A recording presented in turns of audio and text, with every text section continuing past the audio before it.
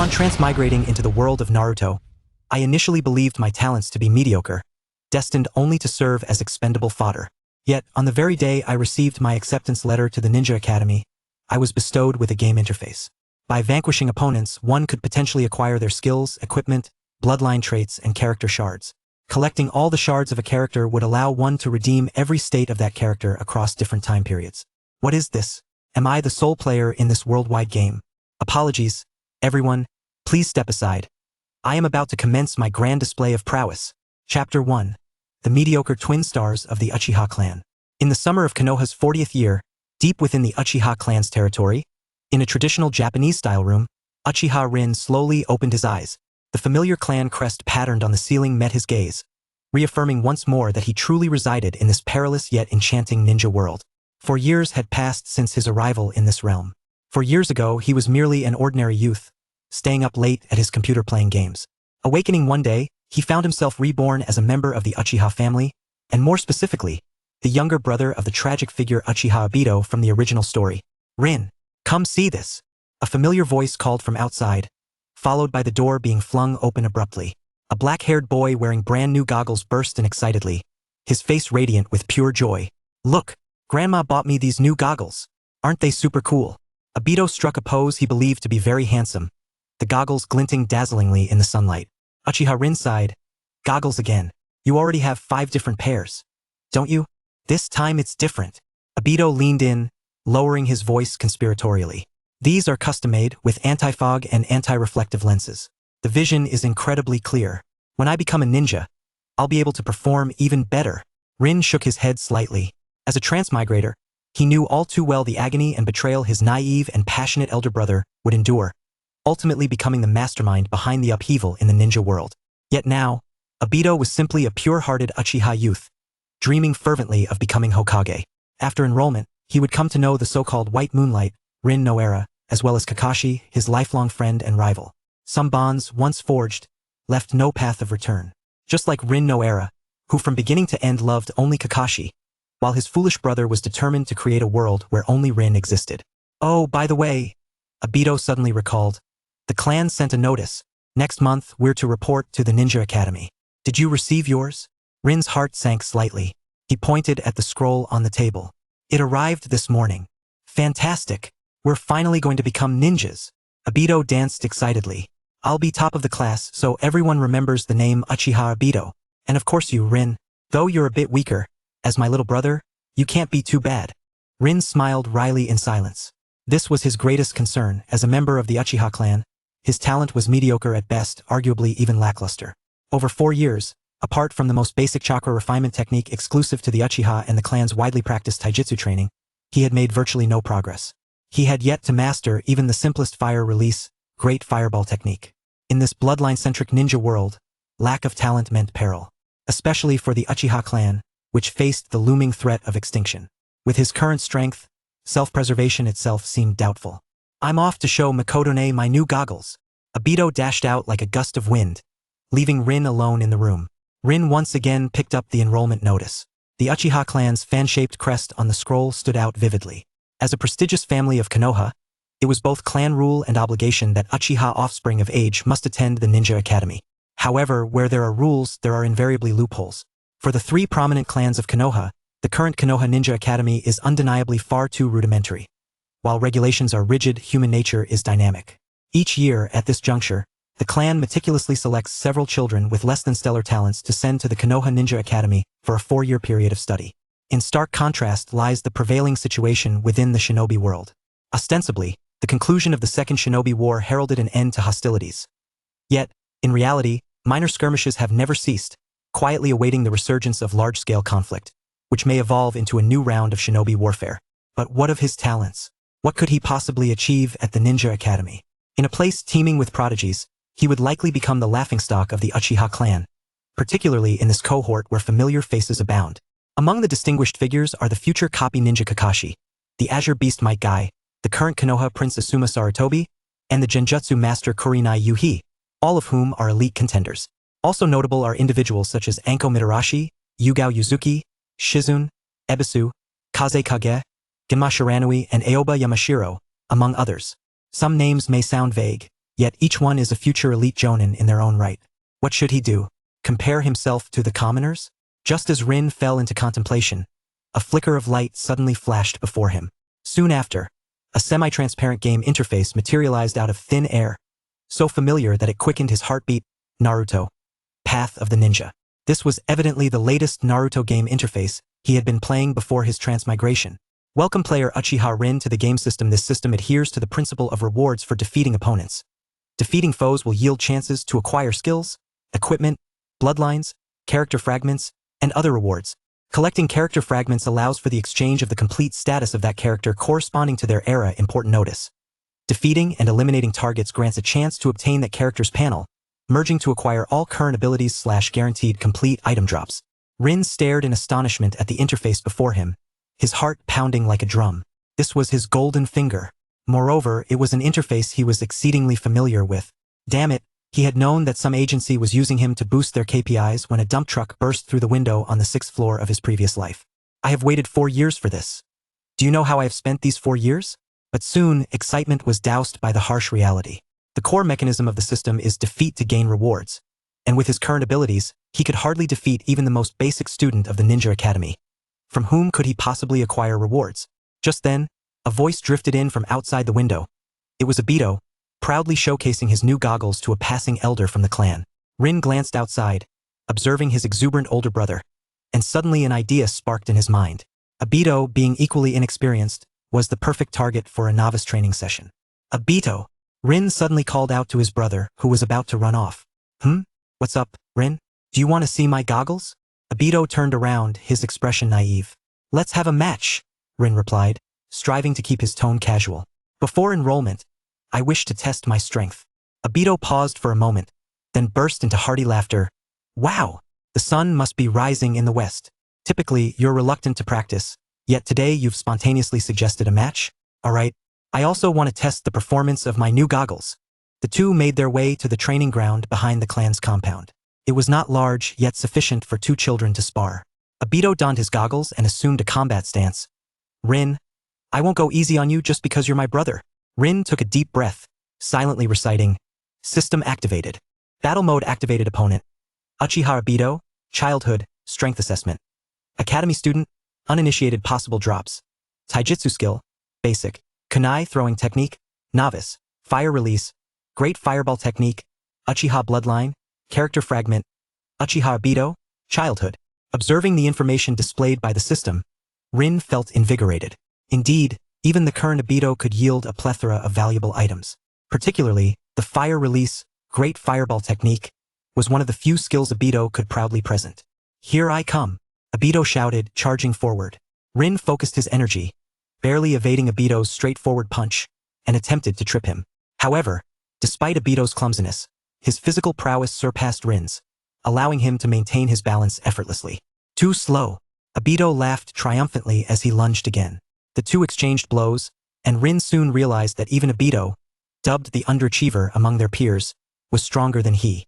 The Uchiha clan's innate talents were not to be underestimated.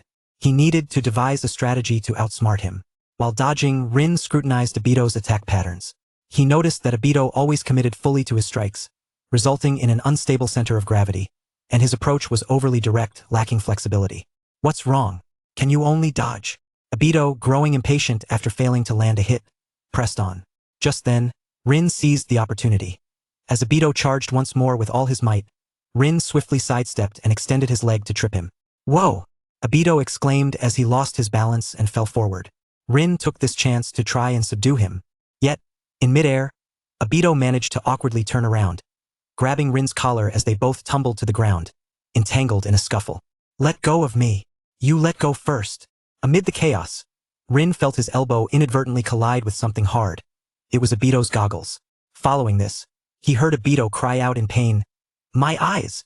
Rin immediately released his grip, watching as Obito clutched one eye and rolled on the ground. Are you all right? I didn't mean to. Rin rushed over to check on him. Obito slowly lowered his hand, his eye slightly reddened but seemingly unscathed. He grinned widely. Just kidding. Ha ha ha. You fell for it. At that moment of Rin's bewilderment, Obito suddenly flipped him over, pinning him down. I win. I've won. Rin sighed in resignation. Indeed, even the most naive Obito among their peers was not so easily dealt with. Battle concluded. Result. Defeat. Reward obtained. None. As Rin gazed at the system notification, he could only manage a wry smile. As expected, failure yielded nothing. Yet, Dai-Tu rose joyfully, extending his hand to pull Rin up, exclaiming, "However, you have certainly grown much stronger than before. It seems that after enrolling, we shall both need to exert ourselves doubly hard." Observing Daito's unclouded smile, Rin suddenly felt a pang of guilt. Is it truly right to utilize such a naive brother as a training target? What's the matter? Dai-Tu inquired, tilting his head. Are you unhappy about losing? It's quite all right. With more practice, you'll improve. I can accompany you in your training. Gazing at Daito's sincere countenance, Rin's heart was conflicted. Yet, contemplating the myriad crises that might lie ahead, he steeled himself. This world is harsh, and only the surviving prodigies can partake in the privileges that genius affords. And he must endure. Let us have another match tomorrow, Rin murmured softly. Sounds good. Dai-Tu readily agreed, completely unaware of his brother's ulterior motives. But next time, I shall not let you win so easily. After Dai-Tu dashed away, Rin stood alone in the training ground, staring at his own hands. Although he had faced defeat this time, he had indeed glimpsed a glimmer of hope. The system is genuine, and the means to acquire abilities are real. As long as he perseveres, there will come a day when he can surpass Dai-Tu and claim his first reward. Once the first victory is achieved, the second and third shall follow. Ultimately, he will amass sufficient strength to survive in this perilous world. Uchiha Rin, he whispered his own name, a flicker of resolve igniting in his eyes. No matter how arduous the path ahead may be, I shall carve out my own way as a ninja. As the sun dipped below the horizon, it bathed the training ground in a golden hue. Unbeknownst to Uchiha Rin, this was merely the beginning, the inception of a long and winding journey of growth. In the not-so-distant future, he would encounter the new generation of Konoha, individuals who are yet strangers, Kakashi, Rin, Guy, Asuma, and many others who would soon influence his fate. But at this moment, he harbored but a singular goal, to defeat his brother, Uchiha Dai-Tu, and take the first step towards gaining power. Chapter 2. Wow! The Golden Legend. The figure of Uchiha Obito vanished at the far end of the training ground, leaving Uchiha Rin standing alone in the lingering glow of the sunset. The outcome of failure was not unexpected, yet the system notification devoid of any rewards felt like a thorn piercing his heart. He took a deep breath, suppressing the flicker of impatience within him. For years had elapsed. He could afford to wait a little longer. He murmured to himself, his gaze once again resolute. The game panel had been activated. The path laid bare before him.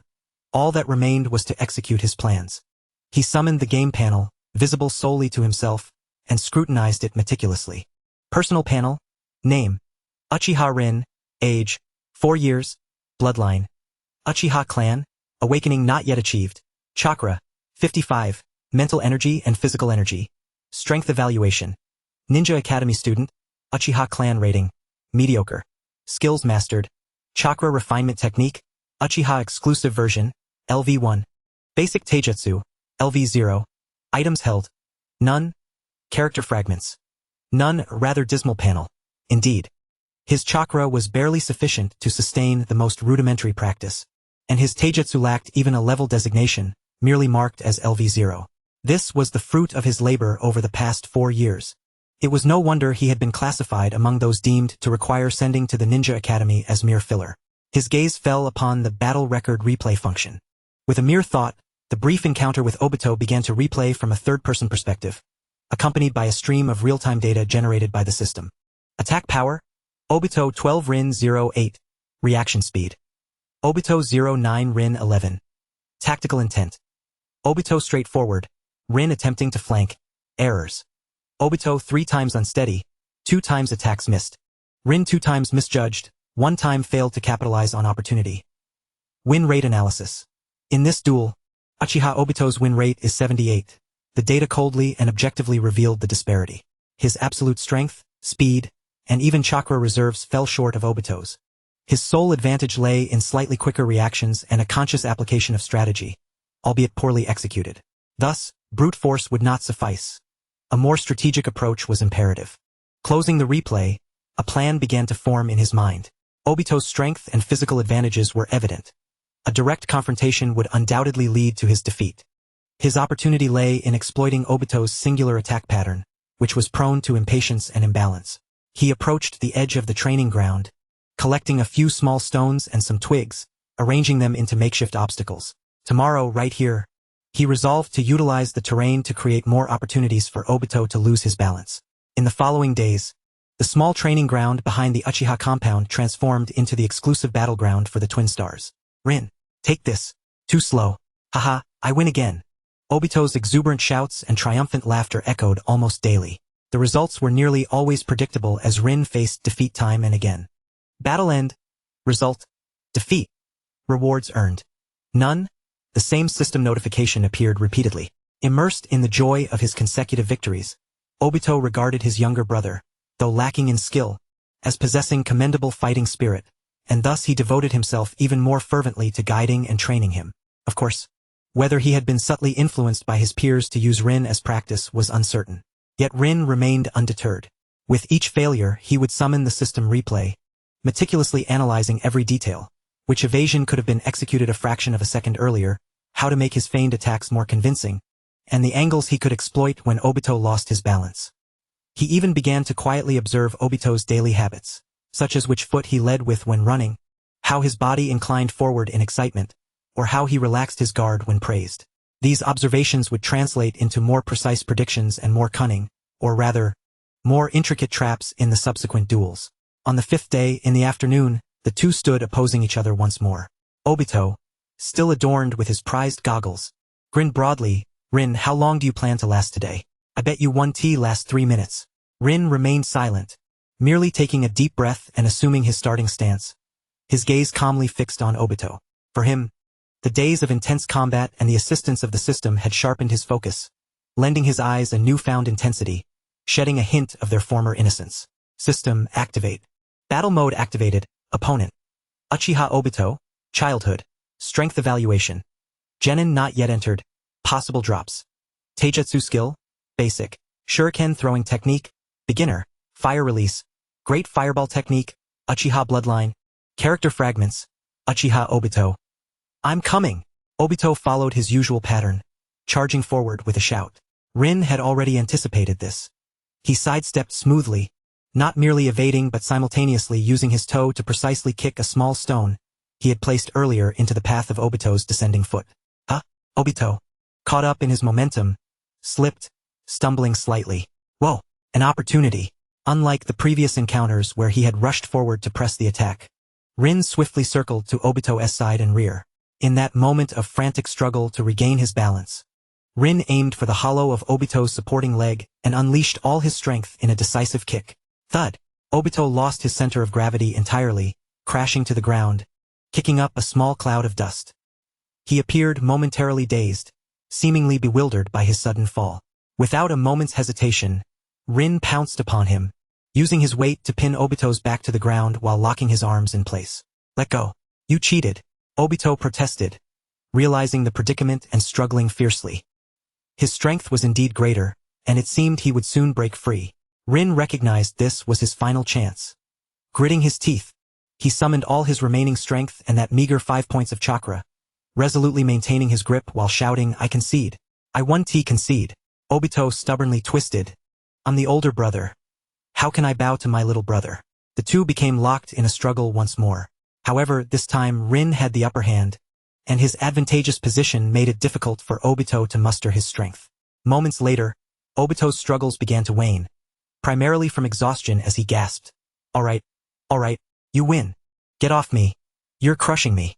Rin did not immediately release him until the system notification flashed before his eyes. Battle end. Result? Victory. Random reward being drawn. Congratulations.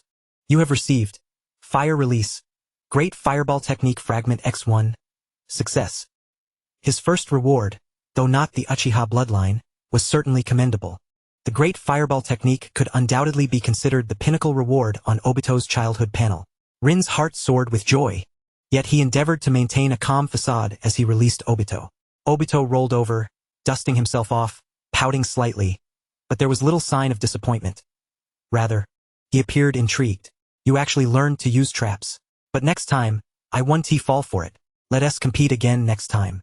Rin nodded, her attention fully captivated by the system. Obito mumbled about informing his grandmother that he had allowed his younger brother to win once, and then dashed off in a flurry. If only this innocence could be preserved unscathed, perhaps the Uchiha clan could genuinely integrate with the village, fulfilling the first Hokage's vision of harmonious development between ninjas and civilians. Unfortunately, there are those within the village who would not wish for the Uchiha clan to flourish so freely. Even Madara, who once co-founded the ninja village, has now vanished without a trace. Chapter 3. Fragment rewards dropped. It was only after Obito disappeared around the corner that Rin eagerly checked her gains. Fire release, Great Fireball Technique Fragment, 110. Quality, C-grade, evolvable. Type, Ninjutsu Fragment. Effect, collecting 10 fragments of the Great Fireball Technique allows for the synthesis of a C-grade fire release. Great Fireball Technique.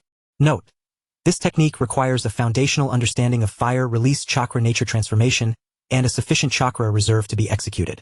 Current progress 110, although these were mere fragments. With Obito by her side, she had no worries about acquiring more. It seemed that trying to exploit Obito was going to be a long and arduous endeavor.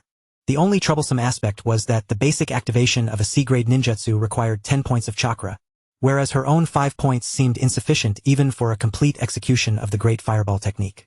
It was akin to lying beside a beautiful woman, feeling the heat of passion, only to look down and realize she was also a woman. How disheartening. Yet, this was a breakthrough. It proved that her thoughts were indeed correct. Achieving victory, even if merely in a sparring context, could yield rewards. In her excitement, she noticed a previously overlooked button at the bottom of the system panel. Daily tasks. Focusing her thoughts, the task list unfolded. Daily tasks, refreshable. Task 1. Complete 100 chakra extractions.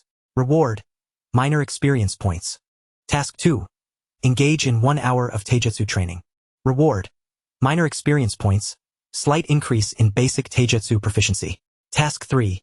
Defeat a peer-level opponent, 0-1. Reward, random reward. A glimmer of determination flashed in Rin's eyes upon seeing the daily tasks. This was the correct way to engage with the system. Defeating formidable foes for substantial rewards was a shortcut, but daily incremental growth was the most solid foundation for someone of her mediocre talent, especially Task 3, which offered a daily opportunity to obtain rewards.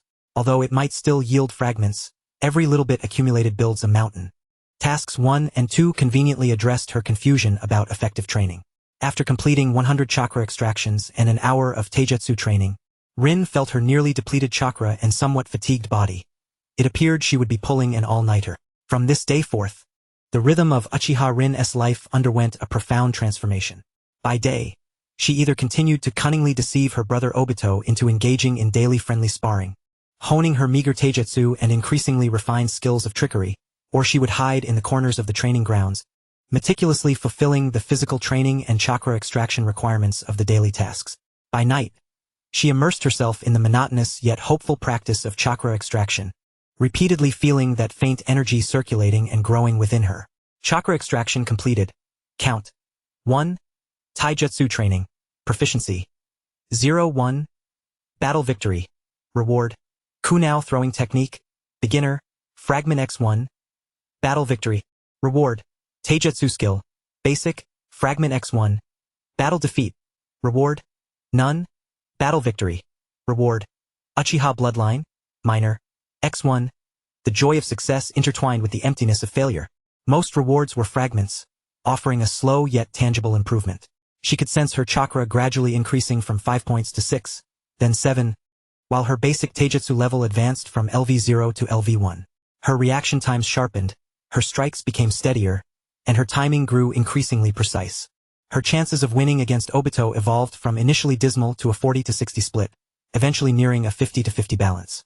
Obito, who once won effortlessly, now needed to take her seriously, occasionally lamenting, "Rin, why have you become so slippery lately? This is quite a challenge." Rin merely smiled, feeling a mix of gratitude and guilt toward her innocent brother. Obito was her only and stable source of experience and materials at present. Time flew rapidly amidst her fulfilling self-improvement. The day of enrollment drew ever closer. On this day, Rin once again defeated Obito, successfully claiming her reward for the day's daily task. Battle victory. Reward. Character fragment Uchiha Obito. Childhood. X1. Something new has emerged? Rin perked up, immediately checking the details. Character Fragment Uchiha Obito, Childhood. Quality. Special. Type. Character Fragment. Effect. Collecting 10 fragments allows for the exchange of a complete character panel of Uchiha Obito, Childhood, for fusion. Current progress. 10 pieces. Rin gazed at this number and then at Obito, who was muttering and pulling at his hair because of the loss, momentarily at a loss for words. To exchange for a complete panel of a childhood underachiever, one must gather 10 fragments. This cost efficiency seemed absurdly low. Following the typical game mechanics, the stronger the item, the more materials would be required for synthesis. Taking Obito as an example, if she wished to accumulate fragments for the synthesis of something more advanced, like during his Ninja Academy days, or even the 2-tomo or 3-tomo levels, the required materials would likely multiply accordingly. Unless the character from whom the fragments were obtained had reached the corresponding higher level, the material requirements would decrease. Of course, this also meant that the difficulty of obtaining them would proportionately increase. Yet, a note from the system suddenly flashed in her mind. Special note. Defeating or killing the target allows for direct acquisition of that character's complete panel as a reward for fusion. Rin's gaze sharpened slightly as she looked again at Obito's unsuspecting profile. Kill. The cold chill that word evoked instantly brought her back to reality. Collecting fragments through daily sparring was a long yet safe path, while the other led to an irreversible abyss. Quickly suppressing the fleeting dark thoughts ignited by the system's prompt, she restored her gaze to calmness. Obito, shall we continue tomorrow? She inquired, her voice steady as usual. Of course. Obito was swiftly diverted, clenching his fists. Tomorrow I will definitely win back. I am going to become Hokage. Watching her brother's back, burning with such simple dreams, Rin exhaled gently. She needed strength, yearned to become stronger, yet there were certain boundaries that must be upheld. At least for now. She only wished to defeat this brother as a sibling, not to replace him. Unlike Obito, whose innate talents are boundless, Rin is acutely aware of his limitations. Yet, the system presents him with a realm of infinite possibilities. 10 shards are merely 10 shards, for in terms of character strength, Obito at this juncture would likely be considered nothing more than a common card in a gacha game, a blank slate. Rin gazes at the solitary character fragment within the system interface, a subtle smile curling at the corners of his lips. After all, there is ample time ahead. Chapter 4. An early arrival of Bottleneck's days pass in a monotonous yet fulfilling routine of training. Rin Uchiha's life has settled into a stable triad. His room, the training ground, and the dining table. The core of his existence revolves around refining chakra, completing daily tasks, and sparring with Obito. Chakra refinement complete. Count. 1. Taijutsu training. Proficiency. 0-1. Victory in battle. Reward. Kunao throwing technique. Beginner. Shard X1. Victory in battle. Reward. Taijutsu skill. Basic. Shard X1. Defeat in battle. Reward. None. Victory in battle. Reward. Uchiha bloodline. Trace. X1. The system's notifications resonate like the most melodious of compositions, each chime marking a small step closer to his goal of survival. His chakra steadily grows, climbing from 7 to 8, then breaking through to 9, and ultimately, on a particularly smooth night a month later, he successfully reaches the milestone of 10. Chakra. 10. Beholding the numbers on his personal panel, Rin exhales deeply, a wave of indescribable satisfaction washing over him. 10 points of chakra. This signifies that once he collects all 10 shards of the great fireball technique, he will truly be able to perform the Uchiha clan's signature ninjutsu. Even if it manifests as merely a diminished flicker of flame, it holds profound significance. In terms of levels, surpassing this threshold would classify him as a standard freshman ninja at the academy. However, such favorable conditions are fleeting. After reaching 10 points of chakra, Rin distinctly feels the pace of his progress slow dramatically, as if he has collided with an invisible barrier. Where once a single effective refinement could yield slight growth, he now finds himself attempting refinement multiple times without any change in the numbers displayed. The sensation of smooth advancement has vanished, replaced by a sense of stagnation and frustration. Is this the limit of his talent? Late at night, after yet another unfruitful refinement, he feels the dormant energy within him, once vibrant, now stagnant, and furrows his brow. He realizes that relying solely on the rudimentary, Uchiha-exclusive chakra refinement technique and methodical daily tasks has rendered the swift enhancement of his chakra exceedingly challenging. The innate talent of this body seems to have preliminarily capped his chakra potential at this level. He must discover new methods, more efficient refinement techniques, or perhaps rewards that could directly augment his chakra capacity. But how could that be possible? The Uchiha exclusive chakra refinement technique is nearly top tier, implying that this body is, regrettably, akin to the rare case of future Lee, who finds chakra refinement extraordinarily arduous. If not for the game panel support, would his optimal path merely entail following the taijutsu ninja route like Lee? Such a notion is unacceptable. His aspirations rest upon becoming a versatile ninja. Moreover, the current Konoha has yet to see a system based solely on taijutsu. Even Might Guy's father, Might Due, despite possibly having developed the 8 gates, remains shackled to the rank of a lowly genin, unable to advance. He places his hopes on the rewards from daily tasks and the drops from his battles with Obito. His success rate in these encounters has stabilized at approximately 50-50, thanks largely to Rin's increasingly refined strategies and Obito's nearly unchanging combat style. The acquisition of rewards has also become more predictable. Victory in battle. Reward. Fire release. Great Fireball Technique Shard X1. Current progress. 410. Victory in battle. Reward. Taijutsu skill. Basic. Shard X1. Current progress. 310. Collecting 10 will enhance basic taijutsu level. Victory in battle. Reward. Kunao throwing technique. Beginner. Shard X1. Current progress. 210. Victory in battle. Reward. Uchiha bloodline. Trace. X1. Effect. Slightly enhances chakra affinity and physical potential. Requires accumulation to manifest effect. The accumulation of shards is slow yet steady, particularly the acquisition of the Uchiha bloodline trace. Though each instance yields only a minuscule amount, has allowed Rin to faintly sense a refinement in his perception and control of chakra, offering a glimmer of hope to break through his bottleneck. Moreover, an unexpected boon has reshaped his understanding of the system's drop mechanics. Victory in battle. Reward. Obito's goggles. Damaged. X1. During a particularly intense skirmish, Rin had skillfully used the terrain to cause Obito to stumble, resulting in his cherished custom goggles sustaining a crack, with the strap nearly breaking. The system classified this as an equipment drop. Obito's goggles. Damaged. Quality. Ordinary. White. Type. Decorative equipment. Effect. Wearing grants a slight enhancement to visibility clarity in sandy and bright environments. Current effect diminished due to damage. Emotional significance. A gift from Brother Obito, seemingly imbued with a trace of emotional energy that embodies a faint yet persistent sentiment. Rin gazes at the slightly damaged goggles in his hands, his emotions swirling with complexity. Of course, he would never actually wear them. Not only are they Obito's treasured possession, but the damaged condition and the ambiguous description concerning emotional significance feel rather peculiar. The following day, as Obito mournfully discovers the state of his goggles, Rin quietly returns them. "Oh no, my goggles!" Obito exclaims, cradling the damaged eyewear, his face a portrait of despair. "How could they be so badly broken? Grandma will be furious with me." "I'm sorry, it was an accident." Rin appropriately expresses his remorse. Seeing his brother's guilty demeanor, Obito feels a twinge of embarrassment, scratching his head. It's fine. It's not your fault. I should have stood more securely.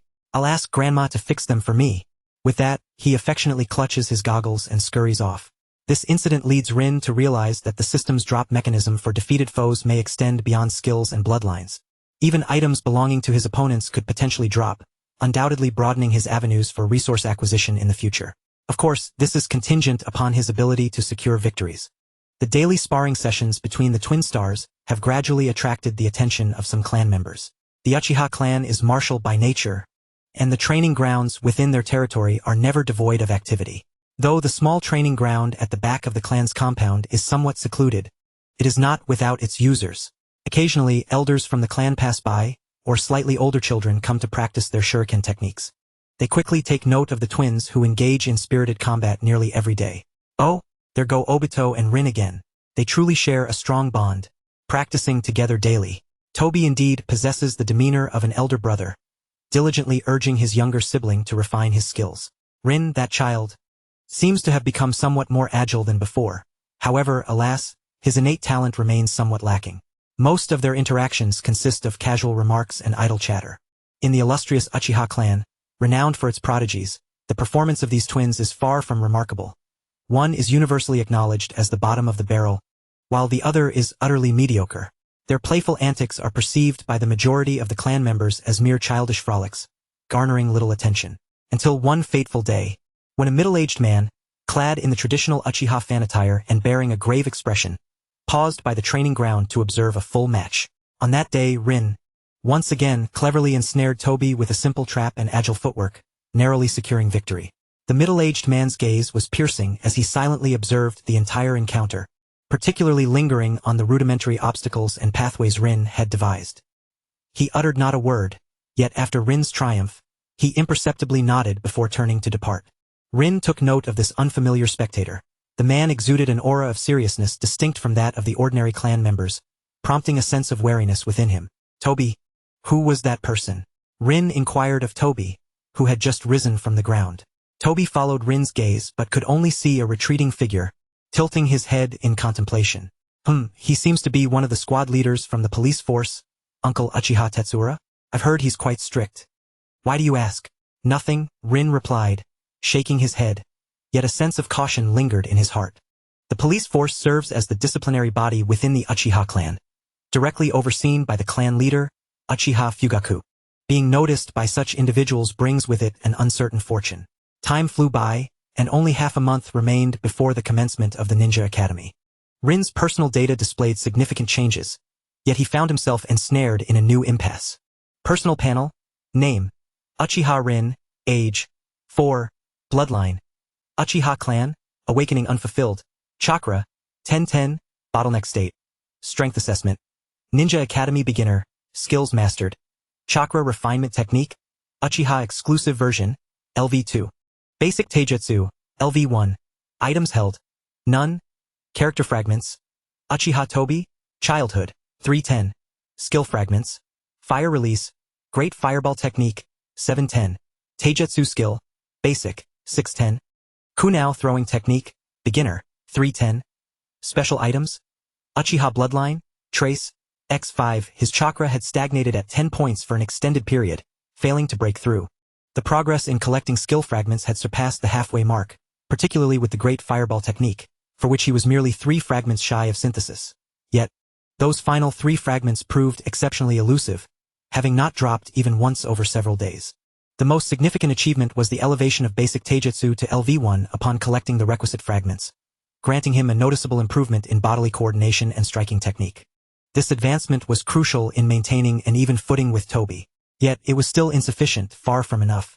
Rin could sense Toby was also making strides. Although Toby's combat style remained straightforward, his strength, speed, and the experience accrued from his defeats had resulted in a steady enhancement of his raw power. If Rin did not attain a breakthrough in strength soon, such as mastering his first ninjutsu, he would soon find himself left behind by Toby. Rin, what are you daydreaming about? Toby's voice jolted him from his reverie. Today, I must defeat you. I've learned a new move, Toby declared, brimming with enthusiasm as he assumed a fighting stance. Rin gathered his focus, his eyes sharpening. System activate. Battle mode activated. Opponent, Uchiha Toby, childhood, strength assessment, Ninja Academy beginner, potential drops, fire release, great fireball technique, Uchiha bloodline, character fragments, Uchiha Toby. The battle was imminent. Rin understood that his time for safely gaining experience within the clan grounds was limited. Once he entered the Ninja Academy, he would face a more complex environment and a multitude of prodigies. He had to grow stronger before that, at the very least, to ignite the flame that belonged solely to him. Chapter 5. The Great Fireball Technique, within reach. Toby's so-called new move was not some profound ninjutsu or advanced technique. Rather, it was a half-baked grappling maneuver he had pilfered from the older children in the clan. This time, he did not charge directly with a punch but instead lowered his center of gravity, arms outstretched, charging forward like a young calf, attempting to tackle Rin at the waist. Had it been just a few days prior, Rin might have found himself flustered by this sudden change of tactic. However, now, the elevation of his basic taijutsu to LV1 not only improved his striking technique but also enhanced his reflexes. At the moment Toby was about to close the distance, Rin sidestepped, twisting his waist, not retreating, but daringly cutting into Toby's trajectory while simultaneously executing a deft leg sweep. Whoa! Toby's momentum was utterly disrupted by the sweep, causing him to lose his balance and crash face-first into the ground, tasting the dirt. Ugh! Toby scrambled to his feet, spitting out the grass and soil, his face a mixture of frustration and indignation. Darn it! Why can't I get it right? Rin seized the opportunity. As Toby staggered to regain his footing, he swiftly closed the distance, shouldering Toby's chest and pushing with all his might. Bang! Toby fell backward once more. Battle ended. Result? Victory. Randomly selecting rewards. Congratulations! You have obtained Fire Release, Great Fireball Technique Fragment X1. Current progress. 810 another fragment. Just 2 more to go. Rin suppressed his exhilaration, reaching down to pull the feigning Toby back to his feet. That doesn't count. Toby protested, brushing off the dust from his clothes. I haven't perfected that move yet. Next time I will definitely win. Sure. I'll be waiting. Rin nodded, his thoughts already drifting to the impending completion of the ninjutsu fragments. In the following days, Rin dedicated himself to their daily duels with unprecedented fervor. Each time he bested Toby, he held his breath in anticipation of those final 2 fragments. Perhaps it was luck, or perhaps the continuous accumulation of Uchiha bloodline trace conferred some hidden boon, but on an afternoon 10 days before the academy's opening, fortune finally smiled upon him. It was an exceptionally intense match. Toby seemed to be caught up in the excitement of the impending school year, fighting with unusual seriousness. Rin nearly exhausted all his energy and focus before managing to take advantage of Toby's overzealous punch, using his own momentum against him to throw him off balance. Battle ended. Result? Victory. Randomly selecting rewards. Congratulations! You have obtained Fire Release, Great Fireball Technique Fragment X1. Current progress. 910, just 1 fragment left. The following day, Rin approached the training ground with an unprecedented sense of anticipation. He meticulously prepared the venue in advance, setting up several concealed tripwires and small pits. The final fragment must inevitably burst forth from Obito. Obito sensed his brother's unusual seriousness today, which made him feel a bit anxious as well. The battle commenced. Rin launched a fierce assault, pressing forward with the intent to conclude the fight swiftly. Obito gritted his teeth, utilizing all the experience he had accumulated from enduring blows during this time, defending with exceptional tenacity to uphold his dignity as an older brother. As the stalemate continued, Rin made a decisive move, feigning an opening and deliberately allowing Obito to grasp his arm. Obito, indeed, fell for the ruse, eagerly attempting to execute his half-formed grappling technique.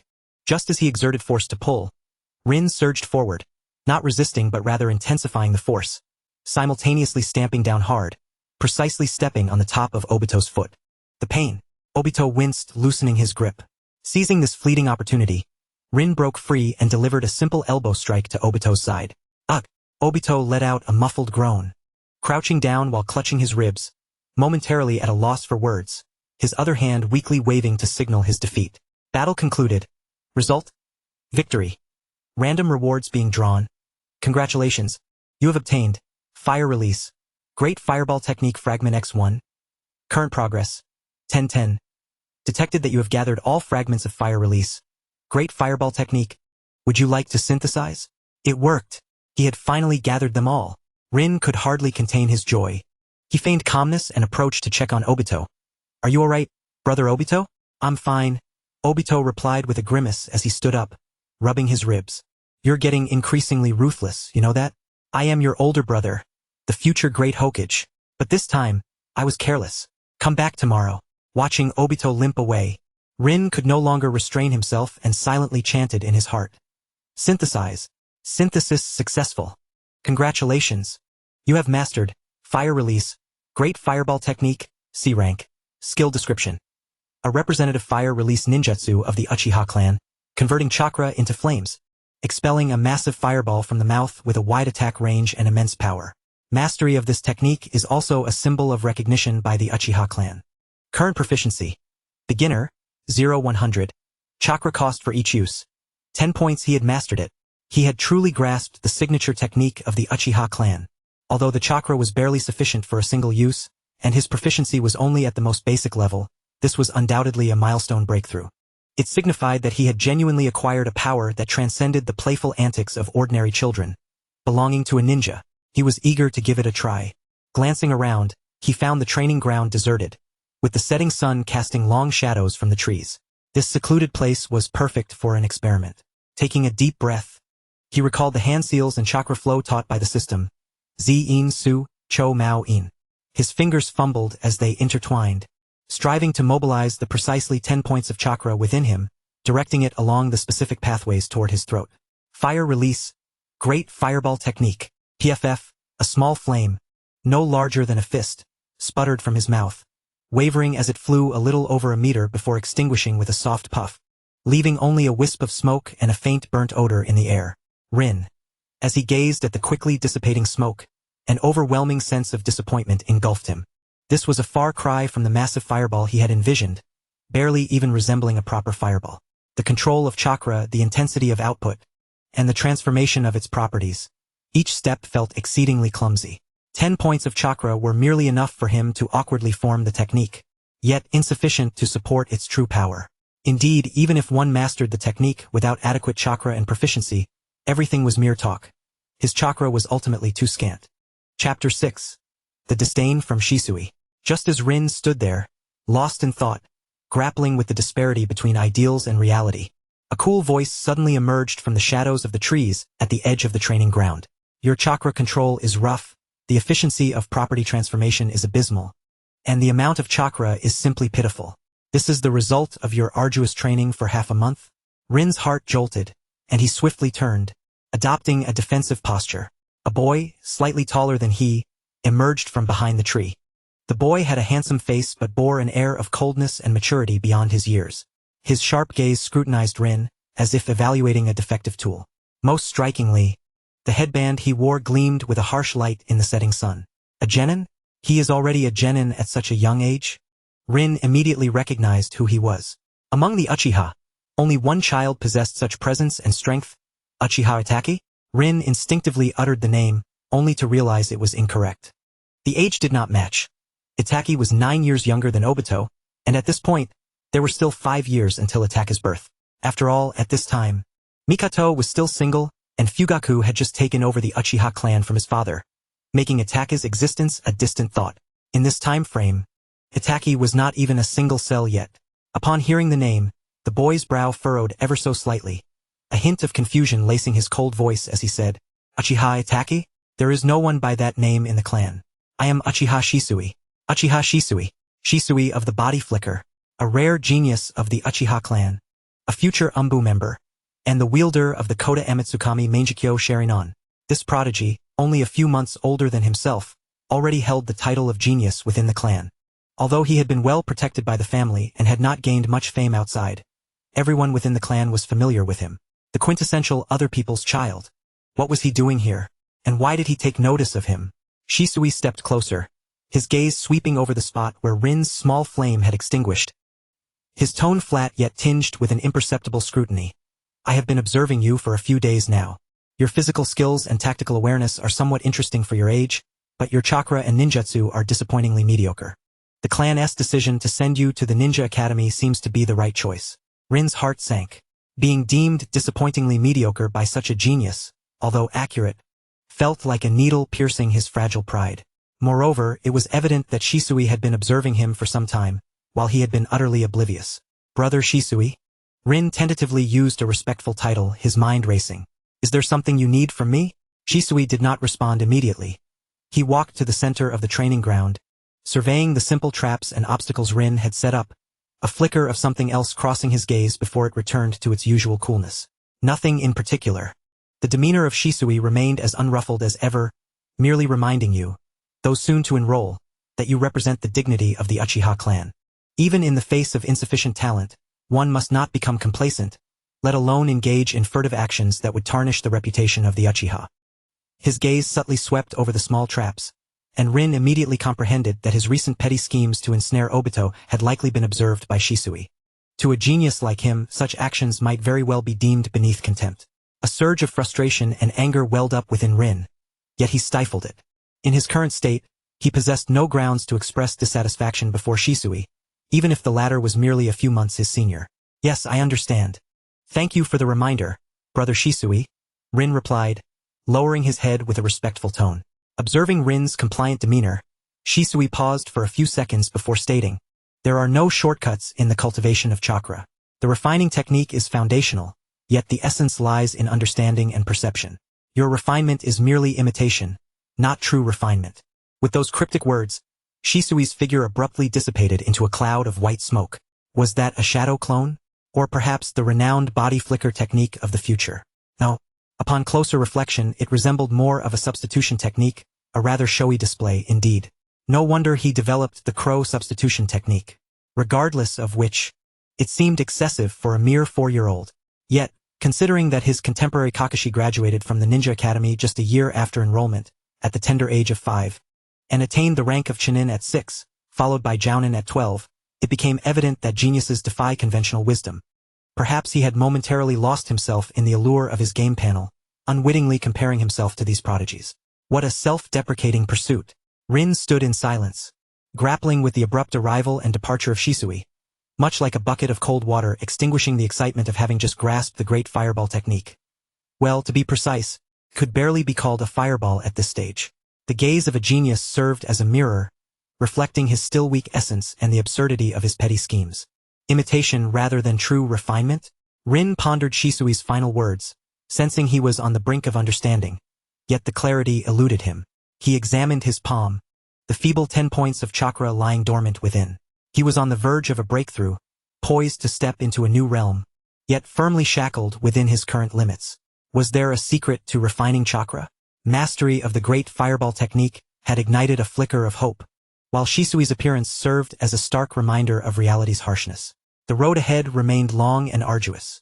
Personal panel, name, Uchiha Rin, age, 4, bloodline, Uchiha clan, awakening pending, chakra, 1010, bottleneck state, strength assessment, Ninja Academy novice, skills mastered, chakra refinement technique, Uchiha exclusive version, LV2, basic taijutsu, LV1, fire release, great fireball technique, C-class, novice 0-100, items held, none, character shards, Uchiha Obito, childhood, 410, skill shards, taijutsu skill, basic, 810, kunao throwing technique, beginner, 510, special items, Uchiha bloodline, trace amount, X7. The strength assessment had finally evolved to that of a Ninja Academy novice, accompanied by the acquisition of a genuine ninjutsu. Yet this was still far from sufficient. As the sun dipped below the horizon, the training ground was enveloped in twilight. Rin clenched his fists. Imitation rather than refinement? It appeared he needed to adopt a different approach. Or perhaps he should begin seeking out more peers within the clan to attempt to unlock rewards together. Rin's eyes sparkled with newfound determination. Despite his modest talent, he realized that he was not the only underachieving Uchiha in his cohort. If he already knew this path was unfruitful, why not pursue a route he was more adept at to achieve rapid improvement? Chapter 7. New experiences. Shisui's assessment pierced Rin's heart like a thorn, yet it undeniably awakened him. Solely honing his skills in isolation, practicing with his equally mediocre brother, would ultimately yield limited progress. Furthermore, those clever shortcuts were indeed trivial in the eyes of true geniuses. Rin mulled over Shisui's words, imitation rather than true refinement. As the night deepened, he refrained from immediately engaging in his usual mechanical chakra refinement. Instead, he quieted his mind, attentively sensing the meager 10 points of chakra within him. They resembled a docile yet dormant energy, coiled within his abdomen. When he attempted to mobilize them according to the Uchiha exclusive chakra refinement technique, they responded and flowed, yet there remained an elusive barrier, as though he were operating through frosted glass, unable to exert complete control. Had he been refining incorrectly all along? Rin furrowed his brow. However, the tangible enhancements brought about by the system panel contradicted this notion.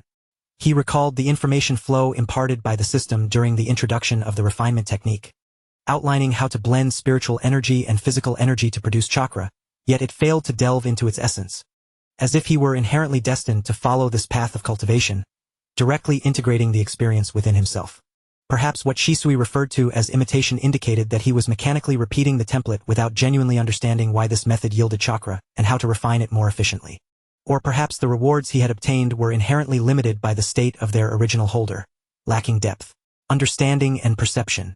Rin closed his eyes, emptying his thoughts, no longer rushing for immediate results, but instead immersing himself in that pool of chakra, keenly attuning to its every fluctuation, sensing the delicate balance derived from both spirit and body. This process proved far more tedious and challenging than mechanical refinement, with progress so slow it was nearly imperceptible. Rather than attributing it to the game rewards, it seemed that the innate conditions of his body were simply too deficient. Yet Rin persevered. If he could uncover the intricacies, it would be most beneficial. If he could not, The battle rewards from the game panel and the chakra rewards obtained would easily remedy this issue.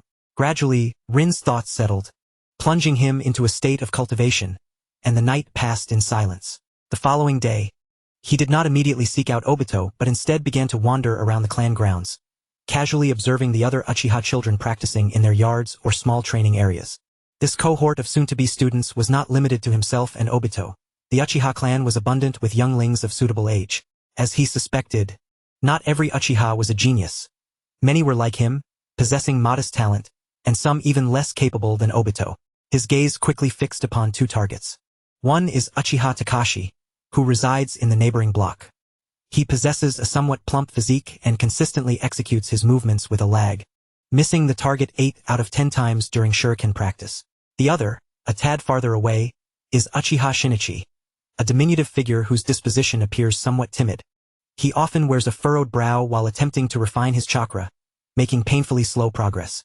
They are indeed the ones Rin deemed within herself.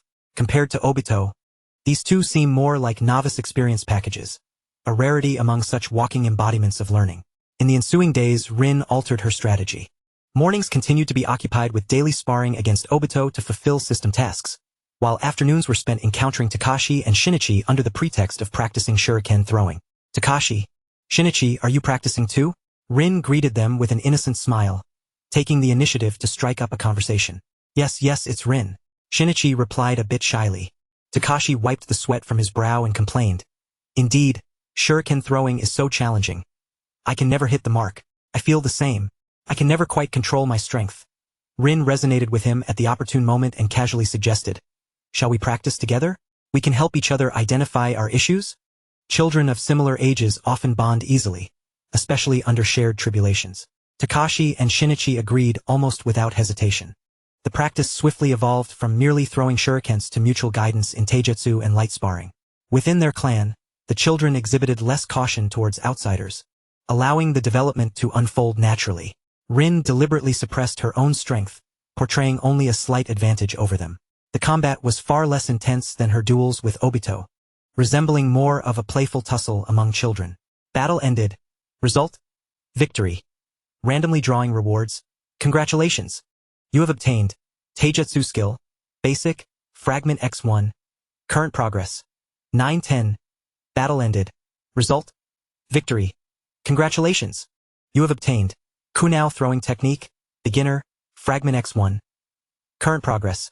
610. The rewards remained fragments, and the quality of the items obtained seemed inferior to those received from Obito, lacking any Uchiha bloodline or ninjutsu fragments. It was uncertain whether this was due to the carefully selected pair of experience bundles being slightly weaker than herself or simply because they were mere supporting characters. Nevertheless, the accumulation of experience certainly accelerated. More importantly, engaging with varied opponents allowed her to garner a wealth of practical experience, enhancing her ability to respond to diverse reactions and attack patterns. There were also unexpected incidents. Once, during a bout with Kakashi, she was distracted and got struck near the eye by his erratic punches, resulting in a bruise. Battle ended. Result: defeat. Rewards obtained. None. The system's cold notification, coupled with the pain around her eye, jolted Rin into a sharper awareness. Even when facing weaker opponents, complacency could lead to downfall. This revelation rendered her even more cautious. In addition to exploring new sources of experience, Rin dedicated more energy to comprehending and perceiving chakra. She ceased to pursue the frequency of refinement, instead focusing intently on each session, striving to fully experience the moment of fusion between spiritual and physical energy, capturing the subtle fluctuations during chakra generation. This process proved to be exceedingly taxing, with slow progress. Several times she nearly exhausted herself due to overconcentration. However, gradually, she sensed that the layer of frosted glass seemed to thin slightly. Her mastery over the 10 points of chakra within her became ever so slightly more refined. Thanks to the Uchiha bloodline acquired from Obito, once integrated into her own lineage, Rin could distinctly feel her innate talent enhancing under the influence of this bloodline power. Though the panel displayed chakra, 1010, bottleneck state, remained unchanged, she felt that the energy within her became increasingly obedient. This change was initially reflected when she attempted the Great Fireball technique. Chapter 8. The Wobbling Bottleneck. In the dead of night, in a desolate area, she formed the hand seals once more. Fire release, Great Fireball technique. This time, the The small flame expelled seemed slightly more solid than before, flying a few more centimeters and burning a fraction longer. Though still negligible, it was undoubtedly progress. Fire release. Great fireball technique. Entry level 1100. The proficiency finally flickered. Rin's spirit soared. Shisui's words rang true. Genuine understanding and perception are far more vital than mere mechanical imitation. Moreover, even without this perception, the system's evaluation criteria were based on her own standards of usage. While her great fireball technique still couldn't be deemed successful, the process from chakra infusion to execution was steadily becoming standardized. In essence, as long as she maintained this state, she could upgrade the level of this ninjutsu through sheer repetition, akin to grinding levels in a game. As her level increased, her experience with ninjutsu would naturally rise. The two were intrinsically linked. What a jest was a private server player jesting with you. That afternoon, just as Rin, Kakashi, and Shinichi concluded their sparring and prepared to head home, Obito came rushing over, his face alight with excitement and a hint of dissatisfaction. Rin, where have you been these past few afternoons? I couldn't find you anywhere, Obito exclaimed, then noticed Kakashi and Shinichi, as well as the faint bruise still lingering near Rin's eye.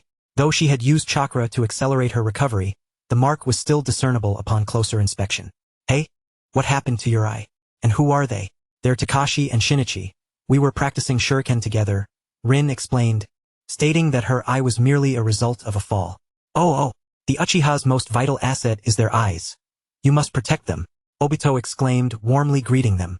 Then he leaned in closer to Rin, whispering, hey, why didn't you call me to join? We're brothers, after all. Besides, their skills seem to be a tad inferior to yours, right? Obito's bluntness left both Kakashi and Shinichi feeling a bit awkward and disheartened. Rin sighed helplessly. Obito's nature was just as she had anticipated. Just as she was about to explain, Obito's eyes suddenly brightened, and he declared loudly, but that's all right. Since we're all companions striving to become ninjas, let us practice together. I'll guide you both. I'm destined to become Hokage, and helping my companions is a must. With that, Obito began directing Kakashi and Shinichi's postures with an air of authority. Watching this scene unfold, Rin suddenly felt that allowing Obito to join might not be a bad thing after all. Though it might siphon away some experience, Obito's enthusiasm and simple charm might bring about unforeseen changes. Moreover, as she observed Obito embracing Kakashi and Shinichi while passionately expounding on his Hokage theories, Rin noted that the system panel displayed character fragment.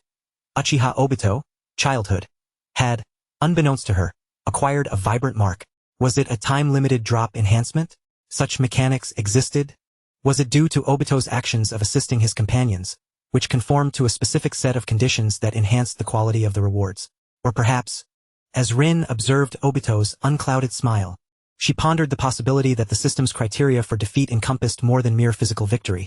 It might also involve other dimensions of influence or interaction. Present, Obito's fragments were on the verge of being fully collected, and Rin's eyes glimmered with anticipation. Although this period's Obito was somewhat lacking in terms of innate talent, he significantly surpassed her. Once she gathered the complete fragments of Obito, while her strength may not see a dramatic increase in terms of talent and potential, she would undoubtedly align herself with several prodigies. Admittedly, Obito's talent primarily resided within the realm of the Sharingan, yet it would be remiss to underestimate his capabilities. Awakening with the Two-Tomo was a gift so rare that it could scarcely be found again in the annals of the Uchiha clan's history. This, indeed, is the true utility of the system. Who claims that this game interface is subpar? This system is truly remarkable. On the way home, the setting sun stretched the shadows of the three companions long. Obito excitedly spoke of grand visions for the future, and both Kakashi and Shinichi were swept up in his enthusiasm, their faces reflecting a hint of aspiration. Rin, trailing behind, quietly summoned the system panel. Personal panel. Name: Uchiha Rin. Age: 4. Bloodline: Uchiha clan. Awakening not yet initiated. Chakra: 1010. Bottleneck status loosening. Strength assessment: Ninja Academy student. Entry level. Skills mastered. Chakra refinement technique. Uchiha exclusive version. LV2, LV3. Basic Taijutsu, LV1. Fire release, Great Fireball Technique, C grade. Entry level 10100. Items held: none. Character fragments: Uchiha Obito, childhood, 510. Skill fragments: Taijutsu skill, basic, 910. Kunao throwing technique, beginner, 810. Special items: Uchiha bloodline, trace amount. X7 The chakra bottleneck indicated a loosening. The refinement technique had ascended to LV3, and the proficiency in the great fireball technique had increased by 10 points, with various fragments steadily accumulating. Speaking of which, after discovering methods to enhance skill proficiency through the system, Rin had notably accelerated her progress with the great fireball technique. The only drawback was that her chakra supply remained insufficient. After each use of the great fireball technique, she needed to invest considerable time in recovery. However, through the cycles of depletion and subsequent exhaustion, although the process was arduous, Rin could distinctly sense the loosening of the bottleneck that had plagued her. A breakthrough was imminent. More importantly, she had unearthed a new direction. Instead of merely imitation, she sought to genuinely comprehend it. Average talent? Then she would amass experience points to compensate. Not to mention, with Obito's fragments nearing completion, the endowment of his talent would herald her transformation. Only 1 week remained until the Ninja Academy commenced. Rin's gaze drifted beyond the clan's territory, towards the ninja school that symbolized the future of Konohagakure. She understood that there lay greater and more formidable experience points. Yet before that, she needed to elevate her qualifications to challenge them. Obito, Kakashi, Shinichi, Rin suddenly proposed, "Let us train together starting tomorrow." "Oh, absolutely." Obito was the first to respond enthusiastically. "Sounds good," Shinichi replied softly. "Yes, I look forward to your guidance." Kakashi nodded earnestly. Rin smiled. The path ahead remained arduous, yet she seemed to have found some companions for the journey. The experience points were not static. Through their collective efforts, they were steadily growing. Before anything else, she would first allow her talent to undergo a transformation under the nurturing of these experience points. Chapter 9, Breakthrough of the Bottleneck. In the final 7 days, the intensity of training surged dramatically. No longer merely sparring, the sessions evolved into a small, 4-person training group, fervently organized by Obito. He declared himself the captain of the future Hokage's direct support squad, energetically drafting training plans, though much of it was spontaneous. Although the name Uchiha had excluded most from this special team, children of this age were invariably filled with a sense of beautiful aspiration. Mornings were reserved for peak battles between Rin and Obito, while afternoons transformed into chaotic 4-way brawls or pairs of duels. Obito's involvement undeniably ushered in unexpected changes. While he may not have been meticulous and his teaching methods were rather simplistic and blunt, his unadulterated enthusiasm and encouragement inexplicably uplifted the somewhat self-doubting Kakashi and Shinichi. "It's all right. Next time for sure. Watch me demonstrate. Just like this. Bam. Keep it up. You are the future companions of the Hokage." Amidst his boisterous encouragement, although Kakashi and Shinichi often emerged bruised and battered, the timid looks in their eyes had diminished significantly, and they occasionally managed to execute impressive combinations. Rin was pleased to witness this. She no longer deliberately suppressed her strength but instead focused her training on the meticulous control of chakra and the refinement of the great fireball technique. Compared to the uncertainty of reward drops, this sustained acquisition of experience brought Rin immense joy. Each cycle of exhaustion and recovery made her acutely aware that the barrier of her bottleneck was becoming increasingly fragile.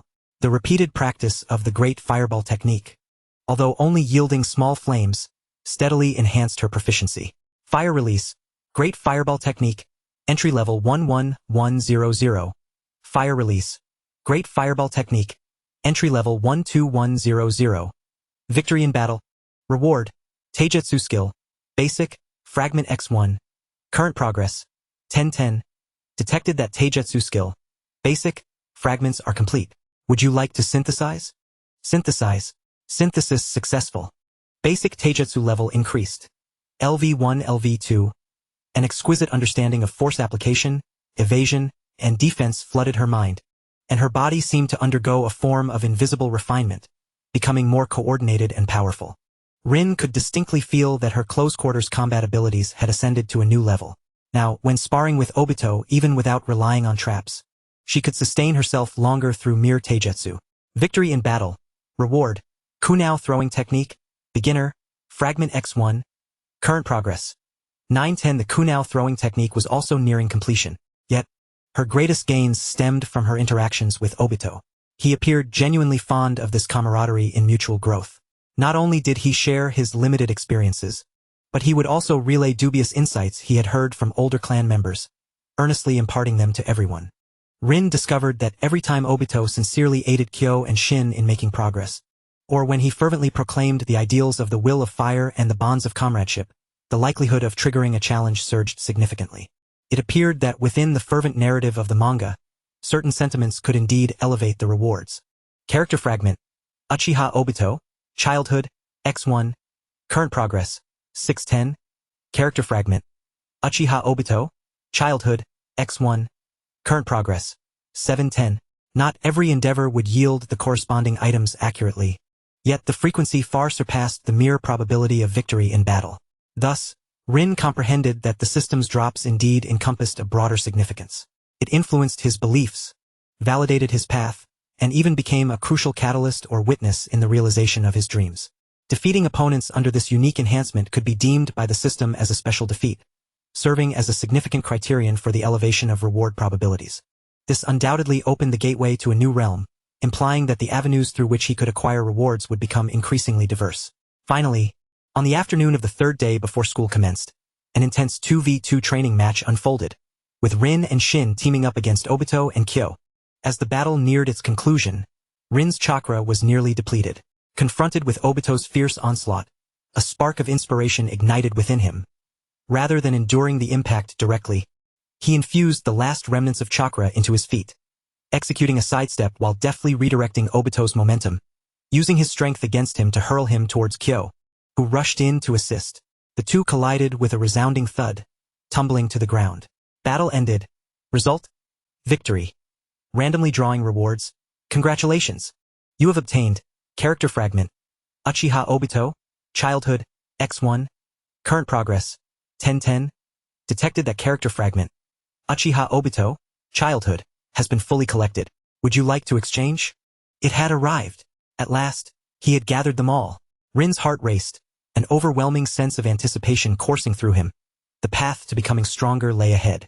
Without a moment's hesitation, he silently uttered, "Exchange. Exchange successful." Beginning fusion. Complete character panel of Uchiha Obito, Childhood. Warning. The fusion process will involve a certain degree of physical and mental transformation, which may induce discomfort. Please choose your fusion environment wisely. The system's warning felt like a bucket of cold water dousing him, instantly restoring his composure. He suppressed the urge to fuse immediately and addressed the still grumbling Obito and Kyo. Let's call it a day. I'm feeling a bit fatigued. Although Obito seemed reluctant to end the session, upon noticing Rin's somewhat pale complexion, primarily from excitement, he waved his hand. All right, training is concluded. Everyone, go home and rest well. School starts the day after tomorrow. We must be in the best condition to embrace a new beginning. In this family with a pronounced tendency towards brotherly affection, it seemed Obito was no exception, as his subtly concerned gaze warmed Rin's heart. The bond of brotherhood transcended familial ties, a notion Rin held without a trace of doubt. Should tragedy be preordained at that moment, Rin would not mind exposing himself to Madara's scrutiny. Upon returning to his room and locking the door, Rin took several deep breaths, striving to calm his tumultuous emotions. He sat cross-legged on his bed, conducting a final assessment of his condition. His chakra was nearly exhausted, his body weary, yet his spirit soared with exhilaration.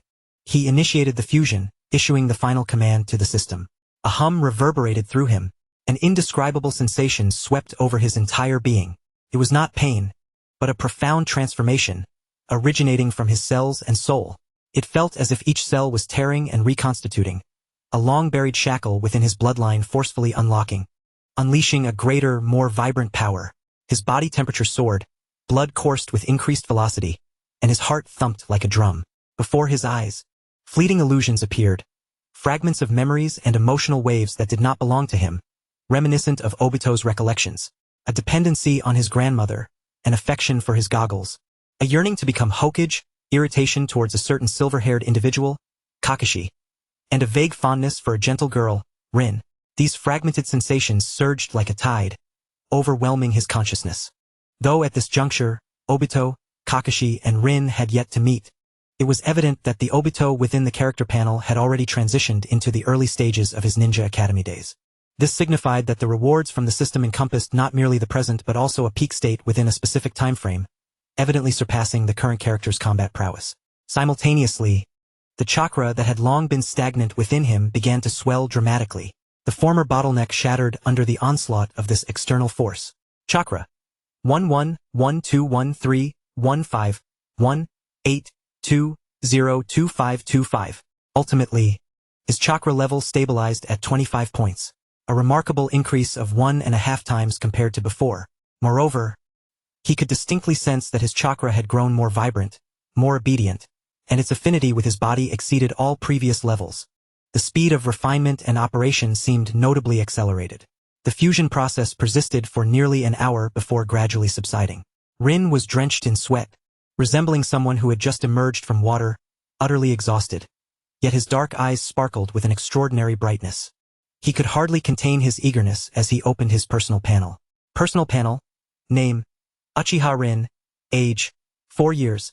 Bloodline: Uchiha clan. Unawakened talent enhancement. Change occurred. Chakra: 25-25. Substantial increase. Strength assessment: Intermediate Ninja Academy student improvement. Skills mastered: Chakra refinement technique, Uchiha exclusive version, LV3 to LV4, Basic Taijutsu, LV2. Fire release: Great Fireball technique, C rank, entry 18100. Items held: none. Skill fragments. Kunao throwing technique, beginner, 910.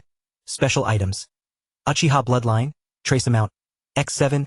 Integrated into current bloodline, the comprehensive strength assessment had escalated from entry-level to intermediate. The chakra refinement technique had also advanced by 1 level.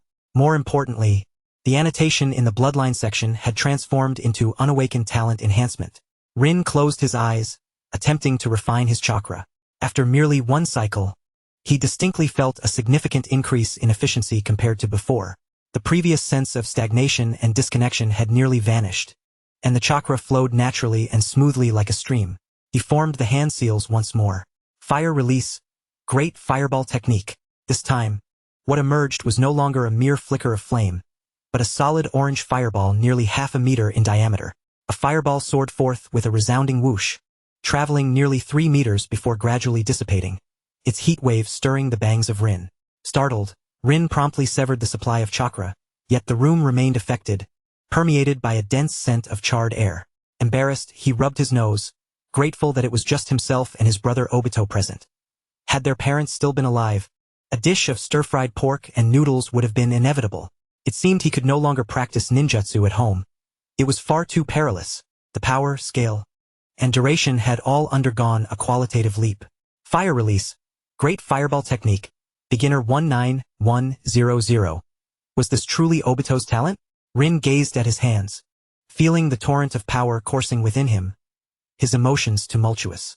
Although there remained a significant gap between him and true geniuses, he had definitively escaped the clutches of mediocrity.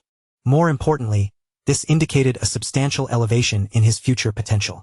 The chakra bottleneck issue had, at least for the time being, been flawlessly resolved.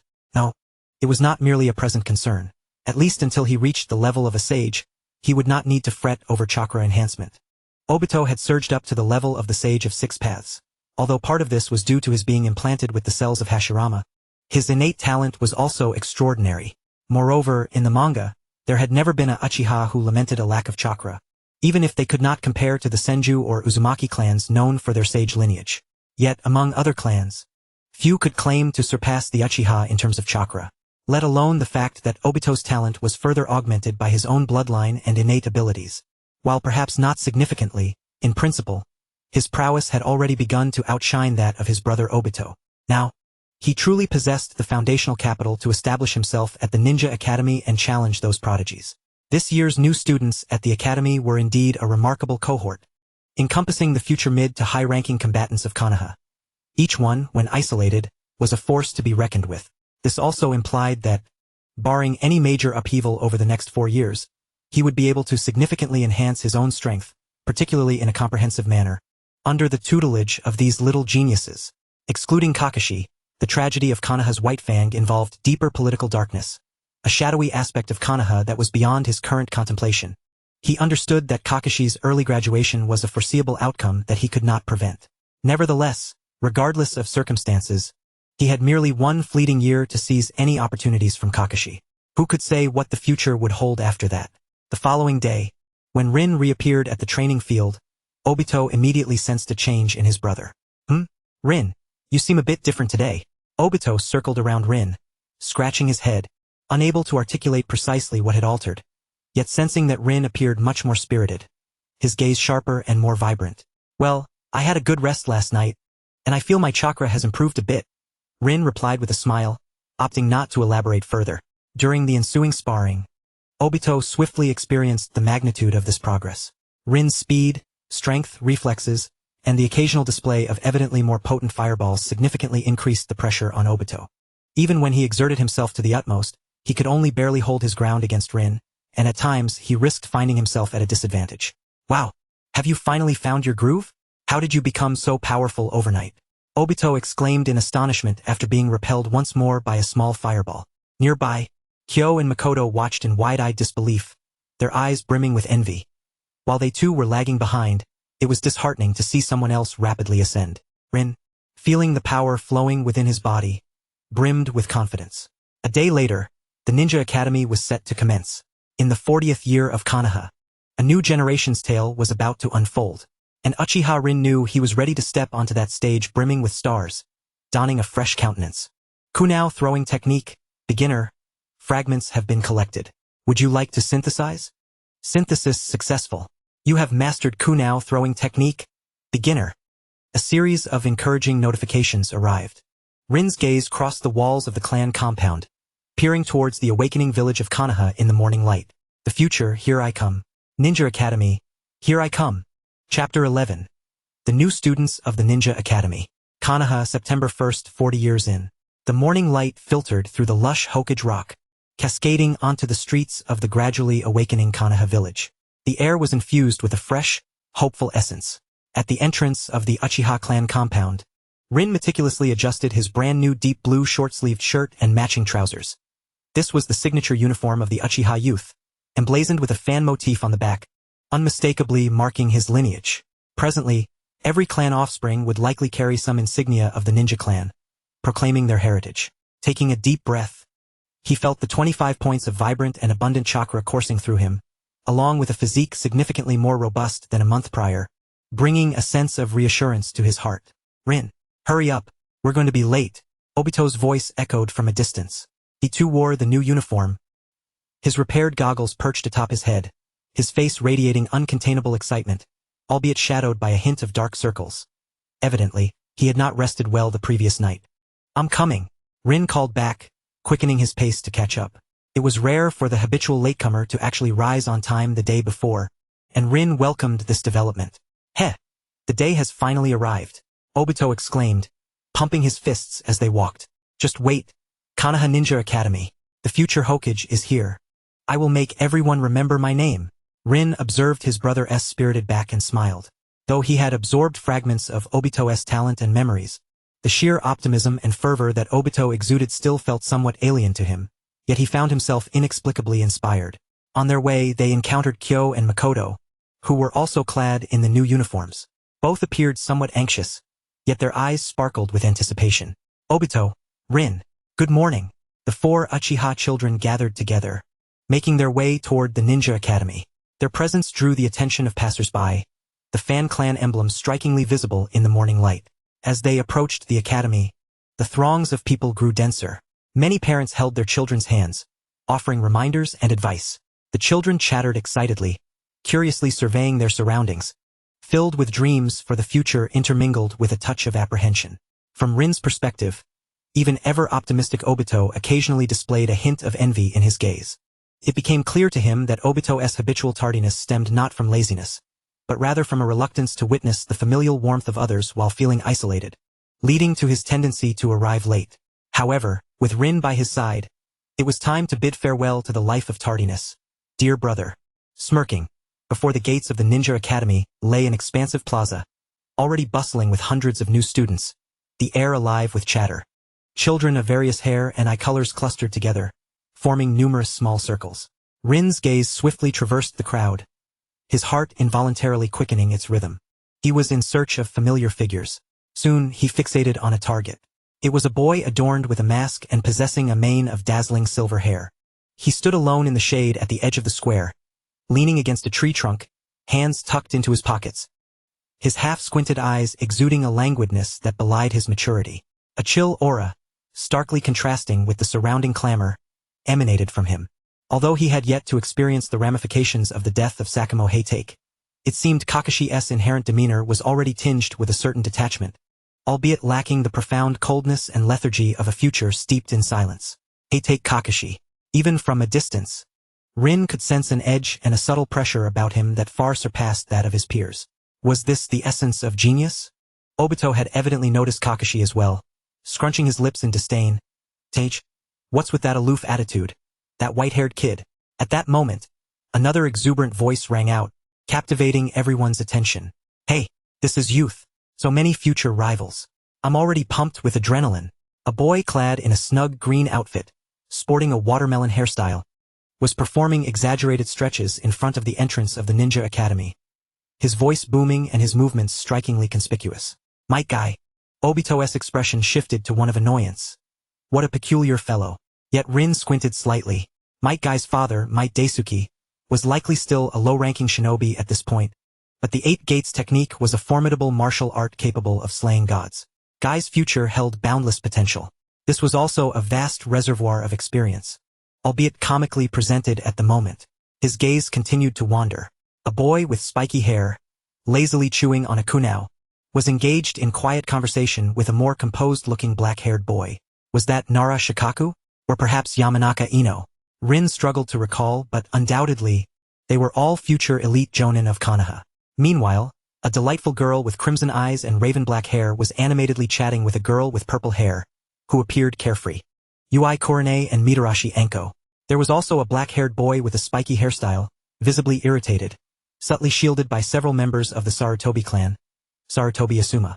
And not far off, quietly observing the crowd with a curious gaze, was Nohara Rin, her gentle and slightly bashful smile illuminating her face. A constellation of stars had gathered. Rin inhaled deeply. These were the freshmen of Konoha's 40th year enrollment, the very foundation that would uphold the golden generation of Konoha. And he, too, found himself standing among them. Wow, so many people. He murmured softly, retracting his neck in a moment of shyness. What's there to fear? Obito thumped his chest. We'll all be classmates from now on. Come on, let us introduce ourselves. With that, Obito boldly strode towards the area with the most people, while Kakashi hesitated momentarily before following suit. Rin, however, discreetly slowed his pace, choosing to observe more keenly. The opening ceremony was rather straightforward. The third Hokage, Sarutobi Hiruzen, did not personally attend. Instead, the school's head instructor and several seasoned educators took the stage. After a round of encouragement and an explanation of the rules, the freshmen were guided to their respective classrooms based on prearranged lists. The class assignments did not seem to adhere strictly to family lineage or talent but appeared more like a random allocation. Rin, Obito, and Kakashi found themselves in Class 1, while Shinji was assigned to Class 2. Upon entering the classroom, Rin's gaze quickly scanned the room. Kakashi was indeed in this class, seated alone by the window, seemingly indifferent to everything around him. Asuma was also present, situated in the middle row, surrounded by several familiar faces. Rin occupied the front row, engaged in a hushed conversation with a girl with chestnut hair. Guy, on the other hand, sat in the last row, his posture impeccably straight, his eyes fervently fixed on the podium. The moment Obito stepped into the classroom, he eyed the empty seat beside Rin, but someone had evidently beaten him to it. Reluctantly, he settled for a position not too far from her, casting a glance at Rin, signaling him to join. Was he already fixated on Rin so soon after school began? It seemed the inertia of the plot would not be so easily disrupted. Oh, how naive. Rin paid little heed to Obito. Rather, he found himself more intrigued by the charming Ui Korone, though Uzuki Ujeo was also quite appealing, as who could resist those long legs? He chose a relatively inconspicuous spot in the back row of the classroom. Observing discreetly, gathering information, that was what he ought to focus on at this stage. The first lesson was a theoretical one, as a middle-aged Chunin instructor elucidated the foundational knowledge of ninjas and the history of Konoha. Most of the children appeared to be drifting into slumber, while only a few, including Kakashi and Asuma, seemed either already well-versed in the material or utterly disinterested. Rin listened intently. This foundational knowledge was crucial for his comprehension of the world. Simultaneously, he quietly activated the system, surveying his classmates within the classroom. Chapter 12. A luxurious repository of resources. Recon mode activated. Target range. Radius of 10 meters. Target. Heitei Kakashi. Childhood. Strength assessment. Genin. Is he already at the level of a genin? And with a question mark? Potential drops? Level too high for full detection. Target: Sarutobi Asuma, childhood, strength assessment. Intermediate among ninja school students. Potential drops: Taijutsu skill, Sarutobi style, ninja tool throwing technique, fire release, ash pile burning, B level, wind release, great breakthrough, C level. Wind attribute chakra nature, fragment, target, Nohara Rin, childhood, strength assessment. Beginner among ninja school students. Potential drops: medical ninjutsu talent, beginner, chakra control techniques, ninja tool mastery, basic, target, might guy, childhood, strength assessment. Beginner among ninja school students, specializing in taijutsu.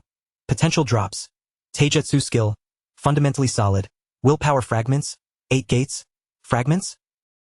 Indeed, even in their childhood, these future powerhouses offered rewards that far surpassed those of Kakashi and Shinji, especially Kakashi, who astonishingly already possessed the strength of a genin.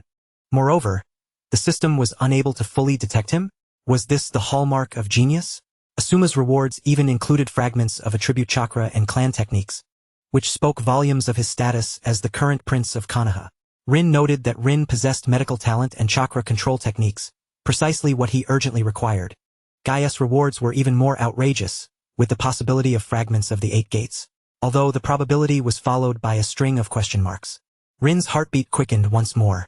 This was no ordinary classroom. It was a veritable treasure trove. Yet, he also recognized the immense challenges that lay ahead. None of these targets would be easy to contend with. With his current strength, defeating them to obtain rewards would be akin to scaling a mountain. The morning classes concluded in a dull monotony. During the lunch break, the children eagerly began to unpack their homemade bento. Finally, Obito seized the opportunity to approach Rin, clumsily attempting to strike up a conversation, which appeared both awkward and humorous. Asuma was surrounded by his small circle of friends, retreating to the hallway outside, while Kakashi had mysteriously vanished. Rin sat alone at her seat, taking out the rice balls she had prepared, eating and continuing to observe her surroundings. The afternoon was dedicated to practical lessons, focusing on basic physical techniques. All the newcomers were escorted to the training ground. After the instructor demonstrated several fundamental movements, he allowed the students to practice and spar among themselves. The moment had arrived. Rin felt a surge of excitement. Practical lessons meant reasonable, unremarkable opportunities for sparring. His gaze first settled on those children who appeared to possess average abilities. He decided to begin with the softer targets, amassing fragments to enhance himself before challenging the elite and formidable opponents. He approached a somewhat shy boy from the Inyazuka clan, easily recognizable due to the distinctive markings on his face. "Would you like to practice together?" he inquired. The boy paused for a moment before nodding. "Sure." Battle mode activated. Opponent: Inyazuka Kiba, childhood, ability assessment, Ninja Academy student, beginner, keen sense of smell, possible drops, physical technique skill, beast clone related, enhanced sense of smell, weak, ninja dog affinity fragments. The battle was not particularly fierce. The Inyazuka child had a solid foundation in physical techniques but lacked experience. Rin, with his level 2 basic techniques and more extensive experience in misleading his opponents, quickly identified an opening and tripped him. Battle concluded. Result: victory. Random rewards being drawn. Congratulations! You have acquired physical technique skill, basic, fragment X1. Though it was merely a basic fragment, Rin remained undeterred. After expressing his gratitude, he immediately sought his next target. Throughout the afternoon, under the pretense of friendly practice, Rin engaged in amicable sparring sessions with 5 or 6 different children from various clans or common backgrounds. There were victories and defeats, but triumphs were predominant. Most rewards consisted of physical technique skill, basic, or kunao throwing technique, beginner, fragments with occasional peculiar items, such as a weak enhanced sense of smell fragment from the Inyazuka boy and a weak bug affinity fragment from a girl of the oil clan. Although these abilities seemed peripheral, Rin accepted them without hesitation. Every little increment could play a significant role in the future. His enthusiasm also caught the attention of others. After failing to bond with Rin, Obito began seeking sparring partners but did so in a much more boisterous manner, often shouting. Kiba approached a few physically imposing children for challenges, resulting in one of them bursting into tears, leading to a reprimand from the teacher. Kakashi reappeared at some point, practicing shuriken throwing alone in a corner, his precision alarming. He occasionally glanced at the noisy crowd with an indifferent expression. Asuma remained with his small circle, seemingly engaged in a more advanced training regimen. As the school bell rang, Rin felt more exhausted than if he had fought 10 consecutive matches with Obito. Yet his heart was filled with joy at his accomplishments. Personal panel. Name: Uchiha Rin. Age: 4. Bloodline: Uchiha clan. Unawakened talent enhancement. Chakra: 25-25. Ability assessment: Intermediate Ninja Academy student. Skills mastered: Chakra refining technique, Uchiha exclusive version, LV4. Basic physical technique, LV2. Fire release, Great Fireball technique, C grade. Beginner 25100. Kunao throwing technique, beginner, entry 5100. Items held: none. Skill fragments. Physical technique skill, basic, 1520. Kunao throwing technique, beginner, 1220. Special fragments: weak enhanced sense of smell, 210. Weak bug affinity, 110. The accumulation of fragments was accelerating significantly. At this rate, it wouldn't be long before both basic physical techniques and kunao throwing would be upgraded once more. As for the enhanced sense of smell and bug affinity, they were somewhat redundant, but thankfully, there was a refining function available to convert these seemingly useless fragments into foundational experience. On his way home, Obito chattered incessantly about the day's events, particularly emphasizing how adorable Rin was and how obnoxious that white-haired boy was. Rin listened quietly, his gaze drifting towards the faces of the Hokages carved into the Hokage rock in the distance.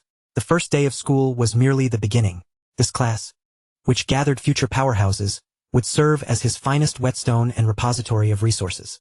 The path ahead appeared significantly clearer.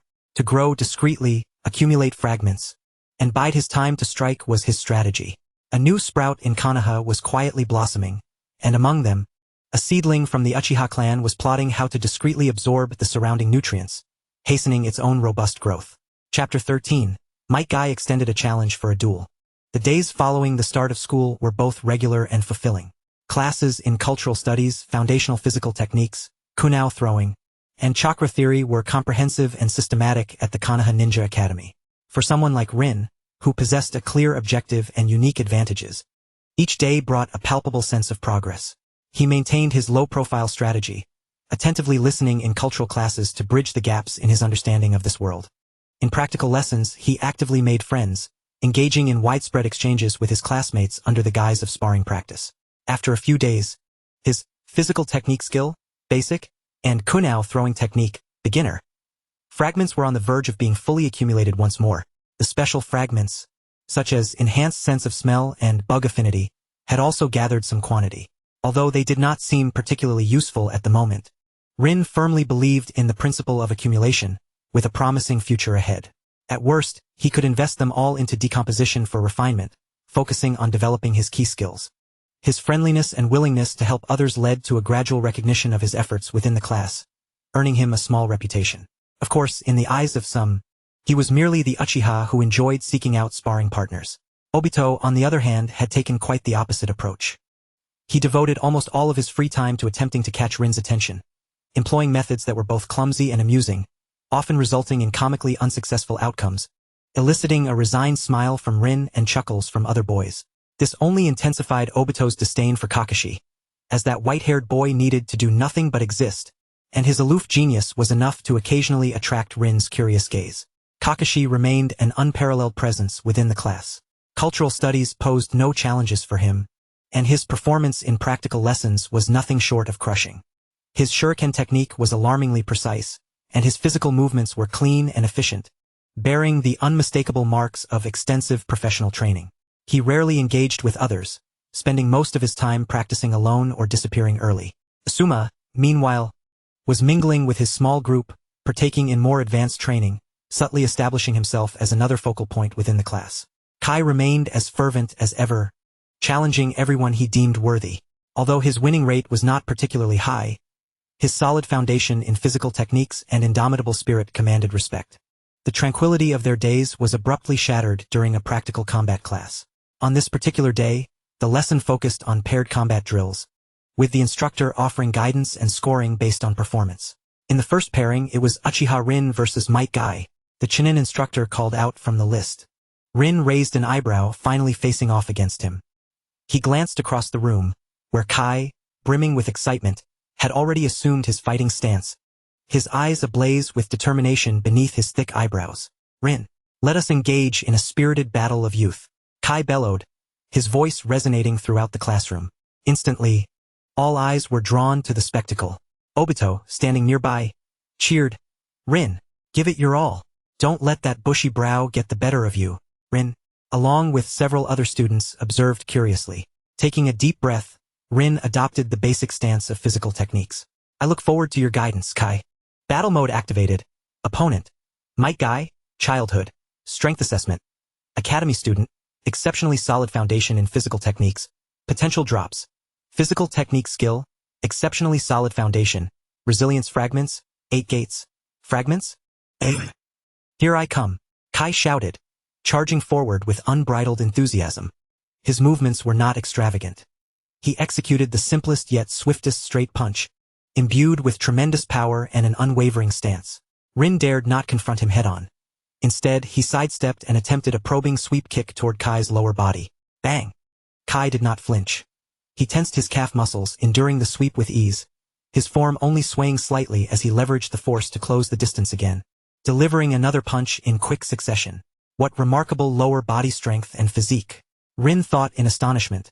His level 2 foundational techniques seemed inadequate in terms of power and resilience. He immediately altered his approach, opting for agility and the cunning he had honed over time, dancing around Kai's relentless onslaught. Kai's attacks came like a torrential storm, simple, direct, and brimming with force. Rin, akin to a fish navigating through turbulent waters, continuously dodged, blocked, and deflected, searching for an opportunity to counterattack. In the arena, Kai appeared to dominate, his fervent aggression suggesting superiority. Yet, astute observers, including the instructor, nodded slightly. The only issue lay in the fact that Kai was purely a physical technique ninja, currently at the lower end of the spectrum. Of course, families with bloodline limits were exceptions to this rule. Rin's responses were equally commendable, calm, and effective, with several clever evasions and uses of force showcasing his experience. Since when did Rin's physical techniques become so formidable? Obito mused, surprised to see his brother performing significantly better than during their practice sessions at home. Unbeknownst to them, Kakashi had paused his own training, leaning against the wall, his gaze casually sweeping over the duel. Rin's adept sidestep and deflection momentarily caught his attention, causing his eyes to linger. As the battle dragged on without a clear victor, Kai appeared increasingly impatient, his rhythm faltering. Now's my chance. Rin spotted an opening. As Kai threw a punch that missed, he slipped inside, precisely driving his elbow into Kai's ribs, a maneuver he had employed against Obito. However, Kai's reaction was unexpected. Instead of retreating, he lunged forward, inhaling sharply and puffing out his chest, bracing himself against the blow with sheer muscle, arms outstretched, intent on grappling Rin. This is bad. Rin hadn't anticipated Kai's audacity, and retreating was no longer an option. Just then, Kai's movements froze for an instant, a flicker of pain crossing his face. Rin's strike had indeed found its mark. Despite his robust musculature, he could not completely disregard the impact. In that brief moment of hesitation, Rin summoned his strength, narrowly escaping Kai's grasp while deftly hooking his foot around Kai's supporting ankle. Thud! Kai lost his balance and tumbled to the ground. Battle ended. Result? Victory. Randomly selecting rewards. Congratulations! You have obtained Physical Technique Skill, Exceptionally Solid Foundation, Fragment X1. I won. Though it felt somewhat opportunistic, I emerged victorious. Panting, Rin extended a hand to the rising Kai. That was an impressive attack, Kai. Kai rubbed his tender ribs and then his ankle, a broad smile illuminating his face, void of any hint of disappointment. His eyes burned with an even fiercer flame. You truly are a worthy opponent. Rin, your physical techniques are formidable. This time I concede, but I shall reclaim victory next time. Such is the essence of youth. Witnessing Kai's unwavering smile and pure competitive spirit, Rin chuckled. I am always ready for the challenge. This encounter garnered newfound respect for Rin from many onlookers. To have decisively bested, albeit through strategy, the remarkably strong Kai indicated that this seemingly unassuming Uchiha was indeed quite formidable. Chapter 14.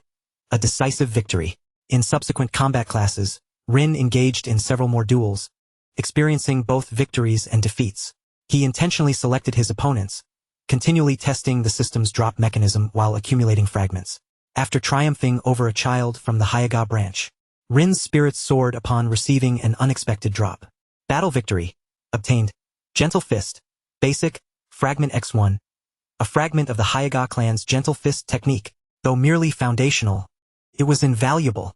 This indicated that the system could indeed extract the core abilities of these bloodline limit families, albeit with a low probability.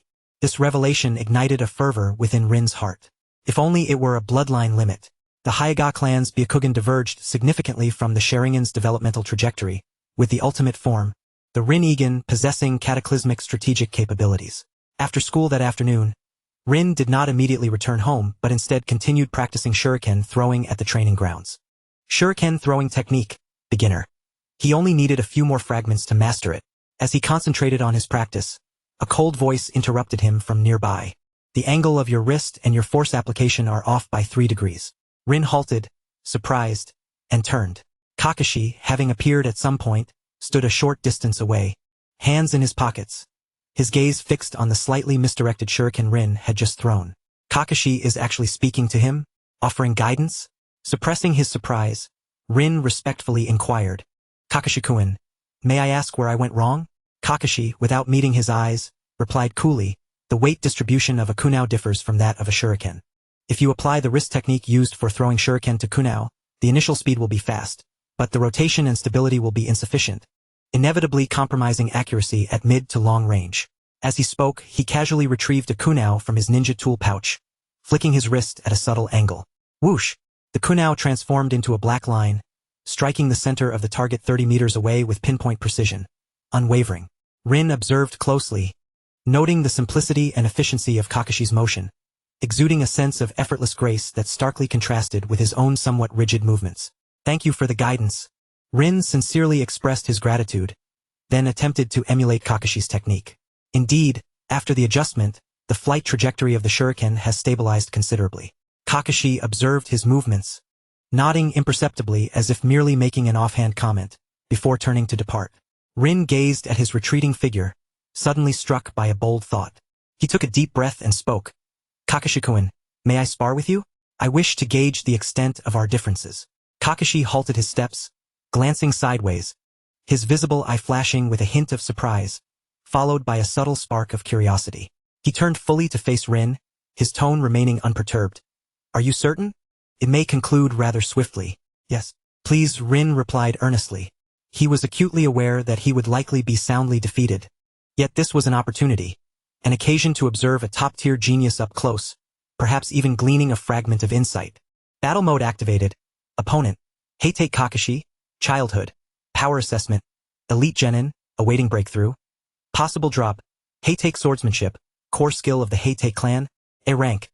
The two took their positions on the training ground. A few lingering students were immediately drawn to the scene, including Obito, Rin, and Guy. Rin is gonna fight that white-haired punk? Obito exclaimed, astonished. Has he lost his mind? Rin expressed concern. Kakashi-kun is exceptionally strong. Guy, on the other hand, shouted with enthusiasm. Rin, give it your all. Even if your opponent is formidable, let your youth blaze brightly. Kakashi remained with his hands in his pockets, seemingly unfazed by the impending confrontation. Let us begin. Without a moment's hesitation, Rin infused chakra into his legs and launched the first attack. He unleashed all his strength, his speed reaching its zenith as he aimed a straight punch at Kakashi's face. However, just as his fist was about to make contact, Kakashi moved. There were no hand signs, no intricate maneuvers, merely a simple sidestep, deftly evading the punch, while his right hand, which had seemingly appeared from nowhere, swiftly struck forward. The index and middle fingers poised like lightning to jab at Rin's throat. So fast, Rin scarcely had time to react. He felt a chill at his throat as Kakashi's fingers halted mere millimeters away. A fraction further, and they would have easily pierced his windpipe. The entire exchange transpired in less than a second. Battle concluded. Result. Defeat. Rewards obtained. None silence enveloped the training ground. All present were stupefied by the instantaneous outcome of the confrontation.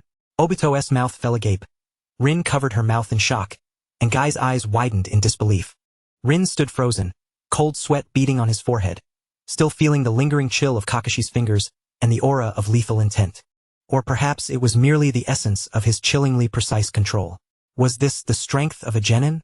No, this was likely not even a fraction of Kakashi's true prowess. The disparity was insurmountable, a chasm that inspired despair. Kakashi withdrew his hand, returning it to his pocket. His expression devoid of any emotion, as though he had merely performed a trivial act. Your speed was too slow, your intent too evident. And thus it concludes. With that, he turned and left, showing no sign of hesitation. Rin watched his retreating form, fists clenched tightly. Defeat had been anticipated, yet the overwhelming lack of any semblance of resistance had left him profoundly shaken. Yet simultaneously, a stronger desire ignited within him. Despite the advantages bestowed by Obito's talent, he, like Obito, had not garnered the attention or resources of their clan, starting off far behind the other prodigies. He must grow stronger, must become sufficiently powerful so that one day he could truly stand before these geniuses, engage them on equal footing, and ultimately surpass them. Rin, are you alright? Rin approached with concern. I'm fine. Rin exhaled, unclenching his fists and forcing a smile. Thank you for allowing me to see the true gap. Obito hurried over, patting his shoulder. Don't be disheartened. That white-haired kid is a monster. We will surely surpass him in the future. Guy nodded vigorously. Exactly. This is merely a setback on the path of youth. Let's strive together. As Rin looked at his earnest companions, his mood gradually settled. Indeed, the gap was vast, but he possessed a system, time, and these seemingly weak yet full of potential resources. Though Kakashi's guidance may have been casual, it proved immensely beneficial, and this crushing defeat had illuminated a clear path forward. The following day, the system notification arrived as expected. Daily Task 3. Defeat a peer, 11. Reward granted. Shuriken throwing technique. Beginner. Fragment X1. Current progress. 2020. Detected that Shuriken throwing technique. Beginner. Fragments have been collected. Would you like to synthesize? Synthesize. Synthesis successful. Shuriken throwing technique. Beginner. Level upgraded. Entry level to proficient. A new sense of power surged into his mind, as various techniques and insights regarding shuriken throwing became crystal clear. Rin picked up a shuriken, his wrist flicking gently in accordance with Kakashi's instructions. Whoosh! The shuriken struck the bullseye 20 meters away with pinpoint accuracy, embedding itself deep within. He smiled slightly. Indeed, the scions of prominent clans possess substantial skills, but when it comes to shuriken throwing, it seems the Uchiha clan excels in visual prowess. It appears he cannot afford to neglect his own clan. If he could cultivate more of the Uchiha bloodline, enhancing his bloodline density and awakening the Sharingan ahead of time would be advantageous. Setbacks are temporary, but growth is eternal. Life at the Ninja Academy is becoming increasingly fascinating. Chapter 15. Gains from the Training Ground. The crushing defeat against Kakashi acted as a bucket of cold water, extinguishing Rin's fleeting sense of pride from his power increase. Yet it also ignited a fervent desire to improve. He clearly recognized that merely engaging in sparring with peers at the academy, gathering those foundational fragments, resulted in an unacceptably slow rate of growth. To truly catch up with those prodigies, and to survive in the tumultuous world of ninjas in the future, he must explore broader and more efficient sources of experience. His gaze returned once more to the Uchiha clan grounds.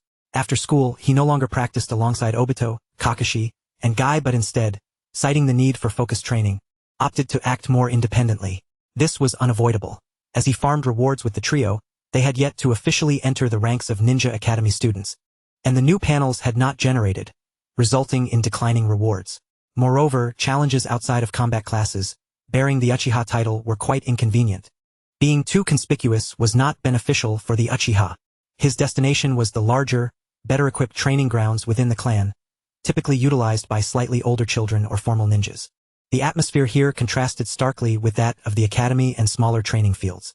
The air was thick with a more concentrated chakra and an aura of seriousness. The sounds of shuriken and kunao slicing through the air were sharper, and the explosive roars of fire techniques occasionally echoed, accompanied by the fierce shouts of young men and women. The appearance of Rin drew several glances. His youthful visage appeared somewhat out of place amidst a group of Uchiha youths, aged around 10 years or even older. Some gazes were scrutinizing, some indifferent, while a few expressed a hint of curiosity. The mundane reputation of the Uchiha twins was already known among the clan, and Rin was not a common sight in this training ground. He made an effort to remain inconspicuous, seeking a relatively secluded corner to practice shuriken throwing and taijutsu. He trained earnestly, yet the majority of his thoughts were devoted to observation. Scouting mode activated. Detectable target range. Radius of 15 meters. The range appears to expand with the enhancement of strength. Target. Uchiha Inabai 11 years old. Strength evaluation. Genin. Potential drops. Fire release. Phoenix fire technique. C rank. Shuriken shadow clone technique. Fragments. Uchiha style swordsmanship. Basic. Uchiha bloodline. Trace amount. Target. Uchiha Tetsuabai. 13 years old. Strength evaluation. Chunin. Potential drops. Fire release. Great dragon fire technique. B rank. Sharingan. 1 tomo. Fragments. Body flicker technique. Proficient. Uchiha bloodline. Small amount. Target. Uchiha Hakaday. 15 years old. Strength evaluation. Special Jonin. Potential drops. Fire release. Great fire destruction. A rank. Fragments. Illusion technique. Mystical binding technique. B rank. Shuriken technique. Expert. Uchiha bloodline. Moderate amount. Rin's heart involuntarily quickened its pace.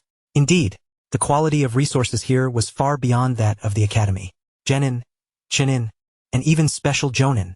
The skills that could potentially drop were no longer mere foundational taijutsu, but the genuine Uchiha secret arts of fire release, genjutsu, and even fragments of the Sharingan. Although the majority of potential drops were accompanied by the term fragments, and the higher the rank, the greater the demand for fragments, this indicated a clear path toward attaining higher echelons. Naturally, the difficulty of challenges also escalated exponentially. With his current strength, challenging these targets would be akin to inviting humiliation, potentially leading to unnecessary troubles. His strategy was observe, learn, and seek out suitable soft targets. Over the course of several days, he absorbed everything like a sponge. He keenly observed the hand signs of the older Uchiha, the flow of chakra, and the power application patterns in taijutsu. While he could not directly replicate them, his horizons broadened significantly. He indeed discovered some opportunities. Not all young clan members were exceptionally strong. There were some aged 14 or 15 who still lingered as genin, or had just recently promoted to chunin, their strength not yet stable. He would take advantage of their practice breaks or moments of fatigue after completing a technique, politely inquiring about some fundamental questions, or under the pretense of admiration for their prowess, request sparring sessions. His respectful demeanor and well-founded reasons, coupled with his tender age, meant that most Uchiha, despite their inherent pride, were not averse to encouraging a motivated junior from the same clan and would occasionally offer guidance or engage in a few exchanges. Battle concluded. Result: defeat. Instructive spar with a genin senior. Rewards obtained: none.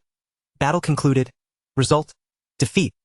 Instructive spar with another genin senior.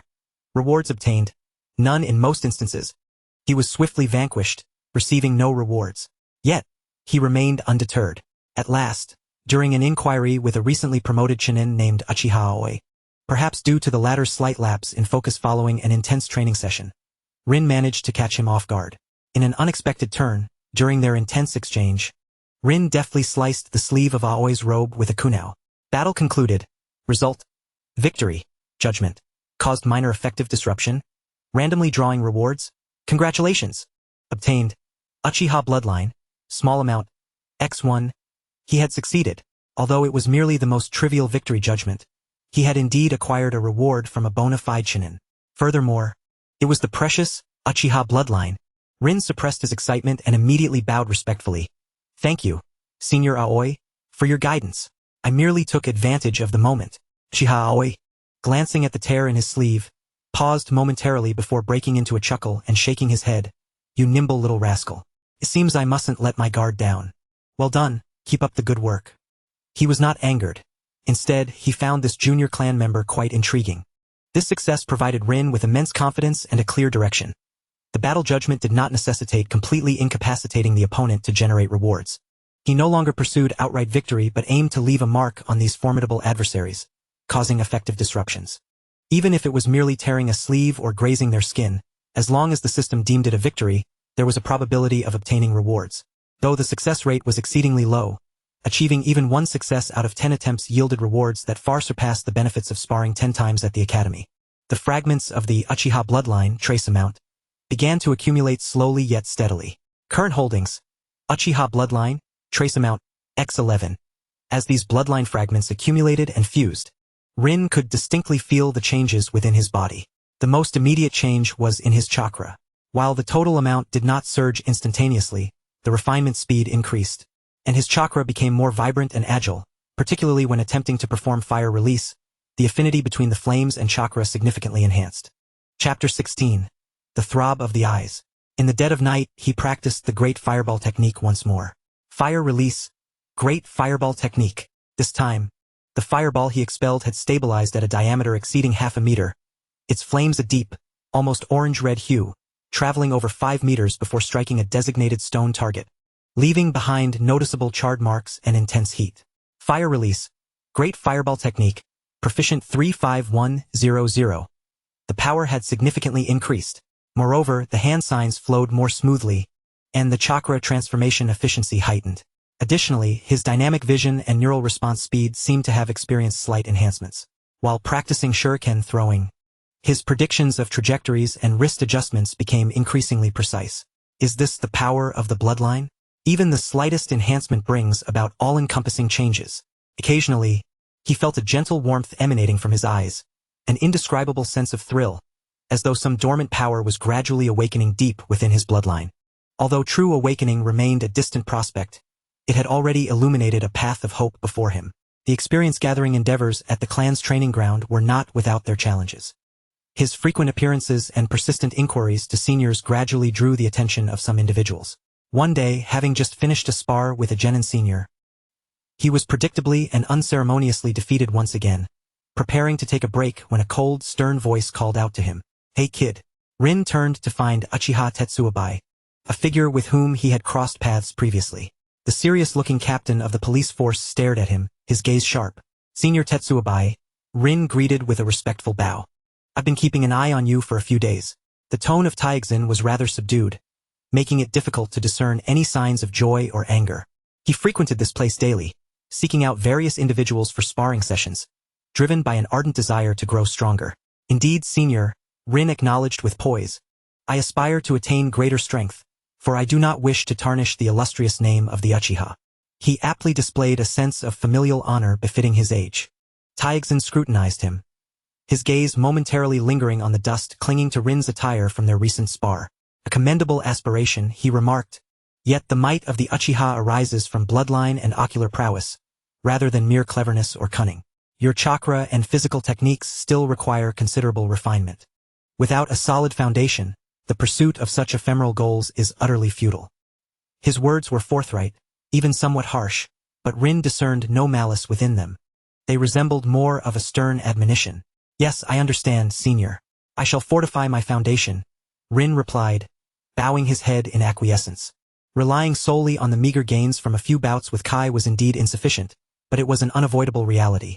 Even prodigies required a period of transition. Especially in physical techniques, substantial accumulation is paramount. Taixin appeared somewhat satisfied with his attitude, nodding in agreement. "That is good to hear. It would be far more beneficial to peruse the foundational scrolls in the clan's library than to idly ponder here."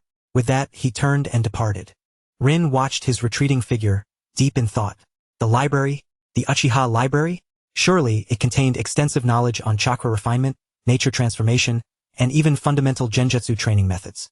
This was undoubtedly significant information, although, given his current status and talent, he might not have access to anything too profound. Even the most basic materials would be more advantageous than his solitary experimentation. In the following days, Rin adjusted his strategy. He reduced his time spent at the training grounds and increased his visits to the clan's library. The library's custodian was a venerable Uchiha elder with clouded eyes who did not inquire much upon Rin's arrival, merely performing the customary registration.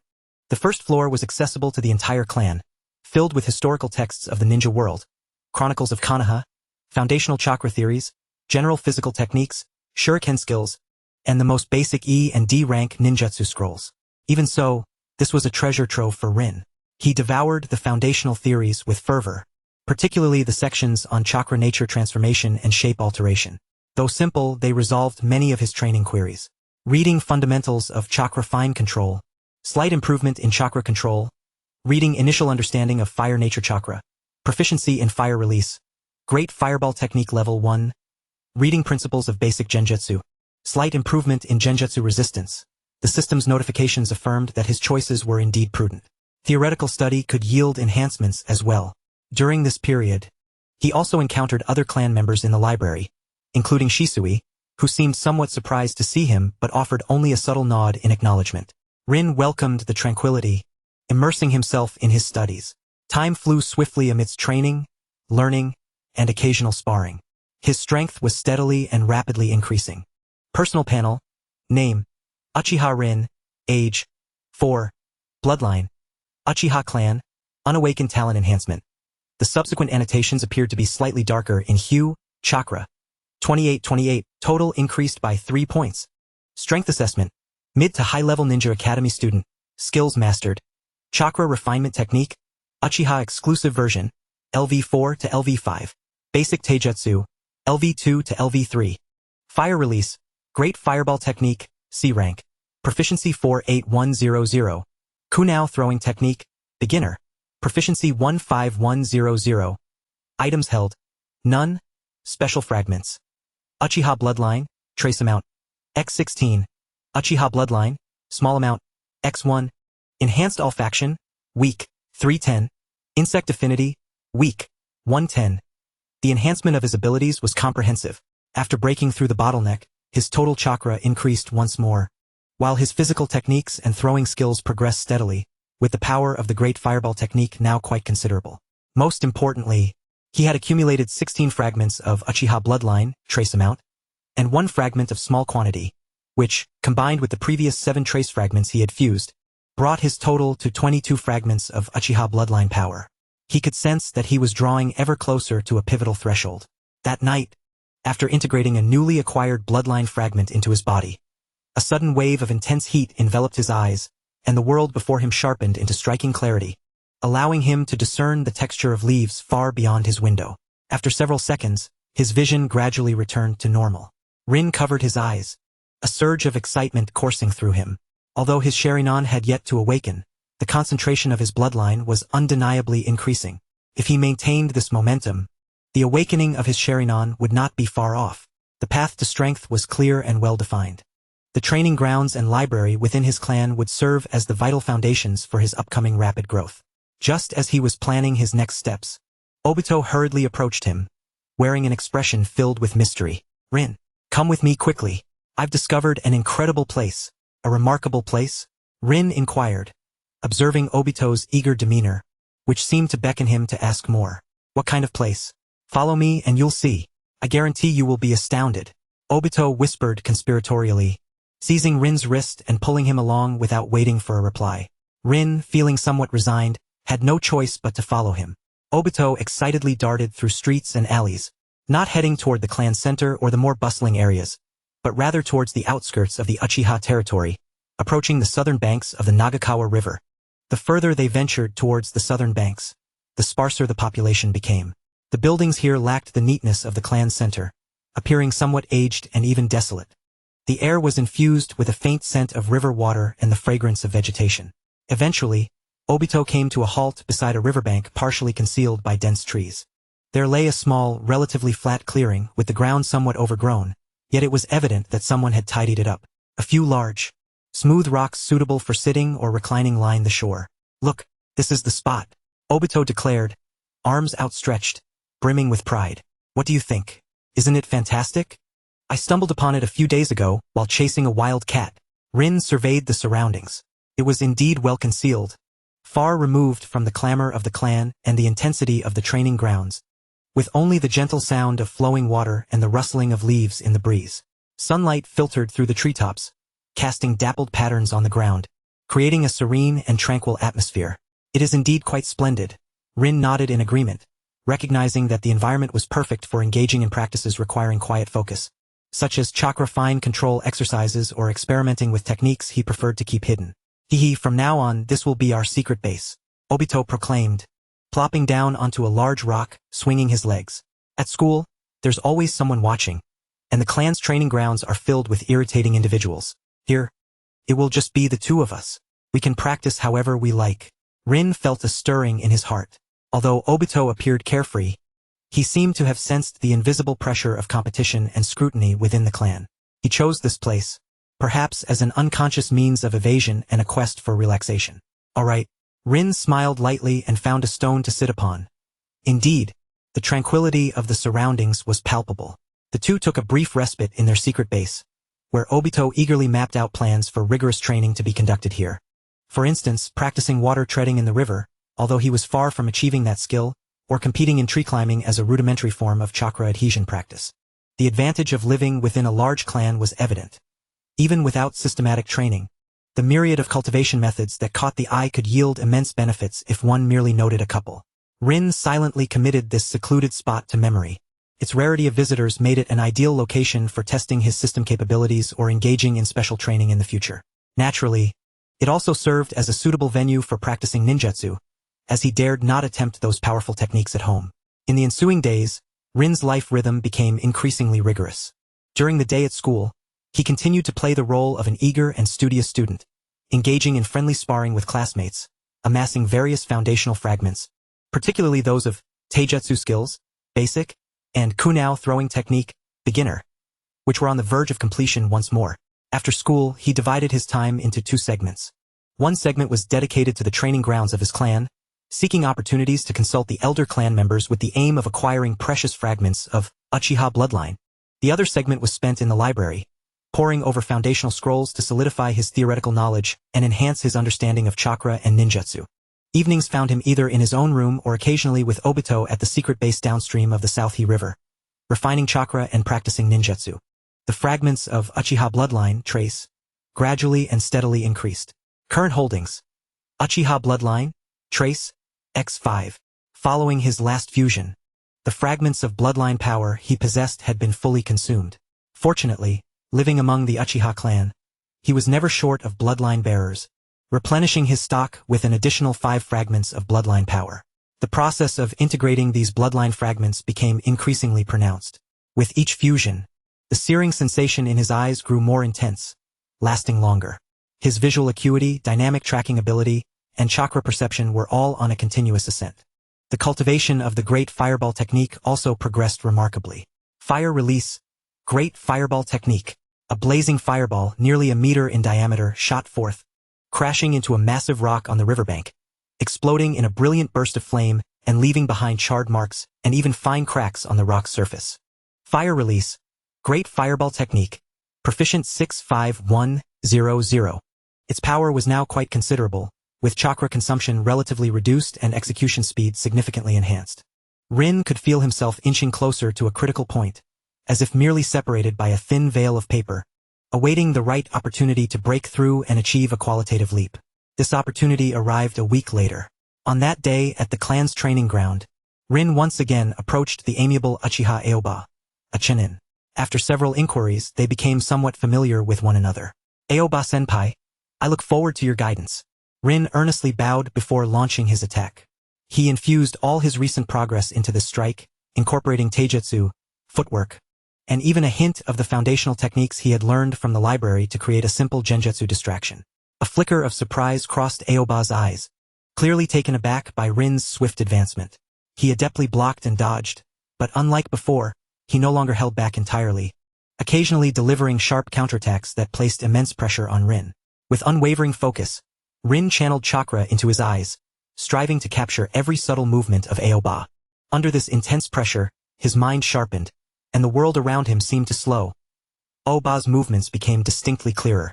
Finally, in a fleeting moment of interplay, Rin detected an exceedingly minute opening. Almost instinctively, he flicked his wrist, thrusting the kunao at an unconventional angle. Swish! A soft sound echoed as the tip of the kunao grazed Aoba's arm, slicing through the fabric of his sleeve and leaving a faint white mark on his skin, even drawing forth a nearly imperceptible bead of blood. Battle concluded. Result: victory. Determination. Inflicted effective damage. Random reward being drawn. Congratulations! You have received Uchiha bloodline, small, x1. He had succeeded. Moreover, he had inflicted actual damage. The drop was a higher grade small bloodline fragment. Rin immediately retreated, bowing. I apologize, Aoba-senpai. Uchiha Aoba raised his arm, glancing at the nearly negligible scratch, momentarily taken aback before breaking into a smile, genuine admiration gleaming in his eyes. Well done, young one. It hasn't been long, yet you've managed to touch me. Clearly, your special training has yielded significant results. Quite impressive. He was not only unperturbed but appeared quite pleased. I must not become complacent. I nearly fell to my junior. Keep up the hard work. Rin, I have high hopes for you. Thank you for the compliment. Senpai. Rin felt an exhilarating rush within. With the newly acquired small bloodline fragment, Rin could hardly contain his excitement as he hurried back to the secret base downstream of the South He River. He sensed the bloodline within him surging to its peak, yearning to merge with this newfound power. Sitting cross-legged upon a smooth rock, he inhaled deeply. System. Fuse. Uchiha bloodline. Small. X1. Buzz. A torrent of heat, several times more intense than before, enveloped his entire being. His blood felt ablaze, and a violent searing pain assailed his eyes, transforming the scenes before him into an astonishing clarity. Then blurriness, distortion, with colors becoming vividly pronounced. The details of the world unfolded before him in an unprecedented manner. This tumultuous transformation endured for nearly 10 minutes before gradually subsiding. Rin gasped for breath, drenched in perspiration. Yet his black eyes shone with an extraordinary brilliance, a fleeting glimmer of crimson flickering deep within his pupils. He eagerly opened his personal panel. Personal panel. Name. Uchiha Rin. Age. 4. Bloodline. Uchiha clan. Awakening threshold unawakened. Status has changed. Chakra. 30-30. Increased by 2 points. Strength assessment. Advanced pinnacle of Ninja Academy student. Skills mastered. Chakra refinement technique. Uchiha exclusive version. LV5 to LV6. Basic Taijutsu. LV3. Fire release. Great fireball technique. C-class. Proficient 72100. Kunao throwing technique. Beginner. Proficient 20100. Basic Genjutsu resistance. Entry level. Items held. None. Special fragments. Uchiha bloodline. Trace. X7. Small. Has been fused. Strength assessment has reached the pinnacle of Ninja Academy students. Total chakra has increased by 30 points. Refinement technique has also leveled up. More importantly, the bloodline status has transformed into the awakening threshold. Rin could distinctly sense a formidable power simmering within his eyes, poised to emerge.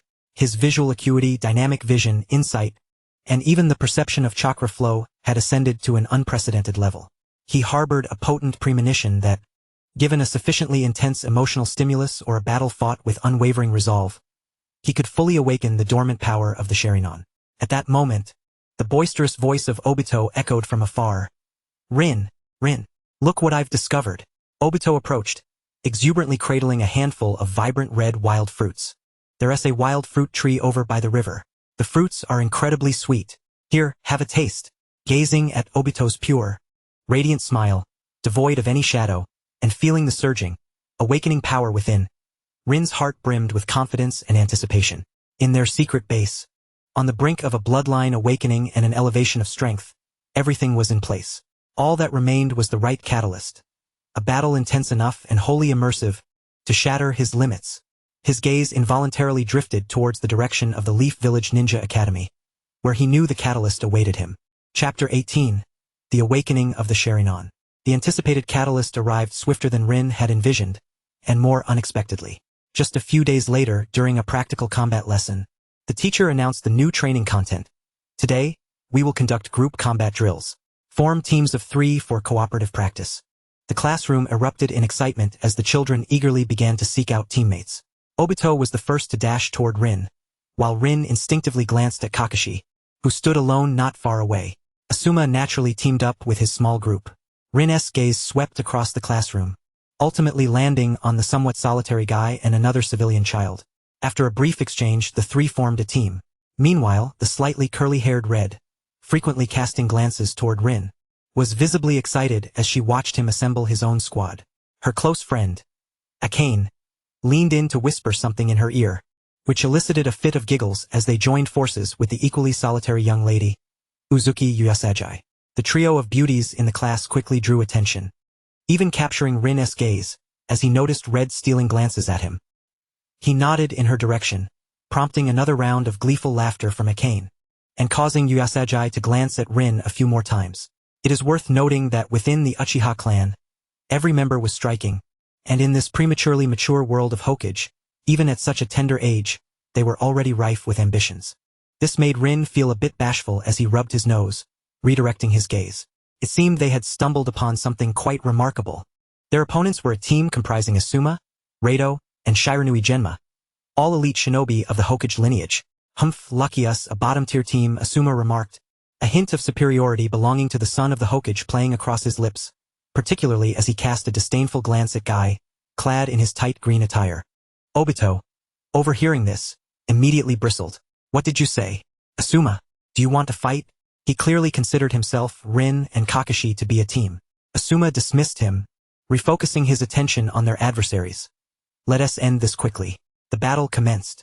Asuma's team, evidently trained in teamwork, executed their attacks with considerable strategy. Asuma took the lead, with Rado and Genma providing flank support, their shuriken and kunao weaving a net that left Rin's team gasping for breath. Guy, brimming with enthusiasm, charged at Asuma. But despite his solid taijutsu, he quickly found himself at a disadvantage against Asuma's adept use of the flying thunder technique and occasional basic ninjutsu. Meanwhile, the civilian child struggled against Rado and Genma, unable to mount any form of defense. Rin found himself in a fierce struggle. He attempted to utilize his agile movement and shuriken to maneuver, but Asuma's team coordinated seamlessly, consistently forcing him back into a corner. What's wrong? Is that all the Uchiha boy can do? Asuma taunted after repelling another of Guy's charges, his voice laced with mockery. It seemed that aside from the new generation's Shisui, there were no noteworthy Uchiha left. As the heir of Konoha, it was hardly difficult for Asuma to glean information about Shisui from the words of Sarutobi or those around him. In truth, the hidden talents of various clans were simply unknown to the average person. Those words struck Rin like a dagger, not merely due to Asuma's derision, but because he had invoked Shisui, insinuating that he and Obito were unremarkable. A wave of inexplicable irritation and anger surged within him, not due to Asuma, but because of the feeling of being belittled and categorized, coupled with the restless power within him, yearning for a breakthrough. At that moment, a cross-attack from Rado and Genma sealed off Rin's retreat. Seizing the opportunity, Asuma lunged forward, aiming a punch directly at his face. The punch struck with astonishing speed and a cunning angle, nearly closing off all avenues for evasion. In that critical moment, Rin's pupils dilated. The world appeared to slow to a crawl. The trajectory of Asuma's punch, the subtle tremors of his muscles, even the fluctuations in the air, were vividly reflected in Rin's sight. The chakra boiling within him surged towards his eyes with unprecedented velocity. Buzz! An invisible barrier shattered. A fierce heat erupted from the depths of his eyes, as though a branding iron had been pressed directly onto his eyeballs. His vision was instantly tinged with a faint crimson hue, rendering the scene before him extraordinarily clear and layered. Asuma's movements revealed countless openings. Simultaneously, a chilling yet powerful force coursed through his body, accelerating his thought process. Combat instincts activated to the extreme. Dynamic vision significantly enhanced. Insight greatly amplified. Chakra perception heightened. Bloodline threshold surpassed. Sharingan awakening in progress. All of this transpired in the blink of an eye. To an outsider, it seemed as if Rin had merely paused, momentarily stunned by Asuma's punch. Yet, in the next instant, Rin's body moved with incredible flexibility and speed, twisting in an almost contorted manner to narrowly evade the incoming strike. At the same time, his right hand had somehow grasped Asuma's wrist, pulling him forward while his left foot silently tripped Asuma's supporting leg. What? Asuma was completely unprepared for his opponent's evasion, let alone this sudden counterattack. His balance faltered, sending him tumbling forward. Bang! Asuma crashed to the ground, sending dust flying. A hush fell over the crowd. Everyone stared in stunned silence at the scene before them, including Rado and Genma, who had just repelled Guy, and the rushing Obito and Rin. Asuma had been knocked down by the usually unassuming Uchiha Rin. Rin stood there, breathing heavily. The crimson hue in his eyes gradually faded, and with it, the astonishing perceptiveness and sense of speed dissipated, as if everything that had transpired moments ago was merely an illusion. Yet, the lingering heat in his gaze and the vivid memories of combat in his mind affirmed that it was no mere figment of imagination. Battle concluded. Result: effective knockdown of key target. Random reward being drawn. Congratulations! You have obtained Fragment of the Sage Flying Fluid Technique X1. The Sage Flying Fluid Technique also falls within the realm of physical arts and can be seamlessly integrated into his existing martial skills. The system's notification chimed, but Rin was utterly preoccupied, his mind racing with thoughts. Was that the Sharingan he had just manifested? Though it had only been for a fleeting moment, he was convinced that it was indeed the power of the Sharingan. Even if it had not fully stabilized to reveal a complete tomo, the sensation of insight was unmistakable. Asuma climbed to his feet. Incredulity and anger etched across his face. His gaze fixated on Rin. What did you just do? Suppressing his excitement and astonishment, Rin took a deep breath and responded calmly. It was merely a stroke of luck, Asuma-kun. I concede. His tranquility only served to further frustrate Asuma, leaving him unable to retort. The bizarre sensation from that brief moment lingered in his mind, sending shivers down his spine. The teacher approached, casting a surprised glance at Rin before announcing the results of the confrontation. Well done. Although team collaboration needs improvement, prepare for the next group. Chapter 19. The Half-Awakened Sharingan. The school bell rang shortly thereafter, and the students dispersed, murmuring amongst themselves, casting curious glances at Rin. Asuma huffed dismissively, leading Rado and Genma away without a backward glance. Those who remained were merely a few spirited youngsters who had formed a camaraderie with him since enrollment. This is youth, Rin, Kaido exclaimed, flashing a bright smile and giving a thumbs up that nearly poked Rin in the face. Obito rushed over, excitement radiating from him as he threw an arm around Rin's shoulders. Wow, Rin, you were incredible. You actually took down that guy Asuma. How did you manage that? Lin approached with a gentle smile, saying, Rin-kun, that was truly splendid. Even Kakashi, who usually wore an impassive expression, cast a fleeting glance their way, a hint of surprise flickering in his eyes. Beside them, Hong, who had been watching, relaxed her tightly clenched fists, her worry almost spilling over. Meanwhile, Akane, embracing Hong, jumped and cheered, leaving Rin slightly bewildered. When had he grown so close to these two? Yuyin nodded in acknowledgement towards Rin, affirming his support. Rin managed a strained smile, responding to his companion's inquiries. Though the bonds of friendship were indeed precious, his thoughts had soared far beyond the present moment. He had succeeded. He had truly breached the threshold and touched the power of the Sharingan. Though it was merely a fleeting glimpse, not fully stabilized, this was undeniably a monumental leap forward. It validated that his path was correct. By accumulating fragments of his bloodline, he could indeed transform quantitative change into qualitative evolution, awakening his Kekkei Genkai ahead of time. After school, Rin eagerly made his way alone to the secret base downstream of the Nagakawa. He needed to confirm and familiarize himself with this newfound power. Sitting cross-legged upon a rock, he focused his mind and attempted to channel his chakra, recalling the sensations he had felt earlier, striving to awaken once more the dormant power within his eyes. Once, twice. Initially, it was not a smooth endeavor. That power seemed deeply buried within his lineage, elusive and intangible. But he did not relent, persistently guiding his chakra, recalling the thrill and fury of life and death battles, channeling the mental fortitude rooted in his bloodline to converge upon his eyes. At long last, after an indeterminate passage of time, a familiar warmth surged forth from within his gaze. Buzz. His vision transformed instantaneously. The world's colors became more vivid. The texture of leaves, the rippling of water, and the subtle cracks in distant rocks were all rendered with remarkable clarity. He could even faintly perceive the minuscule points of natural energy permeating the air. He glanced down at the water's surface. In the reflection, his pitch-black eyes held a fleeting glimmer of crimson, though it had not yet formed a distinct tomo shape. Was this a half-awakened state prior to the tomo?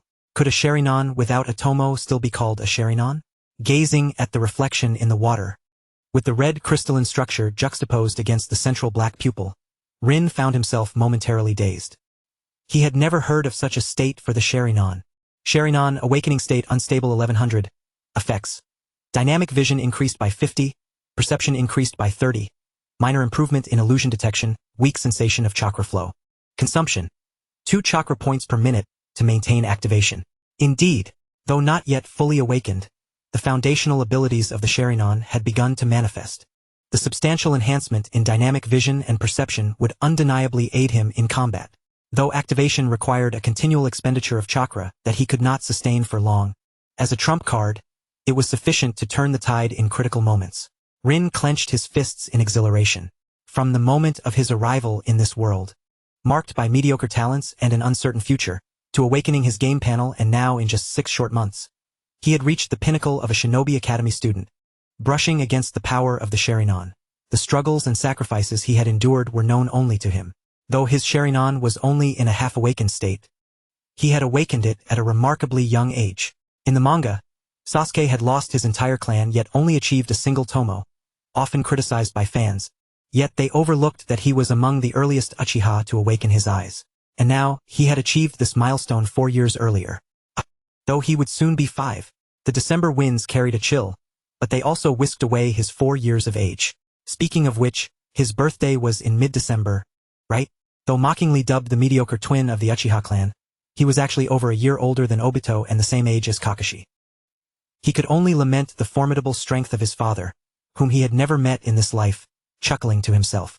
While he might not rival Obito's initial awakening of a double tomo, he believed that, without the boost of rewards, maintaining his current talents and bloodline prowess would ensure that by the time Obito awakened at 12, his eyes would undoubtedly surpass the double tomo state.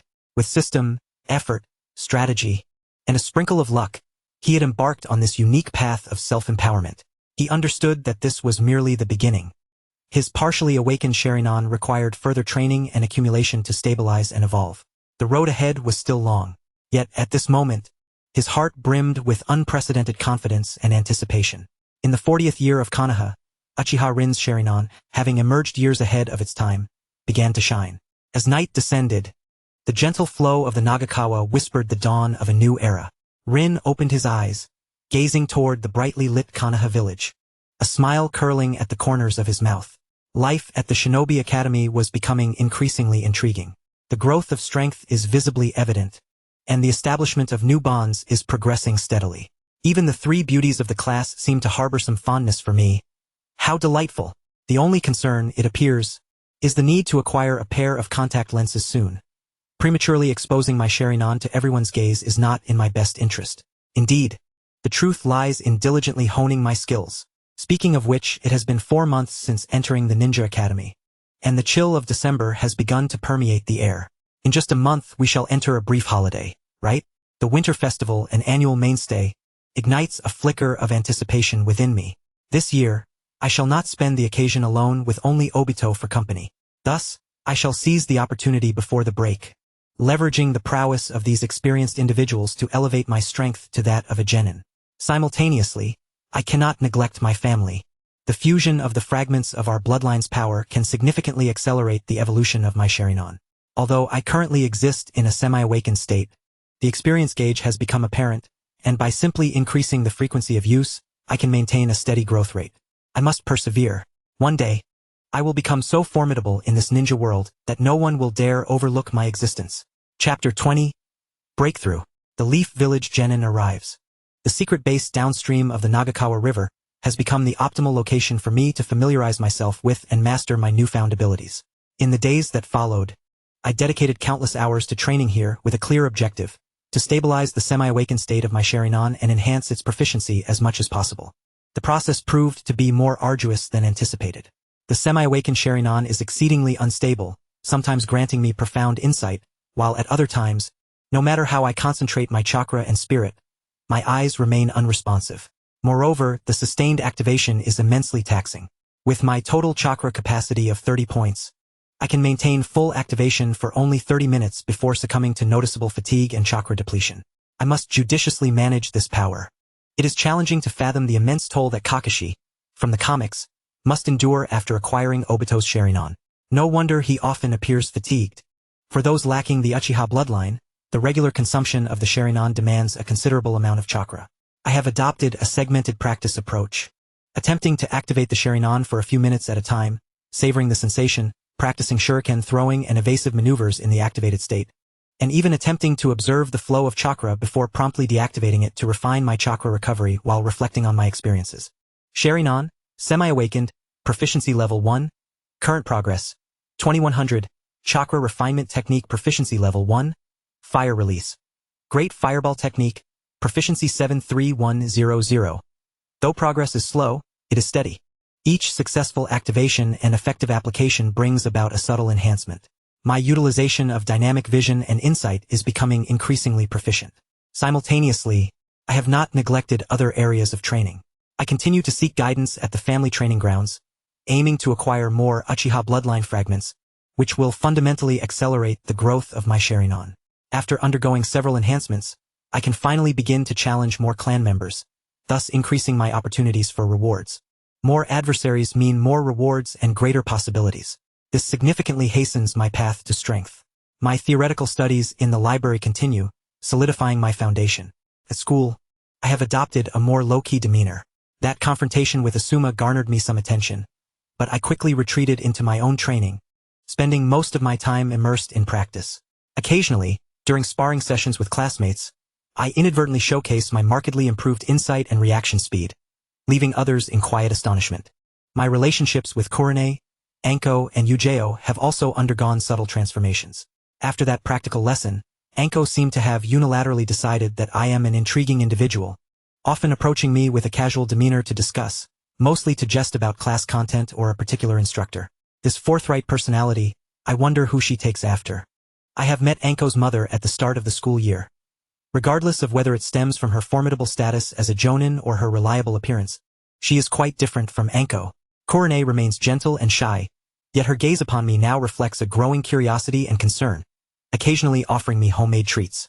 Uchiha maintains her cool demeanor, yet she nods in acknowledgement when we cross paths, her eyes revealing a hint of recognition. Obito, in stark contrast, expresses his indignation. Damn it, Rin, why does Anko always come to talk to you? Kurone even gives you treats, yet Rin hardly pays attention to me. When I am the one destined to become Hokage, I typically respond with a resigned smile, sharing half of Anko's treats with Obito to soothe his simple-minded grievances. I understand that these vague affections largely stem from my performance in that practical lesson and the inherent prestige of being an Uchiha, or perhaps my appearance. They do not signify profound emotions. Nonetheless, I welcome this development, as these connections may become vital bonds and potential resources in the future. Of course, if I could win the hearts of all three beauties and cultivate them into future partners, the benefits to me would be obvious. In addition to the formidable Kurone and Uchiha, one is the daughter of the renowned illusionist clan, the Ui clan's leader, Ui Kurone, and the other is from a lineage that has existed since the Warring States period. Granted a unique sword technique, the Leaf Village's Mizukage dance by the second Hokage. While these families may not compare to the legendary Senju, Uchiha, or Hyuga clans, they have firmly established themselves within Konoha. Even the boisterous Anko hails from the well-known Mitarashi clan, with her parents being esteemed jonin, and in the coming years, she is set to apprentice under one of the legendary three, Orochimaru. Although Orochimaru is cold-hearted, he has yet to display the obsessive and twisted tendencies typical of his later years. At least in his treatment of Anko, he is thoroughly dedicated.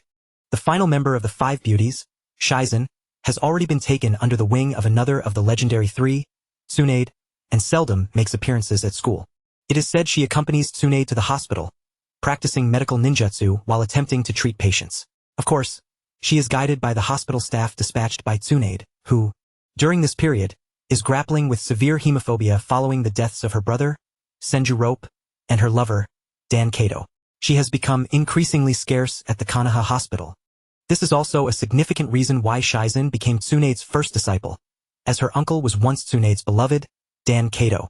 Through this connection, she has firmly intertwined her future with Tsunade. These subtle connections are even more enticing than the tangible rewards they may yield. Time flies swiftly amidst the fulfilling and systematic training. In the 12th month of Konoha, the chill deepens, trees wither, and breath crystallizes in the frosty air. As the first semester of the Ninja Academy approaches its conclusion, the atmosphere of the holiday and the winter festival becomes increasingly palpable. Rin's personal panel has undergone significant changes. Personal panel, name, Uchiha Rin, age, 4 years, soon to turn 5 in mid-December. Bloodline, Uchiha clan, Sharingan partially awakened, chakra, 3232, increased by 2 points. Strength assessment, peak academy student, low genin, not yet initiated evaluation has changed. Skills mastered, chakra refinement technique, Uchiha exclusive version, LV6, basic taijutsu, LV3, fire release, great fireball technique, C rank, proficient 85-100, kunao throwing technique, beginner, proficient 30-100, basic genjutsu resistance, novice proficient, items held, none, special fragments, Uchiha bloodline, trace amount, X11, Sharingan, partially awakened 15-100 Konoha-S low-ranking ninja, reporting in, Chapter 21, the approaching winter festival. The strength assessment has finally transformed into that of a low genin, signifying that his overall strength has brushed against the threshold of genin status. His total chakra has risen by 32 points, and both taijutsu and genjutsu resistance have also upgraded. The most notable gain is the proficiency of the Sharingan partially awakened, which has risen to 15 points. Although progress is gradual, each increase brings about tangible growth in capability. Now, upon activating the Sharingan, his dynamic vision and insight have improved further, with a slightly extended duration of activation. The fragments of Uchiha bloodline trace amount have accumulated to 22 pieces. He plans to gather a few more and fuse them all at once, hoping to push the Sharingan to a higher level. While trace-level Uchiha bloodline fragments can provide a modicum of proficiency, their total is ultimately insufficient for awakening, so he refrains from rushing into investment. However, one issue increasingly highlights the peculiarity of his eyes, drawing attention. During training, when he subconsciously channels chakra to focus his gaze, although he does not fully activate the Sharingan, the faint, almost imperceptible crimson hue deep within his pupils, along with an instantly sharpened and intensely focused gaze, has been captured by the observant Akane and the keen-eyed Kakashi. "Rinkuin, your eyes?" Akane inquired softly after class, a hint of concern in her voice. "Do they feel a bit different sometimes? Are you overexerting yourself?" Kakashi had also remarked casually after seeing him in Shuriken reaction training, "Your visual nerve responses seem unusually quick." A warning bell rang within Rin's mind. He understood that he must find a way to conceal this. Prematurely revealing the Sharingan would be anything but beneficial. Especially within the Uchiha clan, a child of merely 4, soon to be 5 years old brushing against the Sharingan would attract far too much attention and trouble, which runs counter to his strategy of discreet development. "I need to get a pair of contact lenses," Rin resolved, ideally those that could subtly alter his iris color or reflection to obscure the minute changes in his pupils. As the foremost ninja village in the world of shinobi, Konoha boasts a thriving commerce, making it far from difficult to find a craftsman capable of creating contact lenses. It is worth mentioning that the technological advancements in the Hokage's realm seem oddly out of place. Life appears to reside in an archaic era while simultaneously showcasing some advanced technologies that do not conform to the contemporary backdrop. On the weekend, he ventured out under the pretense of an errand. After some inquiries in the village's commercial district, he located a reputable eyewear shop. The proprietor was an elderly craftsman adorned with thick lenses. Upon hearing Rin's request for transparent lenses that would make his eyes appear darker and shinier, ideally with some reflective quality to protect against intense light during training, the elderly man carefully examined Rin's eyes. "Such beautiful eyes. You must be an Uchiha child." The old craftsman smiled. "No problem. Many adult ninjas have similar requests to shield their eyes from wind, sand, and bright light. However, contact lenses are rather uncommon. Most prefer protective goggles. But that's no issue. I will customize the thinnest and most breathable pair for you." Days later, Rin returned to collect his bespoke contact lenses. They were as thin as a cicada's wing, nearly transparent, yet upon wearing them, his pupils appeared deeper and darker, with a subtle glint under light, effectively masking the minute contractions and color changes that occurred when chakra was concentrated. He returned to his secret base to test them, with the contact lenses on. Even when he fully activated the Sharingan from an external viewpoint, his eyes merely appeared exceptionally sharp and spirited, making it difficult to detect the crimson hue. Perfection. Rin exhaled in relief. Now he could train with confidence and boldness. His birthday passed unceremoniously. Evidently, Obito, his boisterous older brother, had seemingly forgotten about it, but Rin did not mind. As December draws to a close, the final week of the semester arrives. The atmosphere at the Ninja Academy grows increasingly lively, with children eagerly anticipating the holiday and the forthcoming winter festival. After school one day, Obito unusually did not rush off to pester Rin, but instead mysteriously pulled him and Takashi, Shinichi from class 2, to a corner. Hey, have you heard?" Obito whispered, his face alight with excitement and anticipation. "This year's winter festival is said to feature a grand temple fair and fireworks display, and," his cheeks flushed slightly, "we can invite friends to join us." Takashi's eyes sparkled with enthusiasm. "Is that true? I heard there will be goldfish scooping and candy apples." Rin felt a stirring in his heart. The winter festival, if memory serves, is a significant traditional celebration in Konoha, where family and friends gather to rejoice. In previous years, it had been just him and Obito celebrating in solitude. But this year, "Let us go together." Obito eagerly proposed we should invite Rin. And he scratched his head, seemingly at a loss for who else to invite. "We could ask Akane, Ajiki, and Yuyin," Rin suggested timely. "Right?" Obito exclaimed, slapping his thigh. "And Guy, although he is a bit odd, he is quite interesting. The more, the merrier." As for Kakashi, though he was the first to come to mind, Obito instinctively relegated him to the position of a rival, excluding him from his invitation list without a second thought. Unbeknownst to them, the bonds forged during their time at the Ninja Academy were gradually beginning to take shape. Observing Obito's enthusiastic planning, Rin smiled. It seemed this winter festival would not be as desolate as before. Perhaps it would serve as a splendid opportunity to deepen their connections. On the way home, Obito indeed dashed off to invite Rin. Rin appeared somewhat surprised, but she quickly smiled warmly and nodded in agreement.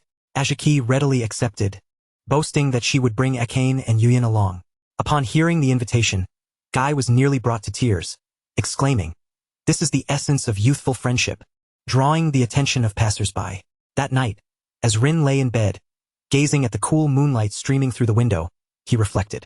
With the semester drawing to a close, his strength steadily increasing, and the Sharingan finally awakening to the state of a single tomo after enduring numerous challenges and investing in the power of Uchiha bloodline fragments, he felt a profound sense of accomplishment. Expanding interpersonal relationships, the promise of the winter festival, everything is progressing in a positive direction. He closes his eyes, feeling the power coursing through him and the latent abilities hidden within his gaze. The holiday will serve as a golden opportunity for him to consolidate and enhance his skills, and the winter festival may herald a new beginning. The 40th year of Konoha is nearing its end, while his path as a ninja has just begun to find its footing. A faint smile graces his lips as he drifts into a deep slumber. In his dreams, there are flickering flames, laughter, and a pair of crimson eyes slowly opening in the darkness. Chapter 22. The approaching winter festival. The holiday arrives quietly, and in the midst of his rigorous training, it slips away almost unnoticed. The secret base downstream of the Nanj River has become his personal training ground. Every morning, he ventures there to refine his chakra, engage in physical training, practice shuriken throwing, and most importantly, to familiarize himself with and master his Sharingan. Sharingan, 1 Tomo, Proficiency Level 1, Current Progress, 51,000, Chakra Refinement Technique Proficiency Level 1, Chakra, 3,333, Fire Release. Great Fireball Technique, Proficient 88, 100. Progress remains slow, yet each improvement is distinctly evident. He increasingly masters the Sharingan, its activation and deactivation becoming more fluid, and his dynamic vision and insight growing ever more refined. His total chakra steadily increases, and the power and control over the great fireball technique continue to enhance. Occasionally, he visits the clan training ground for some light sparring, aiming to collect more fragments of the Uchiha bloodline. With the aid of contact lenses and improved acting skills, he successfully secured a few victories against several junior ninja seniors. Battle Victory. Reward. Uchiha Bloodline, Trace, X1. Current Holdings. Uchiha Bloodline, Trace, X5. The accumulation of fragments is slow, but it is better than nothing. He is not in a rush to fuse them, intending to gather a sufficient quantity first. During this time, he also encounters Shisui a few times in the clan grounds. Shisui seems to have noticed his training progress but does not inquire further, merely pausing to observe his eyes behind the contact lenses for a few seconds before casually remarking, "Your chakra control is commendable, but a solid foundation is paramount," before turning to leave. A slight chill runs through Rin's heart. Shisui's perceptiveness is indeed sharp. This reinforces his resolve to act discreetly. Meanwhile, Obito has begun planning for the winter festival early, clearly looking forward to this annual celebration. The day before the winter festival, Rin deliberately concludes his training early to shop in the commercial district. With the pocket money he has saved, he purchases several exquisitely packaged candies and a small protective charm said to bring good fortune, preparing them as small gifts for the following day. As night falls, he meticulously checks his status. Personal panel. Name. Uchiha Rin. Age. 5. Bloodline. Uchiha Clan. 1 Tomo Sharingan. Chakra. 3,333. Strength Assessment. Rookie Ninja. Beginner level evaluation improved. Mastered skills. Chakra Refinement Technique. Uchiha Exclusive Version. LV6. Basic Taijutsu. LV4. Fire Release. Great Fireball Technique. C Class. Proficient 90. 100. Wind Release. Great Breakthrough. C Class. Beginner 30. 100. Uchiha Style Kunao Throwing Technique. Proficient 35. 100. Basic Genjutsu Resistance. Proficient. Held items? None. Special Fragments. Uchiha Bloodline, Trace, X5, Sharingan, 1 Tomo 81, 000, It is worth noting that early acquired fragments, such as enhanced sense of smell and insect affinity, have been decomposed into experience through the fragment refinement function, significantly accelerating the experience gain for the Sharingan. The strength assessment has finally reached the beginner level of a rookie ninja. This signifies that his overall strength has firmly stepped onto the threshold of a ninja. Though merely at the initial stage, it holds profound significance. The Great Fireball technique is also on the verge of reaching mastery. With everything prepared, the day of the winter festival arrives, and as night descends, Konoha village is ablaze with lights and exuberance.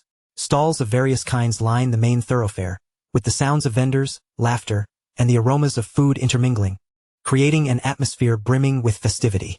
Children clad in new outfits excitedly weave through the crowd, holding cotton candy, takoyaki, and an array of small toys. In the distance, a platform for fireworks is already being constructed. Only in the face of such a grand celebration does the shadow of war seem to dissipate, and the streets are filled with faces of those usually occupied with missions. This rare festival allows them to temporarily set aside their tasks and spend time with family. As promised, Rin arrives early at the entrance to the temple fair upstream of the Nanj River. Having arrived a bit earlier, he stands beneath a tree adorned with countless wish tags, waiting. Before long, Obito rushes in unusually punctual. Today, he has dressed in a clean outfit, his hair neatly arranged, his face radiating excitement mixed with a hint of nervousness. Rin, you're here. Have Lin and the others arrived yet? Obito stretches his neck to look around. Yes, they should be here soon, Rin nods. In a short while, Kyo and Shinichi arrive together, followed by Guy, who still wears his signature green jumpsuit but has donned a festive red vest, making him particularly eye-catching. Hey, Rin, Obito, this is the Festival of Youth. Guy greets them enthusiastically, his voice booming. Soon after, the girls arrive. Akane holds the slightly shy Kurone by one hand and the serene Yujeo by the other, bouncing towards them. Wow, everyone's here. Did you all arrive on time? Akane beams with a smile. Kurone blushes slightly and quietly says, Good evening, Rin-kun, Obito-kun. Yujeo, with her calm demeanor, nods politely to everyone. Good evening. Lastly, Lin arrives, jogging over and slightly out of breath. Sorry, I got held up for a bit. Obito immediately steps forward, his face slightly flushed. And no worries, we just got here too. With everyone present, the atmosphere instantly becomes lively. Obito and Guy are the most excited, bustling about planning their route for the festivities. Akane is equally energetic, dragging Kurone and Yujeo to look at various sights. Lin smiles gently, trailing alongside them. Kyo and Shinichi appear somewhat reserved, yet their eyes are filled with curiosity and joy. Rin watches his companions, smiling as he distributes the prepared candies. A small token of my appreciation. Wow, thank you, Rin. Rin-kun is so thoughtful. Oh, is this a gift of friendship? The group receiving the small gifts beams with joy, further enhancing the camaraderie among them. They merge into the bustling crowd, ready to indulge in the pleasures of the festival. Catching goldfish, target shooting, buying masks, and savoring various snacks, all amidst continuous laughter and cheer. Rin, however, does not become entirely immersed in the merriment. He habitually maintained a keen sense of observation, although his Sharingan lay dormant. His enhanced ordinary vision and insight still far surpassed that of ordinary individuals. He noticed that Akane seemed particularly fascinated by a delicately crafted wind chime. Lingering on it for a while, Yuyin paused momentarily before a stall displaying imitation ninja tools, which appeared to be unsharpened, while Rin showed a fondness for a pouch said to possess calming properties. He silently committed these observations to memory. Simultaneously, he sensed subtle anomalies. Amidst the crowd, there seemed to be a few eyes discreetly sweeping over their group of children, particularly the ones adorned in garments bearing their family crests. Most of those gazes harbored no malice, resembling more of surveillance or protection. Were they sent by their respective families to discreetly safeguard their young? Or perhaps members of the Konoha Guard or Umbu? Rin's heart became wary, yet he maintained an outwardly composed demeanor, continuing to jest with his companions. During this time, they encountered Asuma and his small entourage. Upon spotting them, particularly Rin, Asuma snorted and turned away, though he seemingly held no intention of instigating a confrontation. Accompanying him were several guards from the Sarutobi clan, their vigilant eyes scanning the vicinity. They also caught sight of Kakashi from a distance. He stood alone, hands tucked into his pockets, leisurely queuing at a stall selling dango, his expression as indifferent as ever, contrasting starkly with the lively atmosphere surrounding him. Obito, upon noticing Kakashi, immediately turned his head, feigning ignorance. Rin hesitated, seemingly contemplating a greeting, yet ultimately remained silent. Rin's heart stirred. Was Kakashi attending the festival alone? Wasn't Minato accompanying him? Considering the timing, Konoha's White Fang must have already commenced the mission that would alter the course of his life. With Minato leading the team into enemy territory to execute a covert task, forced to make an excruciating decision, to fulfill the mission or to save his comrades.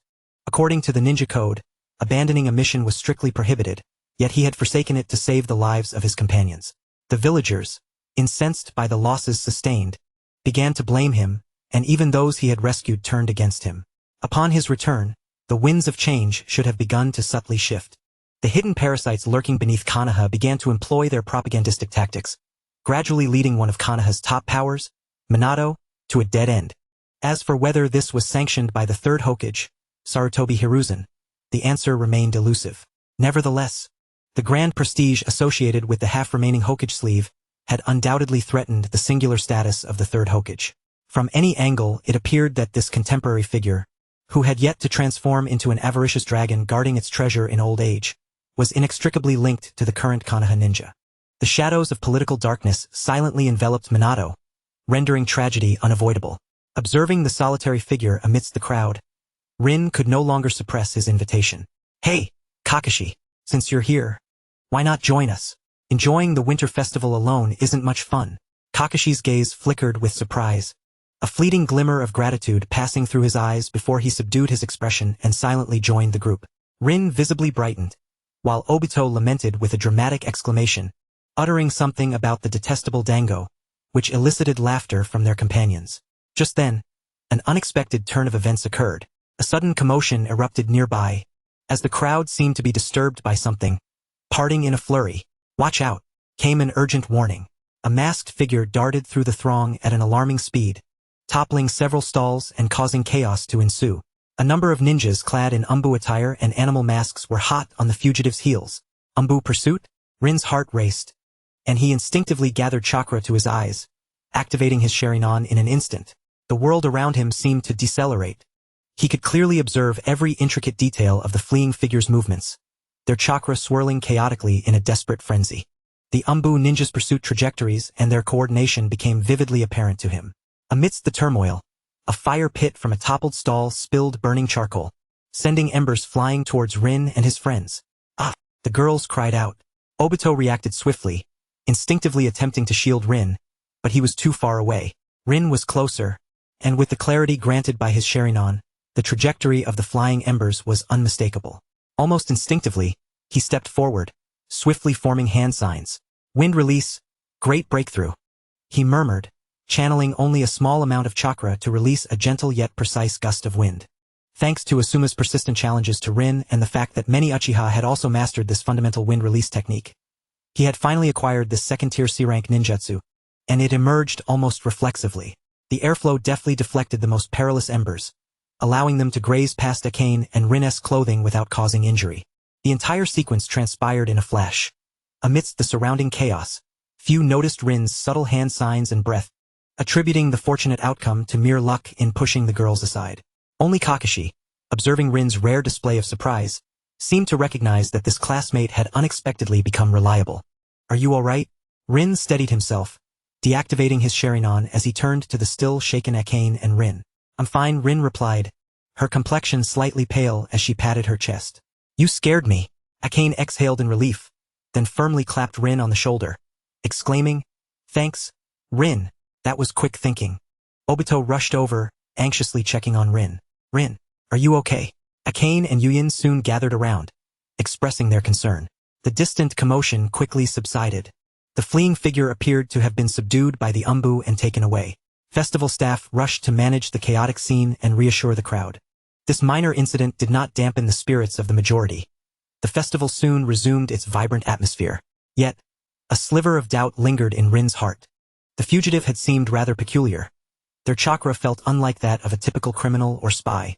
Rather than a mere spy, they exuded a more complex essence. However, contemplating such matters was beyond his current capacity. Any one of those individuals could eliminate him in an instant. Without complete preparation, Rin had no intention of entangling himself in such troubles. "Rin, What's wrong? Akane observed his distraction with keen concern. It's nothing. Rin shook his head, forcing a smile. I just got a bit startled. Let us continue. The fireworks seemed to be about to begin. The group, captivated by the fireworks, surged towards the square. Rin followed behind, his gaze inadvertently scanning the surrounding crowd. The Umbu ninjas had vanished without a trace, yet he vaguely sensed that other eyes were still observing them. Was it merely an illusion? Or was it true that this seemingly joyous winter festival concealed something deeper? He focused his mind, suppressing the doubts that plagued him. Regardless, he decided to revel in the festivities before him. A rosy-cheeked Akane, playfully nudged by the mischievous Anko, found herself at Rin's side, fidgeting with her fingers, a stark contrast to her usually exuberant demeanor. Meanwhile, Rin quietly approached Kakashi, the faint sound of Obito's heart breaking echoing in the air. Suddenly, fireworks erupted, capturing the children's attention. The grand display illuminated the night sky, radiating brilliance and casting a glow upon the excited faces of the youngsters. As Rin gazed at the dazzling lights above and then at her companions nearby, she contemplated silently. In this world, light and shadow coexist eternally. To safeguard this fleeting beauty, one must possess greater strength. With the holiday drawing to a close, a new semester and fresh challenges awaited them. Beneath the fireworks, the bonds among the youths seemed to deepen, while subtle currents began to stir beneath the surface. Chapter 24. The beginning of term. The clamor and splendor of the winter festival resembled the fireworks in the night sky, brilliant yet ephemeral. With the holiday over, the Konoha Ninja Academy welcomed its second semester. The atmosphere upon returning to school was markedly different from the previous term. The initial naivete and excitement of entering school had diminished, replaced by a sense of maturity and subtle transformations. As Rin stepped into the classroom, she immediately sensed this change. Her classmates appeared to have matured, their features less childlike, now exhibiting a sharpness befitting ninjas. Following a holiday of self-training, it was evident that everyone's abilities had notably improved. Upon spotting Rin, Obito rushed over exuberantly. Rin, you haven't been training in our secret base all this time, have you? How cunning. My naive Akane, you've made me worry. It was clear to see Obito's concern. He had spent the entire holiday immersed in rigorous training, living and eating by the Southie River, marking the first extended separation from his brother in this lifetime. Over the holiday, Obito had also grown considerably stronger. He appeared vibrant and his chakra seemed more refined, while Rin knew that her elder brother had finally stepped into the ranks of a genin. Obito's natural talent was formidable, and the pressure she had exerted had not been insignificant. Under her relentless challenges and their shared training, Obito had, by the end of the holiday, also entered the realm of genin, his status now updated to Obito Youth Genin. Rin smiled softly. Sorry to have worried you, brother. Next time, I'll take you along. I've become quite stronger during this time. Let us spar later. She could sense that Obito had indeed made considerable progress. His growth in strength would lead to upgraded rewards, which in turn would propel her own enhancement. Her gaze swept across the classroom. Akane, Anko, and Uchiha sat together, whispering. Upon seeing Rin, Akane blushed slightly and nodded, while Anko waved enthusiastically in greeting, and Uchiha offered a nod of acknowledgement. Rin smiled gently, her glance flitting between Rin and Kakashi. Asuma and his small group remained gathered, and upon noticing Rin, Asuma scoffed, though the disdain in his eyes had somewhat lessened, now mingled with a hint of scrutiny. Kakashi still sat alone by the window, yet he exuded an even greater aura of solitude. The indifference that set him apart from those around him felt more pronounced, as if he were enveloped in an invisible shadow. He bowed his head, and the light in his eyes seemed to have dimmed, overshadowed by an indescribable weariness and gloom. Rin's heart sank slightly. It appeared her premonition during the winter festival had not been unfounded. The events surrounding Sakamo Heitake were likely unfolding, or perhaps had already transpired. The reputation of Konoha's White Fang was undergoing an imperceptible erosion. This suggested that the tragedy of Konoha's White Fang was silently playing out. Yet there had been no whispers of rumors about Sakamo circulating within the village. An unseen storm was brewing in Konoha. The first day of classes bore no novelty, primarily reviewing the previous semester's material and introducing the current semester's curriculum. However, Rin could sense that the teacher's expectations had noticeably escalated. The theoretical knowledge delved deeper, while the practical training's intensity had increased. In response to the ever-looming threat of war, not only had the 6-year curriculum been condensed into 4, but the courses had also been streamlined, increasingly centered around real combat scenarios. Beginning this semester, you will gradually engage with advanced theories of ninjutsu, the fundamentals of chakra nature transformation, and tactical teamwork, the Chunin instructor declared sternly. There are no shortcuts on the path of a ninja. Only relentless effort and honing will lead to success. In the afternoon, practical lessons transformed into more combative group simulation tasks.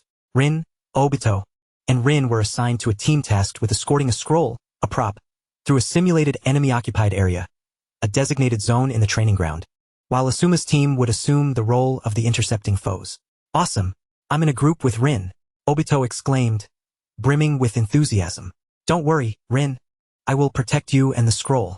Rin smiled gently. Yes, I'm counting on you, Obito-kun. Rin, meanwhile, meticulously observed the terrain and the positioning of the enemies. Activating the Sharingan was too taxing. He relied solely on his enhanced ordinary vision and insight to analyze the situation. As the battle commenced, Obito charged ahead, adrenaline surging as he rushed towards Asuma, shouting, "Let us settle this, Asuma," in an attempt to clear a path for Rin. However, Asuma, evidently having learned from last semester's lessons, refrained from a direct confrontation with Obito. Instead, he commanded Rado and Genma to execute a flanking maneuver, directly targeting the scroll in Rin's possession. Obito, come back, protect Rin. Rin immediately called out, simultaneously launching a kunao that accurately forced Genma to retreat as he attempted to approach Rin from the side. Realizing the urgency, Obito quickly redirected his efforts. Yet Asuma had already seized the opportunity, advancing towards Rin. Fire style. Ash pile burning. Asuma formed hand seals, unleashing a cloud of smoke imbued with paralysis effects. Although he chanted the name of the technique, it was a simplified version constrained by his level and chakra limitations, its power somewhat limited, but sufficient for disruption and hindrance. Rin was instantly engulfed in smoke, her movements hampered. Rin! Obito cried out in alarm. Rin's gaze sharpened, quickly assessing the situation. Rather than rushing to save Rin, he charged directly at Rado, who held the scroll. Wind style.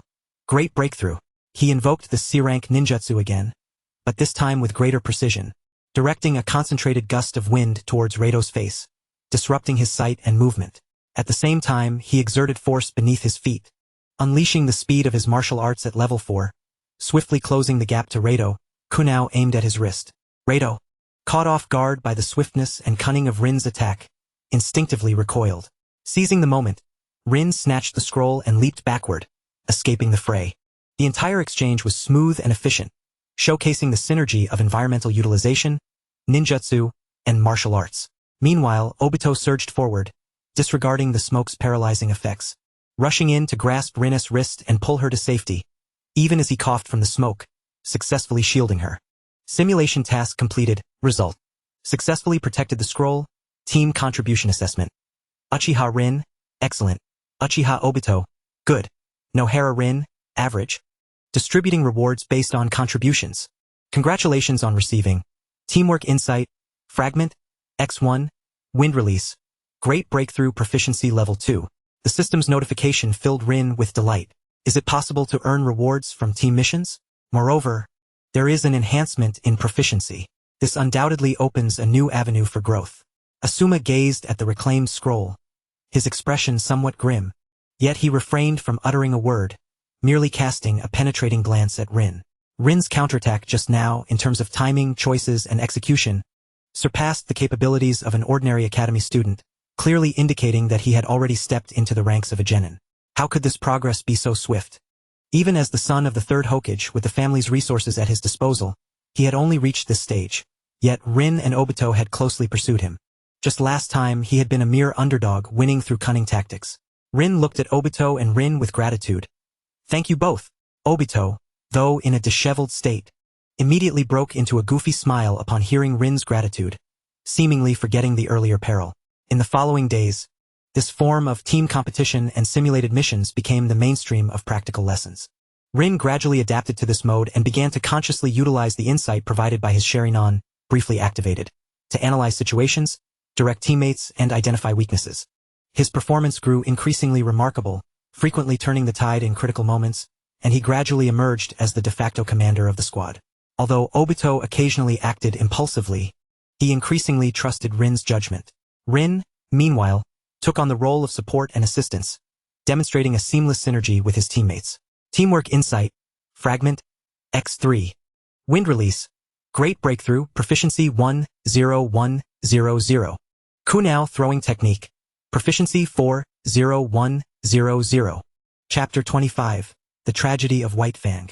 Rewards and proficiency steadily increased. Simultaneously, he did not forsake personal challenges. During the free sparring sessions in practical classes, he continued to seek suitable opponents.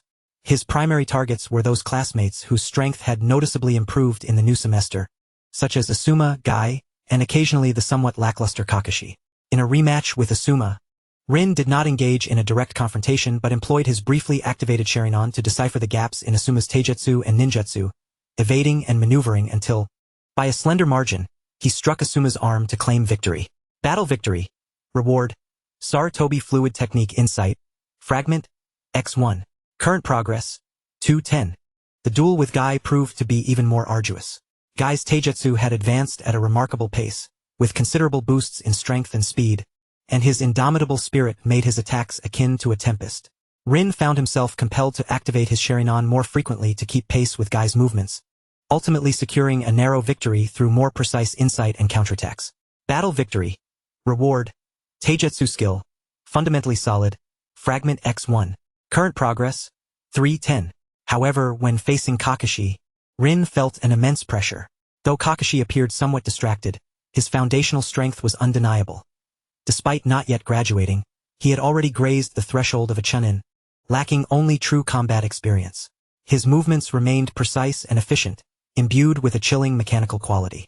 Even with the activation of his Sharingan, Rin struggled to pinpoint any discernible flaws, barely managing to hold his ground. In several encounters, Rin faced inevitable defeat. Yet, on one occasion Kakashi seemed to lose focus, his reactions delayed by a fraction, allowing Rin's kunao to slice through the edge of his clothing. Battle concluded. Judgment.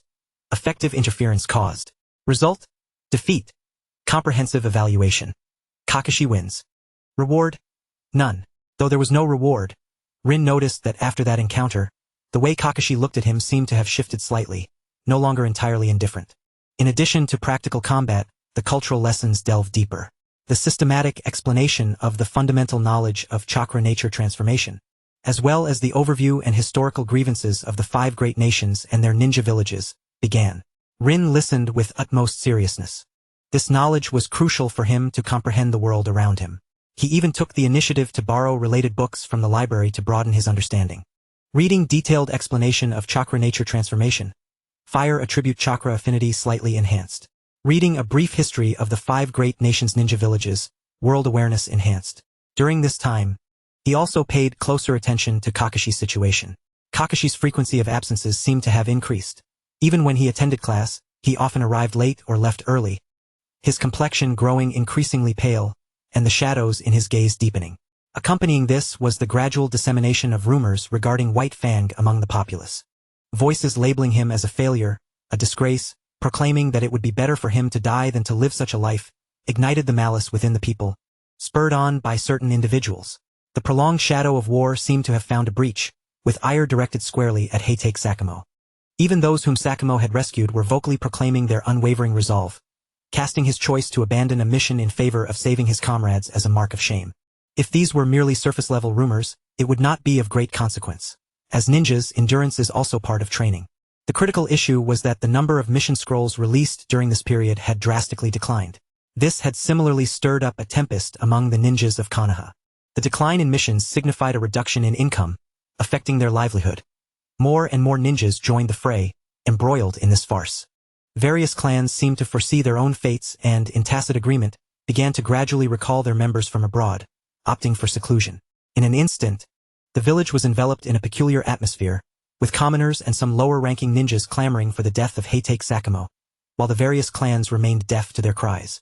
Conversely, an increasing number of masked individuals began to surface, traversing between underground bases and missions, as the situation escalated into conflict.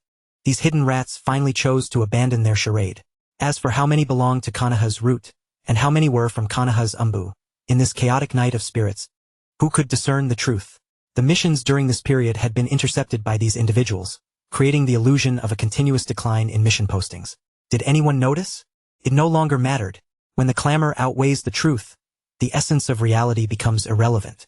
Under the instigation of Danzo, hidden beneath the surface, a lethal trap targeting Heitake Sakamo had already been laid. Amidst this atmosphere, a month and a half passed. Even Kakashi had succumbed to self-doubt. Rin attempted several times to engage him in conversation, only to be met with his cold avoidance. Obito was furious about this. That white-haired jerk. Rin shows him kindness, and that's his attitude. Yet Rin understood within himself. A storm was brewing. Kakashi was enduring one of the darkest periods of his life. He felt powerless, and so did Kakashi. Now, knowing the truth, what could Kakashi possibly do? One can only continue to live burdened by hatred and pain. With a heavy sigh, he acknowledged that his own weakness rendered him powerless. Even upon discovering the truth, he could only choose to observe silently. After school, Rin continued to visit the hidden training ground by the Nagakawa River to hone his skills or seek guidance at the clan's training field. Sharingan, 1 Tomo 151000, Chakra, 3434, Fire Release. Great Fireball Technique, Proficient 95100, on the verge of mastery. Possessions, Uchiha Bloodline, Trace, X8. His strength was steadily advancing. The proficiency of his Sharingan grew slowly yet resolutely. His chakra levels experienced a slight boost, and the Great Fireball Technique was nearing the pinnacle of mastery. Furthermore, he had accumulated several fragments of the bloodline. Within a fortnight of the new semester, Rin had distinctly sensed the transformations within himself and his surroundings. A surge of power, intricate interpersonal dynamics, and a shadow that loomed ominously closer. He understood that beneath the tranquil facade of school life, turbulent currents surged. His task was to seize every opportunity to grow stronger at an accelerated pace. As the afternoon school bell chimed, students began to disperse. Rin gathered his belongings and prepared to head to the training ground when he noticed Kakashi bursting out of the classroom first, his figure swiftly vanishing at the end of the street. The news had arrived. The demise of Konoha's White Fang had ultimately come to pass. The man who elevated the Konoha blade technique and assassination arts to their zenith had succumbed to his own blade, meeting his end within the confines of his home. With his own death, he brought an end to this farce. After a moment of silence, Rin chose not to continue his training, but instead walked quietly into a flower shop, selecting a bouquet of chrysanthemums. The tragedy had already unfolded. All he could do was offer a bouquet of flowers in tribute to Kakashi, a father deserving of respect, after his untimely demise. Furthermore, he would lend support to Kakashi, the future dear friend. Every path is unique, and his journey had only just begun. Chapter 26. Kakashi's descent begins. The bell at the flower shop chimed melodiously as Rin emerged, cradling an elegant bouquet of white chrysanthemums. The evening breeze carried a chill, ruffling the black strands of hair that fell across his forehead. The streets were sparsely populated, imbued with a stifling silence that contrasted sharply with the usual bustle. An intangible heaviness seemed to pervade the air. Clutching the flowers, Rin silently made his way toward the Heitake clan's grounds. The Heitake clan, unlike the Uchiha or Hyuga clans, was not as vast. Their territory was modest and relatively secluded. As he drew closer, the atmosphere grew increasingly oppressive. There was no clamor, no wailing, only an oppressive silence. At the entrance of the clan grounds stood a sparse gathering of individuals, primarily members of the Heitake clan, their faces etched with grief, anger, and confusion. Some Umbu operatives, adorned with animal masks, lurked in the shadows, serving both as sentinels and watchers. Rin even sensed several concealed chakras emanating a chilling aura. Ignoring their gazes, he strode directly inside. Before the Heitake residence, a few bouquets were scattered about, but they were few in number. Clearly, in such a sensitive moment, only a handful dared to publicly offer their condolences. Rin gently placed the chrysanthemums at the threshold, aligning them with the other tributes. Standing upright, he bowed slightly toward the closed door. Regardless of the political machinations at play, Sakamo Heitake, as a formidable ninja who ultimately chose to end his life to uphold the principles of a ninja and the bonds with his comrades, despite being betrayed by that very camaraderie, was deserving of this respect. Just as he was about to turn away, the door creaked open slightly. Kakashi stood behind it, clad in black mourning attire. His complexion was ghostly pale, devoid of any color. His spiky hair was meticulously styled, yet his exposed black eyes appeared hollow and devoid of focus, as if he had lost all sense of purpose. He was enveloped in an overwhelming shroud of sorrow and silence, far more profound than any encounter during school. Upon noticing the bouquet at the entrance, Kakashi's gaze lingered on Rin for a fleeting moment, his expression cold and unfamiliar, erecting an impenetrable barrier of distance. Rin said nothing, merely observing him with a gaze that held no pity or curiosity, only a serene understanding. He recognized that in this moment, any words of comfort would be utterly futile. Their eyes met for a brief span. Kakashi's gaze flickered momentarily, as though surprised by Rin's presence, but that fleeting glimmer was quickly engulfed by deeper darkness. He uttered not a word, slowly closing the door once more. Contact with key character, Heitei Kakashi, period of emotional trauma, environmental assessment, site of significant tragedy, behavior assessment, expressing silent respect and solidarity, weak bond established, acquired, character fragment Heitei Kakashi, young Chunin level 1, X1, current progress, 1100. The system's notification echoed in his mind, causing Rin to pause momentarily. Was it truly possible to obtain fragments in this manner? Moreover, a shadow version at that? It appeared that the system's criteria for defeat or influence indeed encompassed the establishment of special connections amidst emotional upheaval. He did not linger, turning away from the Heitei clan grounds, his emotions in a state of turmoil. The death of White Fang was a microcosm of Konoha's darker side, heralding an imminent and intensifying turmoil. From this point forward, Kakashi would tread a path starkly different from the one he had known. The following day, the atmosphere at the Ninja Academy felt palpably off. The news of Sakamo Heitei's suicide had circulated widely. Although teachers strictly forbade students from discussing it, the oppressive whispers and murmurs could not be entirely suppressed. Children might not fully grasp the political darkness at play, but the very act of a hero taking his own life was enough to deliver a profound shock. Kakashi was absent from school. Rin spent the day in a state of unease, frequently glancing at Kakashi's empty seat. Obito seemed to sense the unusual atmosphere, unusually subdued and far quieter than his typical boisterous self. Sakura, Ino, and others also exhibited a notable silence. Asuma's expression appeared somewhat strained. Being the son of the Hokage, he likely possessed knowledge that surpassed that of his peers. His gaze tinged with a complex and inscrutable emotion. The truth behind the death of Konoha's White Fang starkly illuminated the cruelty stemming from the village's darker side. The lessons in class seemed shrouded in a gray veil. During practical sessions, students were distracted, and the intensity of their sparring drills waned. As school concluded, Rin overheard several upperclassmen whispering, "Have you heard? Heitei White Fang. Why would he? Person so formidable. It seems a mission went awry, and it affected the village." "Shoot, don't say that.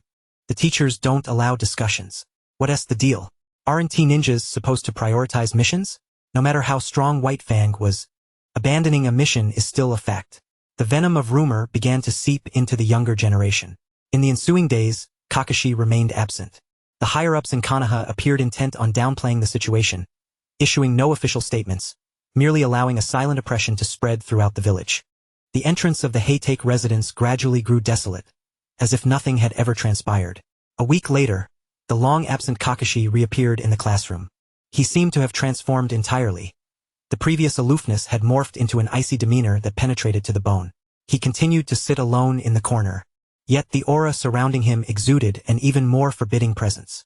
The eyes that were once expressive of youthful emotions now reflected a numbing silence and a stubborn resolve. He ceased all eye contact with his peers, including Rin, who mustered her courage to express concern, only to be met with the cold, unresponsive silhouette of his back.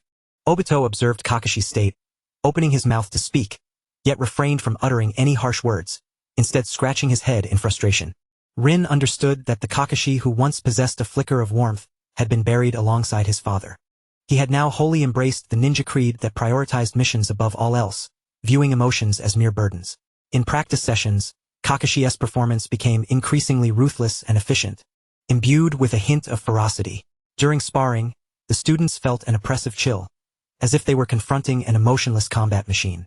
The instructor appeared to recognize Kakashi's transformation, exhibiting greater caution while providing guidance. After school that day, Rin habitually ventured to the secret training ground at Minagawagawa. He needed to process the experiences of recent times and continue honing his strength. The White Fang incident had sounded a clarion call. In this world, lacking power rendered one unable to even be a mere bystander to tragedy. He sat cross-legged upon a rock, delaying his training to access his personal panel. Chapter 27. Kakashi's Resolve. Personal panel. Name: Uchiha Rin. Age: 5. Bloodline: Uchiha clan, Sharingan. 1 tomo. Chakra, 35-35. Gained a slight increase. Strength assessment. Genin. Beginner. Skills acquired. Chakra refinement technique. Uchiha exclusive version. LV6. Basic taijutsu. LV4. Fire release. Great fireball technique. C rank. Proficient 98100. Wind release. Great breakthrough. C rank. Proficient 12100. Uchiha style Chunin throwing technique, prophecy 45100. Basic genjutsu resistance. Proficient. Items held. None. Special fragments. Uchiha bloodline. Trace amount. X8. Sharingan. 1 tomo 181000. Character fragments. Heitei Kakashi. Youth. X1. His strength was steadily increasing. Yet it remained woefully inadequate. The White Fang incident had made him acutely aware that while personal strength was crucial, insight into situations and self-preservation capabilities were equally vital. He needed to accelerate his growth. His focus shifted to the newly acquired fragment of Heitei Kakashi. Youth. Chunin level. What did this fragment signify? Would collecting it grant him access to Kakashi's youth panel? Unlike Obito's peak youth panel, which was merely Chunin level, even Kakashi's youth panel was poised to showcase an extraordinary Jonin level of prowess. Moreover, he had successfully developed the prototype of the signature Jutsu Reikari, known as Chidori. Given the nature of the game panel, it was likely that upon successful collection, the panel would retain all these attributes, augmenting the capabilities of a genius special Jonin. This would undoubtedly expedite his progress, with the sole complication being that Kakashi's fragments would become exceedingly difficult to gather following his graduation. After all, Kakashi, with his mission-centric philosophy, would likely seldom linger in the village thereafter. During this period, Kakashi had decisively outpaced all his contemporaries. It was no wonder that at the tender age of 5, he would swiftly complete his graduation and pass the Chunin exam just a year later. For him, the Ninja Academy had lost its original significance. Kakashi, trapped in a vicious cycle of blind pursuit for strength, was nevertheless constrained by the rules, utilizing the sacrifices of his teammates to elevate his rank from Genin to Chunin. This transformation would persist until he was 12, when he would team up with Obito and Rin, awakening to reality through Obito's sacrifice, ultimately succumbing to despair, with his remarkable talent left to languish in sorrow. If not for the suggestion made by Guy to the third Hokage, advocating for Kakashi to lead and nurture a new generation, and the fateful encounter with the destined child, Naruto and Sasuke, this timeline would have been indefinitely prolonged. Regardless, this presented a novel and valuable avenue for resource acquisition. But how could he procure more fragments? Should he establish a connection during Kakashi's emotional turmoil? Though it seemed somewhat opportunistic in this world, strength was paramount. Days later, a rumor spread throughout the Ninja Academy. Heitei Kakashi had applied for early graduation. Upon the announcement, the school erupted in astonishment. Early graduation. Such an event was exceedingly rare in the history of the Konoha Ninja Academy. Typically, only true geniuses, after meeting stringent standards, would be granted approval following rigorous assessments. Though Kakashi was exceptionally gifted, he was still merely over 5 years old. This decision was undoubtedly closely tied to the death of his father. That white-haired brat wishes to graduate early. Obito exclaimed, incredulous. What nonsense is this? I'm still several months older than him. Rin's eyes brimmed with concern. Is Kakashi-kun all right? Akane and Ajiki, among others, engaged in hushed discussions, expressing both surprise and an inexplicable sense of loss, having shared half a year as classmates. Rin, however, was not taken aback. Kakashi required a swifter path to strength, a complete immersion in missions to numb his pain and evade sorrow. Early graduation was his inevitable choice. The application was swiftly approved. The Hokage's office appeared pleased to see a genius ascend to operational capacity, particularly in the wake of the White Fang incident, which necessitated positive news to divert attention.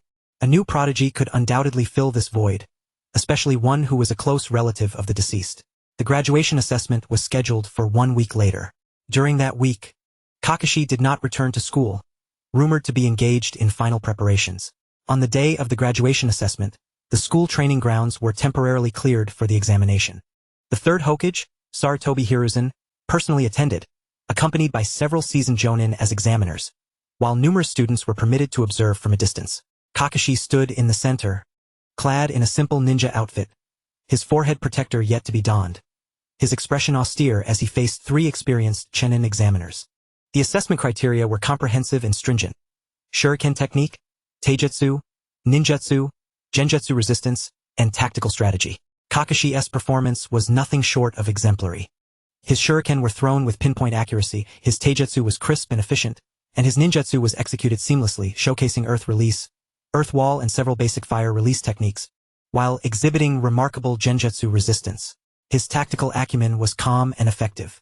Faced with the combined assault of the three Chunin, he, though youthful, utilized an extraordinary level of composure and talent to continuously avert crises, occasionally launching incisive counterattacks. Ultimately, the examination concluded with the examiner's unanimous approval of his performance. Sarutobi Hiruzen personally handed the forehead protector to Kakashi, his countenance a tapestry of complex emotions as he offered words of encouragement.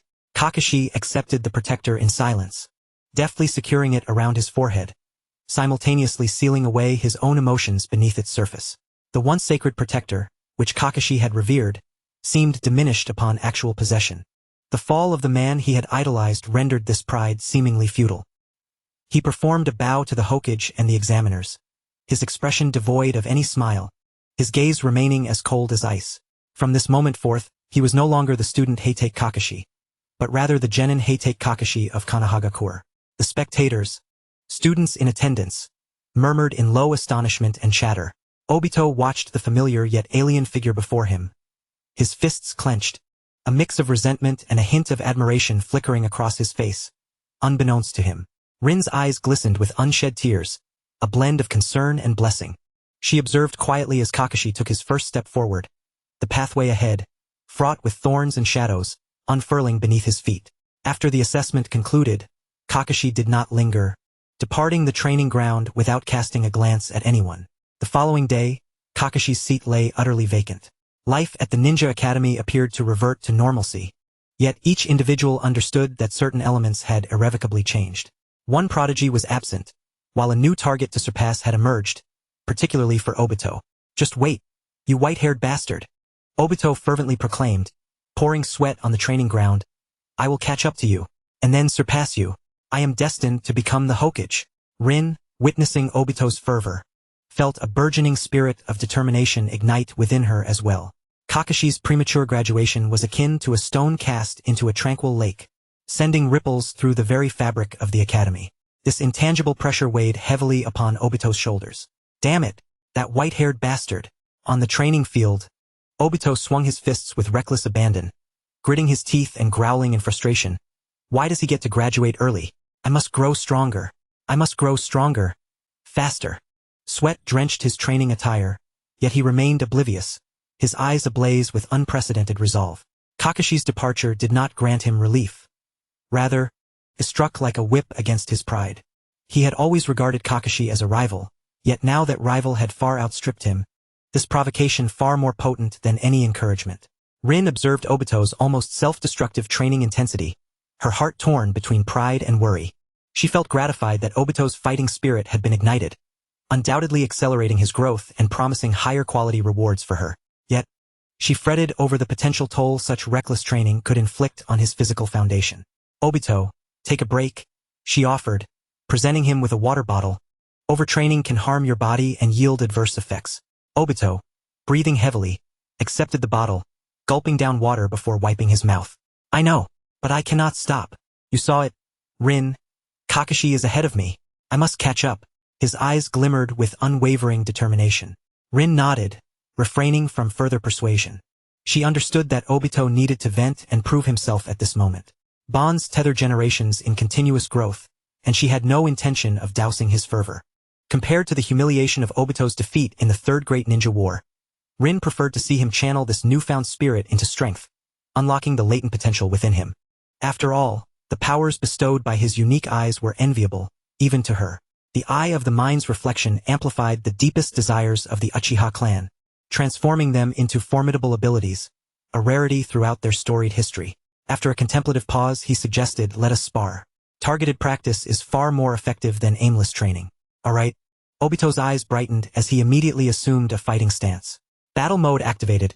Opponent: Uchiha Obito, Young Genin. Panel updated. Power assessment. Genin. Beginner. Possible drops. Fire release. Great Fireball Technique, C rank. Fire release. Phoenix Fire Technique, C rank. Basic Taijutsu skills. Uchiha Bloodline, small amount. Character Shard, young Uchiha Obito, drop quality enhanced. Indeed, with Obito's promotion to genin, the system's assessment of potential drops reflected an increase in quality. Shards of his bloodline and character fragments had appeared, confirming Obito's substantial progress. Even his ninjutsu repertoire had expanded to include the Phoenix Fire technique, indicating that he had indeed been growing stronger. As the battle commenced, Obito, now a promoted genin, exhibited significant qualitative improvements in strength, speed, chakra volume, and combat awareness. His attacks were sharper, his footwork steadier, and he occasionally unleashed threatening combinations.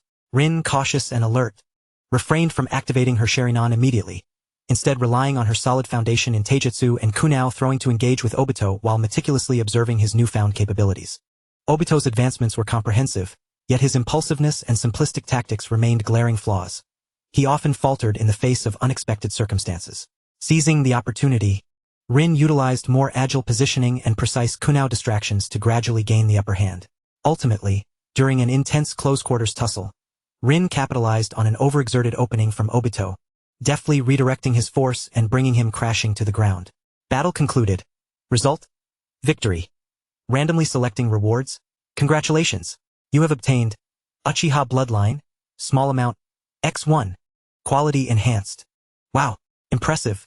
Rin, Obito exclaimed as he rose from the ground, excitement evident on his face despite the loss. Your Taijutsu seems to have improved again. Looks like I need to step up my game. Rin smiled. Obito, your strength and speed have significantly increased. I merely took advantage of the situation. Internally, she reveled in the acquisition of the small amount bloodline shard, which would undoubtedly prove more effective than the trace amount. This victory confirmed for Rin that even as Obito grew stronger, with the right tactics, she could still maintain a high win rate. This meant that, for the foreseeable future, Obito would remain a reliable source of high-quality rewards. Beyond Obito, Rin also began to turn her attention to other classmates whose abilities were evidently on the rise. After an intensive family training session during the holiday, Asuma has made remarkable strides in both physical techniques and ninjutsu, while the cultivation of chakra nature transformation appears to have ascended on the agenda. Guy's physical prowess has undergone a meteoric rise, his relentless spirit rendering his combat capabilities formidable and not to be underestimated. Rin has begun to consciously increase the frequency of their sparring sessions. In his duels with Asuma, Rin relies heavily on the brief activation of his Sharingan to discern the patterns of his physical techniques and the initiation sequences of his ninjutsu, allowing for precise predictions and counterattacks. The win-loss ratio hovers around 50-50, with rewards typically consisting of fragments of Asuma's Taijutsu insights or ninjutsu throwing techniques, which, under the refining function, provide excellent experience nourishment for Rin's own physical techniques and shuriken throwing skills. Conversely, battles with Guy prove to be far more arduous, characterized by sheer physical confrontations. Rin often requires an extended period to activate his Sharingan to keep pace with Guy's ferocious rhythm, which is immensely taxing. However, the reward for victory, a fragment of Taijutsu skill, fundamentally solid, is exceedingly valuable. The accumulation of various fragments and proficiency progresses steadily. Concurrently, the study of cultural subjects has entered a more profound phase, systematically elucidating advanced theories of chakra nature transformation, alongside the intricate principles of genjutsu and the fundamentals of tactical command. Rin is voraciously absorbing this knowledge, as it holds paramount importance for his future development. Reading Advanced Chakra Nature Transformation explained, fire and wind chakra affinity has slightly increased. Reading Fundamental Tactical Command, tactical thinking has slightly improved. Among these, fire and lightning are innate attributes of his body, while the wind attribute is derived from fragments synthesized from Asuma's drops. Coupled with the Uchiha's inherent in attribute, he now possesses 4 types of chakra. Moreover, as his strength burgeons, the game panel has finally revealed the chakra attributes section, which gradually increases with the usage of ninjutsu. The sole concern lies in the fact that the experience points required for advancing chakra attributes far exceed those of all existing skills. Perhaps this is due to the chakra attributes being passive elements inherent to his body, requiring a staggering 1,000 experience points for the evolution of just one attribute. Chapter 29. Prospects of the Holiday. During this time, his relationships with Kurone, Anko, and Ujeo have also developed favorably. Kurone continues to occasionally bring him homemade snacks, her affection becoming increasingly evident in her gaze. Anko remains her boisterous self, delighting in discussing, and occasionally lamenting various matters with him. Although Ujeo is more reserved, she becomes earnest and talkative when sharing insights into swordsmanship, which they have gradually begun to exchange. Rin welcomes this development. These bonds serve as emotional solace and may potentially become significant support in the future. He also makes timely reciprocations, such as presenting a small gift on Korone's birthday or sharing unique shuriken throwing techniques with Uchiha to complement her swordsmanship. Time flies swiftly amidst the fulfilling and intense training and learning. As the semester reaches its midpoint, Rin's strength has significantly improved. Personal panel. Name: Uchiha Rin. Age: 5 years. Bloodline: Uchiha clan. 1 Tomo Sharingan. Chakra attributes: In, fire, lightning, wind, chakra. 40-40 continuing to grow. Strength assessment: low genin, intermediate genin evaluation enhanced. Skills mastered: chakra refinement technique, Uchiha exclusive version, LV6, basic taijutsu, LV4, fire release, great fireball technique, C rank. Proficiency 99100. Wind release, great breakthrough, C rank.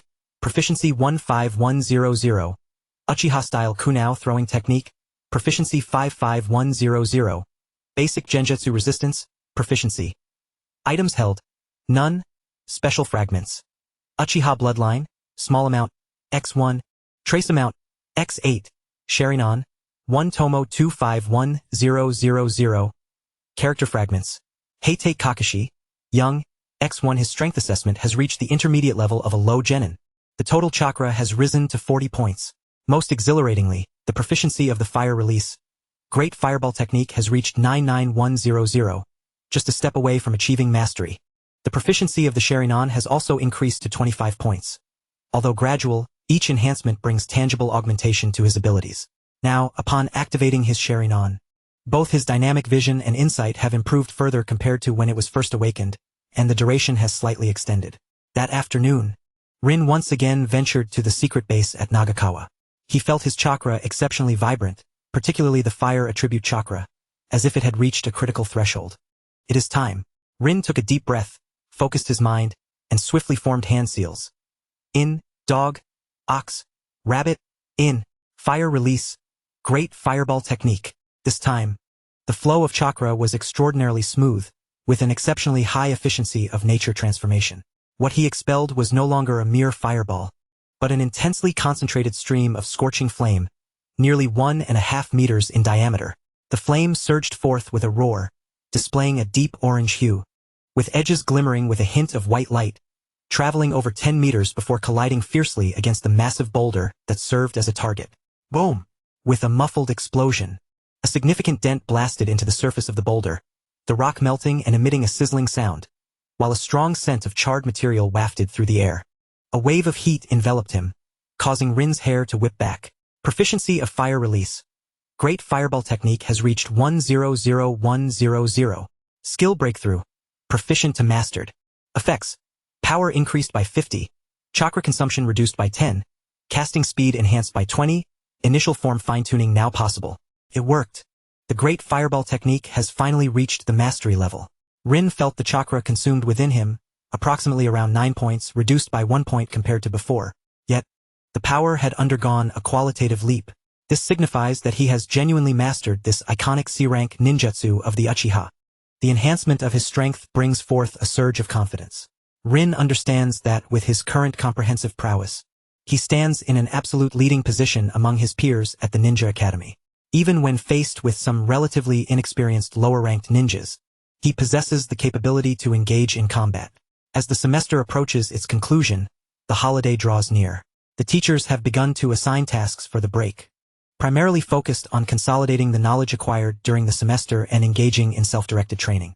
Obito is already eagerly planning to embark on a hellish training regimen during the holiday. Rin too begins to map out his own plans for the break. His goals are crystal clear.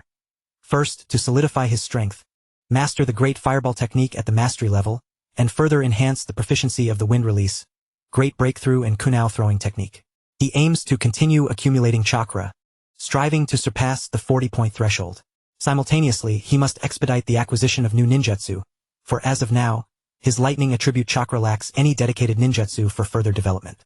The cultivation of the Sharingan hinges upon intensifying its training regimen, striving to elevate proficiency beyond the threshold of 50 points, thereby further stabilizing and reinforcing its capabilities. The accumulation of bloodline fragments necessitates continued sparring to amass shards of the Uchiha lineage, particularly those of a minor classification, in hopes of engendering new transformations within the Sharingan. Presently, the fragments at hand are woefully insufficient to catalyze a further metamorphosis of one's Uchiha bloodline, which is essential for the advancement of the Sharingan. Hence, there is no urgency to pursue fusion at this juncture. Moreover, in terms of expanding one's network, the vacation period should be utilized to strengthen connections with individuals such as Hong, Akane, and Uchiha, potentially organizing small-scale collective training sessions. The sporadic skirmishes within the ninja world are intensifying, yet beyond one's control. Rin thus shifts her focus towards the village, keenly observing its developments, particularly concerning Kakashi and any significant events that may transpire. Knowledge is power, and intelligence is of paramount importance. On the way home from school, Obito enthusiastically drapes an arm over Rin's shoulder, exclaiming, "Rin, let's embark on specialized training at the edge of the Death Forest during the holiday. I've heard there are numerous formidable beasts there, perfect for practical combat practice." Rin smiles, replying, "Sure, but let us be cautious not to venture too deep. The periphery of the Death Forest indeed serves as an excellent training ground, albeit with considerable risks. This period is no longer reminiscent of the era of the Konoha 12. Following a thorough cleansing, the forest is teeming with wildlife, and even Chunin must tread cautiously, let alone their group of young ones who have barely crossed into the genin tier. Exploring the outskirts represents the current limits of their reach. Hong and Akane soon join, with Akane exclaiming, "The Death Forest? That sounds exhilarating. We want to go too." Uchiha remains silent, yet her eyes reveal intrigue. Rin gently responds, "If we all go together, we can look out for one another." Observing her spirited companions fills Rin's heart with warmth. This holiday may not be as solitary as those of yore. As night falls, Rin sits by the window, gazing at the moonlight outside. A semester has passed, marked by profound transformations. Kakashi has graduated, Obito has risen, and Rin's own strength has steadily progressed, alongside the preliminary establishment of her own circle. With the year 41 in Konoha nearing its midpoint, the future remains fraught with uncertainty and challenges. Yet, she is convinced that as long as she diligently pursues the established path, continually accumulating strength, one day she will possess sufficient power to confront all adversities, even to instigate change. She closes her eyes, feeling the gentle rotation of the tomo in her gaze and the surge of energy within her. The holiday shall mark a new beginning. Chapter 30. Group Training at the Edge of the Death Forest. The holiday officially commences amidst eager anticipation. On the first morning, Rin arrives early at the secret base downstream of the Southie River, ready for personal training.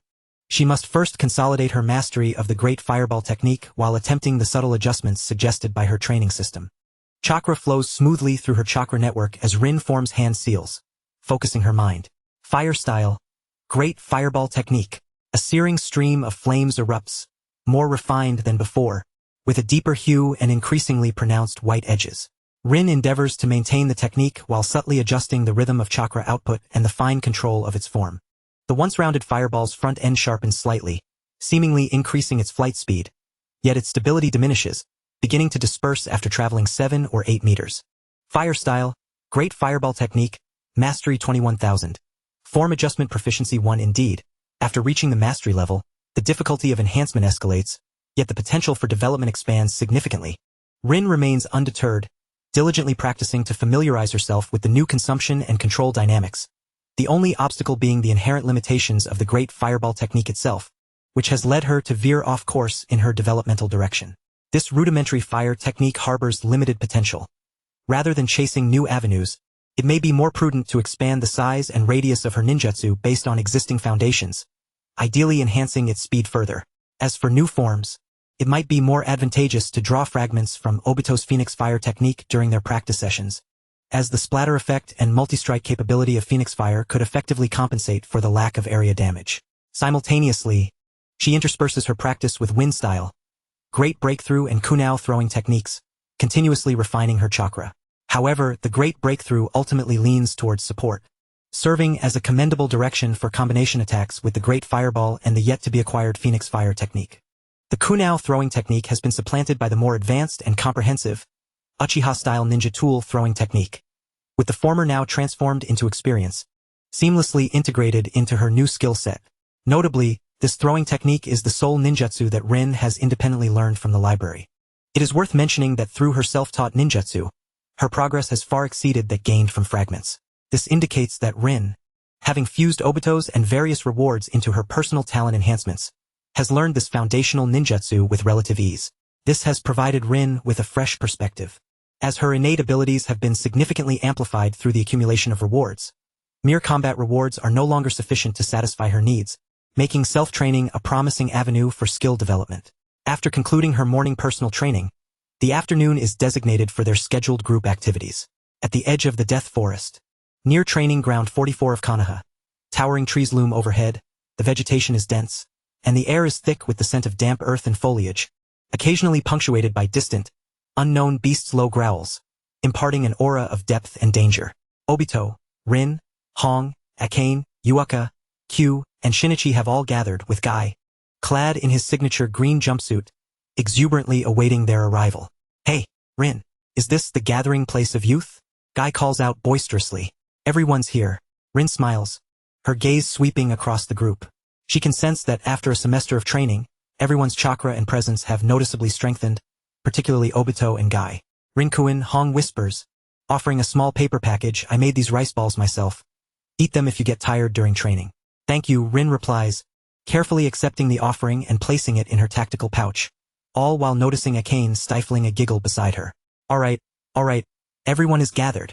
Obito eagerly steps forward, declaring, our training plan is as follows. We will split into groups and venture into the forest's edge for practical reconnaissance and hunting of low-level beasts. Cooperate with one another and prioritize safety. He takes on a leadership role, arranging the teams. Rin, Hong, and Yuaka in one group, Obito, Rin, and Q in another, and Guy, Akane, and Shinichi in the last. This configuration ensures that each group has a balance of scouting, close combat, and support expertise. The three groups maintain a cautious distance as they carefully enter the periphery of the Death Forest. The towering trees obscure the sun, casting the surroundings into shadow. The ground is blanketed with thick layers of fallen leaves, which yield softly underfoot, producing a rustling sound. The atmosphere is unusually quiet, save for the rustle of leaves in the wind and the occasional chirping of insects or birds, heightening the tension. Rin activates her standard enhanced vision and insight, meticulously attuning herself to her surroundings. Hong followed closely by his side, appearing somewhat anxious, yet her hands were already gripping several shuriken. Xian lagged behind slightly, her family's short sword half-drawn, glinting ominously with a sharp edge as her piercing gaze scanned the flanks and rear. Reconnaissance mode activated. Environment. Forest of Death, Edge Zone. Detected interactive targets. Wild Grey Wolves, Junior Ninja, Level 1. Poisonous Boars, Junior Ninja, Level 2. Shadow Foxes, Junior Ninja, Level 1, Adept at Stealth. The system's notification sent a shiver down Rin's spine. Indeed, danger lurked within, as beasts of a strength equivalent to that of a junior ninja prowled the periphery. Soon enough, they encountered the first wave of adversaries. 3 snarling, drooling gray wolves. Be cautious, Rin hissed sharply, instantly activating his Sharingan. The world slowed, revealing the trajectory of the wolves' assault, the points of muscular exertion starkly visible. Hong, disrupt the left flank. Xian, support the right. He commanded swiftly, while simultaneously forming hand seals, unleashing the fire release. Grand Fireball Technique. A concentrated stream of flame shot toward the lead gray wolf. The creature seemed to sense the impending peril and attempted to evade. Yet under the foresight granted by the Sharingan, the fire grazed its hind leg, singeing a patch of fur and eliciting a pained howl as it tumbled away. Hong's shuriken flew forth just in time, repelling another wolf that aimed to ambush. Xian, with a deft movement, parried the third wolf's leap with her short sword, kicking it away in one fluid motion. Seizing the opportunity, Rin charged forward with a kunao, decisively slashing the wolf's throat, ending its life on the spot. The remaining 2 wolves whined twice, circling briefly before vanishing into the dense foliage. In this primal jungle, they were vastly outmatched by the ferocity of nature. Even traces of formidable ninja beasts lingered nearby, making prolonged exposure to the scent of blood perilous. Their cooperation was commendable. Battle concluded. Team collaboration. Result? Victory. Rewards being allocated based on contributions. Congratulations. Received. Teamwork Insight. Fragment. X1. Taijutsu Skill. Basic. Level 1 with their first battle 1. Morale Sword. Shortly thereafter, they encountered the tough-skinned poisonous boar. This time, Rin refrained from utilizing the resource-intensive Grand Fireball and instead instructed Hong to employ basic illusion techniques for distraction, while he and Xian took the offensive, navigating with speed and skill. Ultimately, Rin delivered the finishing blow, piercing the boar's eye with his kunao. Battle victory. Received. Taijutsu skill, basic foundation, Fragment X1. Other teams gradually reported their encounters. On Obito's side, there were loud exclamations, suggesting trouble, though it soon subsided. Meanwhile, Kei's team made the most noise, periodically echoing shouts of youthful exuberance and the sounds of trembling trees, occasionally accompanied by the weighty thud of smaller trees falling. Kazumi, one of the few who could be called a friend, provided encouragement. The night in Konoha was tranquil and profound. In one training ground, the mournful cries of lightning-based ninjutsu might be resonating. In another room, a young boy was diligently striving to master the same power. The trajectory of their futures was quietly intertwining. Chapter 31. The long-awaited Kakashi. At midday, the three teams reconvened at their designated resting spot. Everyone appeared somewhat fatigued, yet their eyes sparkled with excitement. Obito bore a shallow claw mark on his face, with Rin attending to him. However, as she had yet to systematically learn medical ninjutsu, her technique raised concerns. The white bandages nearly enveloped Obito's head. This fellow, who always appeared somewhat daft when it involved Rin, only realized something was amiss when he struggled to breathe, prompting him to pound the ground, leading Rin to make a small incision with her kunao, allowing him to collapse and breathe deeply. Sensing Rin's awkwardness, he quickly picked himself up, flexing his not-so-obvious muscles to demonstrate he was unscathed. Kei's attire bore several tiers, yet his spirit was exuberant. Akane chattered animatedly about how she had frightened off a large snake using a rudimentary form of the shadow snake hand technique. Over the past 6 months, she had finally boarded Orochimaru's ship, acquiring combat techniques taught by the snake uncle. It appeared everyone had reaped considerable rewards. Rin smiled, distributing rice balls to everyone. Rin, your team's coordination is remarkable. Obito expressed with envy. Kakashi and I tend to charge ahead too quickly. Rin can barely keep up. We must pay more attention to coordination and command, Rin suggested. Rin smiled gently. Obito-kun, you are quite brave. Hong glanced at Rin and whispered, Rin-kun, your command is very composed. Xian nodded in agreement. After their respite, the afternoon exploration resumed. Everyone seemed to have adapted to the forest environment, and their cooperation became increasingly proficient. However, unforeseen events were always lurking. By a small stream, they encountered a larger group of shadow foxes. These foxes were not particularly large but were incredibly agile, adept at utilizing shadows and trees for stealthy ambushes. Amid the chaos, one especially cunning shadow fox evaded direct attack, silently flanking to the rear, lunging toward Rin, who was preparing a basic medical ninjutsu for staunching wounds. Rin, watch out! Obito shouted, but he was too far away. Rin's gaze sharpened, and his Sharingan activated to its fullest. Just as he prepared to intervene, an unexpected turn of events occurred. From the opposite bank, a brilliant blue lightning bolt shot forth from the trees, advancing swiftly along the ground. It moved with such speed, emitting a piercing sound, striking the shadow fox that was about to ambush Rin with pinpoint accuracy. Boom! The shadow fox was hit, its body charred and convulsing as it collapsed. Everyone was stunned by this sudden spectacle. As the lightning dissipated, a figure clad in a ninja combat uniform stood silently atop the treetops across the stream, arcs of electricity still crackling faintly in his hand. It was none other than the long-absent Kakashi. Having graduated early, he had joined a ninja team, undertaking missions frequently to accumulate experience for the upcoming formal assessment to become a Chunin. He cast a cold glance in their direction, his figure flickering before vanishing into the depths of the jungle. Kakashi? Obito gasped in astonishment. Was that lightning release? Akane exclaimed, bewildered. Rin, still shaken, gazed at the scorched shadow fox before looking back across the stream. A jolt of realization surged within him. That lightning, was it lightning release? Body flicker? Although merely a low-tier C-rank ninjutsu, it sufficed to indicate that Kakashi, despite his internal struggles, had relinquished the family S-signature Heitake blade techniques in favor of a ninjutsu-oriented path. Encountered a special event, witnessed Kakashi's transformation. Information recorded. Lightning release. Body flicker. C-rank. Gained related insight. Slight enhancement in understanding of lightning release chakra properties. Lightning release chakra experience 5. The system's notification confirmed his suspicions. Kakashi had indeed returned to a familiar path, the ninjutsu route aligning seamlessly with his abilities. And in the future, at the age of 12, he would develop the A-rank ninjutsu chidori. However, to forsake the cultivation of swordsmanship, allowing the Konoha-style sword technique to fade into history, is a matter of uncertainty. Whether it is good or bad remains to be seen. If given the chance, Rin would undoubtedly wish to witness the illustrious prowess of the Konoha-style sword technique as depicted in the original work. The formidable combination of body technique and powerful blades can indeed unleash formidable might. One cannot help but ponder whether Kakashi would be willing to share the treasured secrets of his family's sword techniques with her, or if she could perhaps glean fragments of knowledge about the Konoha-style sword technique from him. Regardless of the outcome, either scenario would enable her to revive this powerful sword art within the realm of shinobi. This training session proved to be immensely rewarding. It is clear that system rewards represent the swiftest path to advancement. Furthermore, having directly witnessed and sensed the flow of chakra, her experience with lightning attributes astonishingly increased by 5 points.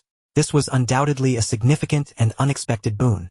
Thank you for earlier, Rin murmured towards the direction of the opposite shore, even though the individual had already departed. What brought Kakashi here? Yuyin curiously scanned her surroundings, but alas, Kakashi was nowhere to be found.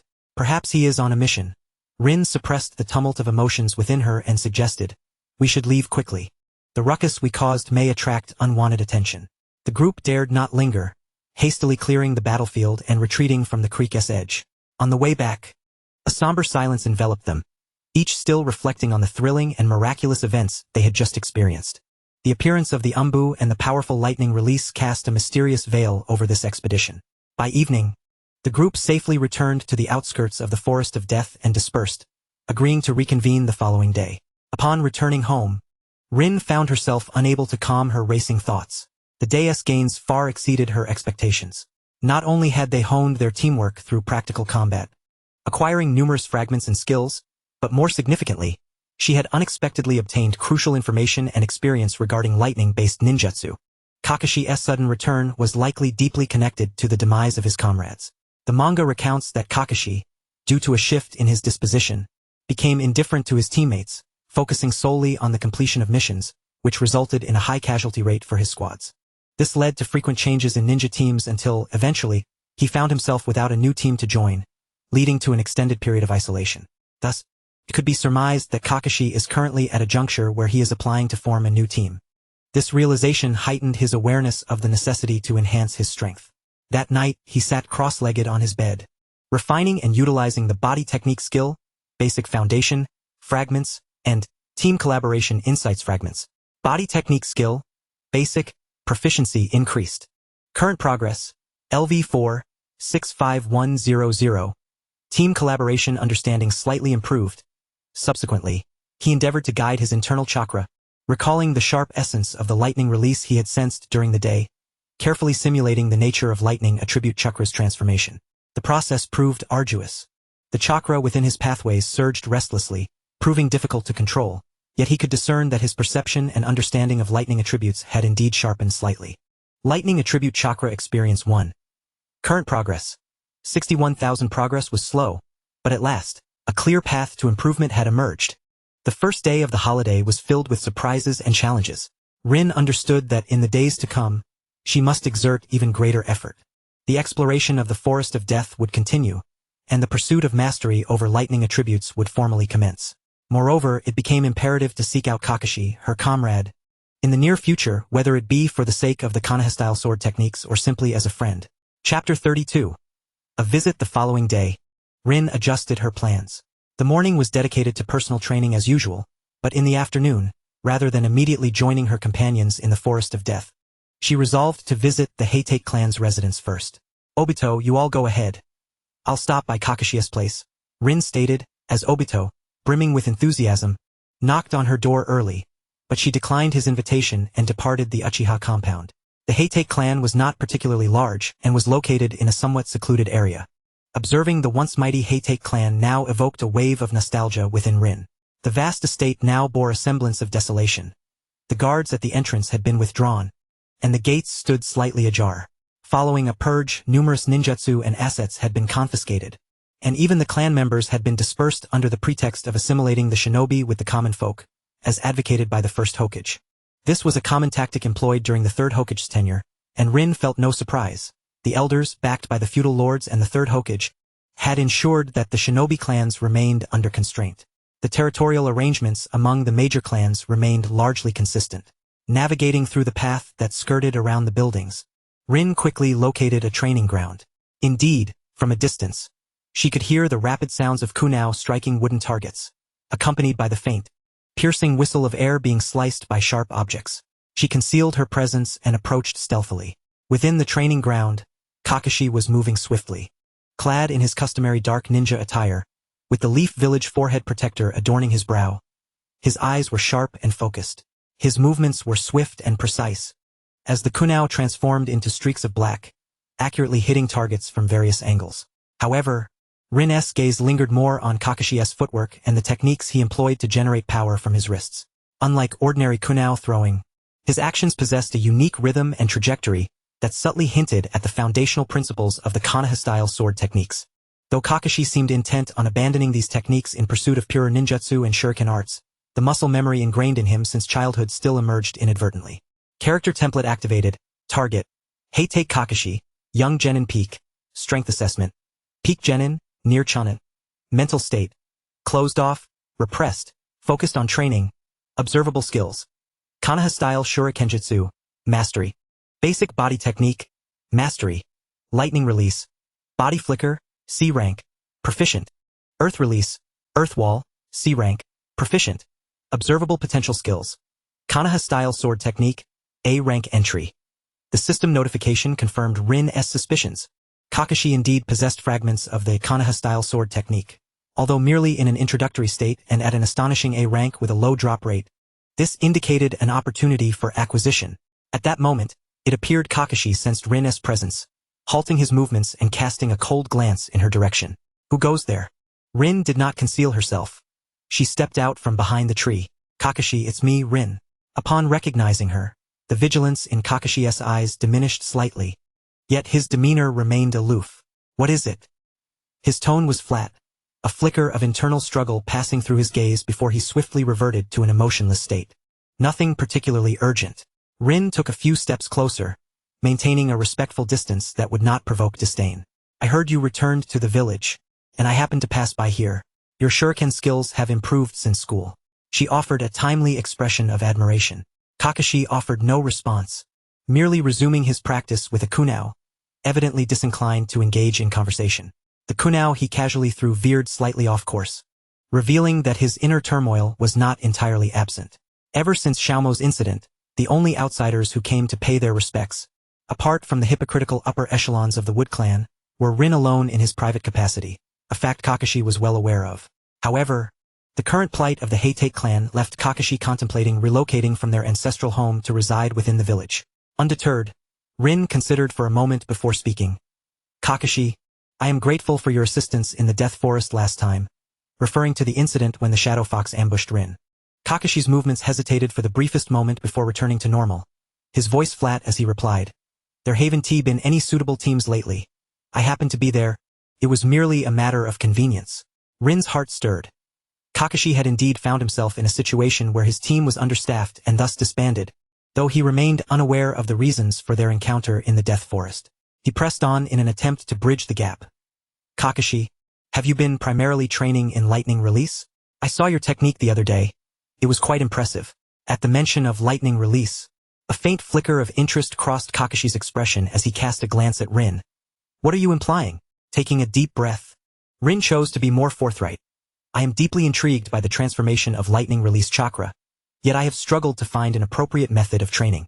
You seem to have mastered it. Could you offer some guidance? Alternatively, we could engage in a spar. I wish to experience the essence of lightning release firsthand. His posture suggested a willingness to learn and spar, a more acceptable approach to Kakashi than mere attempts at camaraderie. After a moment of silence, as if weighing his options, Kakashi regarded Rin with an expression devoid of emotion. You still have a long way to go. Yet, quickly recognizing the ambiguity of his words, he shifted the topic. He had observed Rin's progress during their last encounter in the Death Forest, and the rate of Rin's improvement was indeed noteworthy, even surprising Kakashi. It is worth noting that the current ninja missions were far from the trivial tasks of the past. His growth had been forged through dangerous assignments, while Rin seemed to be rapidly closing the gap in their respective abilities. Rin did not falter. Instead, he stepped forward, his gaze earnest. I understand the disparity is significant, but I merely wish to feel it. Perhaps it will spark some insight. Please, Kakashi. He inclined his body slightly in a gesture of respect. Perhaps it was Rin's persistence and sincerity, or perhaps the invisible bond they had formed, or even Kakashi's own desire to test his newly acquired jutsu. But he finally set down the kunao. Fine, he stated, his tone remaining cool, but only this once. Use your strongest attack. Special interaction triggered.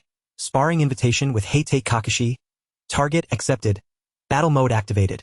Opponent. Heitei Kakashi. Young Genin Peak. Strength assessment. Genin Peak. Possible drops. Heitei style Shuriken technique. Fragments. Taijutsu skill. Solid. Lightning release. Body flicker. Fragments. Heitei style swordsmanship. Incomplete fragments. Drop list updated. An opportunity had arisen. Rin felt a surge of excitement and quickly focused his mind. He understood that facing Kakashi required his utmost effort. Activating his Sharingan might be the only way to leave a mark and trigger rewards. Fortunately, with his contact lenses in place, the secret of his Sharingan would remain concealed. Please guide me. Rin assumed a stance for taijutsu while discreetly channeling chakra. Kakashi remained motionless, silently observing him, as if waiting for Rin to make the first move. Without hesitation, Rin infused chakra into his feet, bursting forth with speed and launching a straight punch at Kakashi. In that fleeting moment of approach, he discreetly activated his Sharingan. The world seemed to slow. Kakashi's seemingly casual stance revealed to Rin a myriad of subtle flaws and an undercurrent of latent ferocity. Just as Rin's fist was about to make contact, Kakashi moved. Chapter 33. A precious farewell gift. With no hand seals, he simply executed a swift sidestep, expertly evading the punch. In the blink of an eye, his right hand shot forth like lightning. Not to attack, but with fingers poised like a blade, accompanied by a barely perceptible blue arc of electricity, aimed directly at Rin's wrist. The speed was astonishing, the angle precise, imbued with the paralyzing and penetrating qualities unique to lightning release. With the assistance of his Sharingan, Rin barely managed to track the trajectory of this strike. He instinctively twisted his wrist, narrowly avoiding a critical blow, yet Kakashi's fingers brushed against his forearm. A sharp sensation of numbness surged through him, rendering his entire arm weak. Simultaneously, he distinctly perceived the fleeting, concentrated flash of lightning upon Kakashi's fingertips. That was a mark of the transformation of chakra attributes, enhanced by the activation of lightning-infused cells, and the essence of the Heitei-style sword technique embedded within that precise strike. Now was his chance. Leveraging the force of the blow, Rin leaped backward, simultaneously tossing a kunao with his left hand in an attempt to create a diversion. Kakashi effortlessly deflected the kunao, refraining from pursuing, and simply stood there watching Rin. Battle concluded. Judgment. Effective contact caused realization of key information. Result. Failure. Comprehensive assessment. Kakashi wins. Random reward selection in progress. Congratulations. You have obtained Heitei-style swordsmanship fragment X1. Objective achieved. Additional insight gained. Understanding of lightning release chakra properties enhanced. Lightning release chakra experience 10. Success. Although he faced defeat in battle, he managed to make contact and perceive key information, acquiring the coveted Heitei-style swordsmanship fragment. Furthermore, his experience in lightning release surged by 10 points. Rin pressed down on his slightly numbed arm, inhaling deeply as he sincerely expressed his gratitude. Thank you for the guidance, Kakashi. Lightning release is indeed remarkable. He allowed a hint of fatigue and admiration to show on his face. Kakashi regarded Rin, his gaze reflecting the faintest change. He sensed that Rin had gleaned something crucial at the last moment. His reaction had been swifter than he anticipated. Moreover, this Uchiha boy's desire for lightning release appeared genuine. Your chakra control is lacking. While the transformation of attributes is indeed a path to enhanced jutsu, do not neglect chakra control, Kakashi remarked coolly, as if in response. He chose not to elaborate further, turning away to resume his practice with the kunao, clearly indicating it was time to part ways. Rin understood the need to know when to step back. Receiving a fragment today was already a pleasant surprise. He bowed once more. I apologize for the intrusion, Kakashi. I will strive to improve. With that, he turned and departed the training ground. As he exited the training area, Rin's heart raced with exhilaration. A fragment of Heitei-style swordsmanship. Though merely a fragment, it undeniably opened a new door. With continued accumulation, he could potentially recreate this powerful technique. Moreover, through this brief encounter with Kakashi, he gained a more intuitive understanding of the sharpness and penetrating nature of lightning release chakra, providing clearer direction for his training. In the afternoon, he arrived at the edge of the death forest as promised, ready to meet his companions. All eyes were drawn to the subtle burn marks on his arm and the slight numbness he felt, prompting concerned inquiries.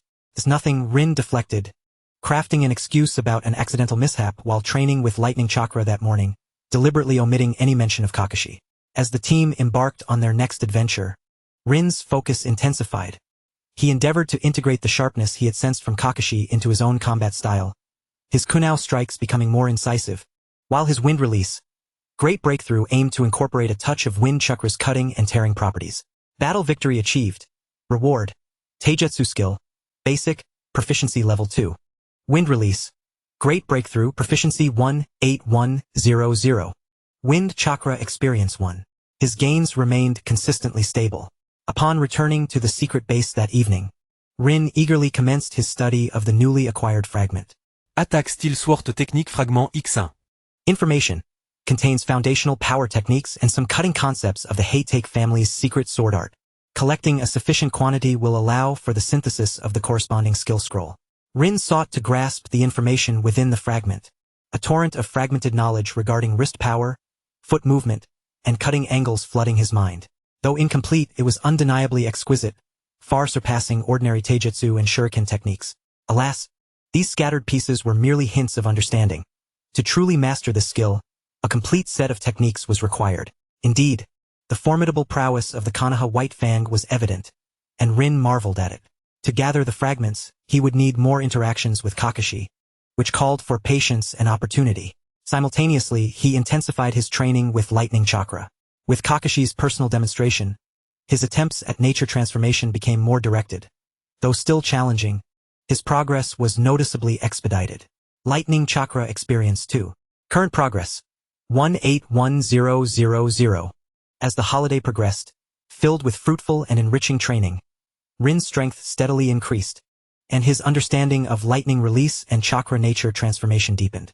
His synergy with his comrades grew increasingly harmonious, making their explorations at the edge of the forest of death smoother and safer.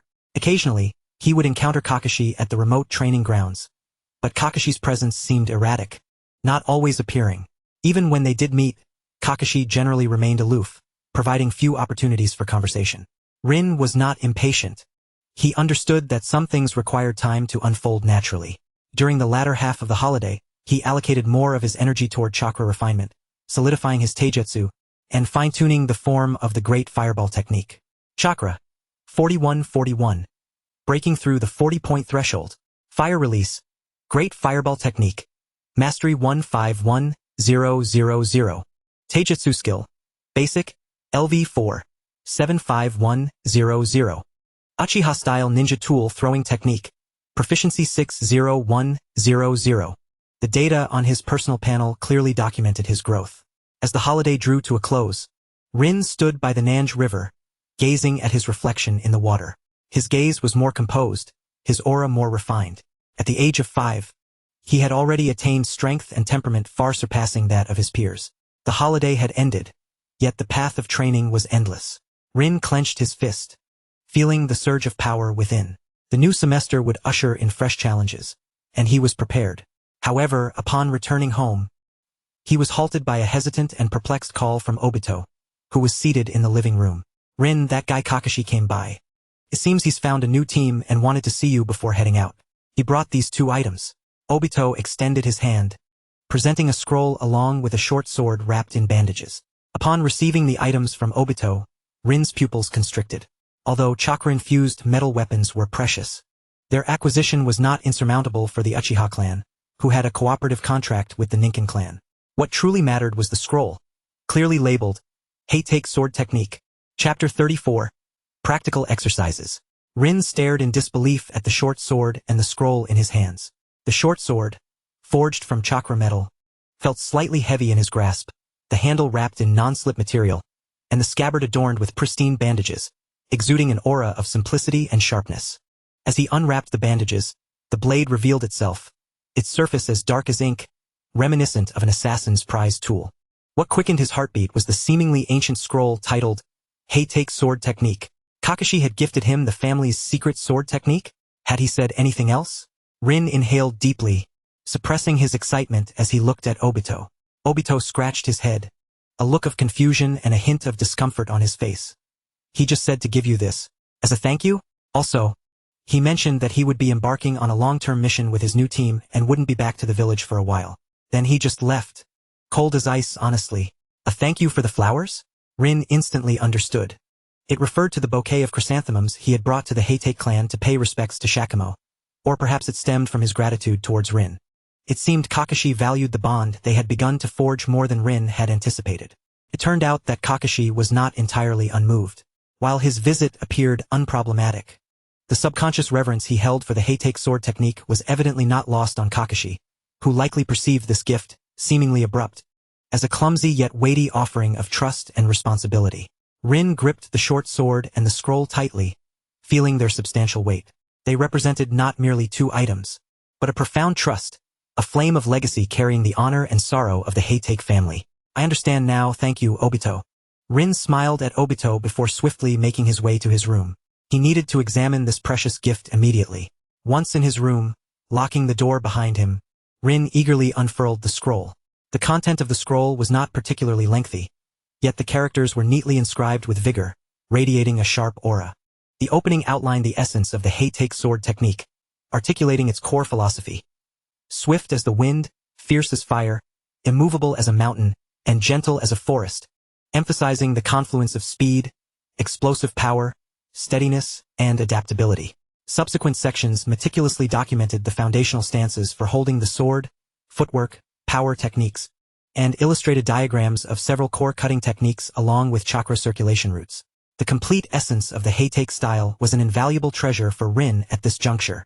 Acquired special item. Chakra metal short sword, unnamed. Quality, excellent. Effect.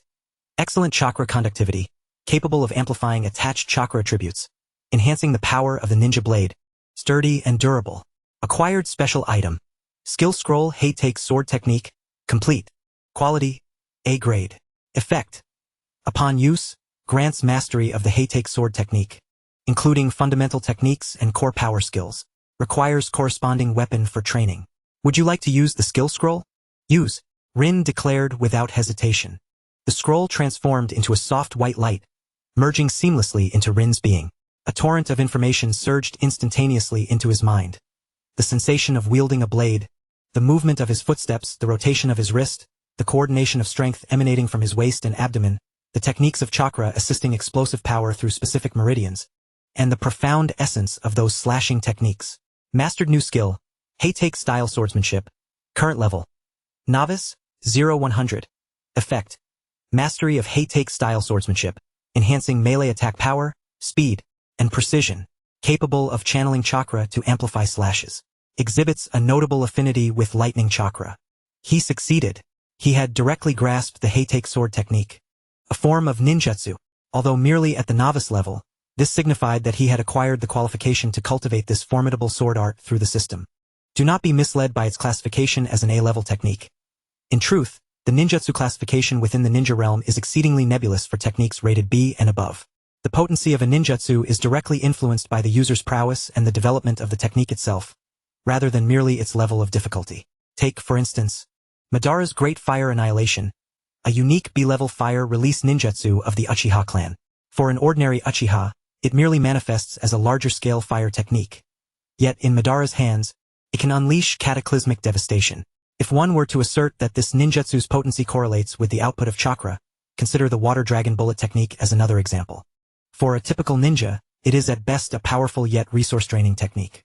However, in the hands of the third Hokage, Hiruzen Sarutobi, and the second Hokage, Tobirama Senju, can also yield astonishingly destructive results. The Heitei sword technique is no different. Being classified as A-level merely indicates that its cultivation difficulty surpasses that of B-level ninjutsu, not its destructive capacity. In the hands of Sakamo Heitei, combined with assassination techniques, its might is sufficient to instill fear in even the strongest of shadow-level ninjas and beyond. Rin grasped the chakra short sword, positioning it according to the foundational stance embedded in his memory. A remarkable sense of harmony enveloped him. The sword's weight and balance felt impeccably tailored for him. He attempted a simple downward slash. Though the movement was somewhat awkward, his technique bore semblance to proper execution. Splendid. Rin caressed the icy blade with fond affection. This gift would undoubtedly contribute immensely to his growth in strength.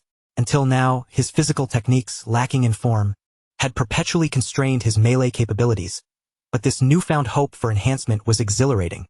During the subsequent days of vacation, Rin devoted the majority of his time to the preliminary training of Heitake-style swordsmanship. He cleared a small area in his secret base, repeatedly practicing the foundational movements and several core slashes. The process was anything but effortless. Indeed, the learning of A-level ninjutsu is fundamentally distinct from that of ordinary ninjutsu.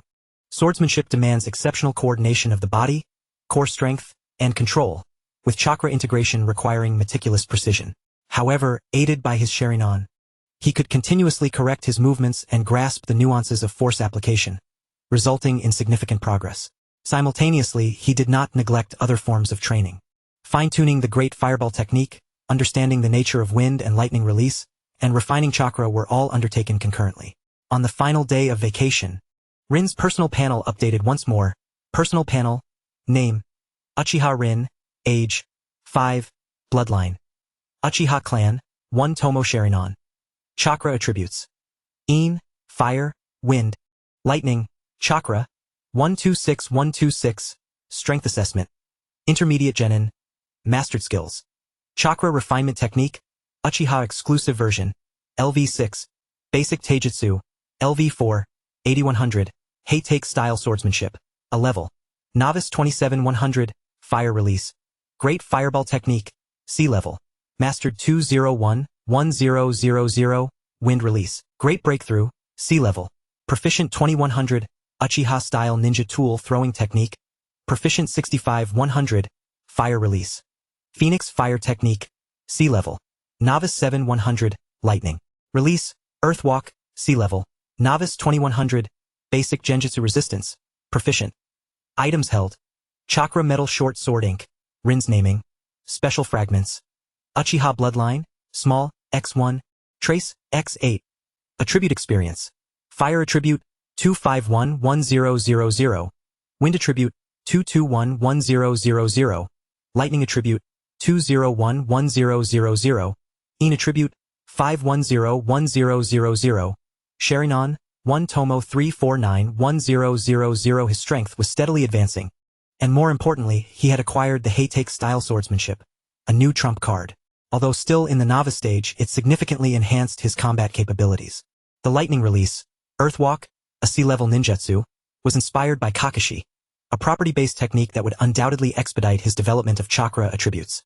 Rin made a special trip to the Uchiha clan's library to study this ninjutsu, a privilege afforded by being part of a great ninja clan, as lower-level ninjutsu are fully accessible to clan members.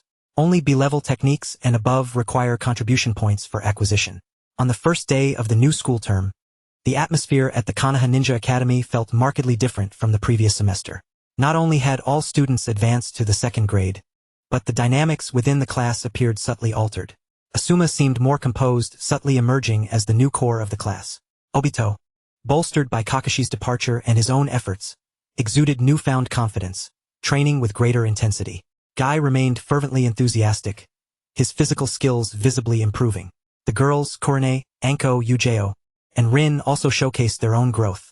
Rin, however, maintained his understated yet steadily advancing demeanor.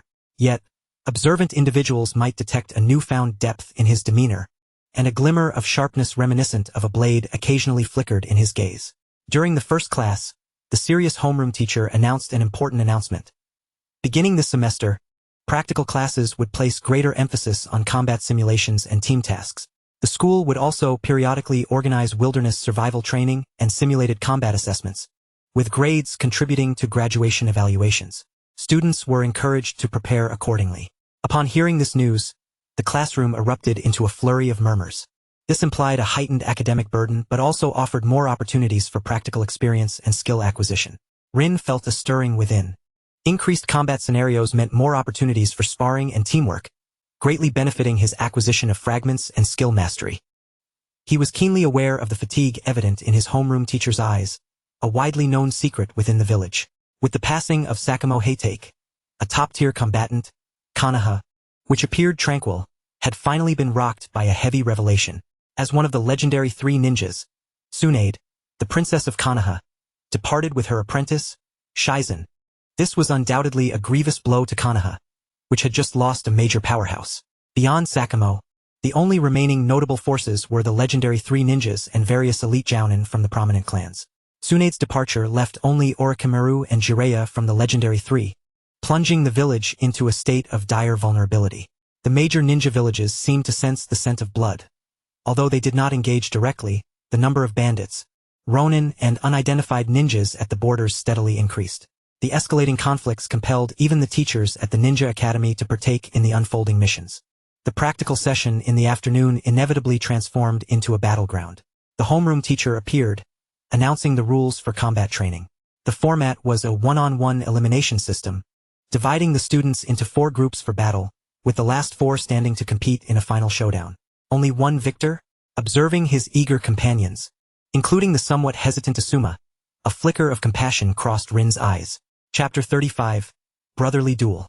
The rules for the combat training, declared by the homeroom teacher, struck like a boulder thrown into the still surface of a lake, creating significant ripples throughout the classroom. An elimination format, resulting in a single champion. This indicated that the seemingly harmonious classmates would have to engage in ruthless competition. Many children displayed expressions of anxiety, unease, and even fear. After all, they were still merely 5 or 6 years old. Despite being descendants of ninjas, this direct pressure of competition was a first for them. Obito was momentarily stunned, then clenched his fists, determination igniting in his eyes. Only one person can win? That must be me. I will prove it to everyone. His gaze instinctively swept over Rin and Lin. Asuma furrowed his brow, clearly aware of more profound implications as the son of the Hokage, his expression carrying an unusual weight for his age. He glanced at Rin, seemingly wanting to say something, but ultimately remained silent. Guy, ever the embodiment of enthusiasm, exclaimed, "Oh, is this the elimination tournament of youth? Fantastic. I shall burn brightly until the end." Meanwhile, the girls, Kurone, Hinata, Ujeo, and Lin, exchanged worried glances, their eyes betraying their unease. Yet, Rin's mind was crystal clear. This was no ordinary combat training. It was a sign of the escalating tension at the front line, as the higher-ups in Konoha began to eagerly sift through the available seedlings, aiming to deploy the most exceptional, or rather the most combat-ready, into the meat grinder of war. Being forced to graduate meant relinquishing the right to choose. The victor would likely soon confront the harsh reality of life-and-death combat. His gaze swept across his classmates. Obito, Asuma, Guy, Kurone, characters who were supposed to have more time to grow in the original narrative, might now be thrust into the cruel reality of warfare due to the looming shadows of conflict. A sense of urgency and a tinge of resolve blossomed within Rin. No more hesitation. The comfortable environment of the Ninja Academy had caused his growth to slow, especially with the systematic training he had undertaken. The foundational fragments and gradual skill advancements paled in comparison to the leaps in experience gained through life and death struggles. The front line, though perilous, also presented opportunities. More formidable foes and fiercer battles meant richer experiences and greater rewards. If he could vanquish his opponents, he would directly acquire their complete item drops, bypassing the tedious process of fragment farming. Moreover, he possessed the Sharingan, the Konoha-style swordsmanship, and a combat awareness far surpassing his peers, bolstered by systematic support. He was confident in his ability to survive on the battlefield and emerge stronger. Apologies, Obito. Rin thought silently as he observed Obito's fervor. This time, I cannot yield. I must go to the front line. The groups were soon assigned. Rin found himself in the first group alongside Guy, Kurone, and several civilian students. Obito was placed in the second group, paired with Asuma, Lin, and others. The combat training unfolded in the largest training ground, with all students observing, the atmosphere heavy with tension. In the first round, Rin faced a civilian student. The outcome was never in doubt. Rin did not even need to activate his Sharingan or employ the Konoha-style swordsmanship, effortlessly securing victory with his solid taijutsu and shuriken techniques, deliberately controlling his performance to appear at ease. Victory in battle, reward, taijutsu skill, basic, proficiency level 1. In the second round, he encountered Kurone. Rin-kun. Please go easy on me, she said, appearing somewhat anxious, yet still assuming a stance. Her foundation in genjutsu was commendable, but her direct combat capability was relatively weak. Rin nodded. Kurone, be careful. He held no contempt for her but acknowledged that, for the sake of victory, he could not show leniency. The battle commenced, and Kurone attempted to cast Genjutsu to disrupt him, but Rin's enhanced resistance to Genjutsu and the insight from his Sharingan, not yet activated, allowed him to see through it effortlessly. He closed in rapidly, deftly neutralizing Kurone's counterattack with his agile taijutsu, ultimately tapping the hilt of a kunai lightly against her wrist, inducing her to lose strength. "I lost," Kurone said, rubbing her wrist, her eyes dimming slightly. Yet she managed to smile at Rin. "You truly are impressive, Rin-kun." "Thank you for the match," Rin nodded slightly, feeling a flicker of guilt. He was not oblivious to the girl's feelings. Yet now was not the time for humility, soon replaced by determination. Victory in battle. Reward. Basic Genjutsu Insight. Fragment. X1. Next, he faced a true challenge. "My guy, Rin. Let us engage in a youth duel without regrets." Guy bellowed, shedding the heavy iron weights concealed beneath his green training uniform, his speed and strength surging like a fierce tiger charging forth. Rin's expression sharpened. He could not afford to be careless. Guy's taijutsu exuded overwhelming pressure, and a head-on clash was unwise. He activated his Sharingan in an instant. The world slowed down, allowing him to clearly discern the subtle trajectories and points of force within Guy's frenzied assault. No longer holding back, he evaded like the wind, simultaneously drawing the short sword from his side. Swish! The short sword emerged, glimmering faintly. Rin utilized the footwork inherent to the Konoha-style swordsmanship, his wrist twisting to deliver a concise and fierce thrust, precisely penetrating a gap in Guy's onslaught, aimed directly at his shoulder. Guy reacted with remarkable speed, narrowly sidestepping, yet the sword tip grazed his fitted attire, leaving a shallow cut, the green training uniform torn but his flesh unharmed. A flicker of surprise crossed his eyes, quickly replaced by heightened resolve. "Such speed in your swordplay. Is this your new power, Rin?" The two clashed once more. Rin combined the insight from his Sharingan with the swiftness and ferocity of Konoha-style swordsmanship. His form fluid, the sword's glimmering edge deflecting Guy's attacks and countering in the blink of an eye. Guy, relying on his remarkable physique and tenacity, pressed forth with a relentless tide of assaults. The onlooking students were left spellbound. They had never witnessed such an intense and exhilarating display of taijutsu and swordsmanship. When did Rin become this strong? Obito gasped. Incredulity etched across his face. He realized that his younger brother seemed to have surpassed him. Asuma's expression grew grave, his eyes fixated on Rin's sword technique. "That style does not belong to the Uchiha. Could it be?" Lin, Kurone, and others expressed their concerns. Ultimately, Rin, leveraging superior technique and the assistance of his Sharingan, seized upon a moment when Guy was momentarily fatigued, feigning an attack with his short sword to draw Guy's weight off balance, before delivering a precise knife-hand strike to the side of Guy's neck, controlling the force. Guy's body stiffened, slowly collapsing, yet his face bore a satisfied smile. "What a splendid youth duel. I have lost." Victory in battle. Reward. Taijutsu skill. Exceptionally solid basic. Fragment X1. Taijutsu Konoha Whirlwind Fragment X1. Mastery of the Hay-Take Blade Technique. Level 5. Victory. To his astonishment, a fragment of Taijutsu Konoha Whirlwind had dropped. Although it belonged to the realm of physical techniques, the essence of taijutsu differs from ninjutsu. A complete style-based technique can be seamlessly integrated into physical arts, enhancing foundational taijutsu rather than being a mere trinket. Rin, panting, sheathed his short sword. The battle had taken a considerable toll, yet it had also refined his application of the Hay-Take Blade technique. He successfully advanced to the top of his group, securing a place in the final four. The victors from the other three groups were soon revealed.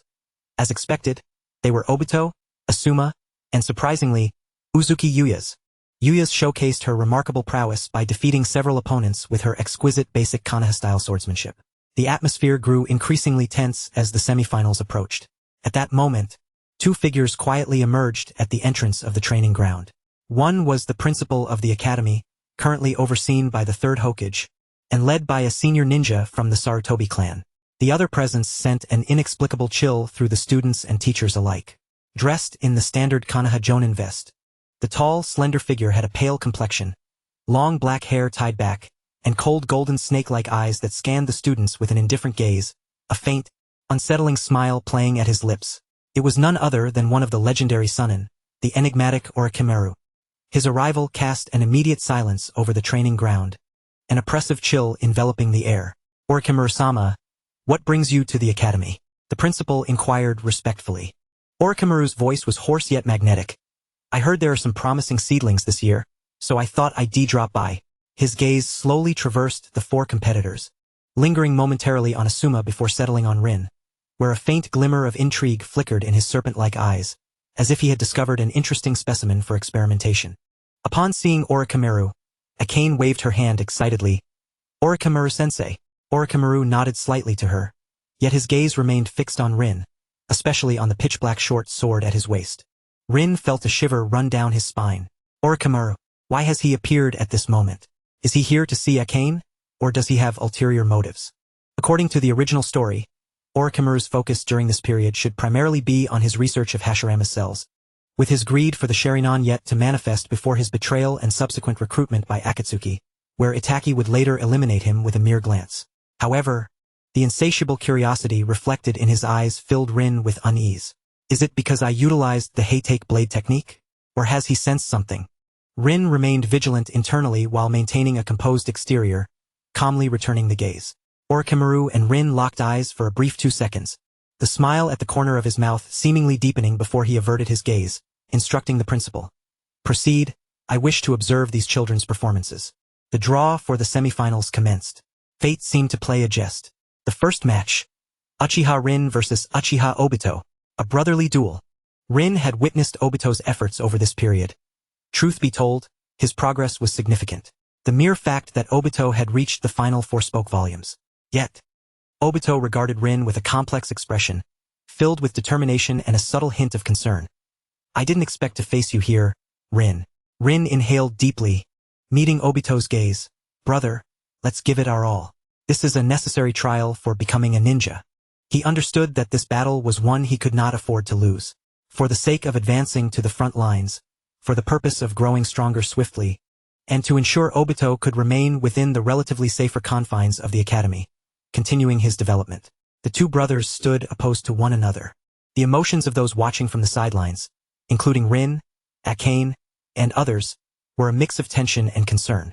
Meanwhile, Orochimaru observed the scene with keen interest, his snake-like eyes gleaming with amusement. The battle was about to commence. Chapter 36. Obito's Resolve. In the center of the training ground, Uchiha Rin and Uchiha Obito faced each other. The air felt as though it had solidified, all eyes fixed upon this pair of brothers. Obito took a deep breath, his resolve crystallizing. Rin, I know you're strong. Your growth has outpaced mine as your older brother. Your talent is certainly on par with that of Kakashi. But I will not concede. I aim to prove that as your brother, I too possess strength, capable of protecting you and everyone else. With that, he swiftly formed hand seals, unleashing the fire release, grand fireball technique. A blazing fireball hurtled forth, fierce and relentless. Though slightly smaller and less powerful than Rin's, it charged directly at him. Rin's expression remained serene as his Sharingan activated. The trajectory of the fireball and the flow of chakra became crystal clear to him. Rather than facing it head-on, he erupted with chakra beneath his feet, evading the fireball's direct onslaught like a phantom, while his right hand grasped the hilt of his ink-black sword. So swift, Obito was taken aback. Rin's speed had significantly increased compared to their usual training. He immediately hurled several shuriken to disrupt Rin's movements while closing the distance for a taijutsu confrontation. Rin flicked his wrist, drawing his short sword with the speed of black lightning. The shuriken clinked against each other, expertly deflected. Unwavering, he activated the Hay-Take footwork technique, his figure becoming elusive as he closed in on Obito. Watch my fist, Obito shouted, launching a powerful punch toward Rin's chest, the wind from his strike fierce, clearly utilizing all his strength. Rin stood resolute, his left hand darting out like a serpent, precisely grasping Obito's wrist, the insights of his Sharingan allowing him to easily discern the focal point of Obito's force. Simultaneously, his right hand, wielding the short sword imbued with a spectral glimmer, stabbed towards the opening beneath Obito's ribs. The strike was executed with incredible speed and a cunning angle. Obito's pupils constricted, and in a moment of crisis, he unleashed his latent potential, forcefully twisting his body to narrowly evade the sword's tip, though the fabric of his side was still sliced open. Damn it! Obito sprang back, his expression grave. Rin's swordsmanship surpassed his expectations, and combined with those enigmatic eyes, it was simply overwhelming. He realized that long-range ninjutsu and shuriken would prove ineffective. He must engage in close quarters. Hiya! Obito charged once more, infusing chakra into his legs. His speed surging as his fists and feet rained down upon Rin like a tempest. He abandoned intricate tactics in favor of raw power and velocity. Rin's expression sharpened as his Sharingan whirred into full operation. Every punch and kick from Obito reflected in his gaze. No longer merely evading, he unleashed the Haytake blade technique. The short sword danced to parry, block, redirect, and thrust, with movements concise and effective, deftly neutralizing Obito's onslaught while delivering fierce counterattacks. The clash of black sword light and Obito's crimson fists intertwined, producing a cacophony of resounding impacts. The onlooking students held their breath. Even Asuma and Yuya's wore solemn expressions. Come on, Obito, Rin urged, his hands tightly clasped in concern. Akane watched anxiously, her gaze frequently drifting to Rin's composed and precise form. Kakashi, on the other hand, shouted exuberantly, "Oh, this is the clash of youth. Obito, Rin, ignite that fire." On the elevated platform, Orochimaru's golden snake-like eyes narrowed slightly, primarily focused on Rin. An impressive foundation in the Haytake style? Fascinating that a Uchiha youth has mastered it. His eyes hinted at a rare and unusual vibrancy. A subtle curve of interest graced the corners of his mouth. Initially, he had come merely to check on the red beans, but unexpectedly, he stumbled upon an even more intriguing talent. Those techniques, if he was not mistaken, were indeed the renowned Konoha blade technique, made famous by the legendary Kakashi Haytake.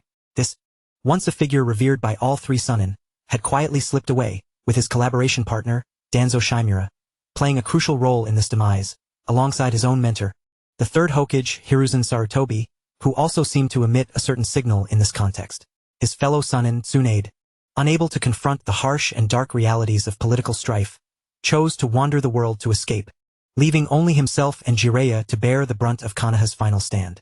To his astonishment, the very essence of the Konoha blade technique did not manifest in the hands of its heir, Kakashi, but rather blossomed anew in the grasp of a young boy from the same graduating class. This Uchiha Rin, possessed of commendable talent and character, perhaps warranted further observation. The battle escalated to a fever pitch. Obito, having failed to secure a victory after prolonged efforts, found himself increasingly beleaguered by Rin's swordsmanship, sustaining several shallow cuts across his body. He realized he could not continue in this manner.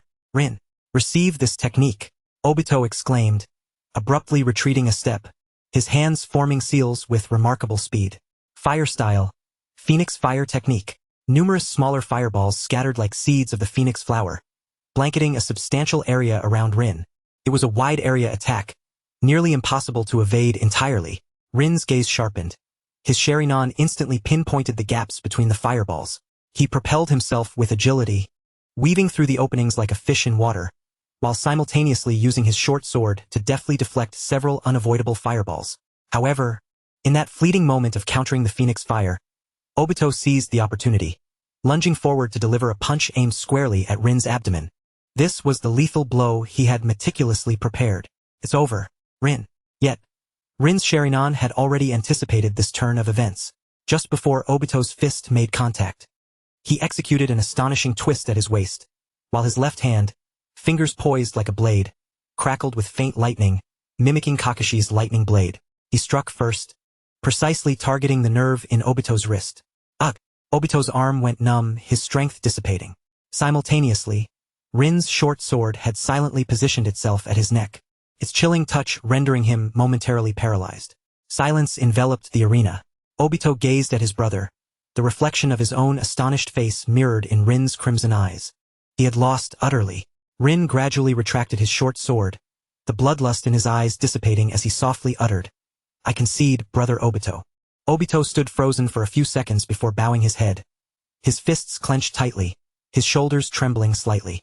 However, he soon lifted his head, a mixture of disappointment and a forced smile gracing his face. "Impressive, Rin. You've secretly grown so strong. But I won't give up. Next time, I will reclaim my victory."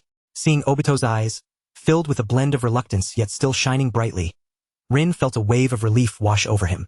Thankfully, Obito's optimism and resilience had not been shattered. Battle concluded. Result: victory. Rewards: fire style, Phoenix fire technique, Fragment, X1, Uchiha bloodline, Small amount. X1. Proficiency in Konoha blade technique. 8. Proficiency in Sharingan. 5. The rewards were bountiful. Not only had he obtained a fragment of Obito's Phoenix Fire technique, but he had also secured a small amount of bloodline fragments. With the first round of the semifinals concluded, Rin advanced to the finals. In the other semifinal, a match unfolded between Asuma and Uzuki Ujeo. Though Ujeo's Leaf Village sword technique was exquisite, she ultimately fell to Asuma's adept mastery of the Sarutobi fluid technique and his extensive array of ninjutsu. Chapter 37. The determination to graduate early. Final match, Uchiha Rin vs. Sarutobi Asuma.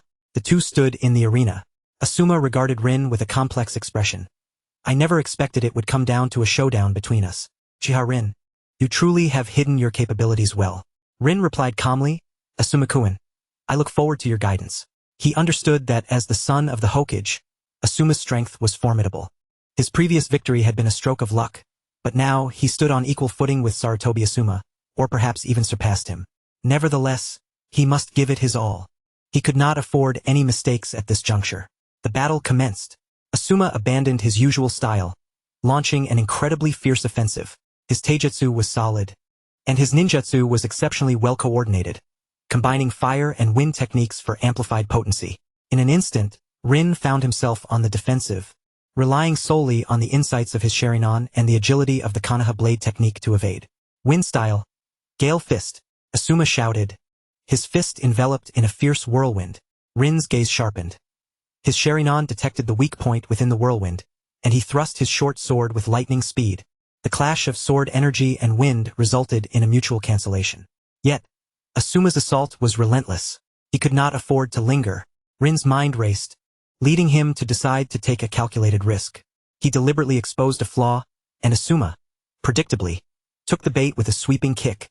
Rin instantly heightened his Sharingan's perceptiveness to the utmost, his form darting like a willow leaf in the wind, while simultaneously, his short sword struck like a venomous snake, aiming for the vulnerable space beneath Asuma's armpit exposed by his forceful movement. The strike was swift and lethal. Asuma was taken aback, barely managing to sidestep in time, yet the blade still grazed his upper arm, drawing forth a trail of blood.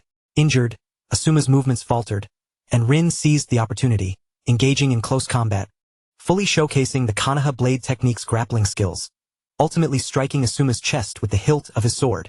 Asuma emitted a muffled groan, staggering backward, before finally succumbing to his injuries, kneeling on one knee. I've lost, Asuma gasped, a mix of reluctance and shock evident in his expression. Rin's prowess had far exceeded his expectations.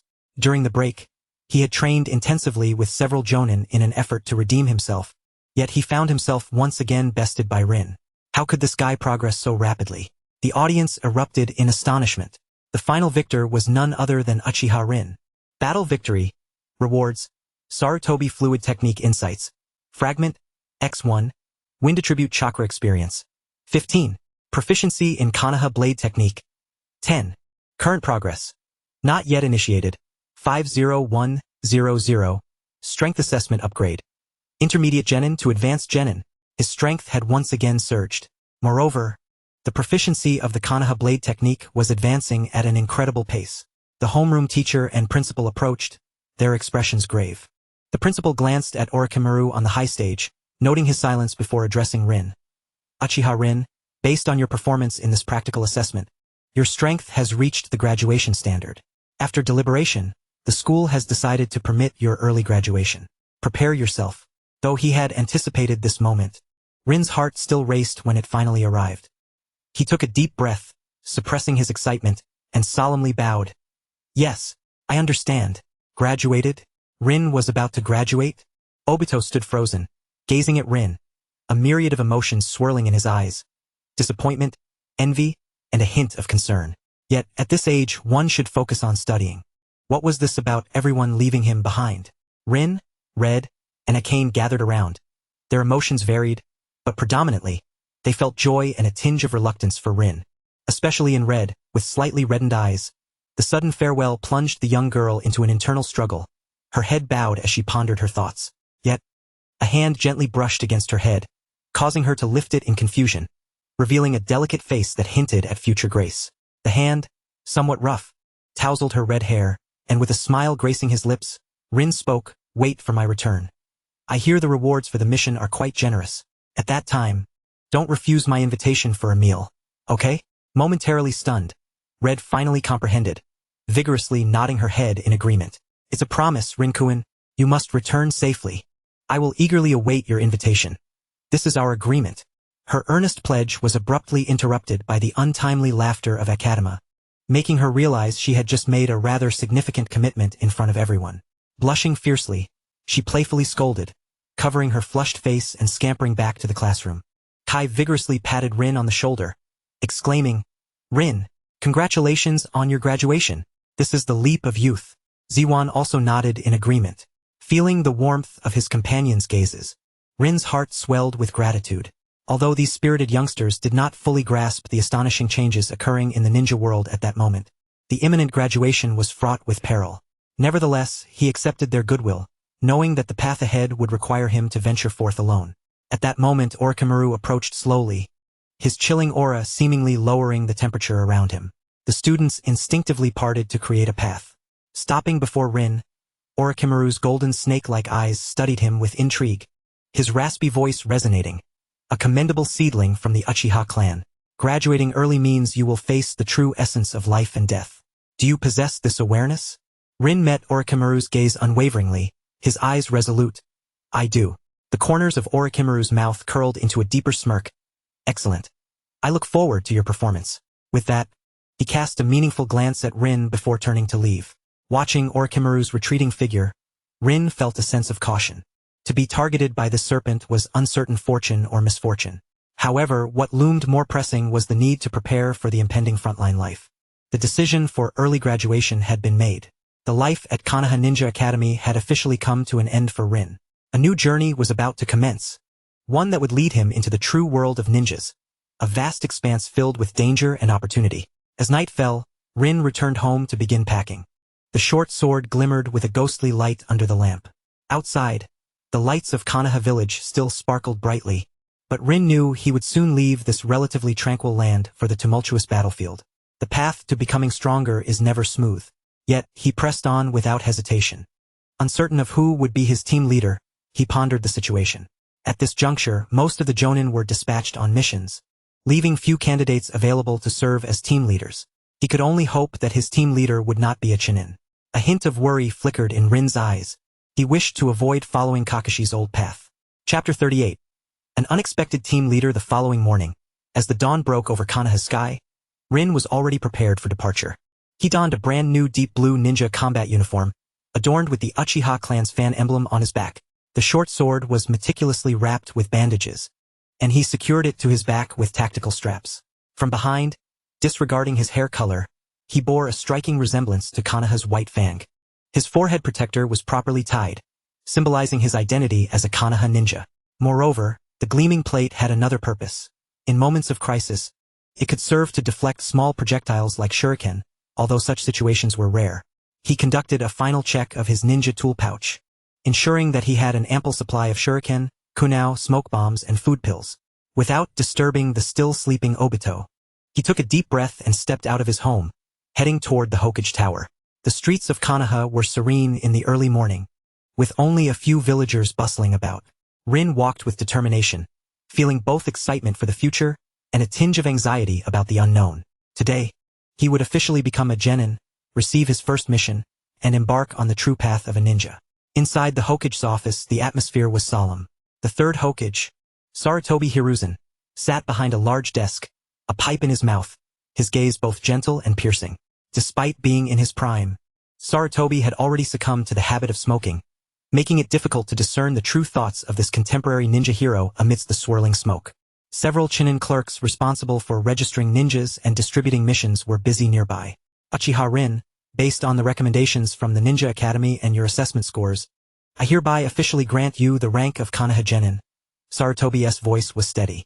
I hope you will remember the ninja code, taking it upon yourself to protect Konoha and strive to become an outstanding ninja. Yes. Hokage-sama. Rin replied solemnly, bowing as he received the registration manual and mission receipt that symbolized his genin status. The formalities were completed smoothly. Next, he awaited the assignment of a team leader. Rin was placed in a waiting room alongside several other newly graduated genin, all bearing expressions of excitement and trepidation. It had been some time since the academy had commenced, and the fact that they had yet to be assigned a team leader indicated that their potential mentors were either engaged in lengthy missions or, regrettably, had perished in the field. Thus, this group of youths could only passively wait for the village to reassign new team leaders. Time ticked by, and one by one, the team leaders arrived to escort their new charges. As he watched his peers depart with either stern or amiable jonin and jonin, the waiting room grew emptier, and Rin's heart began to race. Who would his team leader be? Ordinarily, freshly graduated genin would be led by experienced chunin, though occasionally, exceptionally skilled jonin would take on the role of mentor. However, his early graduation placed him in a unique situation, and the arrangements might differ. While Rin was lost in thought, the waiting room door was gently pushed open. A chilling, viscous aura immediately enveloped the space, causing the temperature to plummet. The remaining genin shivered in unison, instinctively glancing toward the entrance. The newcomer wore a standard Konoha jonin vest, tall and slender, with a complexion as pale as paper. His long black hair hung loosely, and a pair of golden snake-like eyes scanned the room indifferently, ultimately settling on Rin. A slight, chilling smile tugged at his lips. It was none other than one of the legendary Chunin, Orochimaru. Rin's heart abruptly constricted, nearly ceasing its rhythm. How could it be him? How could Orochimaru possibly be assigned as a team leader? This was entirely beyond his expectations. By all logic, a ninja of Orochimaru's caliber would scarcely have the time or inclination to mentor a freshly graduated genin. Ignoring the other genin who were too frightened to move, Orochimaru approached Rin directly, his raspy voice cutting through the tension. Uchiha Rin?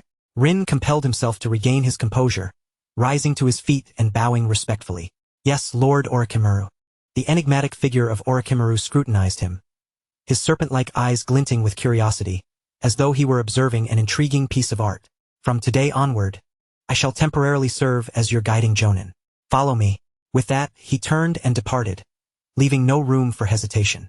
Suppressing the tumultuous waves of emotion within, Rin hastened to keep pace. He could sense the mixed gazes of the several chunin behind him, laden with sympathy, fear, and a hint of relief. Of course, there was envy as well.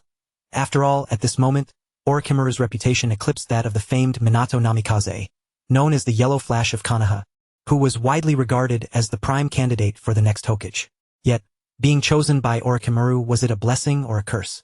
Having exited the Hokage's office, they arrived at a secluded corner where Orochimaru halted and turned to face Rin.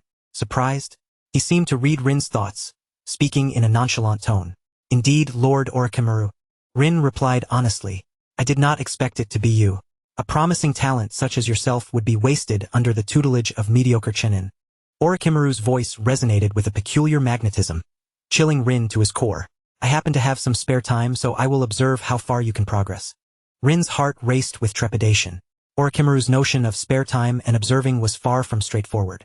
Yet he had no choice but to comply. Yes, I will strive to meet your expectations, he bowed, his posture humble. Expectations? Orochimaru chuckled lightly, neither confirming nor denying the sentiment. Let's dispense with the pleasantries. This is your first task. He tossed a scroll to Rin. Upon receiving it, Rin opened the scroll to reveal a C-rank mission. Mission rank. See mission objective. Eliminate the Black Wolf bandits, who are entrenched in the northwestern border of the Fire Country, near the Land of Grass. The band consists of approximately 20 members, with the leader suspected to possess the strength of a genin, frequently raiding border villages. Mission location, northwestern border of the Fire Country, near Black Wolf Mountain. Mission requirements. Completely eradicate the bandit threat.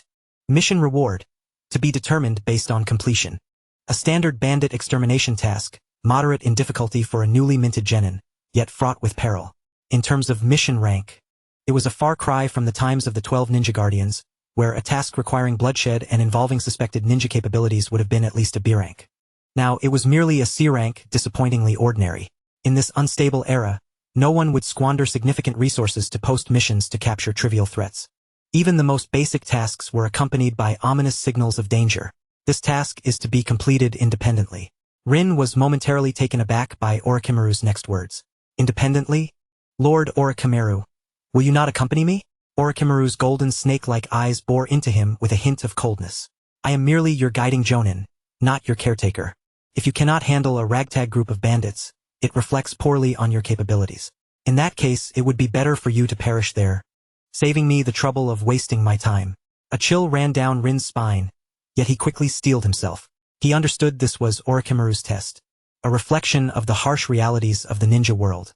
Relying on others would never lead to genuine growth. I understand. Rin secured the scroll. I will complete the task. Excellent.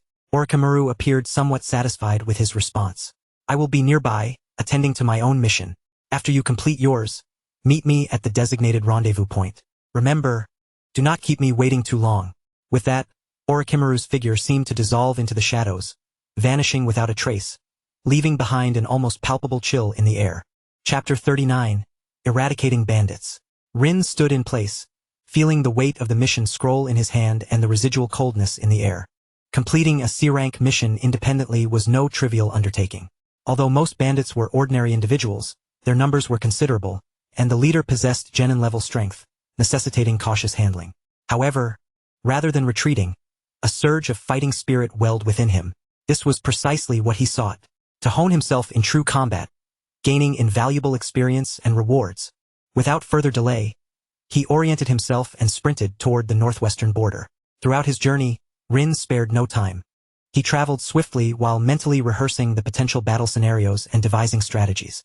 Simultaneously, he familiarized himself with his newly acquired powers, particularly the Heitake-style swordsmanship, attempting to integrate it more effectively with his Sharingan. Days later, Rin arrived at the northwestern border of the Fire Country. The terrain was rugged, with dense forests and sparse human habitation. According to the mission intel, the Black Wolf Bandits' lair lay deep within Black Wolf Mountain, nestled in a cave that was easy to defend yet difficult to assault. Rin did not act recklessly. Instead, he conducted detailed reconnaissance of the perimeter.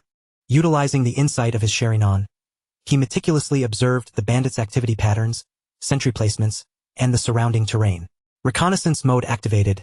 Target: Black Wolf Bandits, Ordinary Bandits X15, Elite Bandits X5, Bandit Leader Genin Level X1. Terrain: mountainous, dense forest, cave, easy to defend, hard to attack. Recommended tactics: infiltration, assassination, divide and conquer. The reconnaissance results instilled a sense of reassurance in Rin. The bandits' numbers and strength were within acceptable limits. The key lay in how to leverage the terrain and tactics to avoid being overwhelmed. He devised a plan.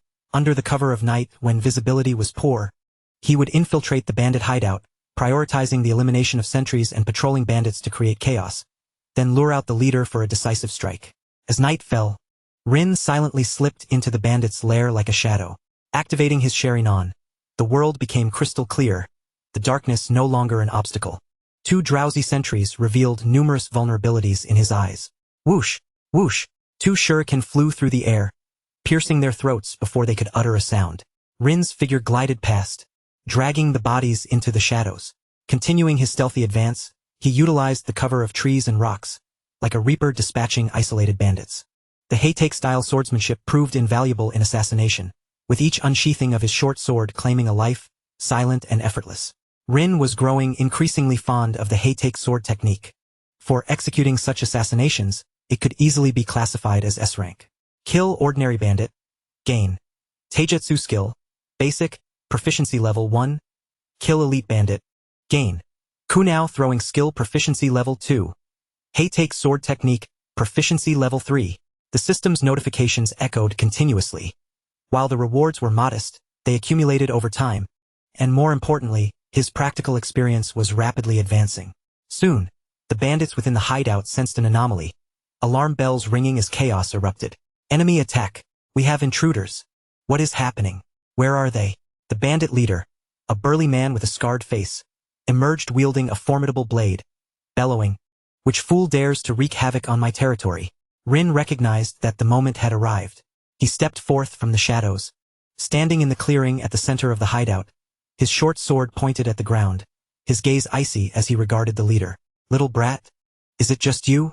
The scarred leader, upon catching sight of Rin, momentarily froze, only to break into a sinister grin. "Seeking death, are we? Brothers, seize him and chop him to pieces." The remaining bandits howled as they closed in around him. Rin took a deep breath, and the crimson glow of his Sharingan surged forth. The world around him slowed, and the trajectories of all the bandits' movements lay within his grasp. He moved, like a specter, He weaved through the throng, unleashing the full might of the Heitake blade technique. Each flicker of the black sword light was accompanied by splatters of blood and the anguished cries of the fallen. No longer did he seek silent assassination. Instead, he embraced slaughter with absolute speed and precision. To the ordinary bandits, he was akin to a harbinger of death, utterly unyielding. Only a handful of elite bandits could barely withstand a few exchanges, yet they too swiftly succumbed beneath his blade. The scarred leader watched in fury, his eyes nearly bursting with rage as he roared and swung his sword. The massive blade cut through the air with a howling wind, imbued with formidable force. Rin's gaze sharpened, and his Sharingan instantly detected the opening beneath the leader's armpit as he exerted his strength. Rather than retreating, he advanced, evading the blade's edge, and thrust his short sword forward like a viper striking its prey. Thud! The sword tip penetrated the leader's vulnerable spot with deadly accuracy. The excruciating pain caused the leader to falter, and with a swift twist of his wrist, Rin drove the blade upward, slicing open his throat. The leader's eyes widened in disbelief as he clutched his gushing throat, slowly collapsing, astonished at his fate. With the leader's demise, the remaining bandits shattered into chaos, scattering in all directions. Rin made no attempt to pursue. His objective had been fulfilled. The battle concluded. The hideout lay in disarray, drenched in the scent of blood. Rin panted softly, striving to calm the tumultuous chakra and his racing heartbeat. This marked his first true act of killing. Though his adversaries were mere bandits, the sensation of life slipping away beneath his hands still left him shaken. Yet, he quickly suppressed the discomfort, his gaze hardening with resolve. This was the path of the ninja, harsh yet undeniably genuine. Mission accomplished. Annihilation of the Black Wolf bandits. Battle evaluation. Excellent. Overcoming the odds. Successful decapitation. Rewards obtained. Significant experience points increase. Level up. Advanced Genin. Pinnacle of Genin. Rewards obtained. Taijutsu skill. Basic. Proficiency 20. Heitake blade technique proficiency 15. Kunao throwing technique proficiency 10. Items acquired. Damaged demon head great blade. Can be disassembled for materials. A sum of money. Slaying the bandit leader. Intermediate Genin. Grants a unique reward drop. Heart of Slaughter. Passive. Activated. Heart of Slaughter. Beginner slightly enhances calmness and decisiveness in combat. Mildly mitigates the negative emotional impacts of first kills. With the complete reward drop, Rin felt a surge of joy within. Indeed, high risks accompanied high rewards. The bounty from this killing far surpassed the fragmented drops yielded by slower battles, proving far more efficient. His strength had surged.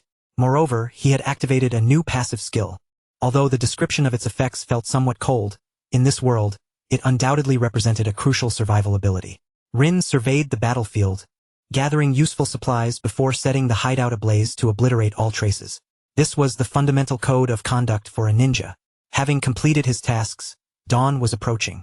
Following Orochimaru's instructions, he made his way to a designated rendezvous point, a hidden cave situated near the border. Upon his arrival, Orochimaru awaited him, leaning against the cave's rocky wall, seemingly engrossed in some research, surrounded by peculiar instruments and scrolls.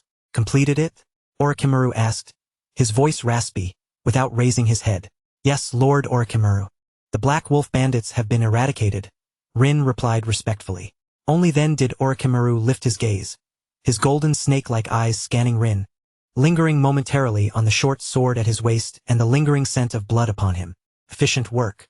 No injuries. None. Orochimaru appeared somewhat satisfied. Rest for a moment. We shall depart at dawn. Next, we must cross the border into the land of grass. It is far more intriguing than a mere band of bandits. While Orochimaru's tone remained even, Rin sensed an underlying hint of danger. The land of grass was a turbulent buffer zone interwoven with the influences of major nations, teeming with chaos and peril. It was clear that Orochimaru's so-called task would be anything but simple. Rin settled into a corner of the cave, beginning to refine his chakra and recover his strength. He understood that the true test might only just be commencing, and this perilous mentor at his side represented both a monumental opportunity and a lethal threat. He closed his eyes, feeling the power growing within him and the spinning tomo in his gaze. The path to becoming stronger had always been entwined with danger, and he had already taken a resolute first step. In the darkness before dawn, the boy and the serpent lay in wait, poised to step onto a far grander stage. Chapter 40, Infiltration and Reconnaissance.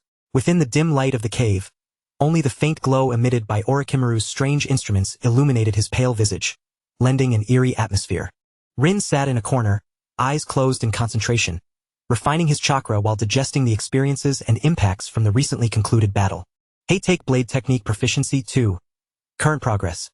Novice, 67100. Heart of Slaughter, Beginner. Effect triggered mildly, reducing negative emotional impacts. The system's notifications brought a measure of calm to Rin's mind. The discomfort wrought by slaughter was gradually soothed by this new passive skill, replaced by a cold focus. He recognized that, in this world, such a mindset may be essential for survival. As dawn barely broke, Orochimaru began to stow away his instruments and scrolls, his raspy voice shattering the silence. It is time to depart. Rin immediately opened his eyes and rose. Yes, Lord Orochimaru. They exited the cave, the morning mist still shrouding the border's forest in a haze. Orochimaru spoke little, his form gliding with an appearance of leisure yet an underlying swiftness as he moved northwest. Rin dared not lag behind, channeling all his chakra into his legs as he attempted to employ the explosive technique of body movement to closely follow. Orochimaru maintained an impeccable pace, ensuring Rin needed to exert himself fully to keep up, but never allowing him to fall too far behind. This was evidently a silent test and training. With gritted teeth, Rin infused his legs with chakra, striving to regulate his breathing and rhythm as he adapted to this rapid motion. Crossing the border of the Land of Fire proved more tranquil than anticipated. Perhaps it was due to Orochimaru's presence, or because the route itself was obscure, but they encountered no checkpoints or obstructions. However, upon officially entering the territory of the Land of Grass, the atmosphere shifted markedly. A palpable tension seemed to hang in the air. The roads grew more dilapidated, human presence became increasingly sparse, and the remnants of abandoned villages and traces of battle occasionally came into view. This truly was a buffer zone where the powers of major nations intertwined, and chaos and danger were the norms. Orochimaru appeared quite familiar with this place, leading Rin off the main roads and weaving through the dense woods and hills. Along the journey, he spoke very little, occasionally pointing out certain signs that warranted attention, such as concealed traps, residual chakra fluctuations, or indications of specific ninja beasts' activities. His explanations were succinct and precise, often piercing through the complexities, proving immensely beneficial to Rin. Acquired intelligence, common trap deployment methods at the border of the Land of Grass. Acquired intelligence, basic tracking and counter-tracking techniques, Orochimaru version. Minor enhancement in environmental adaptability. These seemingly casual pointers were, in fact, invaluable experiences for Rin. He absorbed every word from Orochimaru with an insatiable thirst for knowledge, diligently committing them to memory. Hours later, Orochimaru halted at a vantage point overlooking a valley below. He gestured towards a seemingly ordinary village, with wisps of smoke rising into the air. That was the village of Zay, a place that claimed neutrality, yet was rife with the eyes of various factions. Orochimaru's tone remained flat. My task requires me to infiltrate and gather information. Your task? His golden serpent-like eyes shifted towards Rin, is to maintain vigilance and reconnaissance within a 3-kilometer radius of the village. Be wary of any suspicious ninjas or movements, particularly those from Iwagakure and Omegakure. Should you detect anything unusual, notify me with the signal flare. He handed Rin a small, cylindrical flare. Remember, unless absolutely necessary, do not expose yourself, nor engage in combat. Your mission is observation and early warning, not confrontation. Do you understand? Orochimaru's tone bore an undeniable authority. In such a chaotic zone, any act of careless exposure could potentially place one in grave danger. Understood. Rin solemnly accepted the signal flare. He recognized this as Orochimaru's second test, reconnaissance and stealth. Compared to direct combat, this required far more patience, meticulousness, and concealment skills. Orochimaru nodded, his form shimmering before vanishing into the shadows, making his way towards the village of Zay. Rin took a deep breath and promptly sprang into action. He first sought a concealed vantage point near the high ground that afforded a view of most of the valley, establishing a temporary observation post. Then, he activated his Sharingan, meticulously scanning the entire area. With the enhanced vision of the Sharingan, distant details sharpened into clarity. He could discern the general layout of the village, the flow of people entering and exiting, and even subtle traces hidden among the trees. He committed the terrain to memory, analyzing potential infiltration and escape routes. Reconnaissance mode fully activated. Environment, border of the Land of Grass, periphery of the village of Zay. Discovery, signs of ordinary villager activity, recent merchant footprints. Residual chakra, weak, suspected Iwagakure Doton. Concealed observation point. 1. Roughly constructed. Indeed, there was something amiss. Rin felt a chill. The concealed observation point and the residual chakra from Iwaigakure's Doton indicated that this place was not as tranquil as it appeared. He cautiously masked his presence. Utilizing trees and rocks for cover, subtly shifting positions to observe from different angles in hopes of gathering more information. Simultaneously, he mentally rehearsed how to maneuver or retreat should a conflict arise, utilizing the terrain to his advantage. As time passed, everything in the valley appeared to remain unchanged. The village of Zay seemed calm. Yet, Rin dared not let his guard down, for he knew that the more serene the surface, the more turbulent the undercurrents could be. Suddenly, from the corner of his Sharingan, he caught an unnatural movement in the distant woods. It was not the wind but rather the swift motion of someone cutting through the foliage. Something was afoot. Rin immediately held his breath, fully concealing himself within the dense canopy, his Sharingan locking onto that direction. He beheld two figures clad in earth-toned ninja garb, adorned with the forehead protectors of Iwaigakure, stealthily advancing from the flank towards the village of Zay. Their movements were professional and vigilant, clearly not ordinary Iwaigakure ninjas, but rather elite operatives on a clandestine mission. Target detected. Iwaigakure Ninjas X2. Strength assessment. Chunin, elite. Movement. Suspected infiltration to reconnoiter the village of Zay. Threat level. High. 2 elite Chunin. Rin's heart raced. If their objective was also the village of Zay, they could very well encounter Lord Orochimaru. An immediate alert was crucial. Without hesitation, he retrieved the signal flare, poised to pull the trigger, but abruptly halted his movement. For he observed that the 2 Iwaigakure ninjas, upon nearing the village's periphery, suddenly altered their course, circumventing the village and hastening toward the direction where Orochimaru had infiltrated. Their target did not seem to be the village itself, but rather Orochimaru, or perhaps a specific target within the village. Chapter 41. Orochimaru's Living Materials. Countless thoughts raced through Rin's mind. Firing the signal flare would expose his position and potentially alert the prey.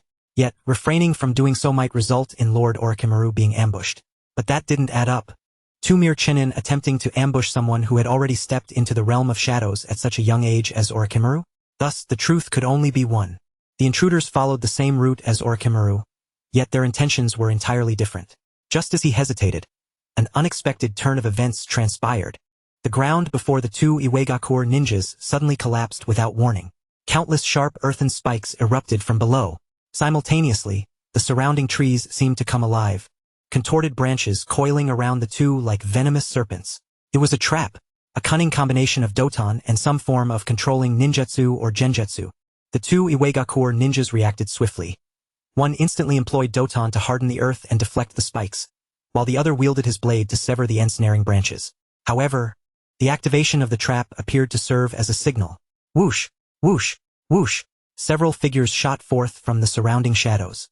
They wore mismatched attire, yet their movements were ruthless and well-coordinated, kunao and ninjutsu targeting the vital points of the 2 Iwaigakure ninjas. It was an ambush. Someone had long been lying in wait here, anticipating the Iwaigakure ninjas to take the bait. Combat erupted instantaneously. The ambushers numbered around 4 or 5, and their strength was considerable, at least of Chunin caliber. They seized the advantage created by the trap and launched a fierce assault on the 2 Iwaigakure ninjas. Although the Iwaigakure ninjas found themselves at a disadvantage, the prowess of elite Chunin was not to be underestimated. Back to back, they fought valiantly, their Doton techniques flowing uninterrupted, resulting in a fierce stalemate. Rin watched from a distance, his heart racing. This sudden ambush was evidently not a coincidence. Was it the local forces of the Land of Grass? Or a plot by another great nation? Did Lord Orochimaru foresee an ambush here? He gripped the signal flare tightly, his gaze fixed on the battlefield, while remaining acutely aware of his surroundings, wary of additional hidden threats. The battle raged intensely. Rocks shattered, trees toppled, and the sounds of ninjutsu clashing with weaponry filled the air. Soon, one of the ambushers was pierced through by an Iwaigakure ninja's Doton lance, dying on the spot. Yet, one from the Iwaigakure side also fell victim to a mysterious poison blade, his movements beginning to slow. Just as the battle reached a critical juncture, a familiar figure emerged silently, like a ghost, at the edge of the battlefield atop a large tree. It was none other than Orochimaru. He did not engage in the battle. Instead, he stood quietly, his golden serpent eyes coldly surveying the carnage below, a hint of a smile playing at the corners of his mouth, as if he were merely an observer of a theatrical performance. His presence went unnoticed by both warring factions, clearly well concealed. A tremor coursed through Rin's heart. Indeed, Lord Orochimaru was aware. He may have anticipated this ambush long ago. Perhaps it was even part of his grand design? He had come to gather intelligence. And the brutal skirmish unfolding before him could very well be one of the sources he sought. At that moment, Orochimaru's gaze seemed to inadvertently sweep in Rin's direction. Though separated by a considerable distance, Rin felt the meaning behind those serpent eyes. Calm observation, keen scrutiny, and a subtle test. Rin instantly comprehended. Orochimaru was imparting a lesson through real combat, allowing him to witness the harsh and treacherous realities of the ninja world, teaching him how to discern and survive amidst complex scenarios. He suppressed the impulse to immediately signal for help, continuing instead to remain hidden, focusing intently on every detail of the battlefield. He analyzed the jutsu employed by both sides, their tactical coordination, strengths and weaknesses, imprinting it all firmly in his mind. This knowledge would be an invaluable asset for his future growth. Observation of elite Chunin-level combat has significantly enhanced combat experience. Acquired intelligence, common earth release techniques of Iweigakur, partial, acquired intelligence, analysis of unidentified forces ambush tactics, tactical thinking has improved markedly. The conflict below gradually approached its conclusion. Although the ambushers held a numerical advantage, the resilience of the two elite Iweigakur ninjas was beyond imagination. After sustaining severe injuries, they managed to eliminate all of their attackers. However, the surviving Iweigakur ninja was also on the brink of collapse, bearing multiple wounds. Just as that Iweigakur ninja gasped, preparing to retreat, Orochimaru made his move. His figure appeared behind the Iweigakur ninja as if teleporting, and he lightly pressed his finger against the nape of the ninja's neck. The Iweigakur ninja's body stiffened, his eyes glazing over, before he slumped to the ground. Orochimaru paid no heed to the other corpses or the still-breathing individuals. Instead, he crouched down to search the fallen ninja. Soon, he discovered a scroll and some scattered items. After quickly scanning the contents of the scroll, a deeper smile graced his lips. The symbols for the boar, dog, rooster, monkey, and sheep seemed deliberately slowed, allowing Rin to discern them clearly. Before he bit his thumb and pressed it against the ground, a complex blood contract formation materialized beneath him, but instead of summoning the enormous serpent, Manda, as Rin had expected, several significantly smaller white snakes coiled around Orochimaru, awaiting his command. Orochimaru then murmured a few words, though they were too distant for Rin to hear. The white snakes sprang into action, swiftly swallowing several still-living individuals, vanishing into smoke. Rin's pupils constricted. Live experimentation in pursuit of immortality. It was evident that Orochimaru was confident his secrets remained undiscovered, brazenly collecting living materials. Afterward, he stood, casting what seemed an inadvertent glance in Rin's direction, before his figure slowly sank into the ground, disappearing without a trace. The corpses were also drawn underground, as if no one had ever been there. The entire process was clean and efficient, eliciting no additional commotion. Rin exhaled deeply, his back now soaked with cold sweat. The scene he had just witnessed had profoundly shaken him. Orochimaru's cold efficiency and mastery of the situation deepened his understanding of the perilous nature of his mentor. At the same time, he felt a surge of excitement. Though following Orochimaru was fraught with danger, it undeniably afforded him access to higher realms of power and intrigue, accelerating his growth. He meticulously noted the battlefield's location and details before silently withdrawing from his observation point, proceeding to the new rendezvous as previously agreed. He understood that this journey to the land of grass would be anything but tranquil. His trials were far from over. As night fell once more, Rin awaited Orochimaru's arrival at a dilapidated mountain shrine, his heart filled with both trepidation and anticipation for the future to come. Chapter 42. The Chaotic Kuzegakur. Inside the abandoned shrine, moonlight streamed through the broken windows and roof, casting mottled shadows upon the Inari deity, its statue ensnared in cobwebs. Amidst the ravages of war, crops were frequently plundered, and even the Inari deity, symbolizing harvest, had gradually lost its followers, standing forlornly within the shrine. The air was thick with the scent of dust and decaying wood, occasionally pierced by the rustling of nocturnal creatures and the delicate chime of wind bells. Rin leaned against a relatively intact pillar, eyes closed in meditation, yet his senses remained sharply attuned, though his Sharingan was not activated. His heightened hearing and perception captured every subtle sound around him. He awaited Orochimaru. Images of the ambush and slaughter he had witnessed earlier replayed in his mind. Orochimaru's ruthlessly efficient methods and the final scene of summoning the white snakes to handle the materials were etched into his memory like a brand. The indifference with which he regarded human life, coupled with the potential exploration of the forbidden realms of existence lurking behind it, sent a chill down Rin's spine, yet simultaneously ignited a deep yearning for power within him. In this world, power is truth. While Orochimaru's actions were undeniably cruel, it could not be denied that he stood atop one of the pinnacles of power. To effect change, to protect what one holds dear, one must first possess the strength to challenge the very rules of existence.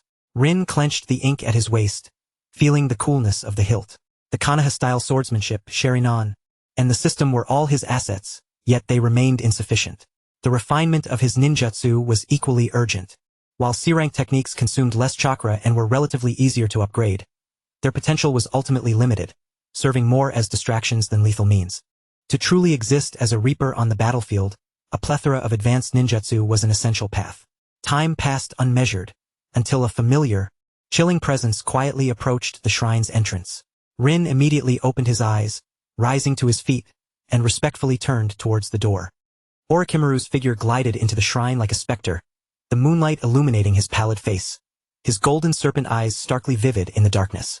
He bore no traces of blood, his demeanor serene, as if he had merely taken a leisurely stroll. Lord Orochimaru, Rin greeted with a bow.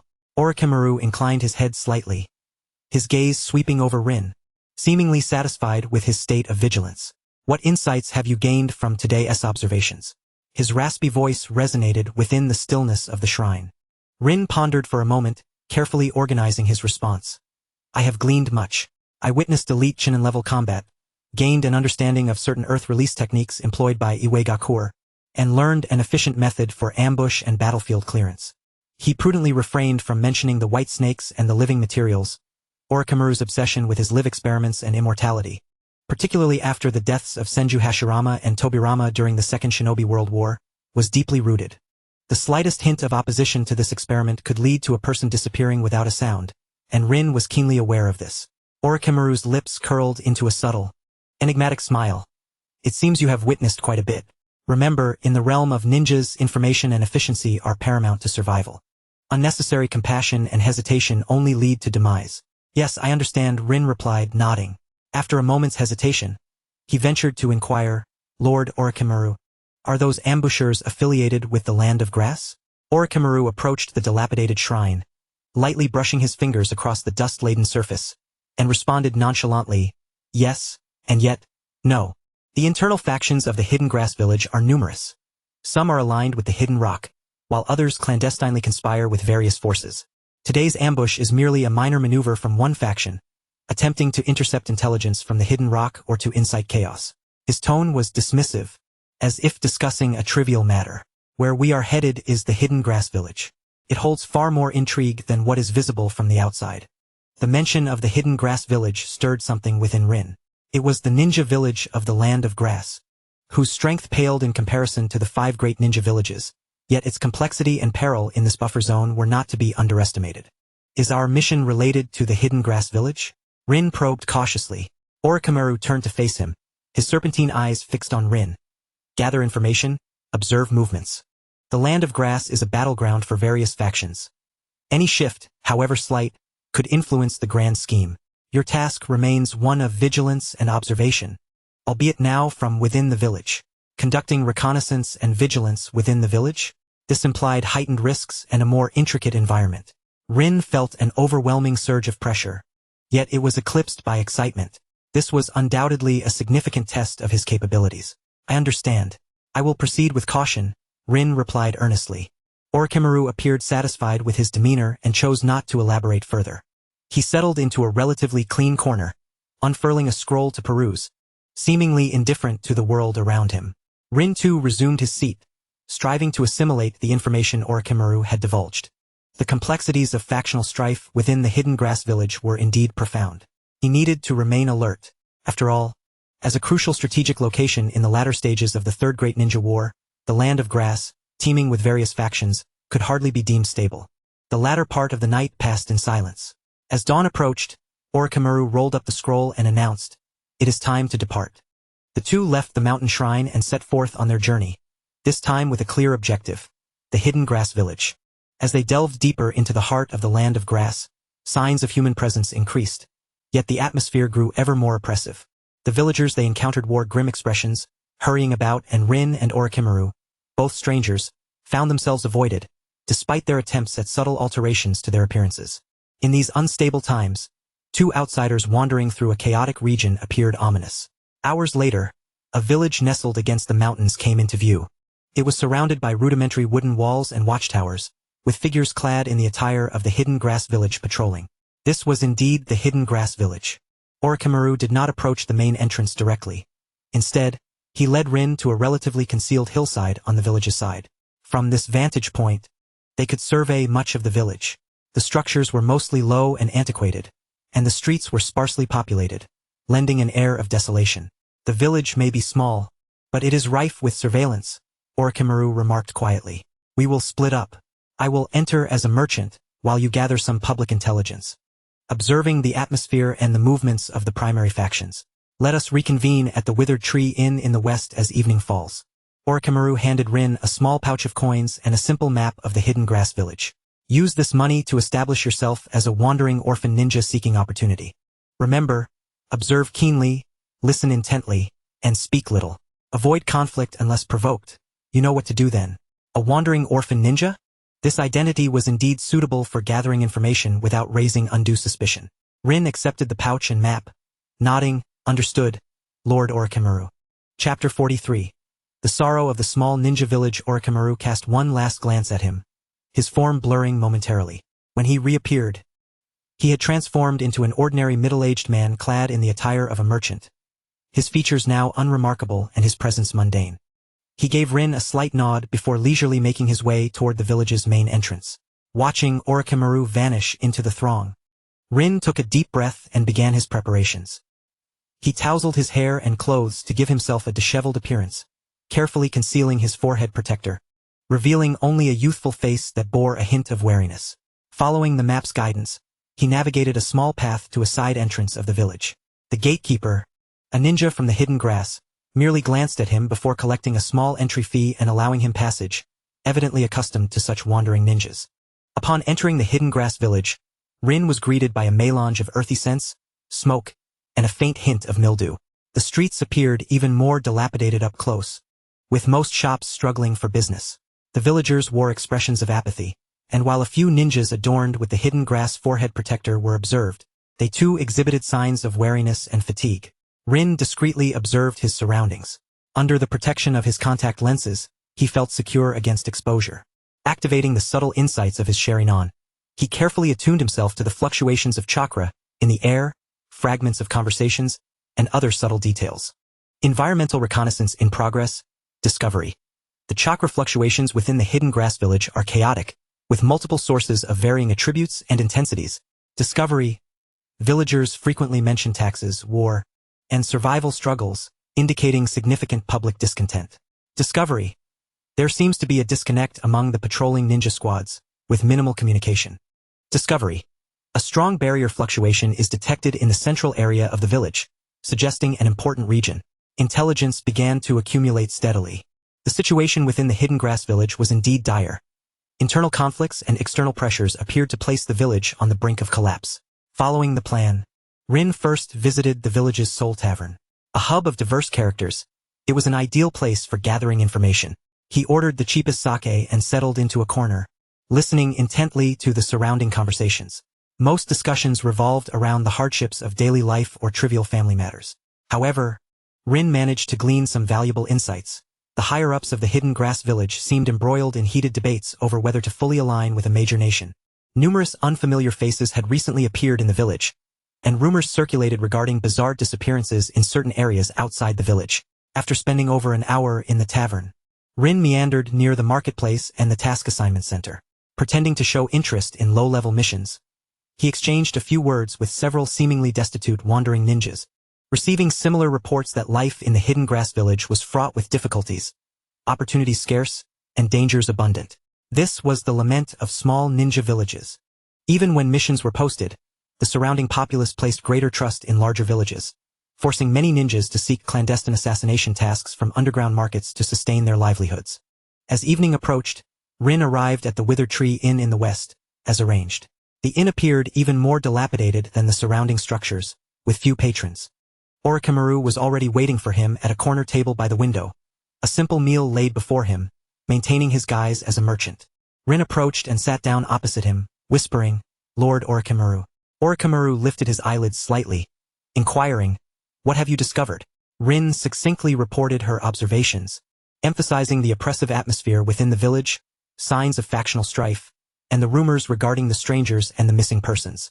Given that Kusa no Kuni later served as a vital transportation route for the Land of Earth, it was likely that the same First Hokage, Senju Hashirama, and his contemporaneous counterpart, Oniki of the two sides, had discreetly initiated contact with the higher-ups of the Land of Grass to pave the way for future endeavors. Consequently, as the war erupted, Kuzagakur had already gathered manpower, establishing a supply route for the Land of Earth. Had it not been for the latter stages of the Third Great Ninja War, when Minato led his team to sever the transport line at the Kanabi Bridge, the conflict might have endured far longer. However, none of this could be disclosed to Orochimaru. Yet, as these thoughts crossed her mind, a grave expression shadowed Rin's gaze. According to the original narrative, Madara Uchiha, now in the twilight of his years, likely had his base situated amidst the seemingly chaotic Land of Grass. The timing of when Madara set his sights on her elder brother, Obito Uchiha, as his successor remained elusive. Nevertheless, Rin was resolute. If possible, she must ensure that Obito was dispatched on other missions. Once he attracted Madara's attention, traversing the route through the Land of Grass would render his escape exceedingly difficult.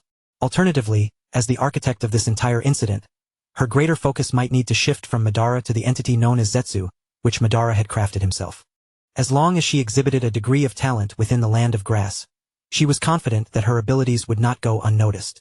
After all, in terms of innate prowess, having absorbed all of Obito's talents and numerous fragments of the Uchiha bloodline, she should surpass him. Yet not at this moment. Presently, as a mere child far from becoming a Chunin, if she were to recklessly reveal her Sharingan's potential, she would undoubtedly become nothing more than a pawn for Madara and Zetsu. This matter necessitated a gradual approach.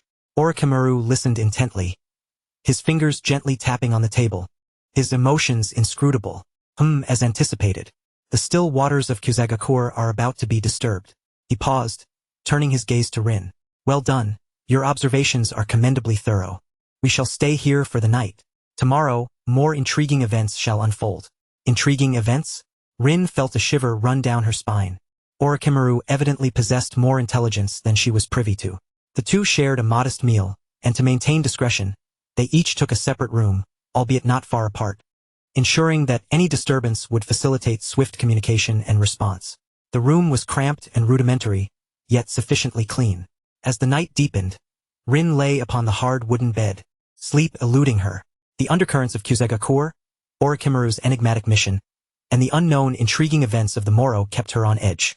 She sensed a storm brewing over the Land of Grass, with herself and the dangerous serpent beside her at the eye of the tempest. Outside the window, the night in Kuzagakur was particularly silent, reminiscent of the calm before a storm. Rin tightened her grip on the short sword concealed beneath her pillow, a glimmer of resolve flashing in her eyes. No matter what awaited her the following day, she must survive and grow stronger. Chapter 44. Intriguing events. The room at the Withered Tree Inn was small and austere, the air thick with a faint musty odor and dust. Rin lay on the hard board bed, her ears attuned to the sounds of the night in Kuzagakur, the distant barking of dogs, the monotonous clattering of the night watchman's stick, and the wind's mournful sigh as it passed through the dilapidated window frames. Sleep was far from her. The sights and sounds of the past month replayed in her mind. The ambush and counterattack by the elite Chunin of Iwagakur, Orochimaru's cold and efficient harvesting, the oppressive atmosphere within Kuzagakur, and Orochimaru's ominous remark about tomorrow's intriguing events. All of these hinted at a turbulent undercurrent beneath the tranquil surface. "I cannot afford to wait passively," Rin silently resolved. Orochimaru had tasked her with observation, but a true observer must delve deeper than mere surface appearances. She needed to gain a more profound understanding of this village, uncovering potential threats and opportunities. Quietly, she sat up, donning a set of dark casual attire and concealing her ink-short sword close to her person. Her Sharingan flickered with a barely perceptible red glow in the darkness, enhancing her vision. She resolved to venture out under the cover of night for a more thorough reconnaissance. Gently pushing open the window, Rin slipped out like a cat, landing in the shadows of the inn's back alley. Holding her breath, she attuned herself to the surroundings. Once assured of her safety, she stealthily navigated toward the village center, recalling the map etched in her memory, aiming for the area exhibiting strong fluctuations in barrier energy. The nighttime atmosphere in Kusagakur was even more serene than during the day, yet fraught with peril. The frequency of patrolling ninja squads seemed to have increased, their demeanor markedly more vigilant. Utilizing her Sharingan's insight and her increasingly adept stealth skills, Rin skillfully evaded all checkpoints and patrol routes.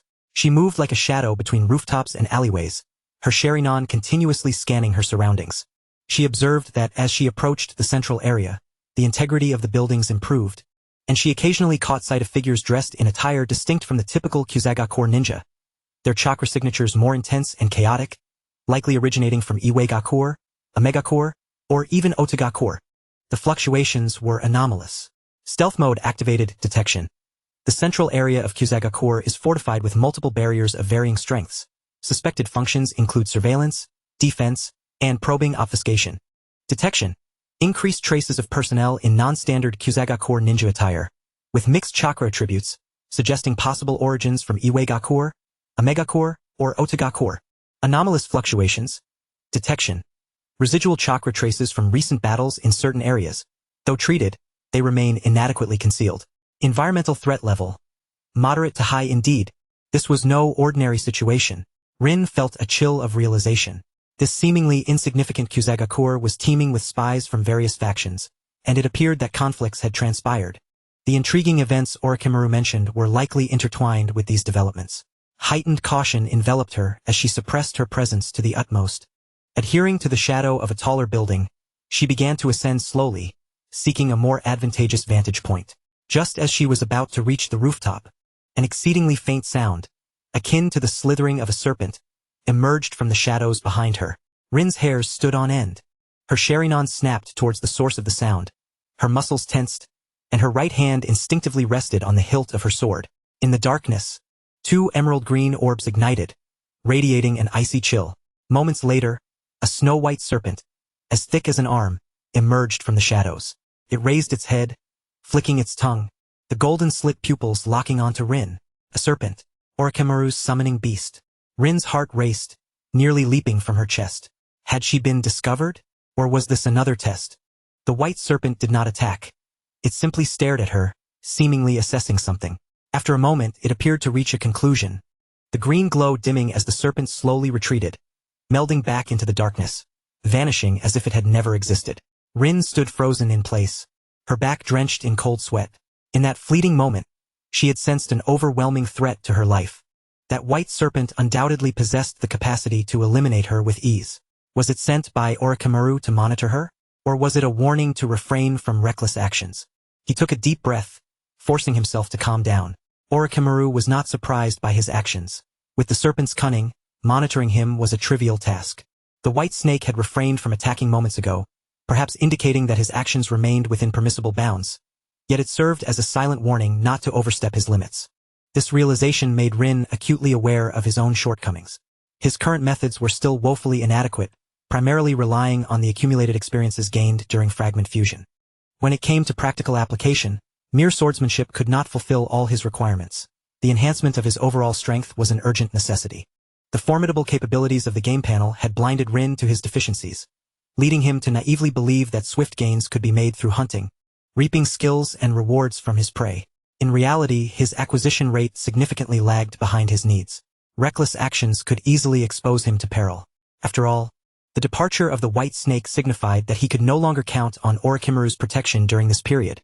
Fundamentally, this operation had been rash. Rin dismissed the thought of delving deeper into the central area. Without sufficient strength, recklessly engaging with those barriers and unknown forces would be tantamount to suicide. He altered his course, moving towards the outskirts of the village, where the atmosphere appeared more chaotic and information flowed more freely.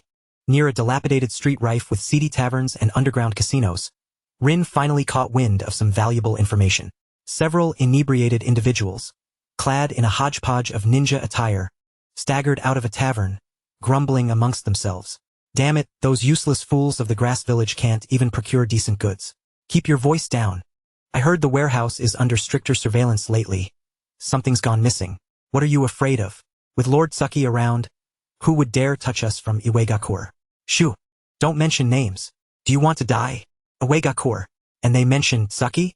Wasn't he the right hand of the future third Tsuchikage and the father of the fourth? It seemed that Iwegakure's infiltration in the land of grass was deeper than anticipated. They appeared to be transporting or hoarding some critical supplies, and recently something had gone awry, resulting in the loss of something substantial.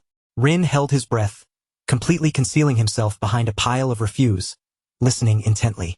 The Iwegakure ninjas exchanged a few more hushed words, their conversation vague but mentioning the Rain Village's bastards, transactions, and an accelerated timeline, before they swayed away.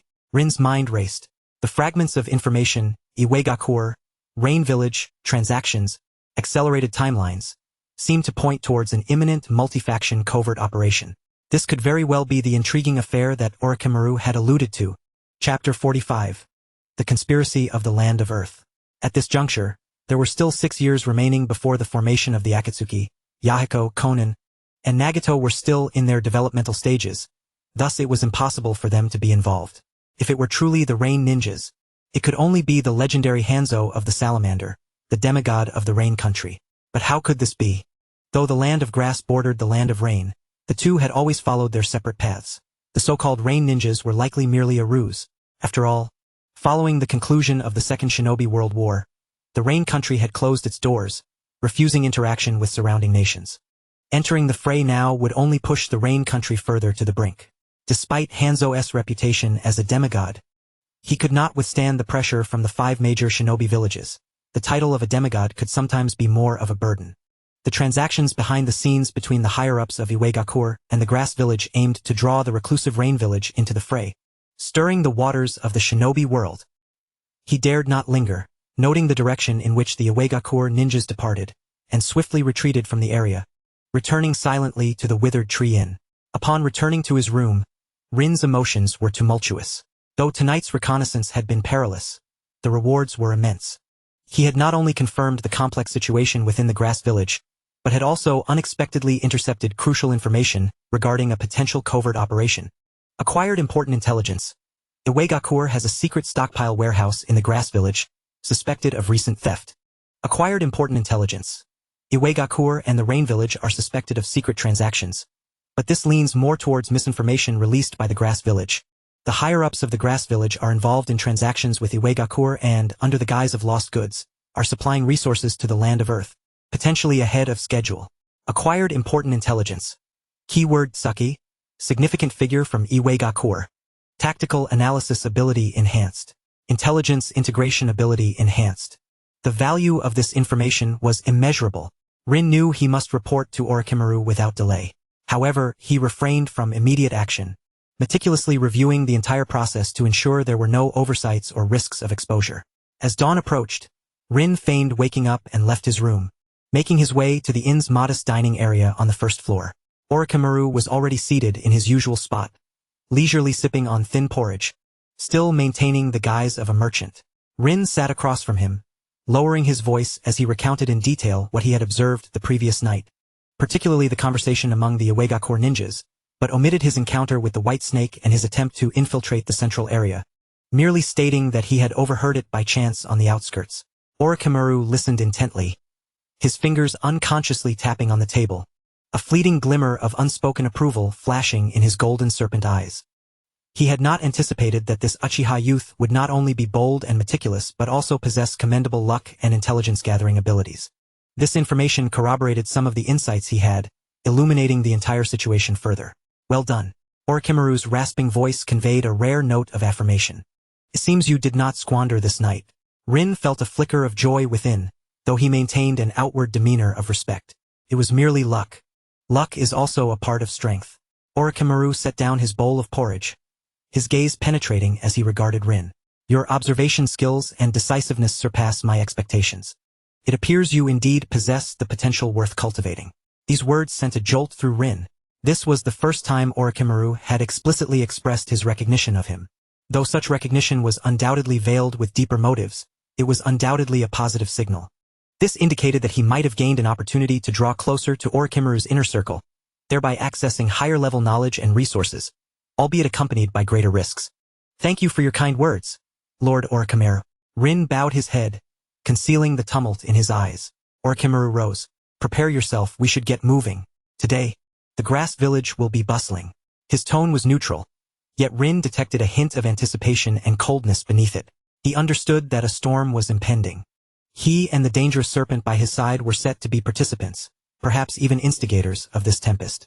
The two departed the inn, merging into the throng of increasing foot traffic in the grass village as dawn unfolded. Rin sensed that the village's atmosphere felt even more taut than the previous day, a stifling sense of impending rain permeating the air.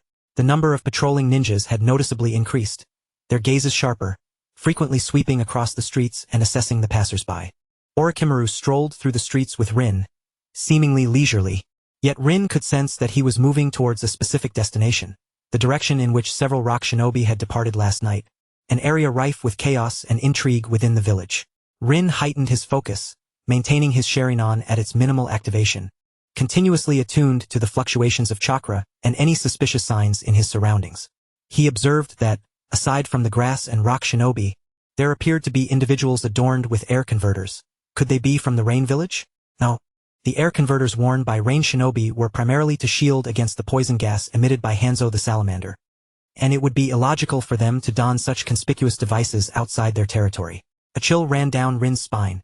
Suddenly, commotion erupted ahead, accompanied by cries of alarm. The crowd scattered in a panic. A bloodied grass shinobi stumbled towards them, shouting hoarsely, "Enemy attack!"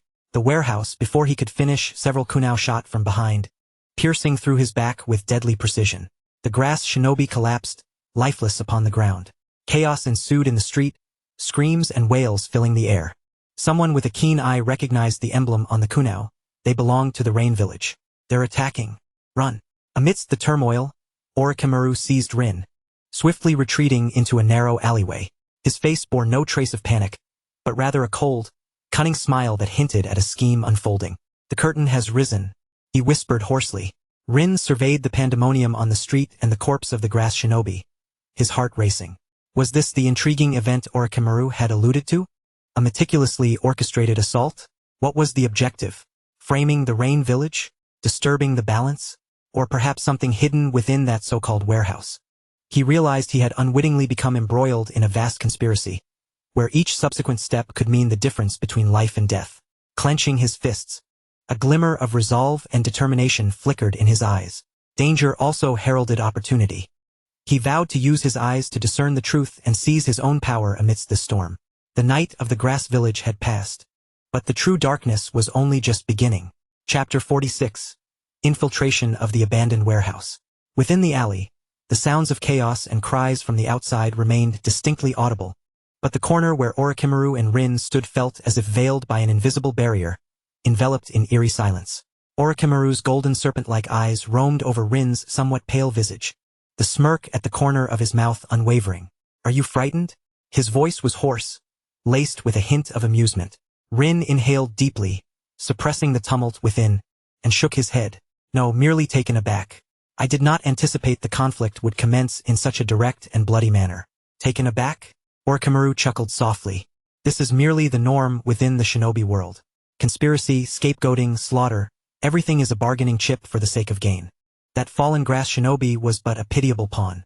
His gaze shifted towards the chaotic street outside the alley, his tone as flat as if stating a fact. The upper echelons of the grass village, with the assistance of the rock village, are purging their internal dissenters while framing the Rain Village, paving the way for their complete allegiance to the land of earth. The so-called theft of the warehouse is merely a facade for outsiders. The true supplies have likely long been funneled through secretive channels to the rock village. Rin felt a chill run through him. Orochimaru had succinctly unveiled the core of the situation, aligning perfectly with his own analysis, yet more stark and brutal. The life of that fallen shinobi was rendered valueless in the eyes of the higher-ups. "And what about us?" Rin ventured cautiously. "We?" Orochimaru turned his head, his serpent-like gaze fixed upon him. "We are both observers and opportunists. Chaos presents the prime opportunity for gathering intelligence and resources. However, with your current capabilities, you are ill-equipped to navigate these murky waters safely." His eyes scrutinized Rin, ultimately resting upon his hands and the concealed eyes behind the contact lenses. "Your fundamentals are adequate. Your swordsmanship bears some resemblance to the Heitake style, and your eyes possess potential. Yet you lack the efficiency of a lethal strike and the means to conceal yourself. A true assassin would not have been so easily detected by my little snake last night. Rin's heart tightened. Indeed, everything that transpired last night had been within Orochimaru's grasp. As for his eyes, concealed by contact lenses, Orochimaru merely considered them a result of the Uchiha clan's unique Sharingan, which, even in its dormant state, enhanced dynamic vision, hence no fear of exposure. Please, Lord Orochimaru, guide me. Rin bowed his head, sincerity radiating from him. He recognized this as an opportunity. Orochimaru appeared pleased with his demeanor. The essence of assassination lies in concealment and swiftness. Concealment involves merging your presence, chakra, and even killing intent with your surroundings. Swiftness pertains to the timing of your strike and the velocity of your attack, ensuring a single fatal blow, followed by a swift retreat. He extended a pale finger, a faint, nearly imperceptible fluctuation of chakra swirling at its tip. Rein in your chakra, not by suppression, but allow it to flow naturally like breath, synchronizing with your environment. Imagine yourself as a shadow, as wind, as part of this wall. Orochimaru began elucidating the foundational principles of stealth and chakra concealment techniques. His instructions were incisive, often striking directly at the crux of the matter. Rin listened intently, his Sharingan unconsciously activating, striving to memorize and emulate Orochimaru's exquisite control over chakra. Gained guidance. Basic stealth technique, Orochimaru style. Gained guidance. Chakra breath concealment technique, entry level. Understanding of assassination techniques unlocked. This was not a systematic skill transfer, but rather an enlightening initiation into concepts and techniques, the value of which was immeasurable. Rin felt his comprehension of concealment undergoing a qualitative transformation. Theory concludes here. Orochimaru abruptly halted his explanation, a glint of cold light flashing within his serpent-like eyes. Practical application is the sole criterion for validating truth. Your first practical task has arrived. He pointed towards the street outside the alley, where two vigilant individuals clad in rock shinobi attire were hastily navigating through the tumult, moving towards the outskirts of the village. Their chakra signatures indicated they were of mid-tier genin rank. Follow them, ascertain their stronghold or contact. If circumstances permit, eliminate them. Orochimaru's tone was as indifferent as if he were instructing the squashing of two ants. Remember to employ the methods I just taught you. Do not expose yourself. Do not linger in battle. Should you fail, the consequences are yours to bear. Rin's heart raced. An actual combat assessment. The targets were two rock genin. This was undoubtedly a perilous trial.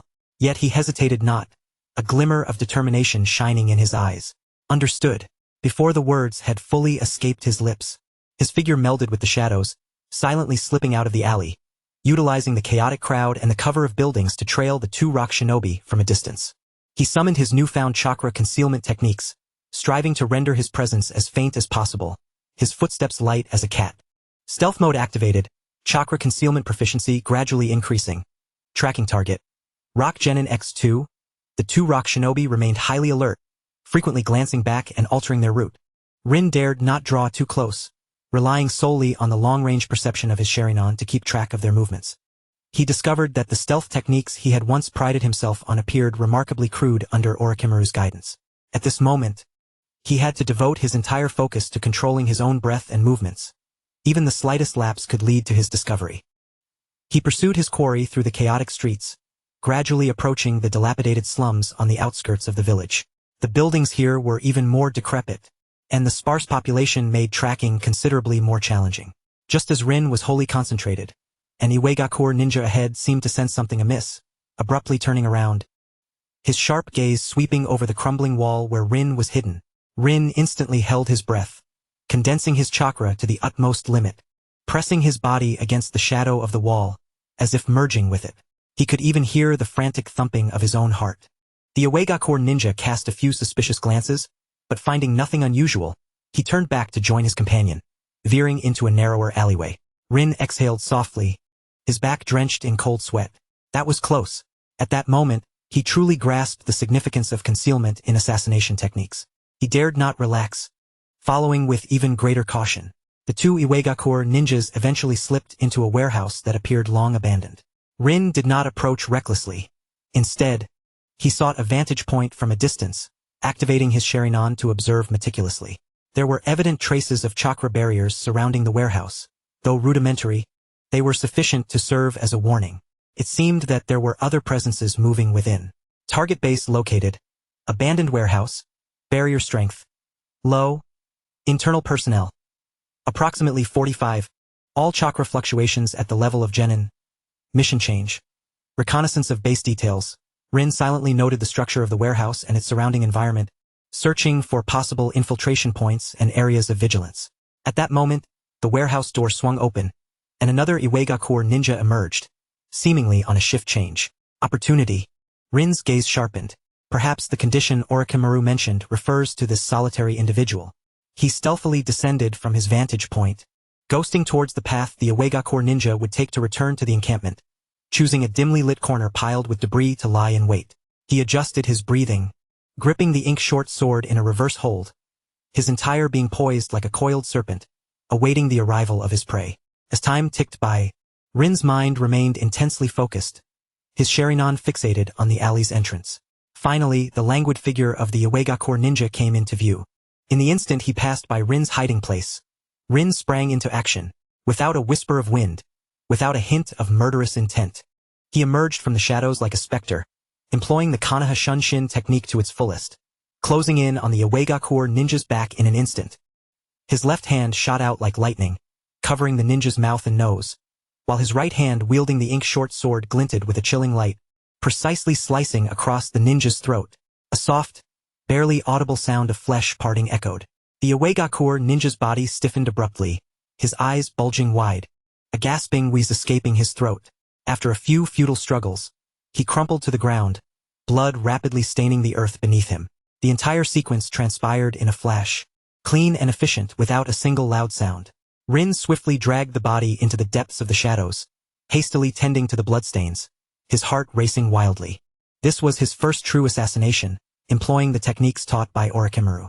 The success brought not only exhilaration but also a chilling sense of cold. Assassination successful. Target, Iwagakure genin, high. Evaluation. Perfect, silent, 1-strike kill. Rewards, experience points increased. Rewards, assassination technique, beginner, proficiency 10. Rewards, Konoha Shunshin proficiency 5. Special drop from kill. Chakra attribute earth, earth release. Rock gun, B rank. Beginner's heart of slaughter effect triggered, calmness increased. Earth release, rock gun.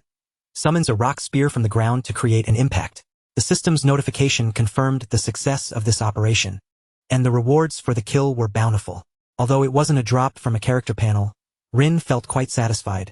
Acquiring a B-rank ninjutsu from merely a genin was a clear indication of the Iwagakure's peripheral family members. Otherwise, they would not have been relegated to executing such tasks here. Rin suppressed his surging emotions, not lingering, and immediately withdrew from the scene, observing the activity around the warehouse from a distance. After a considerable time had passed, the personnel inside the warehouse finally noticed their companion's absence. Following a brief commotion, they dispatched 2 individuals to search, but they found nothing. Rin seized the opportunity to further scrutinize the warehouse's defenses and the patterns of personnel movement. As night fell, having gathered sufficient intelligence, Rin quietly returned to a more concealed alley near the Kuriki Inn, the designated rendezvous point with Orochimaru. Orochimaru was already waiting there, as if he had never left. Upon seeing Rin's return, a fleeting glimmer passed through his serpentine eyes. How did it go? He inquired nonchalantly.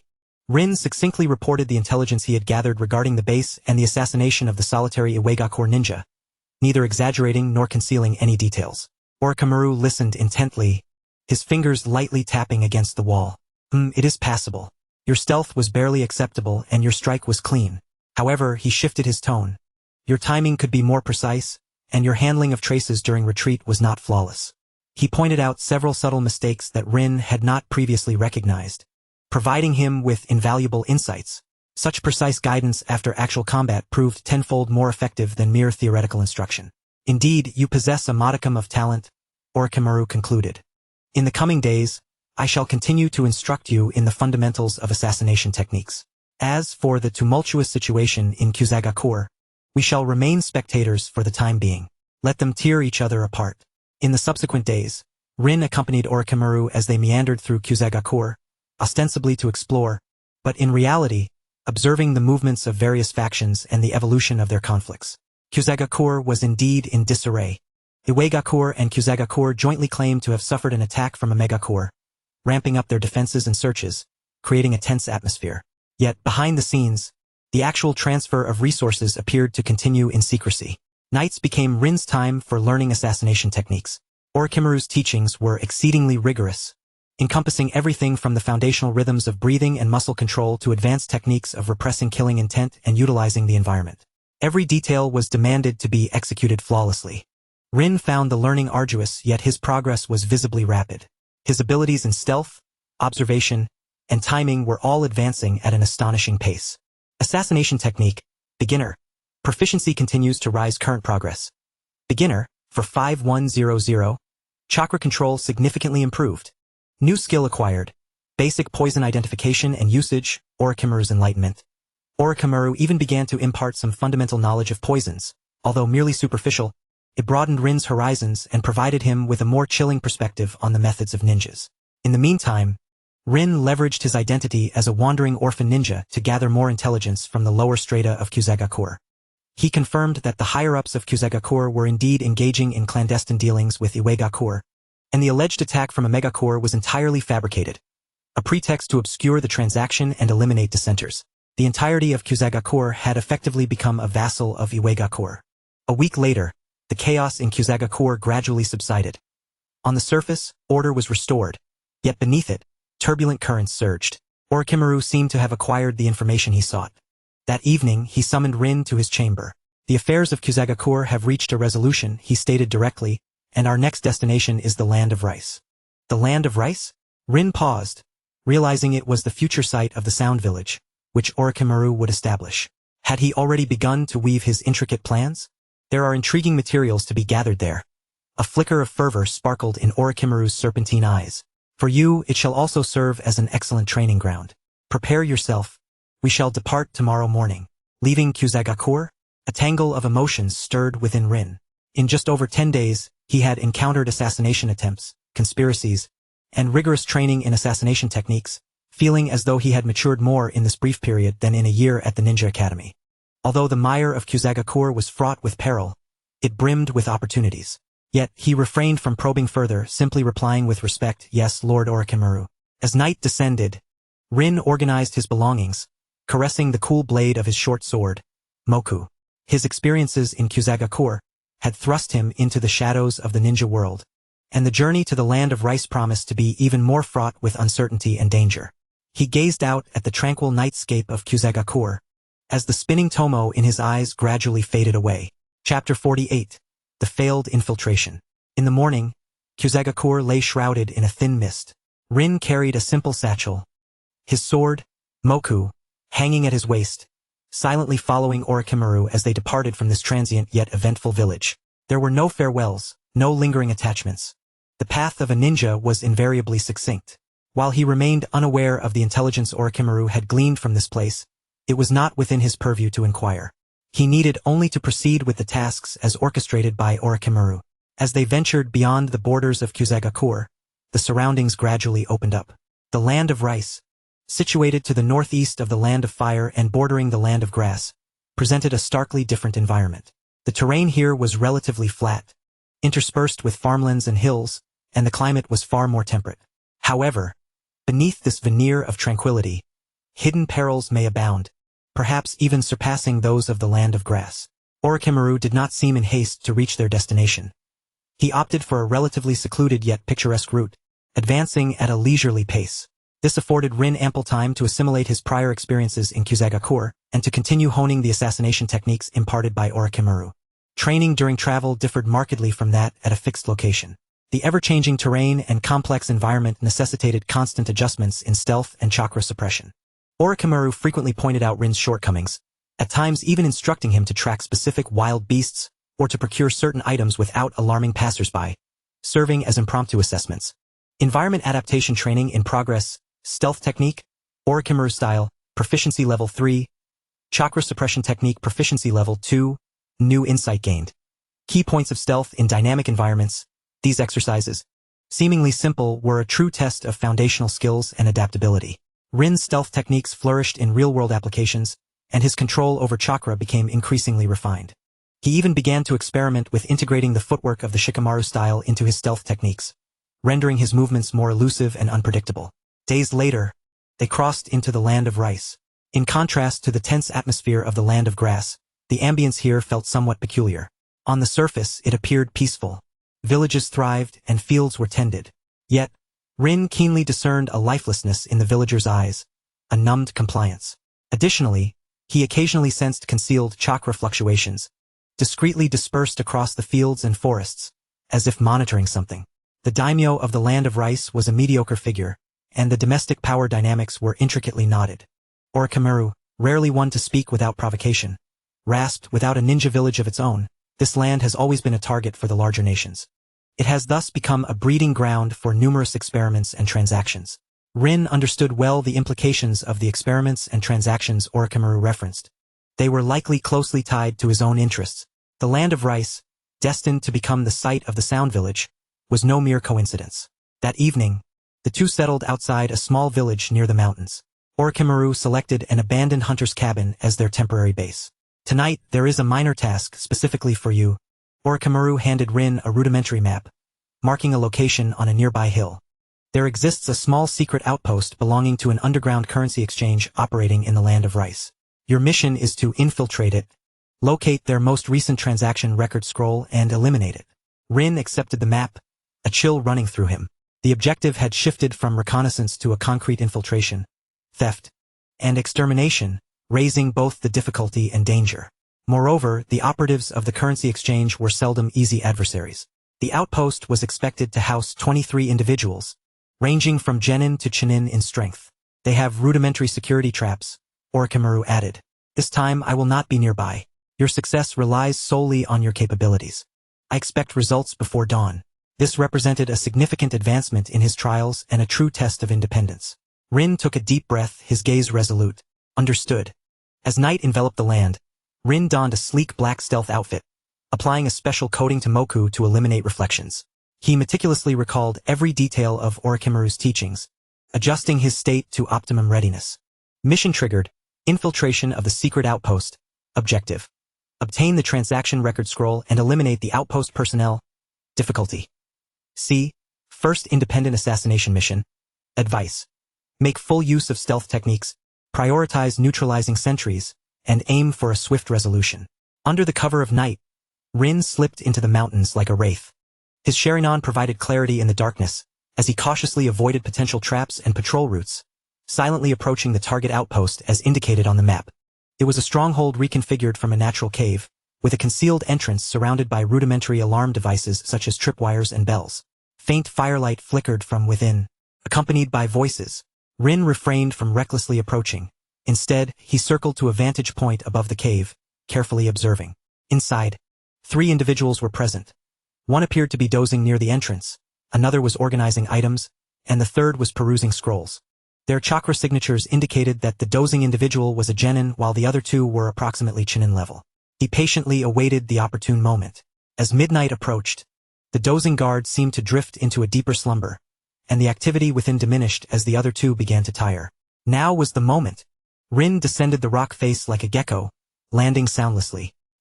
He deftly circumvented all alarm devices and, like a shadow, glided to the cave entrance, the dozing genin oblivious to his presence. In a flash, Rin's left hand clamped over the guard's mouth and nose, while his right hand plunged Moku with precision into the target's vital point. The guard merely twitched slightly before falling silent.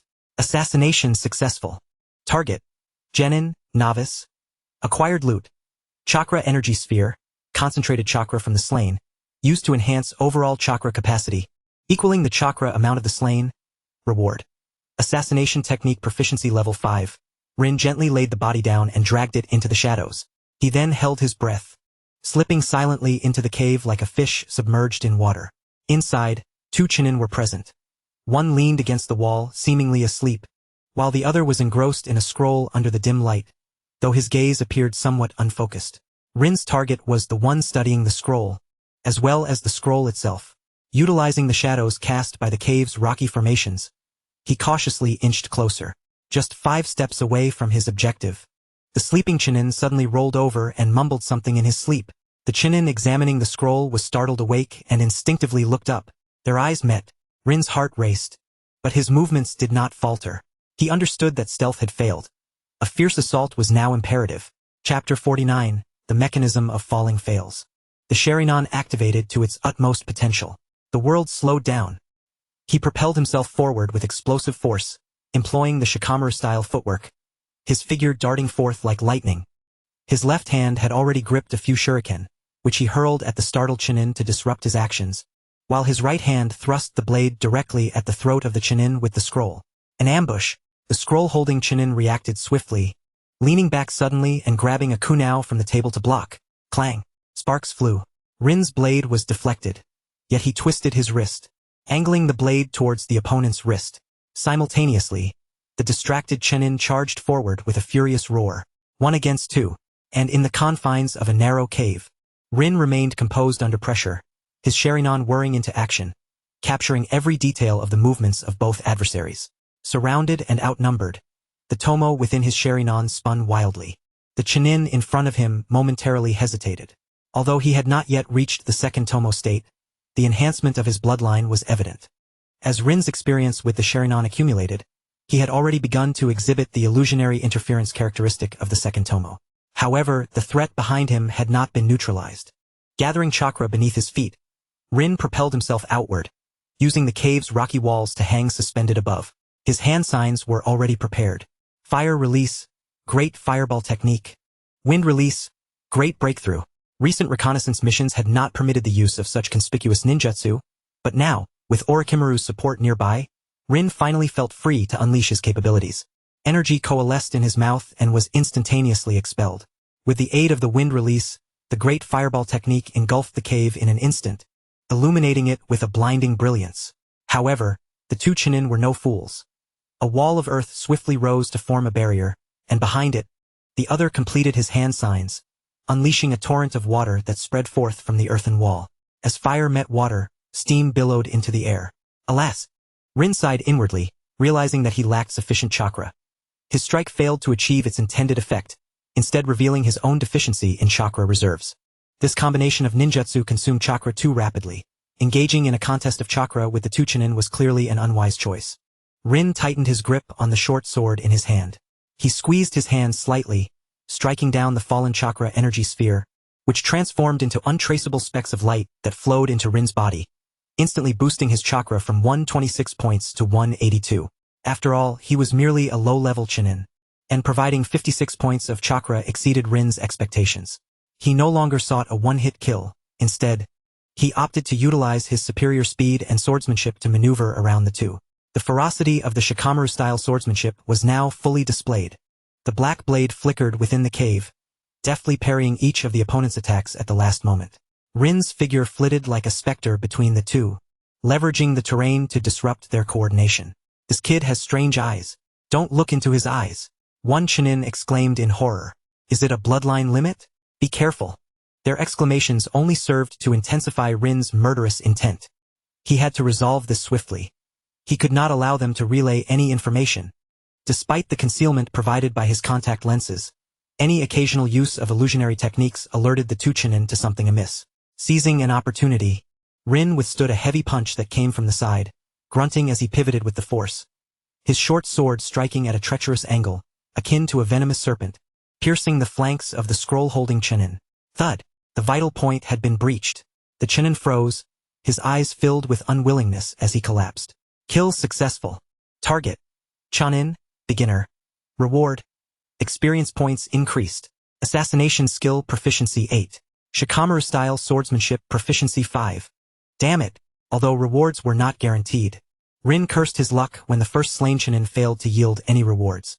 The remaining Chunin, witnessing his companion's demise, was filled with both shock and rage, attacking with even greater ferocity. Yet, without coordination, he found it increasingly difficult to withstand Rin's fierce onslaught, enhanced by the Sharingan. After a few exchanges, Rin detected an opening and swiftly sealed the Chunin's throat with a single strike. Kill successful. Target. Chunin, beginner. Reward. Experience points increased. Special drop acquired. Earth release. Earth spear, B rank. Another ninjutsu of the same type?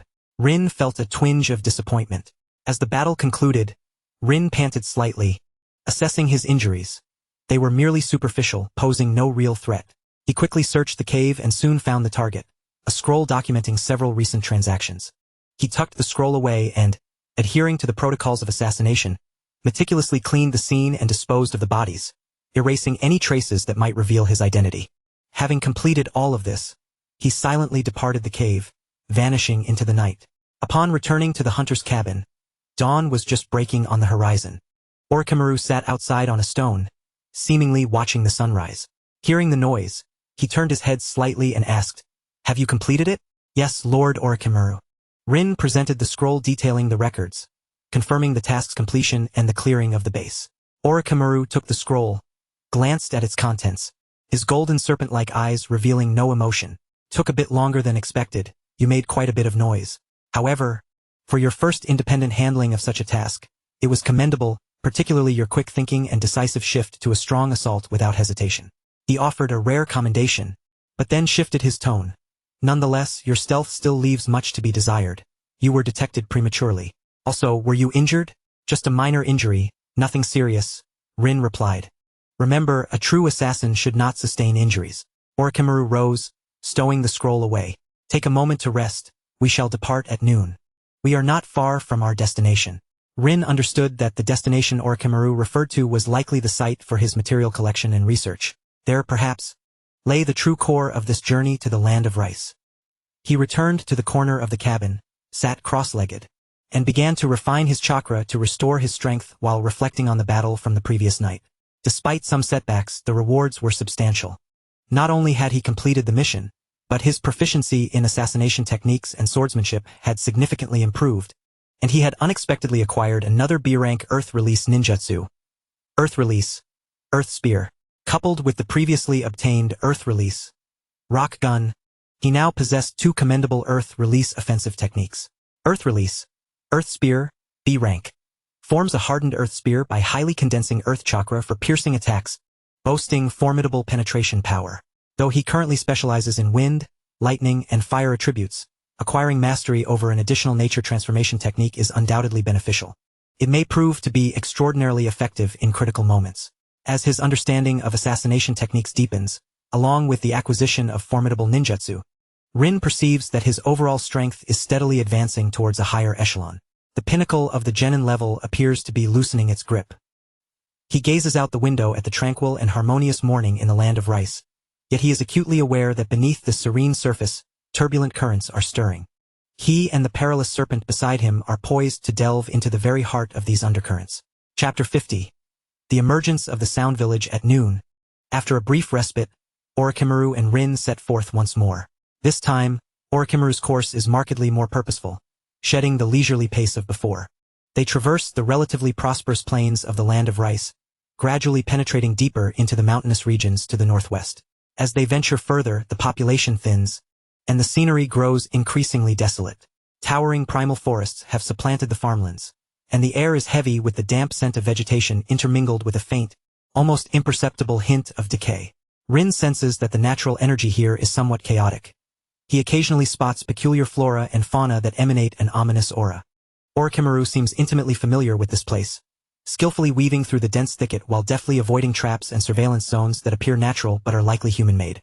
Rin follows closely behind, his Sharingan fully activated, vigilantly observing their surroundings. He notices that some inconspicuous trees and rocks bear subtly etched serpentine markings, evidently left as markers by Orochimaru. Entering unknown territory, northwestern mountain region of the land of rice. Environmental assessment. Rarely trodden, chaotic natural energy. Signs of human alteration. Threat perception. Moderate, potentially dangerous creatures, unknown barriers. After a lengthy journey, they arrive at a valley nestled among the mountains just before sunset.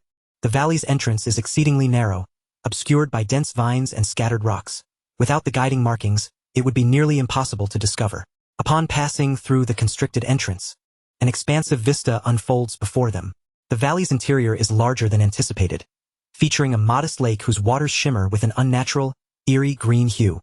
Adjacent to the lake stand several ancient, somewhat dilapidated structures, reminiscent of an abandoned shrine or ancient ruins.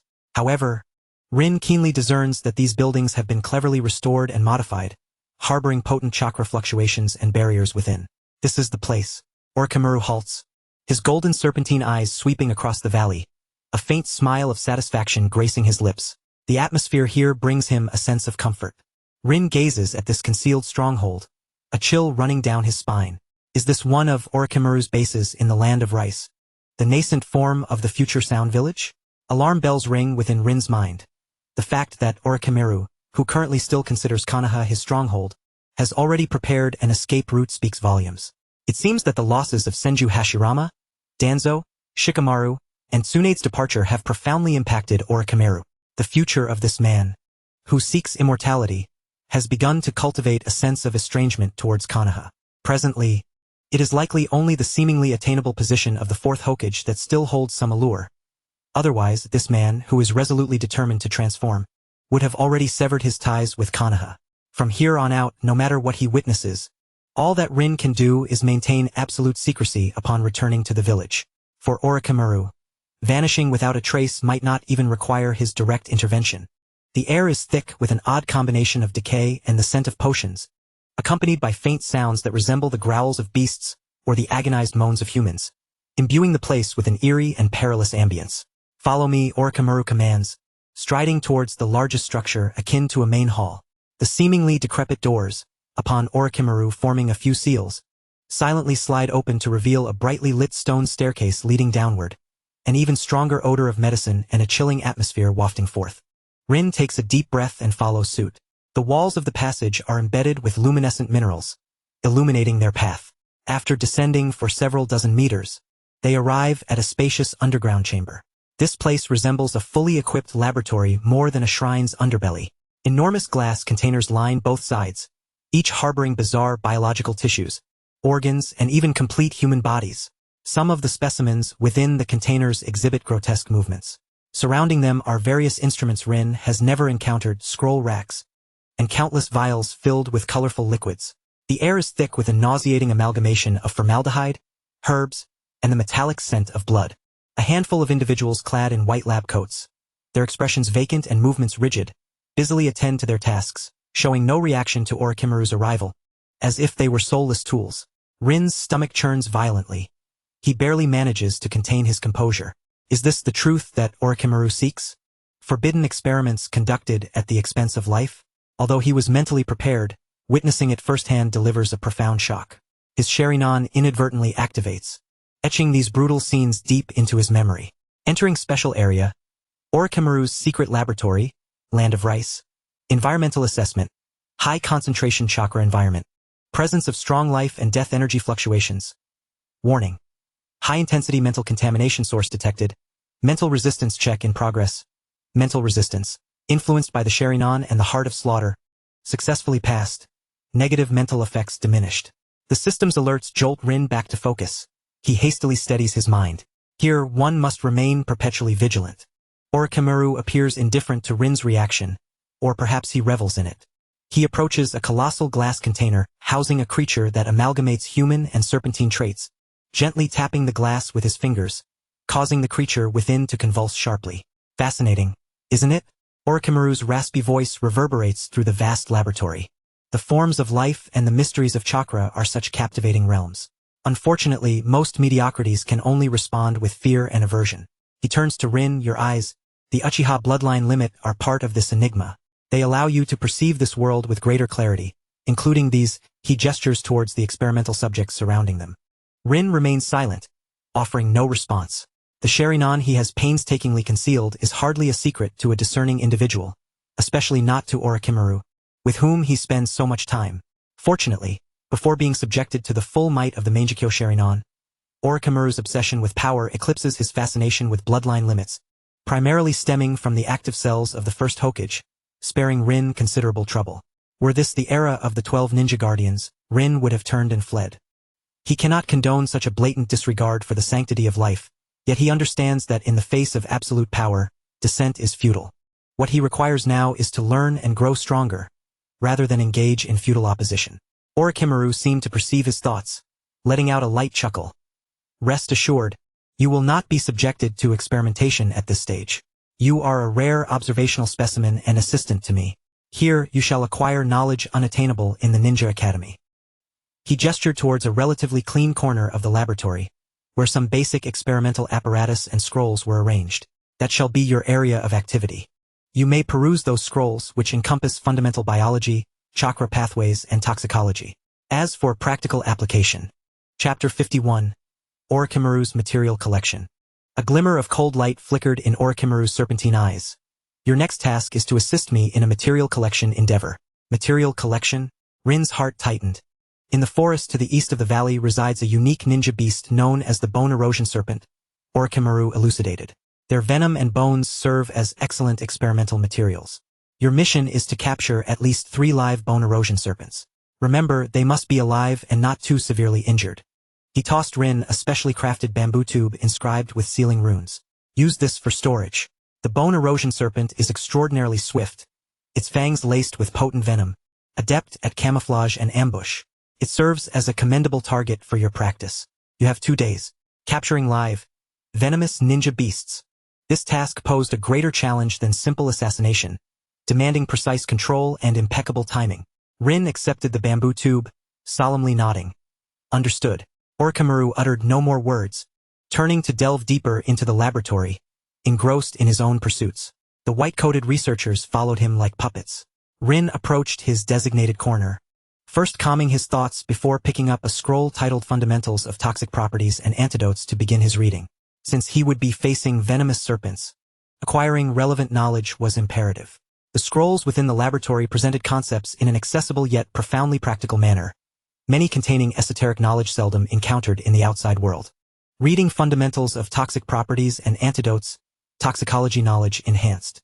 Acquired new skill, basic poison identification, novice. Acquired new skill, basic antidote techniques, novice. The hours of reading and learning consumed the greater part of the day. Early the next morning, Rin departed the laboratory, heading to the eastern forest to execute his task. This forest appeared far more perilous than it seemed from the outside. Towering trees obscured the sky. The ground was damp and muddy, littered with gnarled roots and thick layers of fallen leaves. Various venomous insects and fierce beasts lurked in the shadows, and his Sharingan enabled him to clearly perceive the dangerous chakra fluctuations they emitted.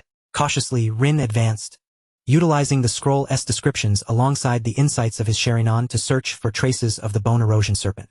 Indeed, these serpents were exceptionally skilled at camouflage. Their scales adapted to their surroundings, and their presence was expertly concealed. After spending the better part of the day navigating numerous perilous encounters, including a near ambush by a bone erosion serpent disguised as a vine, Rin ultimately discovered the first trace of a bone erosion serpent, thanks to his increasingly refined stealth techniques and the acute perception granted by his Sharingan. It was a serpent approximately 1 meter in length, its body a dull gray-brown, coiled upon a withered branch, its tongue flicking in and out, sensing the surrounding movements. Rin held his breath, channeling his chakra to its utmost limit, and slowly crept closer. When he was within striking distance, he erupted into action. The Konoha flow step technique propelled him forward like a bolt of lightning, his left hand darting out with precision to seize the critical point behind the serpent's head. This was the vital area documented in the scroll for subduing serpents. However, the bone erosion serpent's reaction was astonishing. It twisted its body with remarkable agility, evading Rin's grasp while simultaneously unleashing a foul-smelling stream of venom. Rin's Sharingan swiftly adjusted, narrowly tilting his head to avoid the venom, which splattered onto nearby leaves, instantly emitting a hissing sound as it corroded them. He flicked his short sword mo, attempting to strike the serpent down. Yet the bone erosion serpent was exceedingly slippery, leveraging the sword's momentum to coil around the blade and once again lunging to bite. Rin remained composed under pressure. With a flick of his wrist, he infused chakra into the sword, which emitted a subtle hum, pushing the serpent away, allowing his left hand to seize the opportunity to grasp the critical point again, this time successfully. The bone erosion serpent thrashed violently, but Rin's fingers clamped down like iron pincers, chakra seeping through, rendering the creature increasingly lethargic. He swiftly shoved it into the specially crafted bamboo tube and sealed it with a rune. First one, successfully captured. Capture successful. Bone erosion serpent X1. Reward earned. Capture skill proficiency 5. Minor resistance to poison enhanced. With the experience from his initial capture, the subsequent endeavors proved significantly smoother. Rin continually adapted his strategies, placing greater emphasis on timing and precise control of strength. As the 2-day deadline approached, he successfully captured 3 live bone erosion serpents. Though he sustained minor injuries and suffered a slight venom burn, he managed to suppress the effects through the antidote techniques he had just learned and his own resilience, ultimately completing the task. Upon returning to the laboratory and presenting the bamboo tube to Orochimaru, the latter inspected the condition of the three serpents and nodded. Acceptable. Seems you did not slack off. He casually handed the bamboo tube to one of the white-coated researchers, then turned to Rin. What insights did you glean from the capturing process? Rin succinctly reported the difficulties he encountered, the strategies he employed, and the lessons he ultimately learned, particularly emphasizing the importance of timing and control of strength. Well summarized, Orochimaru noted approvingly, unusually refraining from criticism. The essence of assassination lies in control of the environment, control of strength and control of timing. Capturing a live specimen is more challenging than simply killing it. This will enhance your understanding of such nuances. He paused before continuing. For the time being, we shall remain here. Your task is to continue studying the scrolls in the laboratory while undertaking similar material collection missions every few days, with progressively increasing difficulty. As for combat training, a peculiar glint flickered in Orochimaru's serpentine eyes. There are more than just bone erosion serpents in this valley. There are also some intriguing specimens. When necessary, I may require you to eliminate them. Rin's heart sank, understanding the implications of such elimination. This valley was not merely a laboratory. It was also an expansive trial ground. In the days that followed, Rin immersed himself in a structured and fulfilling regimen of training. By day, he voraciously absorbed knowledge from the various scrolls in the laboratory, ranging from the fundamental transformations of chakra properties to the advanced theories of forbidden techniques, from human anatomy to summoning contracts, rapidly broadening his intellectual horizons. By night, he honed his chakra refinement, physical techniques, and swordsmanship. Every few days, he ventured out to execute material collection tasks, with objectives evolving from various venomous insects and beasts to certain mutated entities that had either failed experiments or escaped. These encounters proved to be increasingly perilous and bizarre, yet the rewards were exceptionally generous with his combat experience, assassination techniques, and ability to respond to various abnormal states growing exponentially. Prolonged exposure to high-concentration chakra environment enhances chakra refinement efficiency. Extensive reading of advanced scrolls, fragments, significantly boosts knowledge reserves. Theoretical comprehension improves. Multiple battles with mutated entities yield rewards. Slight enhancement of physique, increased resistance to poison, and acquisition of various special materials. Assassination technique, novice, proficiency continues to grow. Current progress. Novice, 85-100. Skill proficiency in Konoha blade technique. Current progress. Novice, 92100. Strength is steadily and resolutely ascending. Rin can sense that he is approaching the threshold of breaking through the pinnacle of a genin and entering the realm of a Chunin. The laboratory of Orochimaru, though perilous and brutal, undoubtedly serves as a catalyst for his rapid growth. He stands in a corner of the lab, observing Orochimaru busily at work before those chilling experimental tables, the swirling tomo in his eyes gradually fading. Here, he has witnessed the darkest side of the ninja world and has seized unprecedented opportunities for growth. What lies ahead in his future remains a mystery to him, yet he is convinced that only by mastering sufficient power can he navigate through this dark maelstrom and discover his own path. In the deep mountains of the land of rice, the symbiosis and contest between the youth and the serpent continue to unfold. Chapter 52.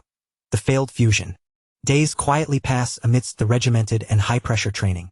Rin absorbs the knowledge contained within the laboratory scrolls like a sponge, ranging from fundamental chakra meridian diagrams to esoteric fragments of forbidden jutsu theory, from the peculiar properties of various poisons to the mysteries of summoning contracts. His reservoir of knowledge expands at an astonishing rate. Although much of it remains incompletely understood, it undoubtedly lays a solid foundation for his future growth.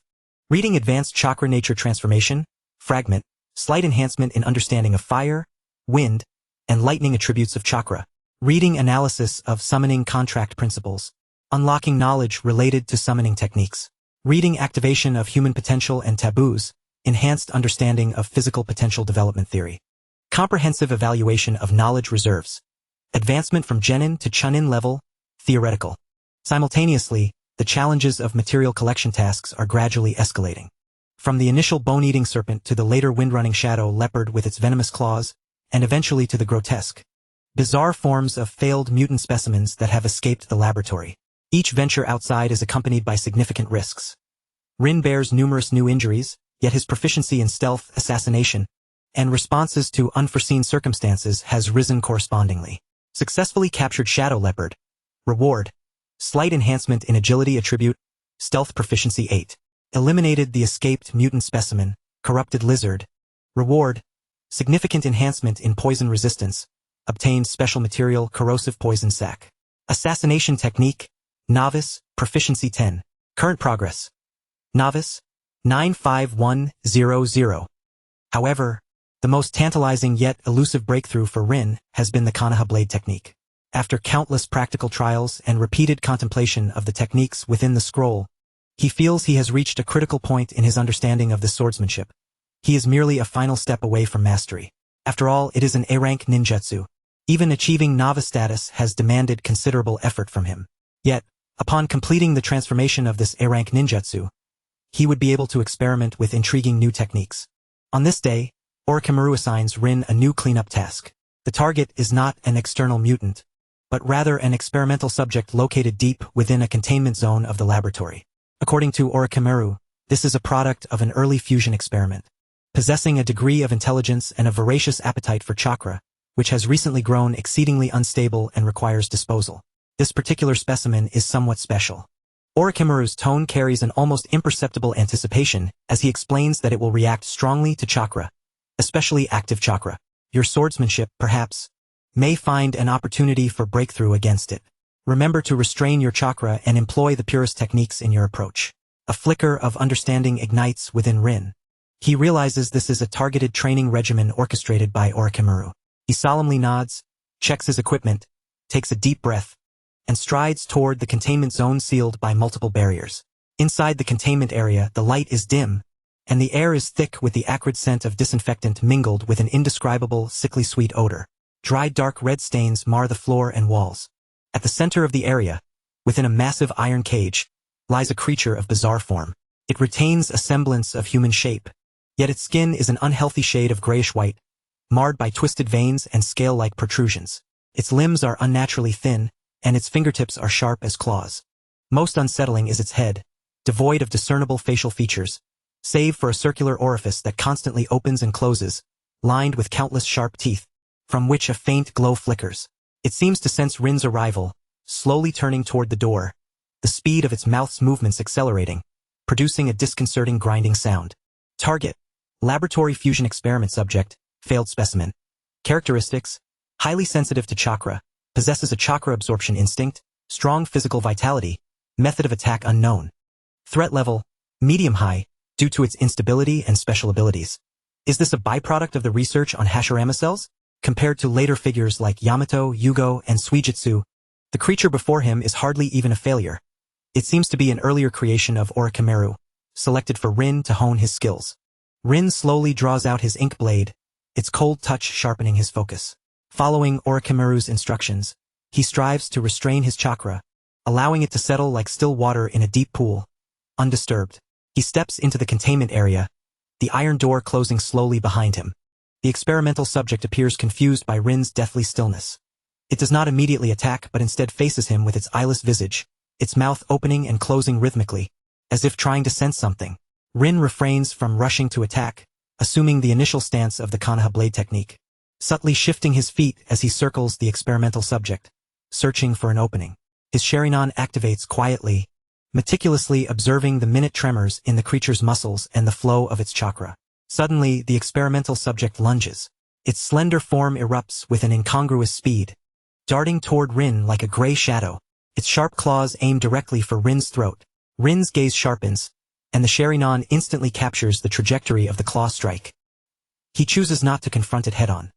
The Konoha blade's footwork unfolds beneath him, allowing his form to retreat like a drifting willow, while simultaneously, his ink blade carves an uncanny arc, not to block, but to slice inward along the creature's claw, targeting its wrist joint. The strike is swift, precise, and lethal. It encapsulates Rin's comprehensive understanding of the Konoha blade technique's power application during this period. However, just as the blade tip is about to make contact, the experimental subject's arm twists at an inconceivable angle, narrowly evading the strike. Simultaneously, its circular mouth gapes wide, unleashing an invisible suction force. Rin feels his chakra momentarily falter within him, as if being drawn outwards. Alarmed, he hastily intensifies his control, stabilizing his chakra. Yet this brief moment of distraction causes a slight delay in his actions. Seizing the opportunity, the experimental subject's other claw strikes towards Rin's side with lightning speed. In this critical moment, Rin's Sharingan whirls into action. The flow of the world seems to slow, and he clearly perceives the trajectory of the claw slicing through the air. His body's instincts transcend thought. With a powerful twist of his waist, he generates maximum force, while simultaneously flipping his wrist, positioning the spine of his ink blade precisely to intercept the path of the claw strike. Clang! A sharp sound reverberates through the air. Rin propelled himself backward with a surge of force, sliding several meters as a tingling sensation coursed through his arm from the impact. The experimental subject, similarly affected by the recoil, emitted an enraged shriek. Such formidable strength. Moreover, that ability to consume chakra is indeed troublesome. Rin's heart hardened, urging him to exercise greater caution. He recognized that against such an adversary, any significant fluctuation in chakra could serve as a trigger for its attacks. Thus, he must control his power to the utmost. He adjusted his breathing once more, immersing his mind completely in the essence of the Konoha-style swordsmanship. Swift as the wind, fierce as fire, immovable as a mountain, and gentle as a forest, the principles of the scroll flowed through his mind. No longer did he pursue a single decisive strike. Instead, he regarded each confrontation as a refinement of his self-control. The experimental subject lunged again, its attacks becoming increasingly frenzied. Clawing, biting, and even spewing corrosive slime from its maw, Rin's figure danced through the onslaught, his Sharingan discerning all lurking dangers. His swordsmanship evolved beyond rigid forms, continuously adapting to the shifting nature of his opponent. Each maneuver, parry, evade, thrust, counter was executed with simplicity and efficiency, minimizing chakra expenditure and personal strain. He felt his mastery over his muscles, timing of strikes, and fluidity of sword transitions soaring with each encounter. Proficiency in Konoha-style swordsmanship. 111. Combat Insight. Key points for precise power control. Combat Insight. Mastery of rhythm and the transition between reality and illusion. The battle raged for nearly 10 minutes, leaving Rin with only a few shallow scratches, while the experimental subject had not gained a significant advantage. Its attacks began to show signs of fatigue, and the bizarre chakra-consuming ability faltered against Rin's meticulous restraint. Now is the moment. Rin seized upon the brief moment of stillness following the experimental subject's lunge, a spark of determination igniting in his eyes. He launched himself forward, no longer employing a whimsical gait but charging straight ahead like a cheetah.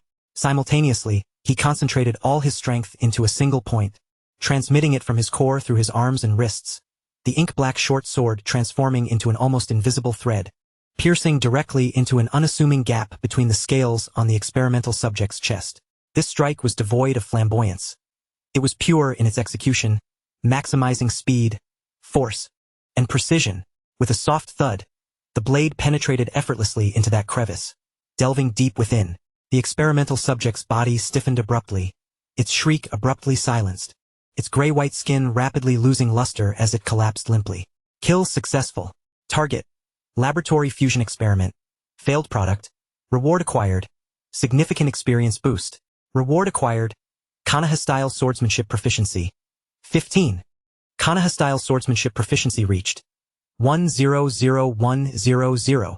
Skill breakthrough. From novice to beginner. Effect. Mastery of basic techniques and core power techniques of Konoha-style swordsmanship. Significant improvement in melee attack power, speed, and precision. Initial ability to channel chakra to enhance strike power. Increased compatibility with lightning and wind chakra. Strength assessment enhanced. Peak Genin to initial Chunin. A breakthrough. A wave of enlightenment surged within Rin, as the numerous challenges of Konoha-style swordsmanship suddenly fell into place. He felt as though the ink in his hand had become an extension of his arm, an innate fluidity blossoming within him. The chakra within him appeared more refined and vibrant, a hallmark of his ascension to Chunin. Standing still, he breathed lightly, aware of the power surging within him and the familiar sensation emanating from the short sword in his grasp. He had finally crossed the threshold into Chunin. Though still at the beginner level, this signified a qualitative transformation in his strength. The door to the isolation area creaked open, revealing Orochimaru's figure at the threshold.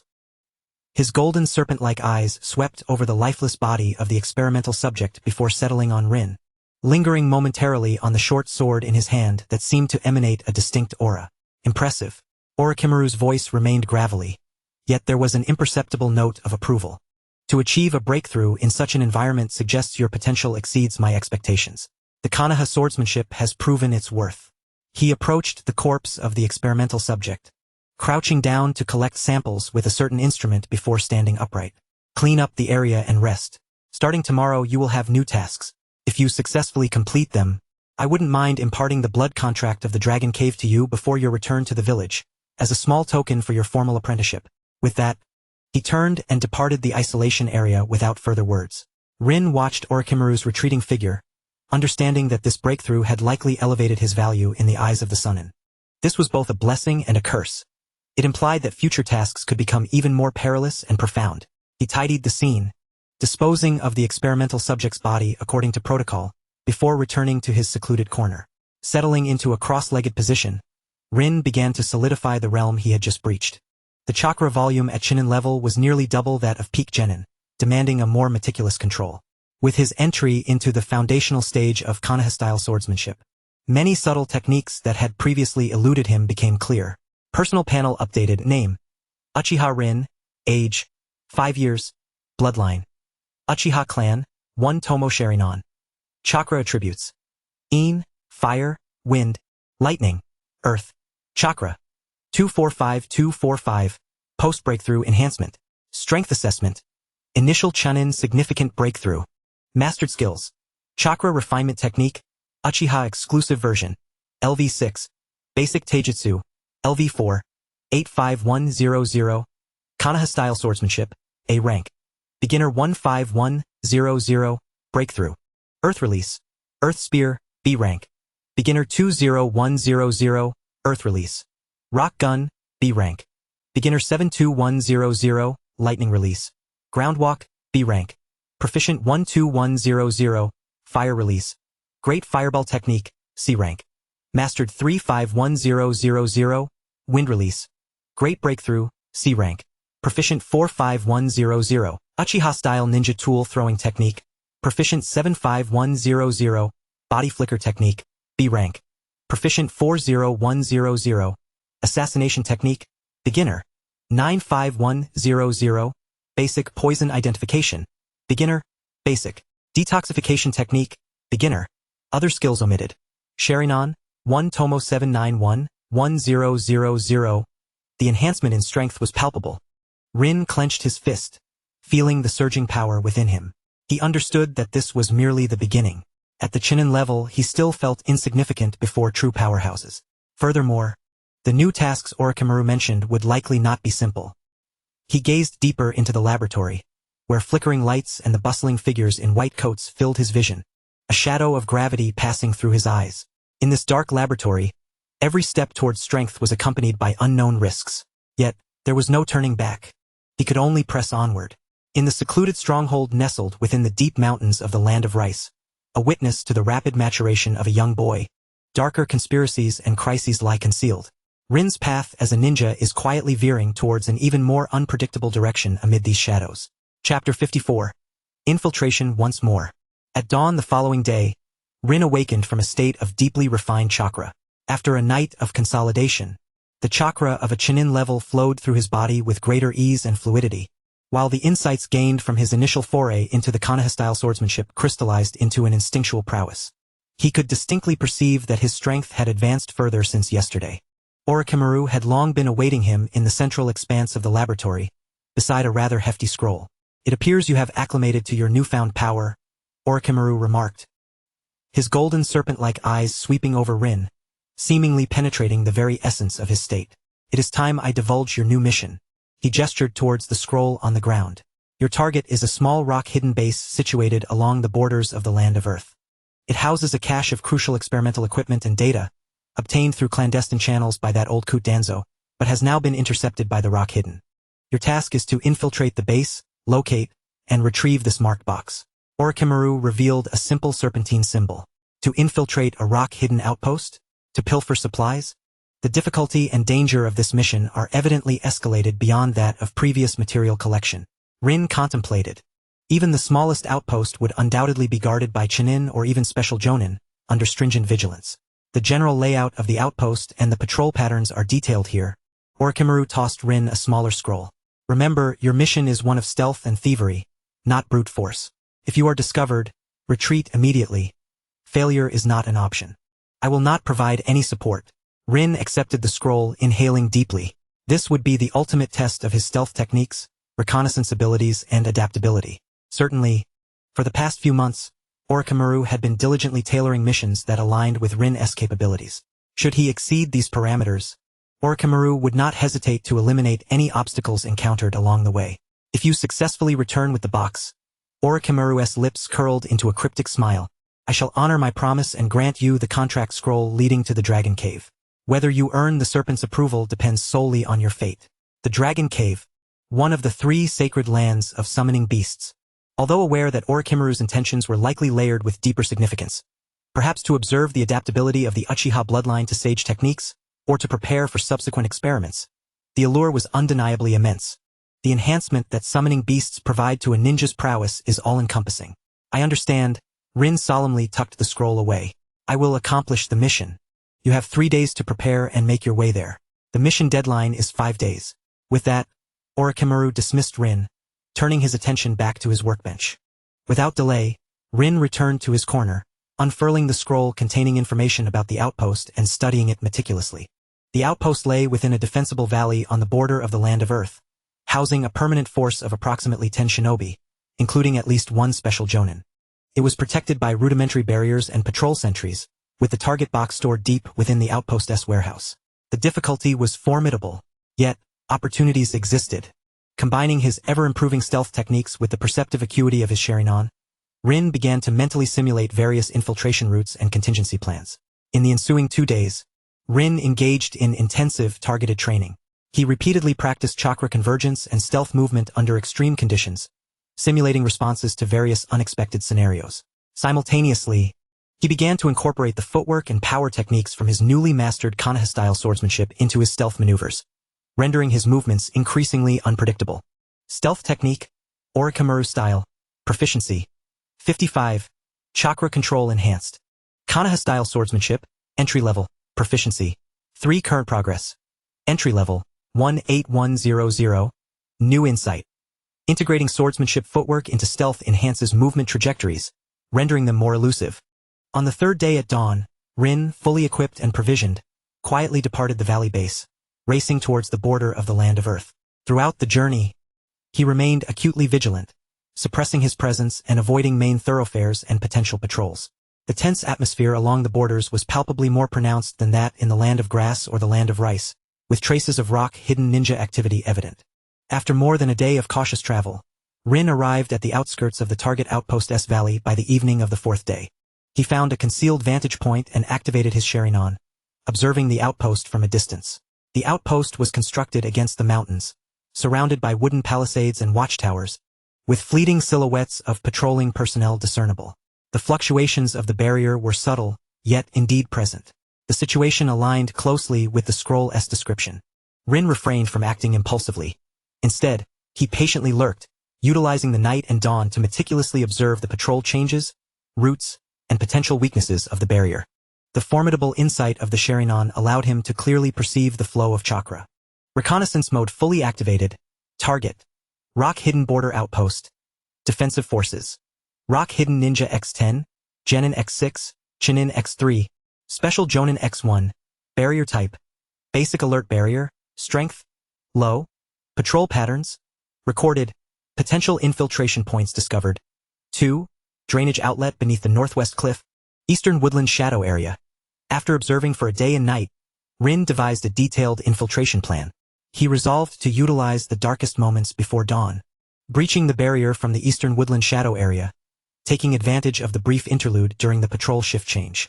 On the 5th day, during the darkest hour before dawn, the valley lay shrouded in silence, the only sounds being the whisper of the wind and the occasional chirp of insects. Rin, as if melding with the shadows themselves, silently descended from his vantage point, making his way towards the eastern woods. He suppressed his chakra to its utmost, moving with the grace of a feline, while the Sharingan provided him with clarity in the darkness. He skillfully navigated the shadows cast by trees and rocks, evading the gaze of the patrols, gradually approaching the perimeter of the outpost S barrier. At the edge of the barrier, Rin paused. He keenly sensed the chakra flow of the barrier, searching for that fleeting moment of fluctuation. Now is the time. In the instant the patrol passed, and before the next team arrived, Rin slipped through the barrier like a wraith. His movements were as swift as lightning, and he stirred not a hint of chakra disturbance. Successfully breached the alert barrier. Stealth technique, Orochimaru style, proficiency, 10, current progress, mastery, 51,000. Breakthrough, new status acquired, Shadow Walker, temporary, stealth effect slightly enhanced, presence more challenging to detect. A breakthrough, the stealth technique had ascended to mastery under pressure. Rin felt a surge of joy, but promptly subdued his emotions. After all, while the stealth technique was a fundamental skill, its practicality notwithstanding, it was not particularly formidable. With a focused mind, Rin proceeded with utmost caution deeper into the outpost. Chapter 55, The Blood Contract of the Dragon Cave. The interior of the outpost was even more intricate than it appeared from the outside. Utilizing the insight provided by his Sharingan and his exquisite stealth skills, Rin traversed through the shadows of the structures like an invisible specter, deftly avoiding the patrolling rock-hidden ninja. He deftly employed the recently enhanced stealth technique, gliding past two Chunin engaged in conversation from a mere 5 meters behind, completely undetected by them. At last, he arrived at the depths of the stronghold, near a warehouse. The security here was even more formidable, with two Chunin stationed at the entrance, and the warehouse itself appeared to be fortified with a stronger sealing technique. This was troublesome. A direct assault was surely out of the question. Rin lurked in the shadows atop a building opposite the warehouse, his mind racing. He needed to devise a method to distract the guards or locate an alternative entrance. At that moment, an opportunity presented itself. A special Jonin, seemingly the squad leader, approached from a distance, issuing a few instructions to the guards at the door before producing a scroll to begin dispelling the warehouse's seal, evidently intending to retrieve something inside. Rin's gaze sharpened. This was the moment. As the warehouse door swung open, the guard's attention was drawn away. He shot down from the rooftop like an arrow released from its bow, and just as the guards turned back, he unleashed the full extent of his speed through the Konoha-style footwork, transforming into an almost imperceptible shadow and slipping through the door's gap into the warehouse. The entire sequence unfolded in the blink of an eye, without a whisper of sound. Stealth success. Proficiency in Konoha-style swordsmanship level 5. Proficiency in stealth technique level 5. Inside the warehouse lay a plethora of supplies. Rin dared not linger, swiftly scanning the area with his Sharingan, and soon spotted a metal box adorned with serpentine markings in the corner. The box was not large, yet it appeared quite heavy, with a simple sealing technique inscribed upon it. That conspicuous emblem was unmistakably linked to the clandestine dealings between Danzo and Orochimaru, though it was unclear why it had been intercepted by this group of Iwagakure shinobi. It was even possible that this interception was a test orchestrated by Orochimaru himself. The tasks over the past few months had primarily revolved around stealth and assassination, which was telling. Rin attempted to open it but found it impossible. Acting swiftly, he hoisted the entire box onto his back. It was heavy, but within his current capabilities he could bear it. Now, the pressing concern was how to escape. The guards outside were undoubtedly still vigilant. Rin scrutinized the interior of the warehouse and discovered a ventilation shaft overhead. He carefully ascended, prying open the grate with a kunao and squeezing himself inside. After a brief exploration, Rin retreated, producing a storage scroll gifted by Orochimaru and sealing the metal box within it, tucking it into his clothing before crawling out through the ventilation duct. The ventilation duct was narrow and shrouded in darkness. Yet Rin persevered, utilizing his Sharingan and body contraction technique to navigate forward with difficulty. After a suffocating crawl, he found an exit leading to the perimeter of the stronghold. However, just outside the exit, a patrol unit happened to pass by. Rin held his breath, pressing himself against the inner wall of the duct, remaining utterly still. The footsteps and voices of the patrolmen were alarmingly close. Fortunately, they failed to notice anything amiss and soon moved on. Seizing the opportunity, Rin quickly darted out of the vent, landing in the shadows outside the stronghold. He dared not tarry, sprinting back in the direction from whence he came. Only after distancing himself several kilometers from the stronghold, entering a dense forest, did Rin allow himself a moment to catch his breath. He had succeeded. Though the process was perilous, the mission was accomplished. Mission complete. Infiltrated Iwagakure stronghold. Acquired target item. Evaluation. Excellent. Perfect stealth. No alarm triggered. Reward. Significant experience points boost. Reward. Proficiency in stealth technique. Mastery. Level 15. Proficiency in Konoha-style swordsmanship level 8. Reward. Slight increase in insight. Strength assessment consolidated. Chunin beginner. Stable. Rin wasted no time resting and immediately set off on his return journey. He needed to deliver the box to Orochimaru as swiftly as possible. 2 days later, weary but resolute, Rin finally returned to the valley base in the Land of Rice. He made a beeline for the laboratory, placing the heavy metal box before Orochimaru. Orochimaru was dissecting the corpse of a peculiar creature when he noticed the box. He set down his tools, a glint of satisfaction flickering in his golden serpentine eyes. He had arrived a day ahead of schedule. After inspecting the box's seal and confirming its integrity, he nodded approvingly. It seemed your stealth technique has reached a commendable level. He gestured for a white-clad researcher to take the box away, then retrieved an ancient scroll exuding a chilling aura from his robe, extending it towards Rin. This is the summoning contract scroll for the Dragon Cave. Orochimaru's voice held a hint of temptation. Sign your name, and you will gain the right to summon the serpents of the Dragon Cave. However, his serpentine gaze fixed intently on Rin. Whether you can earn their approval, harness their power, and even survive the trials of the Dragon Cave will depend on your own abilities. The snakes are not docile pets. Rin accepted the scroll, its surface chilling to the touch, as though countless tiny serpents were writhing beneath. He inhaled deeply, understanding that this was both an opportunity and a colossal risk. The serpents of the Dragon Cave were notorious for their cunning and danger, and the practice of sage arts was fraught with peril. Yet he hesitated not. The path to power has always been accompanied by danger. I understand. Rin unfurled the scroll, biting his thumb, and inscribed the name Uchiha Rin at the end. His blood soaked into the scroll, as if it were being consumed. A peculiar bond began to establish itself between him and the scroll.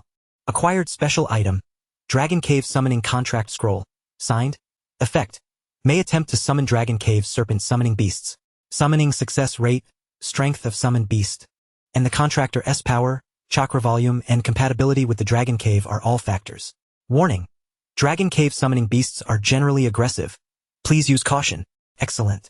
Orochimaru observed the signed name, a deeper smile spreading across his lips. Next, you may attempt your initial summoning. However, I advise you to fully restore your chakra first. The chakra required for the first summoning may exceed your expectations. As the summoning barrier establishes its first connection, it serves two purposes: to communicate and transport space, and to establish a bond. During the first summoning, it not only tests the summoner's strength but also requires the summoning beast to be willing to establish a connection and respond. Only then can true summoning succeed, forging a blood contract. In this process, the chakra consumed may very well surpass that of those who have already established contracts with their summoning beasts. Rin nodded, carefully stowing the scroll. He needed time to process the gains from this mission and prepare for his first summoning attempt. The power of the Dragon Cave lay before him. Yet Rin was acutely aware that this was merely the beginning. The true challenge would be how to wield this dangerous and potent power and carve out his own path under the increasingly intrigued gaze of Orochimaru.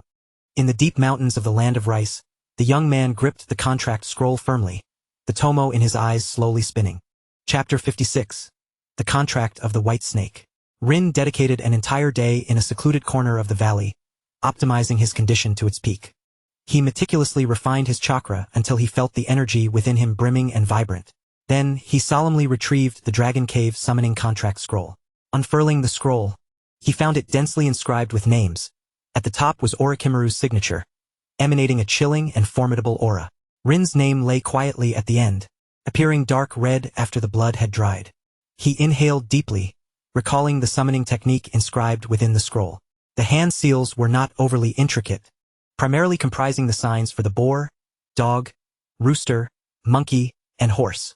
However, the crux lay in the method of channeling chakra, necessitating a unique chakra fluctuation imbued with a summoning intent, to establish a connection with the mysterious and perilous realm on the other side of the scroll. Summoning technique. Rin formed the hand seals, instantly infusing nearly half of his chakra into the process. He could sense the chakra traversing through the contract scroll, akin to a stone cast into a deep well, calling out to a distant and frigid existence. Yet, the response did not arrive immediately. The chakra dissipated as if swallowed by the sea, and the scroll merely glimmered faintly, remaining otherwise inert. Rin felt his chakra being consumed by the contract itself, utilized to forge and stabilize the intangible passage. This depletion far exceeded that of ordinary ninjutsu, which explained why Orochimaru had warned him of the immense cost associated with the initial summoning. Gritting his teeth, he persisted, continuing to channel chakra. Time slipped away, and soon cold sweat beaded on Rin's forehead as his chakra reserves dwindled to a precarious level. Just as he was on the verge of surrendering, the contract scroll suddenly quaked violently. A chilling, slick sensation surged back along the chakra connection. There was a response. Rin's spirits lifted, and he summoned every last ounce of chakra. Bang! A wisp of white smoke enveloped the air, and an object materialized before Rin on the ground. However, instead of the formidable serpent he had envisioned, a small snake, no longer than his arm, emerged. Its body was pure white, yet its scales appeared somewhat dull and lackluster. Coiled up, it exuded a feeble presence, with several conspicuous wounds marring its form, especially a deep laceration at the tail that seemed to indicate it had recently endured a fierce battle. The diminutive white snake raised its head, its pale golden slit pupils warily scrutinizing Rin, imbued with a hint of vulnerability and resentment. It seemed somewhat taken aback that the summoner was not Orochimaru. Summoning technique successful. Summoned creature, Dragon Cave Serpent, unnamed, status, juvenile, injured, moderate, weak, traits, high spirituality, potential unknown. Summoning contract established successfully. Current affinity with summoned beast. Low, 10-100. Success. Yet the summoned creature was a wounded little snake? Rin was momentarily taken aback. Was it due to his insufficient chakra? Or perhaps a lack of compatibility with the dragon cave that had attracted such a feeble being? As if sensing Rin's bewilderment, the little white snake emitted a faint hiss, tinged with dissatisfaction, as if to say, "It's a miracle I responded at all, kid." Rin couldn't help but chuckle. He crouched down, cautiously approaching. Although the little white snake was wary, it did not display any aggression, perhaps due to its weakness. Rin retrieved basic medical supplies and bandages from his ninja tool pouch, attempting to tend to its wounds. Initially, the little white snake resisted, but under Rin's gentle yet determined ministrations, it gradually calmed and allowed him to bandage its injuries. Once he had treated the wounds, Rin crushed some soldier pills and mixed them with clean water, placing the concoction before it. The little white snake hesitated for a moment but ultimately lowered its head to eat. Interacting with summoned beast, affinity 5. Observing the frail yet spirited little white snake, Rin felt no disappointment. While a powerful summoned beast would certainly be advantageous, a companion that grows alongside him from humble beginnings might hold even greater significance. Moreover, there were no weaklings among the serpents of the dragon cave. Since this little white snake could be summoned by contract, it must possess some unique qualities. From now on, I look forward to our partnership, Rin said softly. The little white snake raised its head, casting a fleeting glance at Rin before transforming into a wisp of white smoke, voluntarily returning to the dragon cave realm. Summoned beasts could return on their own in a non-combat state to minimize the ongoing chakra consumption from the summoner. With his first attempt at summoning concluded, albeit with an unexpected outcome, Rin had nonetheless taken a significant step forward. He felt the remnants of his chakra within him dwindle as he sat cross-legged to begin recovery. He realized that to summon and maintain control over summoned beasts, particularly more powerful serpents, he would need to significantly enhance both his chakra reserves and control. In the days that followed, Rin's routine remained unchanged, still centered around his laboratory, where he studied, trained, and undertook missions. However, he incorporated a new daily endeavor, communicating with and nurturing a rapport with the little white snake. Each day, he would expend a portion of his chakra for summoning. The little white snake's condition gradually improved, its wounds healing, and its scales regaining their luster. Though its growth in size was slow, its attitude towards Rin shifted from initial wariness and aloofness to a growing familiarity, occasionally even nudging Rin's fingers with its head, indicating a gradual increase in affinity. Affinity with summoned beast enhanced to 25-100. Summoned beast. White phosphorus. Name given by Rin. Status restored to healthy. Received feedback from summoned beast. Mild chakra activity increased. Simultaneously, Rin did not neglect his other training. Occasionally, Orochimaru would provide him with scrolls containing advanced chakra manipulation techniques or incomplete training methods for certain B-rank ninjutsu. Rin absorbed the knowledge eagerly, honing his skills through practical application. His mission objectives began to diversify, no longer restricted to material gathering and assassination. Sometimes, He would eliminate bandit groups harassing trade routes, honing his area of effect ninjutsu and direct combat abilities.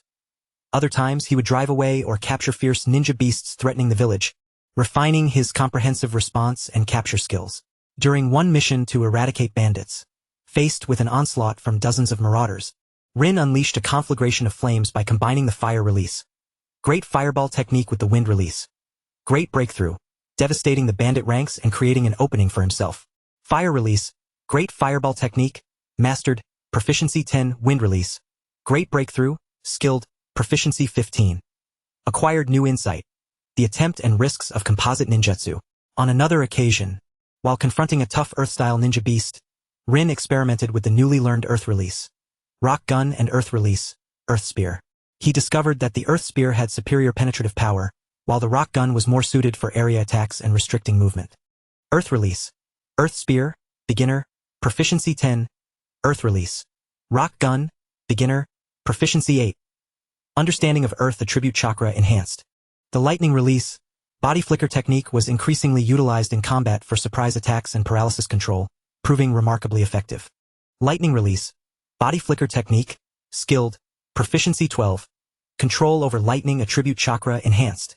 The Konoha-style blade technique and assassination arts became his core means during each mission, with proficiency steadily increasing. His overall strength was continually solidifying on the foundation of a low-level Chunin, advancing toward higher echelons. Konoha-style blade technique, beginner, proficiency increased to 55-100. Assassination arts, beginner, proficiency increased to 100-100. Skill breakthrough, beginner to mastery. Effect, stealth, significantly enhanced assassination efficiency. Heightened sensitivity to murderous intent and danger. As time flew by, Rin had unknowingly accompanied Orochimaru away from Konoha for nearly 5 months. One day, Orochimaru summoned Rin before him. "We have spent a considerable time outside," Orochimaru rasped. "It is time to return to Konoha. Before we depart, there is one final task for you." He handed Rin a mission scroll, detailing a C-rank task, to eliminate a group of wandering rogues operating near the border of the Land of Fire and the Land of Rice, who had recently attacked several border outposts. This band of rogues was rather suspicious, possibly orchestrated by someone behind the scenes. Your objective is to investigate thoroughly and hone your skills in the process. Upon completion of the task, return directly to the village. Orochimaru's tone was unruffled, yet the implication was unmistakable. This was the final trial, an independent return mission. "Yes, Lord Orochimaru," Rin responded, accepting the scroll.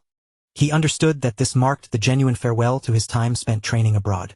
Without lingering any longer, he prepared his belongings, bowed to Orochimaru in parting, and departed from the valley base. Orochimaru merely waved his hand with indifference, resuming his immersion in his experiments, as though Rin's departure held little significance. As he embarked on his journey home, Rin's emotions were somewhat tumultuous. The experiences of these past 5 months had been richer and more perilous than all the years prior combined. He had witnessed the dark underbelly of the ninja world, his hands stained with blood, yet he had also attained unprecedented growth and strength. Following the mission directives, he made his way to the border area. Along the route, he adeptly employed various ninjutsu and techniques to confront sporadic enemies and wild beasts, seamlessly integrating the fruits of his recent training. Before long, he located the hideout of the rogue band. After a thorough reconnaissance, Rin discerned that these rogues were indeed formidable, operating with a certain level of discipline, and among them were several individuals exhibiting abnormal chakra fluctuations, likely rogue ninjas. Rin refrained from a reckless assault. Instead, he utilized his mastery of assassination techniques and stealth skills, silently dispatching the outer sentries and patrols like a harbinger of death under the cover of night. By the time the rogues realized something was amiss, their losses were already substantial. In the ensuing battle, Rin transcended mere assassination. He engaged in close combat using the Kiba-style swordsmanship, employed the great fireball technique for long-range suppression, manipulated the terrain with earth release to confine his foes, and executed lightning strikes to paralyze them. He flawlessly combined his knowledge of ninjutsu, taijutsu, genjutsu, including Sharingan illusions, and swordplay, demonstrating the comprehensive prowess expected of an exemplary Chunin. After the battle concluded, Rin discovered correspondence on the rogue leader that linked to an underground faction in a minor nation, confirming the existence of a conspiracy. He cleared the scene and secured the intelligence and mission credentials. Mission complete. Elimination of the rogue band at the border. Evaluation. Excellent. Rewards. Experience points increased. Multiple ninjutsu proficiencies enhanced. Overall combat capability significantly augmented. Standing at the border, he could already see the distant outline of the forest surrounding Konohagakure. Rin exhaled deeply. This long and perilous journey of training was finally drawing to a close. He summoned his small white serpent, Phosphor, who affectionately coiled around his wrist. Though its size had barely changed over the 5 months, it had grown in spirit, and their synergy had blossomed. "We're heading home, Phosphor," Rin murmured softly. The little serpent lifted its head, its faint golden vertical pupils gazing toward Konohagakure, hissing softly in response. Rin turned to take one last look at the somber mountains of the land of rice before hastening his pace towards home. Awaiting him were the familiar sights of Konoha, along with new challenges and opportunities. Armed with the hard-won experiences of 5 months steeped in bloodshed and accompanied by a white serpent from the Dragon Cave, Uchiha Rin was poised to re-enter the collective consciousness with a renewed presence. In just a few months, his strength had surged to match Kakashi's growth rate. Indeed, it seemed that only through the crucible of bloodshed could he achieve rapid advancement. During this period, from the perspective of completed tasks, he had accomplished 7 B-rank missions and an impressive 16 C-rank tasks, already fulfilling the requisite number of assignments for the Chunin promotion exam ahead of schedule. The current Chunin exam was no longer akin to the United Ninja world of his early days. As long as one's abilities met the required standards and relevant task criteria were satisfied, one could apply for a promotion in ninja rank. This meant that he would likely undertake the Chunin exam concurrently with Kakashi. As for the Ninja Academy, Obito and Kurone had likely already begun their break. Given the time lag between application and assessment for the Chunin exam, it would be wise to relish this rare opportunity for respite now that he had finally returned. A hot bath followed by grilled meat would surely be a delightful indulgence. Chapter 57. The fireworks of homecoming upon stepping onto the familiar soil of the Land of Fire. The fragrant aroma of vegetation replaced the somber atmosphere of the Land of Rice, causing Rin's taut nerves to ease, albeit slightly. He quickened his pace, eager to return home. Days later, the iconic silhouette of the colossal rock wall of Konoha finally came into view. The towering walls, familiar watchtowers, and the faint outline of Hokage Rock all felt as though they belonged to the previous day. Yet, Rin knew he was no longer the naive genin he had been 5 months prior. After attending to some official duties, Rin made his way to the gates of Konoha. The gatekeepers, 2 disciples of the Uchiha clan, were as usual. Upon seeing Rin, they hesitated momentarily before recognizing him. "Hey, it's Rin. Long time no see," Uchiha Kaze greeted warmly. "I heard you were on a long-term mission with Lord Orochimaru. You seem to have grown significantly stronger." Rin smiled and exchanged a few pleasantries. He could sense a newfound respect in their gazes, treating him not merely as a child of their clan but as a true ninja. Even amongst the Uchiha, it was rare for them to acknowledge one of the previously unremarkable twin stars of the clan, backed by Orochimaru's reputation. As for the gatekeeper duo Steel and Kamizuki, he had not heard of them yet, but it was likely they would enroll in the academy within the next couple of years. Entering the village, he was enveloped by the bustling, lively streets. The sounds of vendors, the laughter of children, and the hurried footsteps of ninjas all filled him with a long-missed warmth. Taking a deep breath, he savored the tranquility, yet his heightened perception from the Sharingan revealed a subtle tension in the village atmosphere that seemed more pronounced than before his departure. The number of patrolling ninjas had increased, and there was a faint undertone of anxiety in the conversations around him. The shadow of war, after all, still loomed over this village. The task handover point was located within the Hokage Tower.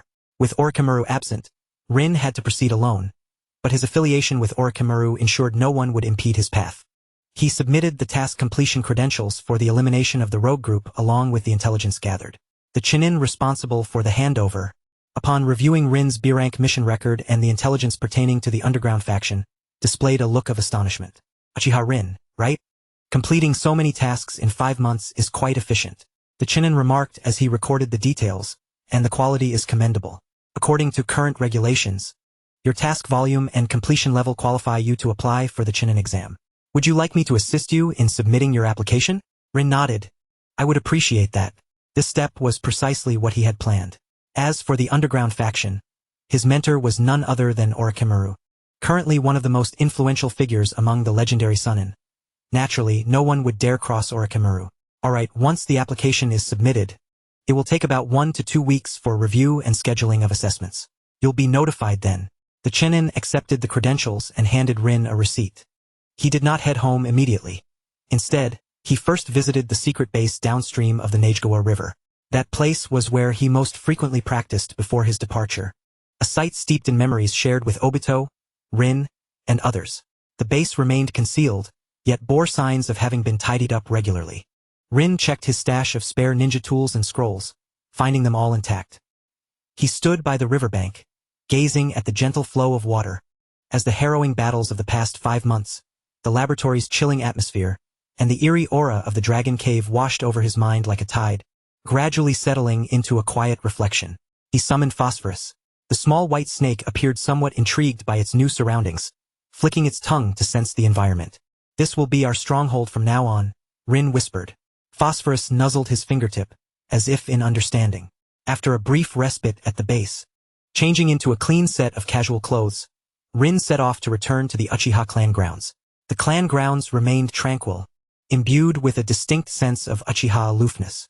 The patrolling clansman acknowledged him with a slight nod, offering little more than a cursory glance. Rin made his way directly home. Pushing open the long familiar door, he found the room as tidy as ever, yet devoid of the warmth of life. Obito was indeed absent. He was likely still at the ninja academy or training on his own. Rin set down his pack, tidied up a bit, and then ventured out towards the familiar barbecue restaurant etched in his memory. He recalled his promise to invite Sakura to dinner upon his return from the mission. Although 5 months had passed, he had no intention of breaking his word. Furthermore, he was eager to see how his former comrades had changed during his absence.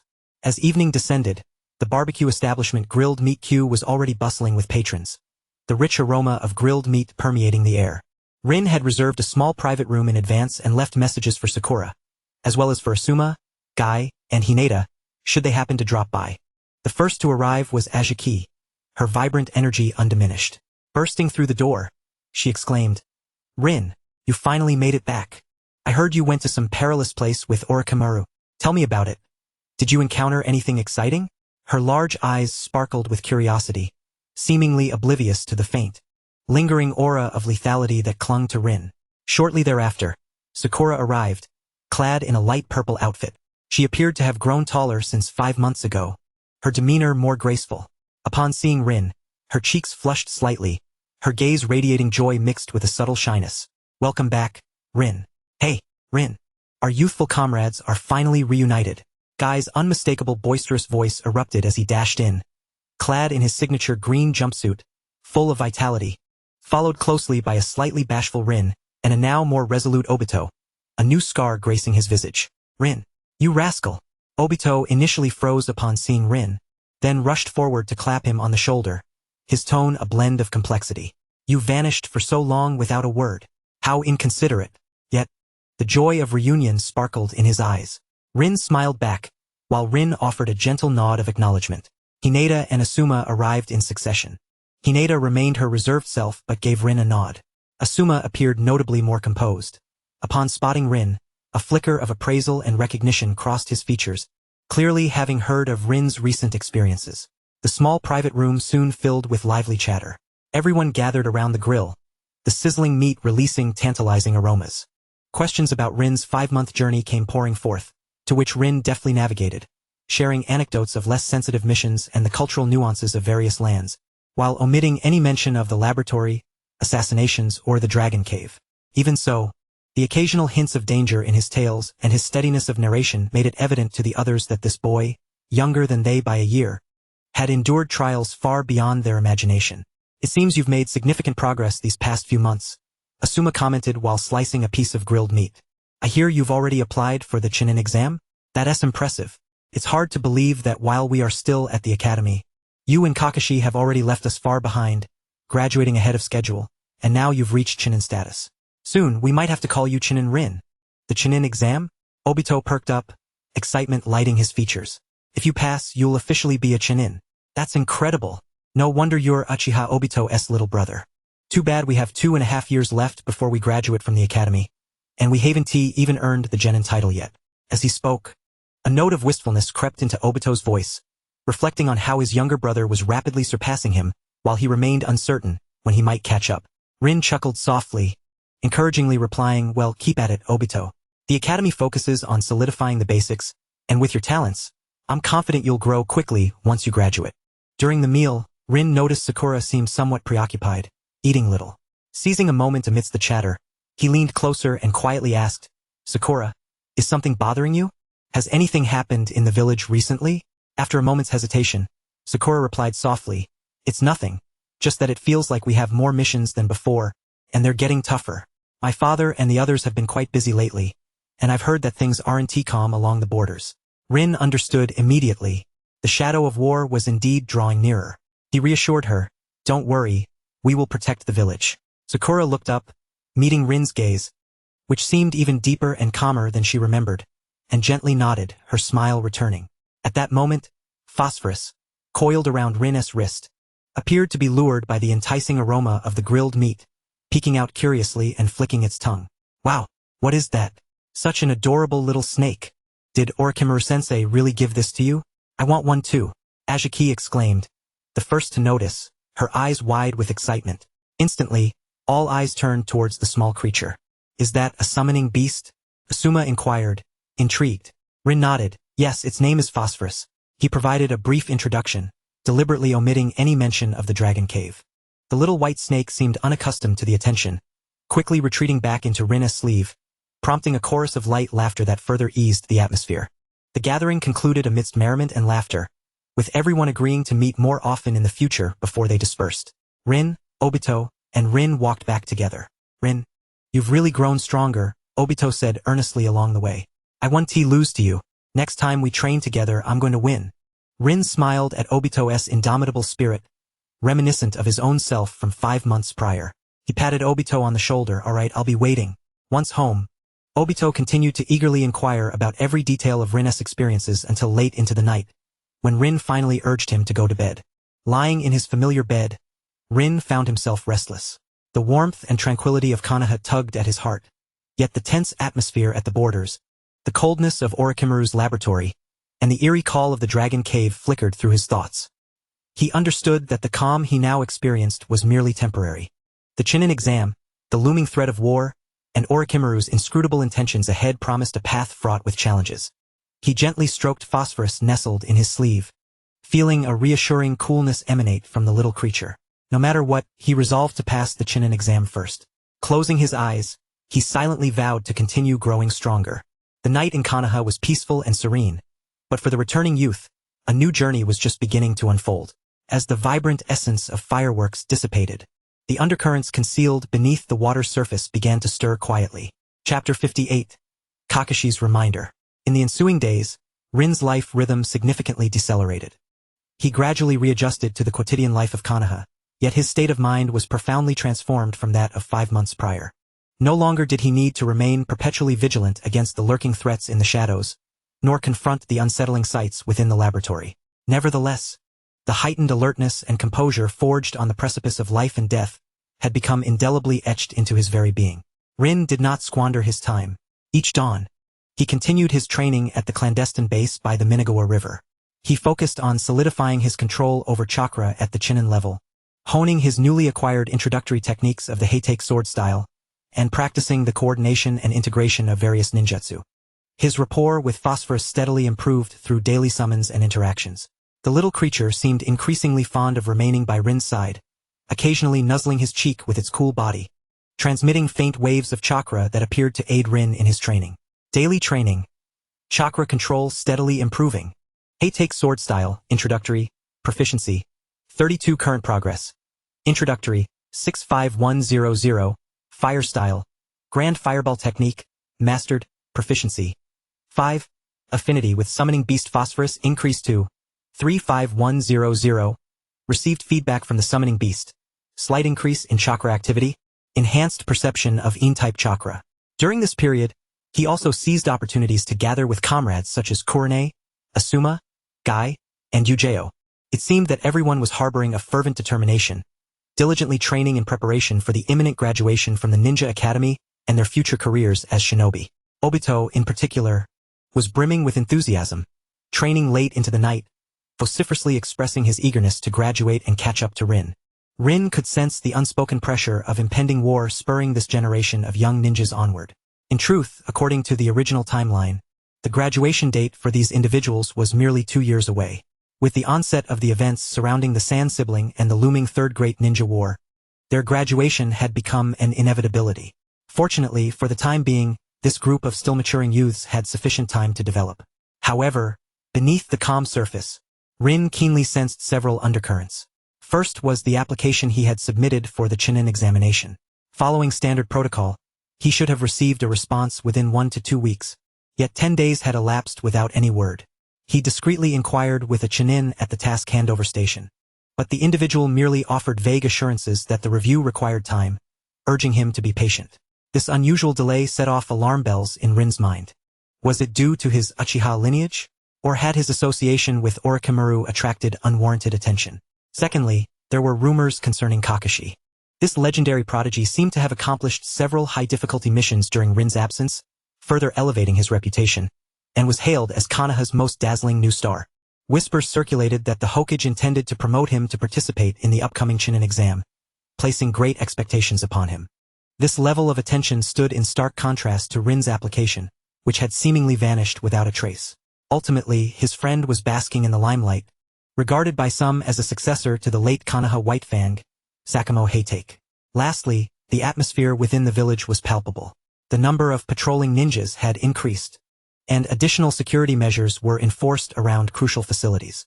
From occasional conversations with Korone and Asuma, Rin learned that their parents, the elite Jonin, had been unusually busy with missions, frequently dispatched to the border regions. The tensions between the Land of Fire and the Land of Earth, as well as the Land of Wind, seemed to be escalating. That afternoon, Rin was practicing the intricate combination of wind and fire techniques at his secret base, striving to refine his control of wind release to enhance the Grand Fireball technique rather than merely expanding its range. This was a meticulous endeavor, demanding exceptional chakra control. Suddenly, phosphorus on his wrist began to writhe restlessly, its faint golden-slitted eyes gazing toward the entrance of the base, emitting a soft hissing warning. Someone was approaching, and their presence was formidable. Rin promptly withdrew his chakra, returning phosphorus to the summoning space, while his form melded into the shadows of the nearby foliage. Activating his Sharingan, he cautiously observed the entrance. Moments later, a figure emerged at the entrance of the base. Dressed in the standard Konoha ninja vest, a pair of icy eyes peered from beneath the headband, and a striking mane of silver hair glimmered faintly in the sunlight. Most notably, a short blade was slung across his back, its scabbard ancient, exuding an almost imperceptible aura of sharpness. Heitake Kakashi. Rin's heart stirred. How did he find this place? While the base was not entirely secret, it was known to only a select few. Kakashi stood at the entrance, his visible eye scanning the interior of the base with an indifferent gaze, ultimately fixing upon the direction of Rin's concealed position, as if he had already seen through his disguise. Come out, Uchiha Rin. Kakashi's voice was flat, devoid of discernible emotion. Upon recognizing Kakashi, Rin felt a wave of relief wash over him. He stepped out from his hiding place, no longer concealing himself. Hey, Kakashi. Long time no see. Rin greeted, noting that it had indeed been a while since he had last seen Kakashi, particularly after receiving the training scroll for the Heitake sword style. Of course, this was also due to both of them being engaged in missions outside the village. Kakashi scrutinized Rin, a fleeting glimmer of curiosity passing through his dead fish-like eyes. I heard you've been on a long-term mission with Lord Orochimaru, just returned not long ago. Yes. The mission's completion rate was quite high. Kakashi's tone remained unvarying. Have you submitted your application for the Chunin exam? Yes, I'm currently awaiting review. Kakashi nodded thoughtfully, suddenly shifting the topic. I've heard that Orochimaru praised your swordsmanship in front of the third Hokage. Thanks to you, Kakashi. Without your scroll, I wouldn't have grasped the Heitake sword style so swiftly. Rin responded with genuine appreciation. Kakashi's gaze lingered for a moment on the ink at Rin's waist. Just the basics? To reach the introductory level of the Heitake style at your age is no trivial feat. It seems Lord Orochimaru holds you in high regard. Rin refrained from responding. He could sense a subtle scrutiny in Kakashi's words. Perhaps an instinctive comparison between two prodigies? The Chunin exam is no simple matter, Kakashi remarked abruptly, especially during this period. Take care. With that, he said no more and turned to leave the base, his departure as sudden as his arrival. Rin remained standing, watching Kakashi vanish into the distance, his brow furrowed in contemplation. The purpose of Kakashi's visit seemed ambiguous. Was it merely a chance encounter, or had he come specifically to observe him? What did that final admonition imply? A friendly reminder, or a veiled warning? As a member of the Uchiha clan, and with close ties to Orochimaru, Rin had likely attracted the attention of certain individuals. The delay in his Chunin application might very well be connected to this. It appeared that ascending to a stable position would not be an easy endeavor. Rin muttered to himself, a flicker of coldness flashing in his eyes. He despised the sensation of being manipulated by an invisible hand. In the days that followed, Rin dedicated himself even more fervently to his training. Regardless of the tumultuous currents of the outside world, strength remained paramount. He transformed the pressure he felt from Kakashi into motivation, diligently honing his skills. A week later, Rin finally received notice regarding his Chunin examination application. A ninja clad in umbu attire arrived at the Uchiha clan's compound, delivering the announcement. His Chunin examination would not be part of the regular collective assessment, but would instead be evaluated individually by an examiner directly appointed by the Hokage, scheduled to take place 3 days later in the 44th training ground, also ominously known as the Forest of Death. The notion of an individual assessment in the Forest of Death weighed heavily on Rin's heart. This was far from the standard examination procedure. The Forest of Death served as a perilous area for the second phase of the Chunin exams, teeming with ferocious beasts, venomous insects, and even traps set by human hands. The difficulty and danger of such an individual evaluation were unmistakable. There must be deeper motives at play. Was someone seeking to test his limits? Or perhaps attempting to dissuade him? Or, even worse? Upon hearing the news, Obito and Rin expressed their concern for him. Kurone discreetly approached him, her eyes brimming with worry. Rin-kun, the Forest of Death is extremely dangerous. You must exercise caution. Observing the anxious gazes of his comrades, Rin felt an unexpected calm wash over him. Danger? Had he ever truly been free from peril in the past 5 months? No matter how terrifying the Forest of Death might be, it paled in comparison to the grotesque monsters within Orochimaru's laboratory and the life-and-death struggles at the border of the Land of Grass. He took a deep breath, a glimmer of determination flashing in his eyes. Rest assured, he assured Kurone as well as himself, I will surely pass this examination. Since someone wished to evaluate him in this manner, he would silence all doubters with his absolute strength. 3 days later, he would confront this unexpected challenge in the Forest of Death. Chapter 59. The Examination of the Forest of Death. 3 days passed in the blink of an eye. During this time, Rin refrained from high-intensity training, focusing instead on adjusting his state of mind. He meticulously checked all his ninja tools, replenished his supply of soldier pills and antidotes, and studied the topographical map of the Forest of Death along with known data on its dangerous creatures. He understood well that this extraordinary examination would test not only his combat prowess, but also his survival skills, adaptability, and ability to navigate a complex environment. Throughout this period, Orochimaru remained conspicuously absent, as if he had completely entrusted Rin to the village. Such a nonchalant attitude only reinforced Rin's conviction that there was more to this examination than met the eye. On the day of the examination, before dawn broke, Rin was already prepared. He donned a deep green form-fitting combat uniform more suited for jungle warfare, meticulously fastening his short sword to his back and adjusting his forehead protector on his brow. Obito and Rin insisted on accompanying him to the entrance of the Forest of Death, while Kurone awaited him outside the Uchiha compound. Be careful, Rin. Rin's concern echoed in Kurone's voice as she handed him a pouch containing her specially prepared ointments and antidotes. Don't embarrass the Uchiha. Obito's words were tough, but the worry in his eyes betrayed his facade. Once you've passed, we can have a proper match. Kurone remained silent, merely slipping a small charm embroidered with hydrangeas into Rin's hand, whispering, come back safely. Rin looked at his comrades, warmth swelling in his heart. He solemnly nodded, carefully stowing the charm away. Rest assured, I will bring back good news. Bidding farewell to his friends, Rin arrived alone at the entrance to the 44th training ground, the Forest of Death, located at the edge of Konoha village. The imposing iron gate stood tightly shut, bound by chains marked with no entry signs. The air was thick with the scent of damp earth and decaying vegetation, while distant roars and insect chirps from deep within the forest sent shivers down his spine. 2 umbu ninjas, donning animal masks, stood guard at the entrance like statues. As Rin approached, one of the umbu stepped forward, his voice cold and devoid of emotion. Uchiha Rin? Yes. Examination rules. Enter the forest and survive for 72 hours. During this time, you must locate and reach the central tower situated in the heart of the forest. The examiner will conduct your final evaluation within the tower. You may employ any means at your disposal, but you are forbidden from deliberately harming fellow village ninjas. The consequences of life and death are yours to bear. The Umbu handed over a signal flare. Should you encounter insurmountable danger or decide to forfeit, fire the signal flare. However, this will signify failure in your examination. The rules were both simple and ruthless. Survival, reach, evaluate. There were no specific mission objectives, but the phrase life and death are yours to bear said it all. Rin accepted the signal flare, his expression calm. Understood. The Umbu offered no further words, stepping back to indicate that he could enter. Taking a deep breath, Rin conducted one last equipment check, his gaze sharpening and growing resolute. He pushed open the heavy iron gate and stepped into the dimly lit forest of death. Upon entering the forest, the light immediately dimmed. Towering ancient trees obscured the sun, and beneath his feet lay a thick layer of fallen leaves that crunched softly with each step. Various bizarre plants twisted and coiled, and the air was thick with the scent of decay. Although this was not his first time in the forest, the last occasion had merely been at the periphery.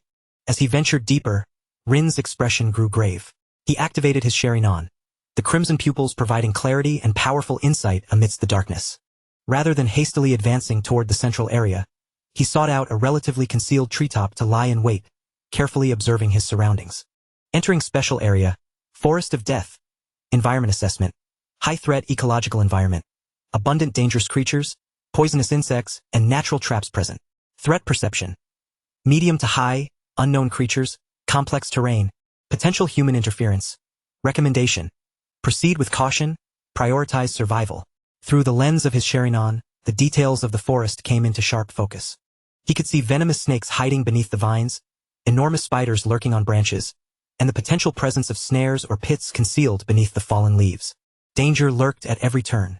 After approximately half an hour of remaining hidden and confirming the area was temporarily safe, Rin began to move. He avoided the obvious trails made by beasts and instead utilized the branches of trees for movement, skillfully traversing the forest like a monkey, leaving minimal traces on the ground and evading potential surveillance. His pace was measured but exceedingly cautious, stopping periodically to survey his surroundings. Along the way, he faced several ambushes. A snake camouflaged as a vine suddenly lunged at him, only to be accurately pinned down by Rin's kunao. A massive centipede erupted from the ground, swiftly incapacitated by Rin's lightning release technique, and a swarm of bloodthirsty bats was dispersed by a small fire release. These skirmishes were on a small scale but occurred unexpectedly, testing Rin's reflexes and adaptability. He refrained from expending chakra on high-powered jutsu, instead relying on taijutsu, kenjutsu, and minor ninjutsu to efficiently and quietly neutralize threats. Encountered a poisonous snake in the Forest of Death. Successful kill. Gained. Slight increase in poison resistance. Encountered a giant centipede. Successful kill. Gained. Slight enhancement in physique. Utilized the Heitake style swordsmanship in combat, proficiency level 2. Utilized lightning release, earthwalk in combat, proficiency level 3. The first day passed smoothly amidst heightened vigilance and sporadic skirmishes. As night descended, the death forest grew increasingly perilous. Rin refrained from lighting a fire, opting instead to seek refuge within a massive hollow tree. After setting up rudimentary traps for surveillance, he took turns resting and keeping watch. In the dead of night, silence enveloped the surroundings, broken only by eerie sounds emanating from the depths of the forest. Leaning against the tree hollow, Rin rested while refining his chakra. On his wrist, white phosphorus cautiously peeked out, its pale golden vertical pupils flickering with a faint glow in the darkness, seemingly invigorated by the natural energy that permeated the environment. What troubles you, white phosphorus? Do you feel uneasy here? Rin whispered. White phosphorus shook its head, instead nudging Rin's fingers with its head, conveying a sense of yearning. It appeared to crave the absorption of the energy surrounding them. A thought struck Rin. The Dragon-S cave was a sanctuary rich in natural energy, and it was only natural for white phosphorus, as a serpent of the cave, to be sensitive to such forces. As a masterpiece of the first Hokage, Senju Hashirama, the death forest's emanation of natural energy was to be expected. However, the energy here was manifestly more chaotic and volatile, posing risks if directly absorbed. He attempted to guide a faint thread of chakra to envelop white phosphorus, assisting it in filtering and adjusting to the energy fluctuations. White phosphorus closed its eyes in contentment, its body subtly glowing, and its absorption efficiency seemingly enhanced. The chakra activity relayed back to Rin also showed a slight increase. Adapting to the volatile natural energy with the summoning beast, affinity level 5. Feedback from the summoning beast. Slight enhancement in natural energy resistance. Minor increase in chakra recovery speed. This unexpected revelation brought Rin a measure of delight. It seemed that deep interaction with the summoning beast could yield additional benefits for cultivation.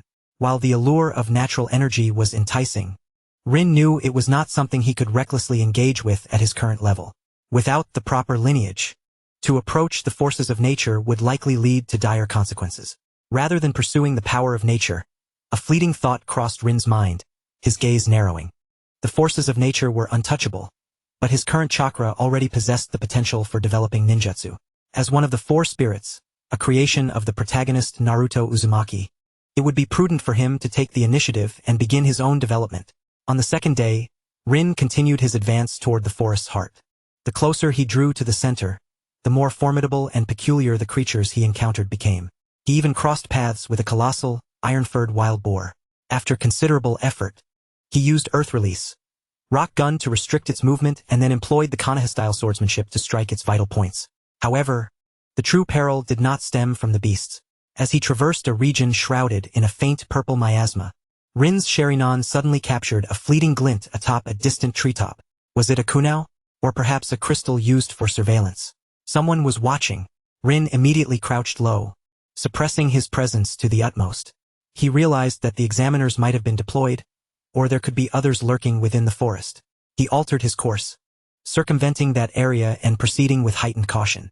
Indeed, in the ensuing moments, he sensed several instances of being observed, yet his watchers concealed themselves expertly, vanishing just before he could pinpoint their locations. Were they scrutinizing my responses? Rin thought with a cold smirk. If they desired to watch, then let them witness my abilities. No longer merely avoiding confrontation, he began to actively utilize his surroundings. When he encountered a pack of frenzied wolves drawn in by some sound, Rin chose not to engage directly or flee. Instead, he deftly lured the pack toward a treacherous area filled with sharp stone spires he had previously discovered, then employed fire release and wind release to create chaos, causing the wolves to turn on one another and crash into the spikes, effortlessly resolving the crisis. Skillfully utilizing the environment, tactical evaluation enhanced. Composite ninjutsu, fire wind, proficiency level 5. This time, he distinctly sensed a hint of approval emanating from the gaze that scrutinized him, though it quickly faded. On the afternoon of the third day, after enduring numerous trials, Rin finally arrived at the central region of the Death Forest. An ancient tower, overgrown with vines, stood amidst a clearing. This was the central tower of his destination. However, the tower was not unguarded. At its entrance stood a figure, dressed in a Konoha ninja vest and wearing a mask. The individual appeared to be an adult ninja based on their stature and posture, exuding a calm and composed aura, at least of special Jonin caliber. With arms crossed, they stood quietly, as if they had been waiting for some time. The final test had arrived. Rin halted at the edge of the woods, approximately 50 meters from the tower. He regulated his breathing, swiftly replenishing the stamina and chakra expended during his journey, while his Sharingan remained firmly locked onto the ninja before the tower. Uchiha Rin, the masked ninja spoke, their voice altered to sound deep and hoarse. Your presence here demonstrates your survival and infiltration capabilities are adequate. However, to enter the tower, you must withstand 5 minutes under my scrutiny, or compel me to move even a single step. As anticipated, the ultimate practical examination. Rin inhaled deeply, his gaze sharpening with unwavering focus. Facing an opponent of special Jonin caliber, defeating them outright was virtually impossible, yet enduring 5 minutes or forcing them to move was not without opportunity. The key lay in tactical execution and timing. He slowly unsheathed his ink katana, its blade glinting ominously in the dim light.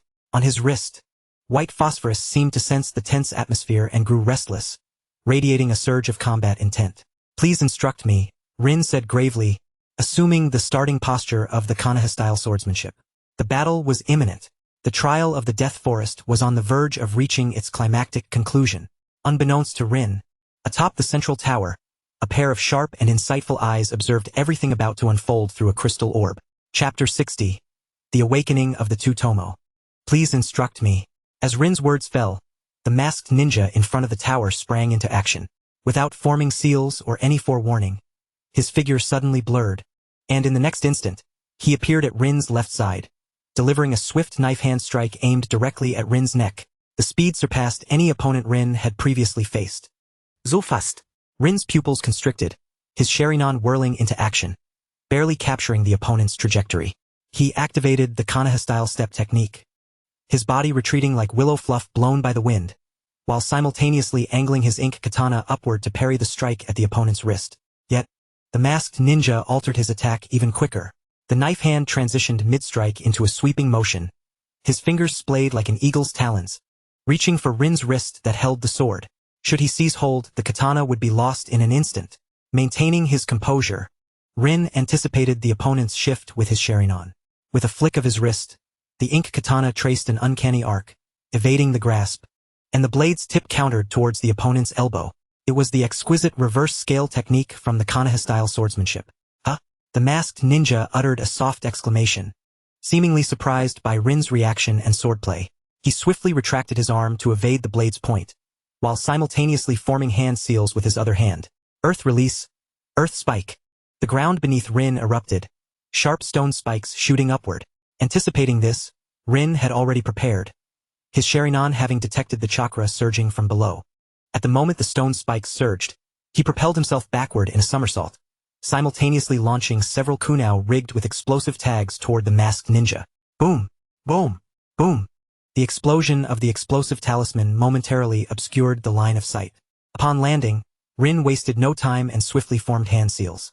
Fire release, great fireball technique. A colossal fireball surged into the smoke, executing a wide-ranging assault. Wind release, great breakthrough. Immediately, a tempest roared forth, intensifying the flames while simultaneously dispersing the smoke. As the haze cleared, the masked ninja had already vanished from his original position. Rin's Sharingan abruptly shifted to the sky. He observed that, at some unknown moment, his opponent had leaped into midair, each hand gripping a rotating blade of wind. Wind release, wind cutter. Two razor-sharp wind blades slashed down in a crisscross pattern, sealing off Rin's escape routes. In this critical moment, Rin infused chakra into his legs, employing the Heitake-style footwork to its utmost. His form flickering like a specter as he deftly maneuvered within a minuscule space, narrowly slipping through the gaps between the wind blades. The blades grazed his body, leaving deep gashes in the ground below. Extreme evasion successful. Heitake-style sword technique. Footwork, proficiency level 5. Faced with intense combat pressure, Sharingan's perceptive abilities have heightened. Defensive tactics alone would not suffice. Thoughts raced through Rin's mind. His opponent was a special Jonin, with superior chakra reserves and combat experience far exceeding his own. Prolonged defense would inevitably lead to failure. He had to seize the initiative. After stabilizing his posture, he immediately launched an offensive, with a powerful push from his legs.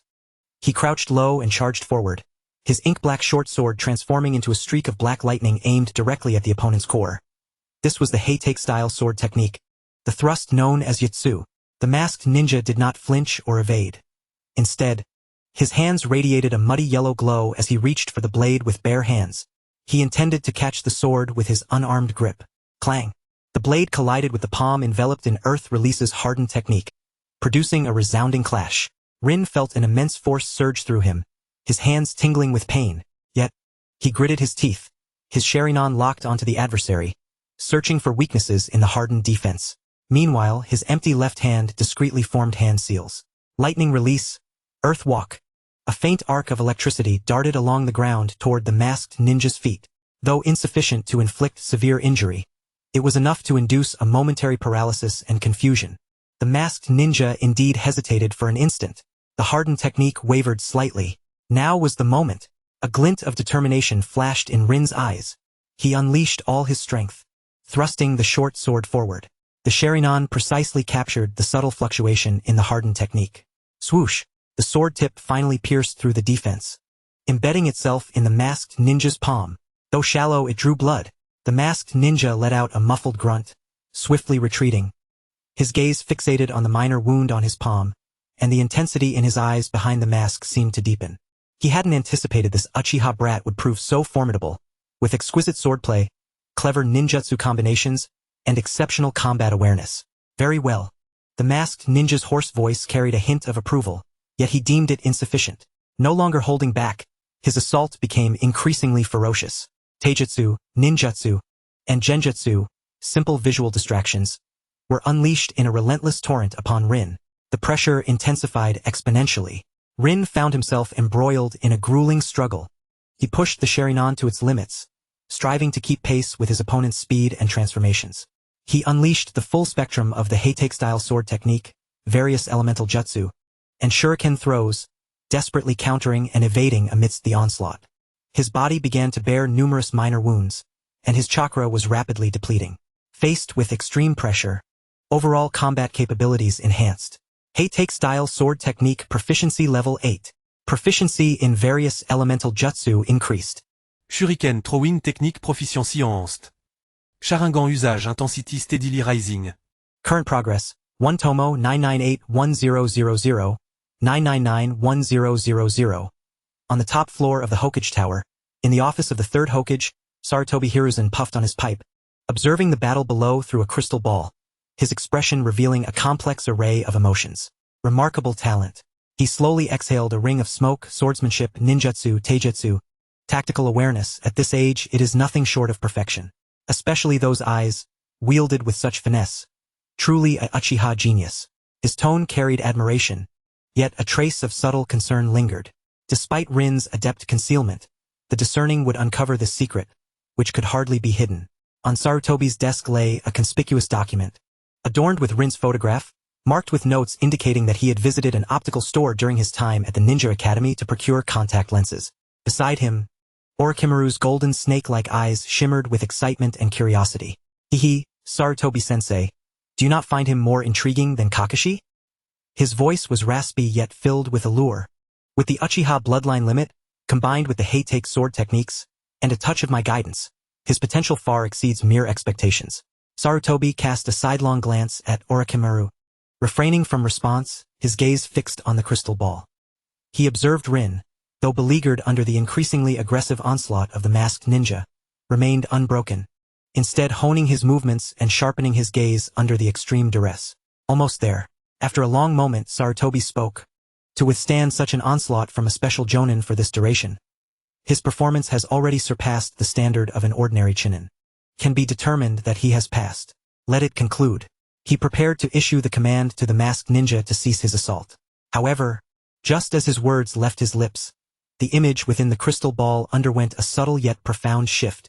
Below, Rin, under the immense force of a powerful earth-release punch from the masked ninja, was once again jolted, blood surging within him as he staggered backward.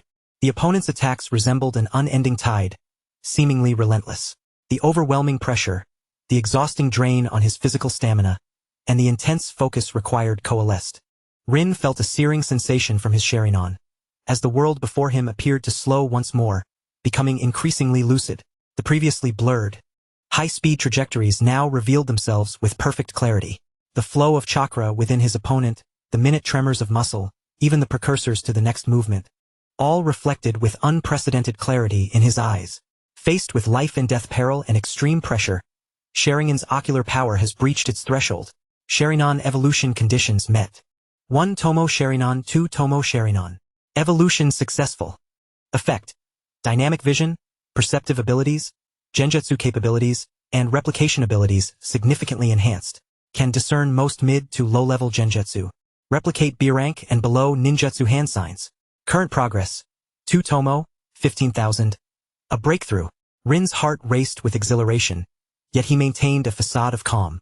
Thanks to the perfect concealment of his contact lenses, the second Tomo spinning in his eyes went unnoticed by anyone. However, he could distinctly sense that the world before him had transformed entirely. The masked ninja's subsequent attacks revealed numerous flaws in his technique. The speed appeared to have diminished considerably. As his opponent charged forward with high-speed taijutsu once more, Rin no longer resorted to desperate parries. Instead, he subtly adjusted his footing, his body narrowly evading the assault. Simultaneously, his ink-black short sword, as if guided by foresight, preemptively targeted the exposed opening beneath the opponent's ribcage, revealed by the exertion of force. The masked ninja was taken aback. The angle and timing of the strike were exceedingly cunning, far exceeding his previous predictions. He forcefully twisted his body, narrowly evading the attack. Yet his movements had already become distorted, revealing even greater vulnerabilities. Rin, emboldened by the momentum, relentlessly seized the opportunity. His Sharingan locked onto the flaw, transforming his offense into a ferocious onslaught. Initially suppressed, he now subtly exhibited a trend of counteraction. Although he still could not defeat his opponent, sustaining for 5 minutes or compelling them to move seemed no longer an unattainable aspiration. On the top floor of the tower, Sarutobi Hiruzen paused, his hand poised to issue a command. He keenly sensed a subtle change in Rin's combat style. What was once a struggle for survival had morphed into a semblance of composure. Though still at a disadvantage, the newfound confidence did not seem feigned. He gradually lowered his pipe, his gaze penetrating as he observed Rin's eyes, concealed beneath contact lenses, within the crystal ball. Turning to Orochimaru beside him, he remarked with significant implication, "Orochimaru, it seems his eyes have undergone a transformation." Orochimaru's lips curled into a barely perceptible smirk, his golden serpent-like pupils sparkling with intrigue. "Oh? Is that so? Perhaps it is the emergence of latent potential under pressure. After all, the Uchiha bloodline is known to yield surprises. Is it not?" His tone was neutral, neither confirming nor denying, yet it sowed seeds of doubt in Hiruzen's mind. This insight appeared to transcend the capabilities of merely awakened Sharingan. "Has it evolved?" Sarutobi Hiruzen remained silent for a moment before finally gesturing with his hand. "That will suffice. Inform them that the assessment is concluded. Uchiha Rin has performed excellently and is hereby promoted to Chunin." "Understood." An umbu swiftly vanished. Below, the masked ninja, poised to continue the assault, abruptly received orders, halting momentarily before retreating several steps to create distance. "The assessment is over." The raspy voice of the masked ninja echoed, as he removed his mask to reveal an unremarkable yet resolute face, his gaze towards Rin brimming with unabashed admiration. "Uchiha Rin, you have passed. Congratulations. You are now a Chunin of Konoha." Upon hearing this, Rin slowly sheathed his sword, releasing a deep breath. The tension in his nerves dissipated, leaving him momentarily drained. However, he steadied himself and bowed to the examiner, saying, "Thank you for your guidance." He could sense a transformation within. Something in him had become irrevocably altered. It was not merely the elevation to Chunin status, but the awakening of an entirely new power in his eyes. Meanwhile, on the tower above, Sarutobi Hiruzen gazed at the weary yet upright figure of the young Uchiha within the crystal ball, his thoughts swirling. A Chunin of Uchiha lineage, so young, endowed with remarkable talent and a seemingly evolved Sharingan, as well as being a disciple of Orochimaru, Konoha's future now appeared to be imbued with both promise and uncertainty. "Chunin Uchiha Rin," he murmured, the smoke swirling around him, his expression intricate and inscrutable. Chapter 61. The Smoke Rising from Nankagawa. Following the conclusion of the assessment in the Forest of Death, the news of Rin's official promotion to Chunin quickly circulated within limited circles. He did not broadcast his achievement, opting instead to return to the secret base downstream of Nankagawa to continue his training. Becoming a Chunin was merely a new starting point. His strength was still far from adequate, particularly in the realm of taijutsu. Without systematic skill enhancement, relying solely on fundamental techniques would ultimately impose limitations on his growth. This was an unavoidable predicament. Ordinary taijutsu exhibited limited growth potential, while clan techniques, such as the Hyaga's gentle fist, were too targeted. Despite any exposure, he could not utilize them effectively. As a cloud ninja known for taijutsu, he had yet to engage with this discipline, rendering it a current shortcoming in his training. As for Orochimaru's series of soft body modifications, they hardly counted as legitimate taijutsu. That afternoon, Rin was engaged in impact resistance training beneath the waterfall near the base. A massive torrent cascaded from above, its force astonishing. Rin stood bare-chested on a slick rock directly beneath the waterfall, his legs slightly bent, core tightened, channeling chakra to withstand the onslaught of water, all while maintaining his balance. This was an effective method for enhancing lower body stability and chakra control. Engaging in high-intensity taijutsu training, waterfall impact resistance training, minor enhancement in physical constitution, chakra control proficiency level 3, increase in lower body stability. Just as he was wholly focused, a familiar raucous cheer approached from afar. "Rin, you rascal hiding here to train? I heard you passed the Chunin exam. That's incredible." It was Obito's voice. Following closely, Rin heard Lin's gentle yet joyful exclamation. "Rin, congratulations." There was also Korone's slightly bashful congratulation, and Guy's signature fiery shout. "Rin, congratulations on your promotion to Chunin. This is youth. Let's have an exhilarating contest." Distracted by the unexpected commotion, Rin's foot slipped slightly, and he was promptly swept off the rock by the rushing water, plunging into the pool below with a splash. Gasping for air, Rin emerged from the water, wiping his face and casting a resigned glance at the jubilant quartet on the shore. Obito, Lin, Kurone, and Guy, clad in a green jumpsuit, his eyes ablaze with enthusiasm. They were carrying supplies and beverages, evidently having come to celebrate his achievement. Hey, you lot, you nearly made me choke on water. Rin clambered onto the shore, towel in hand, scolding them with mock annoyance. Yet, upon seeing their sincere smiles, his momentary irritation vanished. Heh, my apologies. Obito chuckled, scratching his head. But you're a Chunin now. We must celebrate. We even brought ingredients for a barbecue. How about an outdoor feast at your secret base? Lin and Kurone nodded enthusiastically. Kurone's cheeks flushed as she softly added, we wanted to celebrate for you. Seeing their spirited demeanor, Rin smiled and nodded in agreement. All right, that works. I've just wrapped up my training. However, he turned to the eager Guy. Guy, you mentioned a contest? Absolutely. Guy immediately assumed a combat stance, brimming with enthusiasm. Rin, show me the strength of a Chunin. Youth does not allow retreat. Rin observed Guy's pure enthusiasm and felt a stirring within. Guy's talent in taijutsu was exceptional. Though he might not yet have begun learning the 8 gates, his foundational skills and determination were undeniable. This was precisely the opportunity Rin needed to break through his current bottleneck in taijutsu. Very well, let us engage in a pure taijutsu match. Rin tossed his towel aside, adopting a basic taijutsu stance, eschewing ninjutsu and weaponry. Just as I hoped, Guy shouted, launching into action, his fist whistling through the air towards Rin's face with commendable speed. Rin's expression sharpened, the two-tomo Sharingan quietly activating beneath his contact lenses, making Guy's movements appear clear and sluggish to him. He sidestepped effortlessly, evading the punch while deflecting Guy's subsequent elbow strike with his left hand, his right foot stealthily extending to trip Guy's supporting leg. Guy reacted swiftly, lowering his center of gravity to stabilize himself, while his other leg lashed out like a whip towards Rin's waist. The force was considerable. Rin chose not to absorb the blow directly, employing the Konoha-style footwork to nimbly leap backward, all the while assessing Guy's taijutsu characteristics. Guy's techniques were broad and powerful, exhibiting both speed and strength, yet they lacked refinement and variation, relying more on instinct and tenacity. After several rounds, Rin had discerned Kai's pattern. Seizing the moment of Kai's brief vulnerability following a fierce assault, Rin exerted force through his legs, swiftly penetrating Kai's inner perimeter. A precise palm strike landed squarely on Kai's chest, the power expertly calibrated. Bang! Kai staggered backward, a few steps, his face a canvas of astonishment and admiration. Incredible, Rin. Your taijutsu has improved tremendously since our last encounter. Your movements are both swift and accurate. Rin composed himself and smiled. You are quite impressive as well, demonstrating both strength and tenacity. Internally, he mused that Kai's foundational skills in taijutsu were commendable. With systematic guidance, particularly in the forbidden technique of the 8 gates, his potential would be boundless. Although Rin possessed the two-tomo Sharingan, enabling him to replicate taijutsu techniques, mastering the 8 gates, a secret art that involves an explosive release of internal energy, would likely require more than mere imitation. It necessitated the correct training methods and mentorship. An idea began to take shape in Rin's mind. Kai, Rin approached earnestly, your talent in taijutsu is remarkable. Yet it seems you might benefit from more advanced techniques and training methodologies.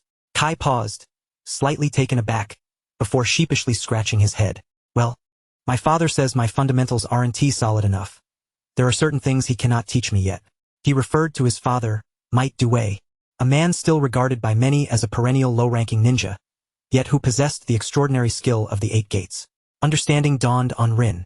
After deliberating, he said, I share a keen interest in taijutsu, especially unique styles. Would it be possible for you to introduce me to your esteemed father? I wish to seek his wisdom on matters of taijutsu training. His tone was sincere. Kai's eyes lit up.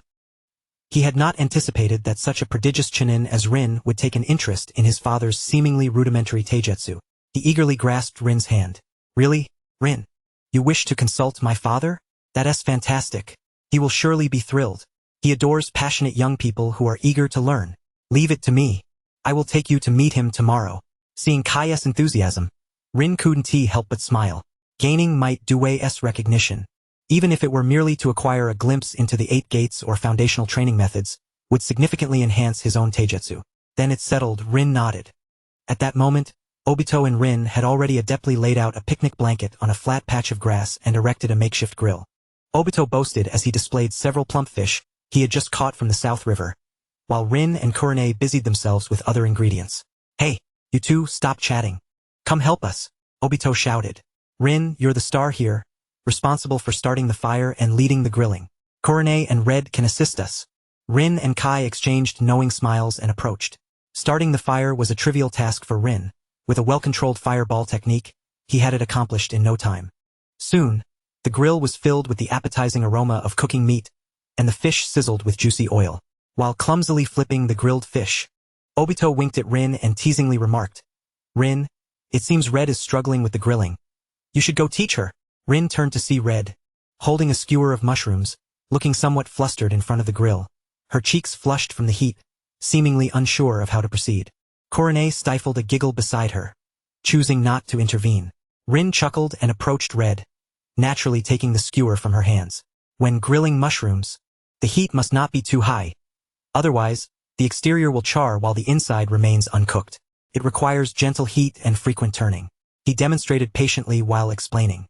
As Red observed Rin's focused profile and adept movements, her cheeks reddened further, and she softly replied, "I understand."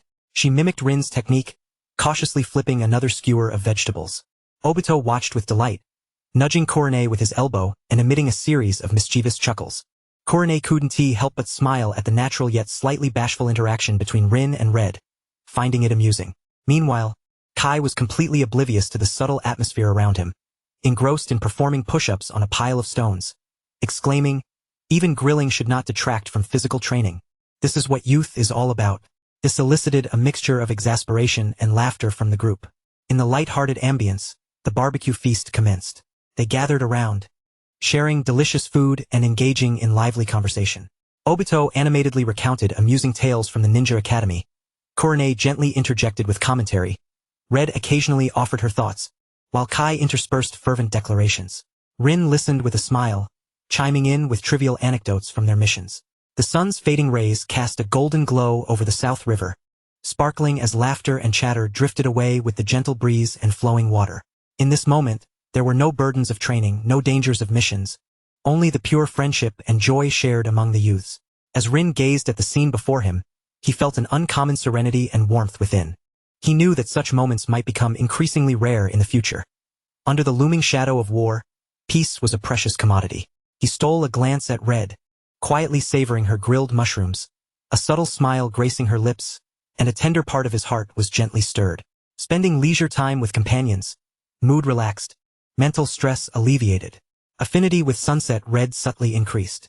After the meal, they all helped clean up, agreeing to gather again soon before parting ways. Rin stood at the base's entrance, watching the silhouettes of his friends fade into the distance, his heart brimming with resolve. Tomorrow's visit to Might Due would mark a new beginning for his taijutsu training. The precious bonds he shared with these companions would serve as his most vital support on the path ahead. The waters of the South River continued to flow gently, carrying the dreams of youth and the quietly blossoming sentiments toward the unknown horizon. Chapter 62. The Legacy of the Steel Fist. The following morning, Rin met Kai at the training ground on the outskirts of Konoha, just as they had arranged, where Kai had been waiting eagerly. Kai still wore his iconic green jumpsuit, radiating energy. Upon seeing Rin arrive, he immediately gave a thumbs up, revealing a bright smile. "Rin, youth does not allow tardiness. Let us get going." Under Kai's guidance, the two traversed several relatively secluded streets, arriving at a somewhat dilapidated standalone house. The yard was modest but well kept, with a few rudimentary training apparatuses, wooden stumps and weights, evidently intended for taijutsu practice.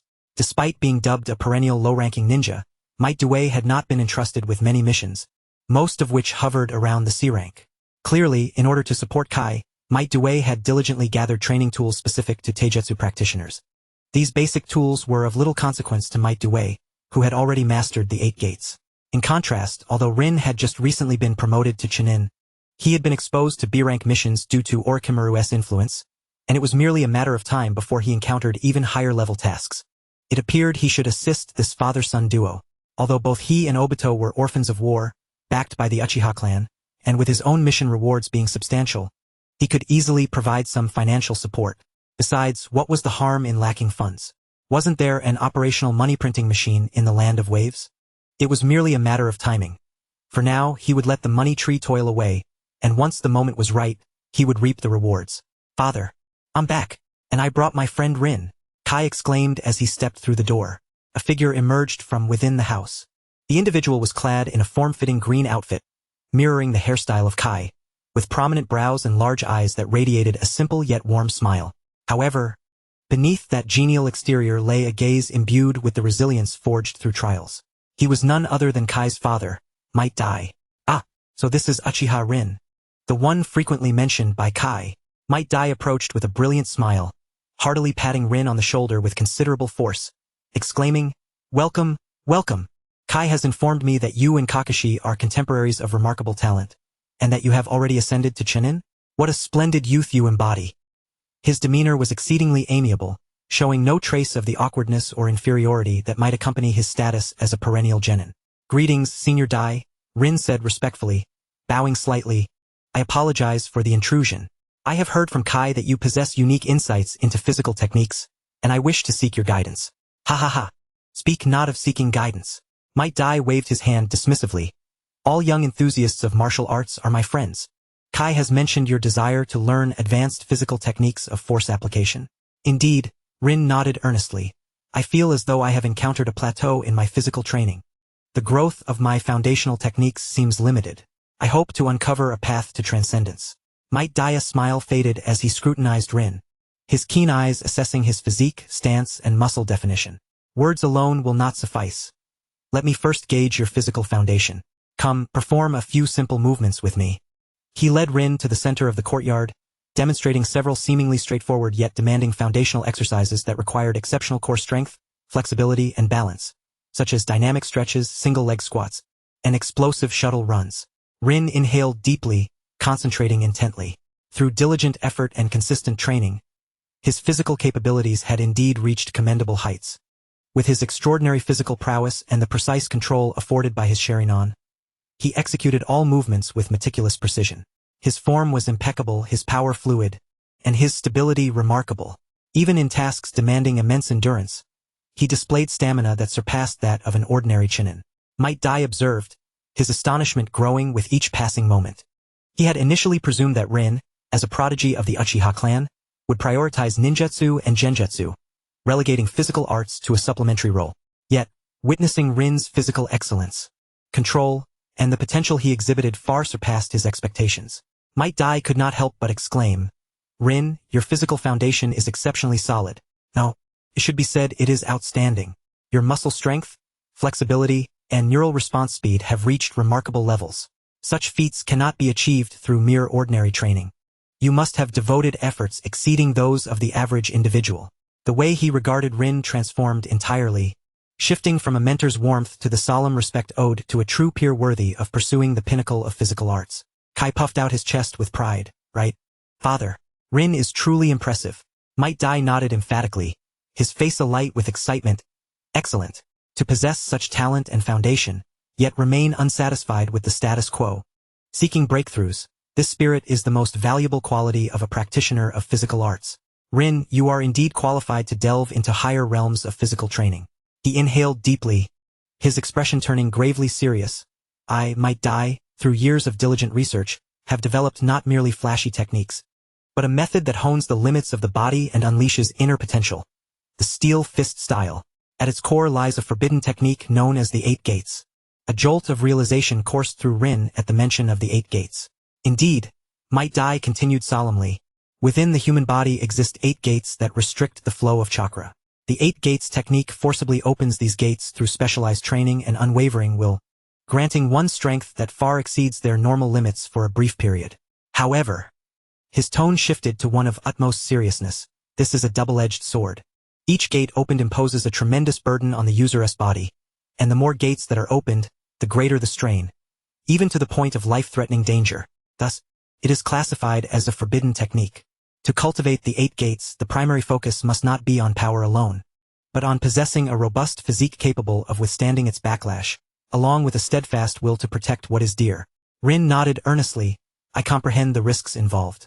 However, I am willing to attempt it and will take responsibility for my choices." Might Dai gazed into Rin's eyes, seemingly searching for his resolve. After a moment, he revealed a smile of approval.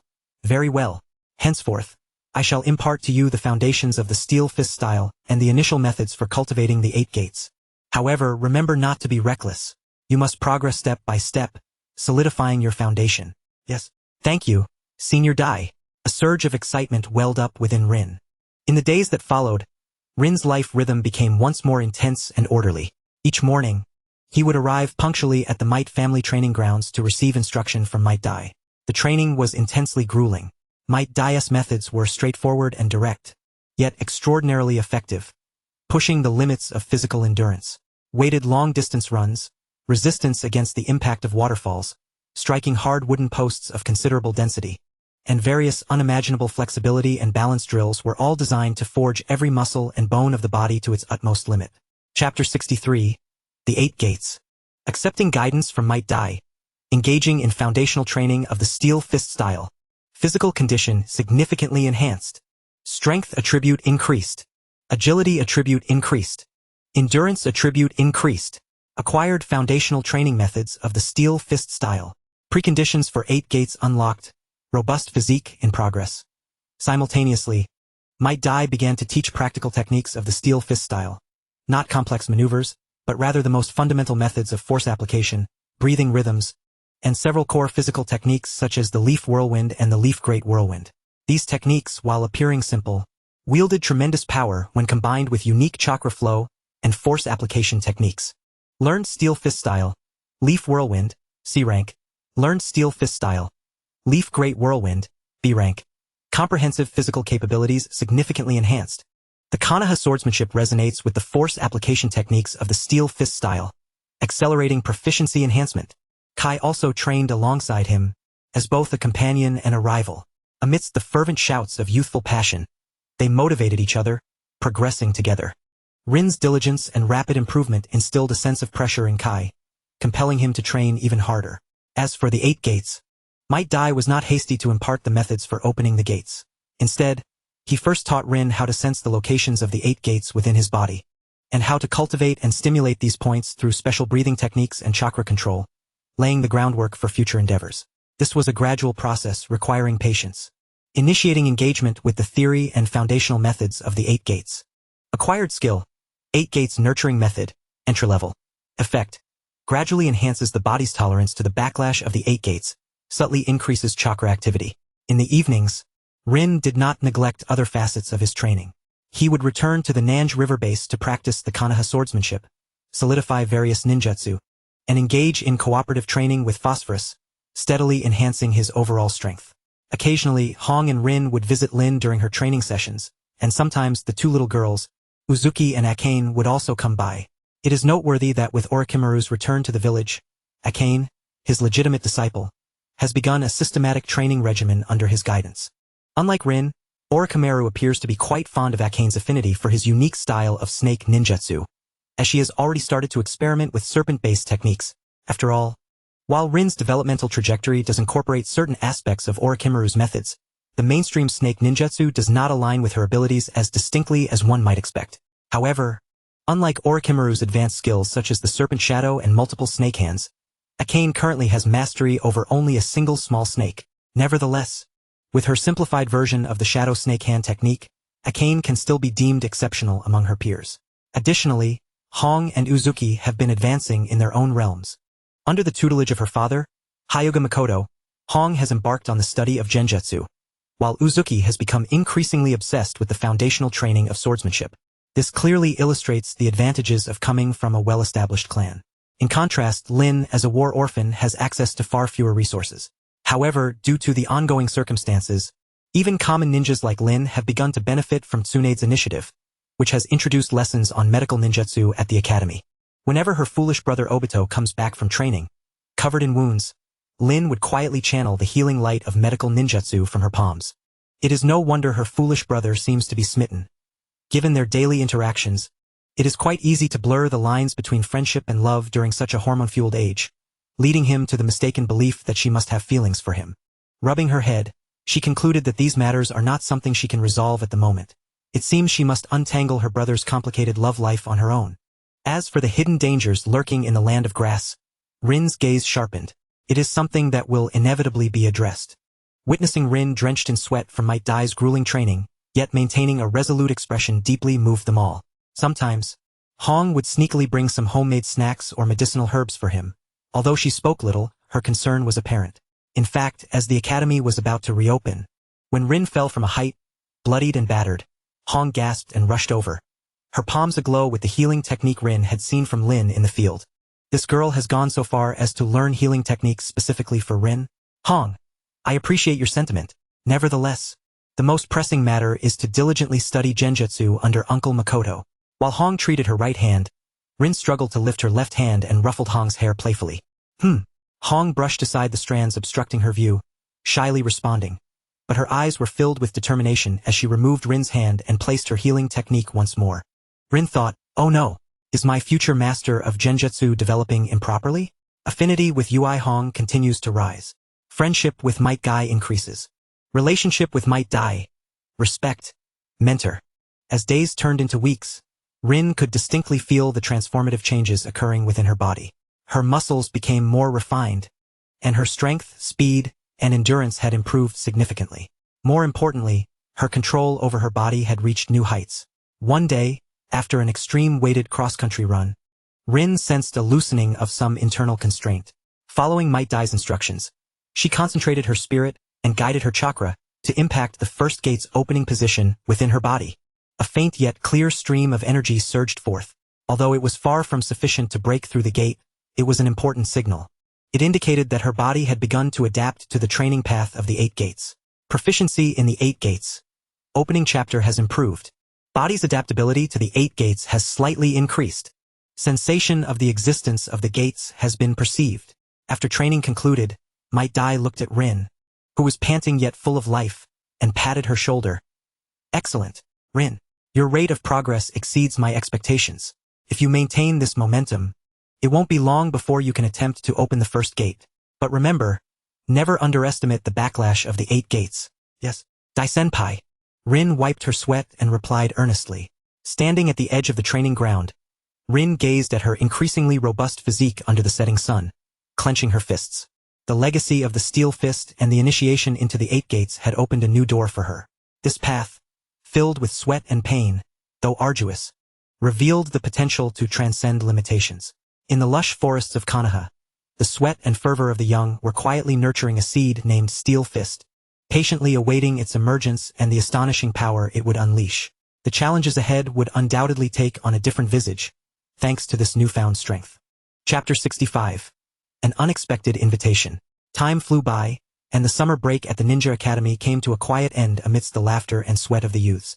Obito, Lin, Hong, Akane, and Uzuki returned to campus, embarking on a new semester of studies. The secret base by the Nagakawa River and the training grounds of the Might family suddenly grew quite desolate. However, Rin's rhythm of life did not wane.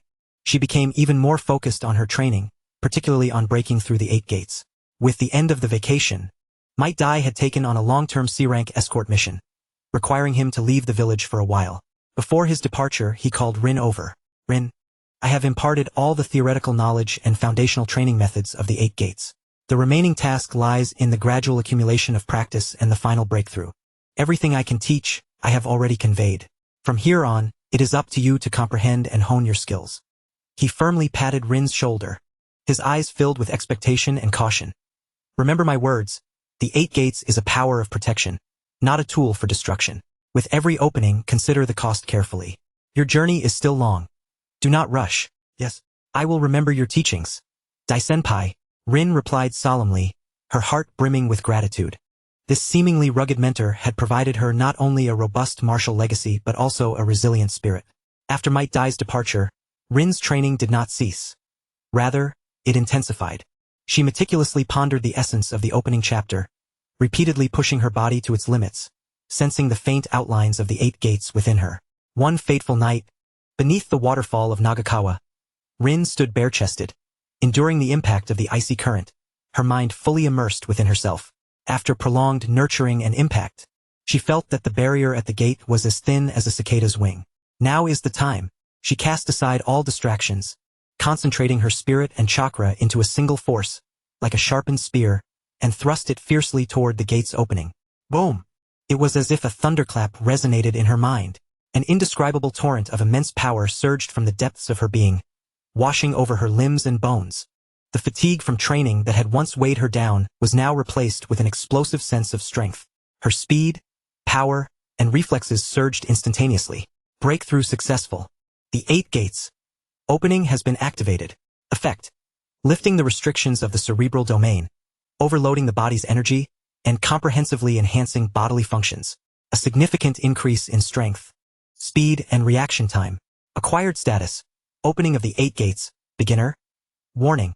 Prolonged activation will lead to extreme fatigue. The longer it is activated, the greater the side effects. Proficiency in opening the 8 gates. 11,000. Novice. Success. With a fierce leap from beneath the waterfall, Rin landed on the shore. He felt the surging power within him and casually threw a punch, producing a distinct sound of air being sliced. His speed had more than doubled compared to before. This is the might of the 8 gates.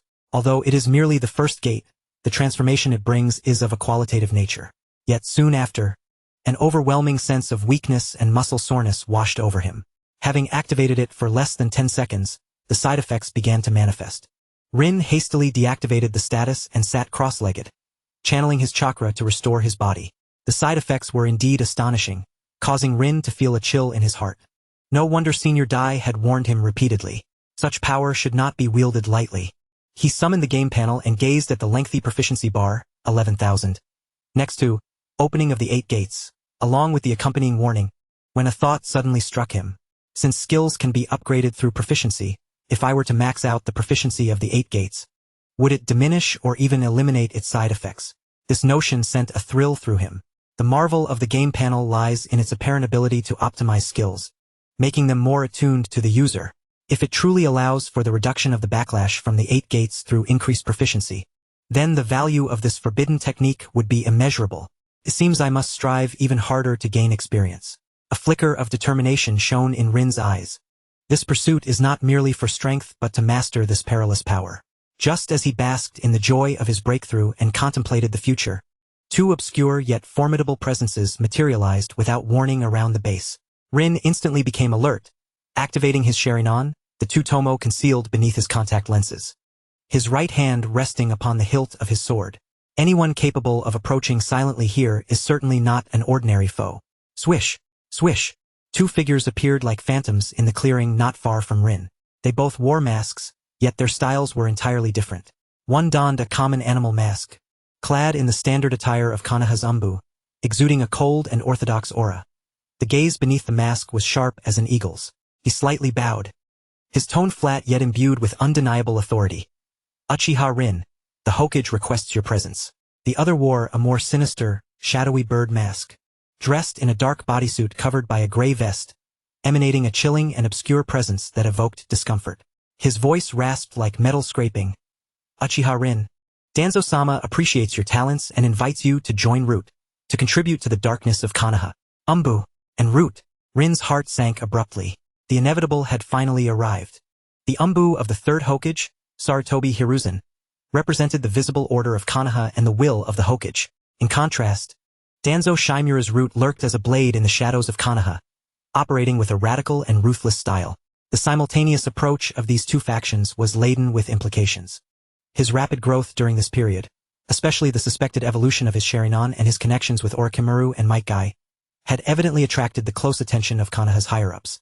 This newly emerged Uchiha prodigy had become a coveted resource they sought to either recruit or control. Unexpectedly, it was not his own clan, the Uchiha, that first took notice of him, but rather the core faction of Konoha represented by the Hokage, which made Rin silently lament. Even with the concealment of his contact lenses, Rin understood that such tricks would hardly fool the cunning minds within the village. He just hadn't anticipated their arrival would be so swift. Should he choose the relatively brighter but more restrictive Umbu directly under the Hokage? Or should he plunge into the darkness of Root, potentially gaining more resources and freedom? This was a critical decision that would directly influence his future path. Rin took a deep breath, forcing himself to calm down. He glanced at the Umbu ninja, then at the member of Root, his mind racing. Joining the Umbu would mean a more direct entry into the village's core, affording opportunities to access higher-level information and missions. Yet he would also be under the scrutiny of the Hokage and various factions, with numerous restrictions on his actions. Furthermore, his identity as an Uchiha could bring complications. Conversely, joining Root could indeed lead to a faster enhancement of his strength and more clandestine freedom, but at the cost of losing himself and becoming a tool of Danzo, potentially even branded with a cursed seal, leaving his life at the mercy of others. Moreover, Root's modus operandi clashed with his own nature. More importantly, how would Orochimaru perceive his choice? The stance of this mentor was equally crucial. After a moment's silence, Rin raised his head, his gaze steady as he looked at the unwelcome guests. I appreciate the attention from both Lord Hokage and Lord Danzo. His voice was calm, devoid of any tremor. Yet the gravity of the situation compelled him to request a moment's consideration. Moreover, my guiding Jonin is Lord Orochimaru. Should I consult him first? He refrained from making an immediate decision, cleverly invoking Orochimaru's name. Not only was it a fact, but it also served as both a probe and a delay. The Umbu ninja seemed prepared for this, nodding. That is acceptable. However, please provide a response promptly. With that, he vanished in an instant, as if he had never been there. The Root member, however, cast a chilling gaze from behind his bird mask, rasping, Lord Danzo's patience is limited. Subsequently, he too melted into shadows, disappearing without a trace. The base fell silent once more, yet Rin's heart remained turbulent. This sudden invitation hung over him like two swords poised above his head. He understood that he could no longer cultivate and grow with the same relative freedom as before. The eyes of Konoha's upper echelons had firmly locked onto him. The forthcoming choice must be approached with utmost caution. Standing by the banks of the Nagekawa, he gazed at the moonlight reflected in the water, his expression shifting unpredictably. The enhancement of his power had ushered in opportunities, yet it had also drawn covetous eyes. How could he navigate through the cracks between the various factions to forge a path that belonged solely to him? Perhaps, it is time to proactively seek an audience with that enigmatic mentor, Orochimaru. As the night deepened, the silhouette of the young man elongated under the moonlight. Beneath the tranquil surface of the water, turbulent currents surged. Chapter 66. Inquiring with the Serpent's Nest. As the night grew darker, Rin chose not to return to the Uchiha compound but instead proceeded directly to the outskirts of the village, toward Orochimaru's residence. As a once prominent clan in decline, after the confiscation of their territory, Orochimaru's abode had been situated here. This remote location afforded convenience for his activities. After all, he was a renowned ninja of Konoha, and the residence was not small. He understood that the events of this night must be relayed to Orochimaru as swiftly as possible. The mentor's stance would directly influence his next course of action. Navigating through the familiar thickets and barriers, Rin once again stepped into the chilling aura of the residence, permeated by desolation. Shadows of serpents lingered in the forest, but upon sensing Rin's presence, they retreated into obscurity. Orochimaru's laboratory is situated adjacent to the indoor training grounds, separated by a metallic gate, with the small serpents left by Orochimaru leading the way, making it not difficult to locate. Unlike his usual demeanor, Orochimaru is not preoccupied at the experiment table. Instead, he leisurely sits in a chair, toying with a transparent container that holds some peculiar tissue immersed within. It seems he anticipated Rin's arrival. Oh, you are here?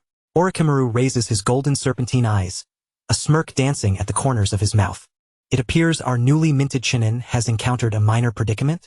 A chill runs through Rin's heart. Orochimaru is indeed well informed. He bows respectfully and recounts the simultaneous invitation from both the Umbu and the Root, without concealing any details or adding his own conjectures. Orochimaru listens intently, his fingers rhythmically tapping on the armrest of the chair, producing a steady clicking sound. After Rin's narration, he emits a low, amused chuckle. Sarutobi-sensei and that old coot Danzo are remarkably swift in their actions. It seems your insignificant progress over the past few months has indeed caught the attention of some.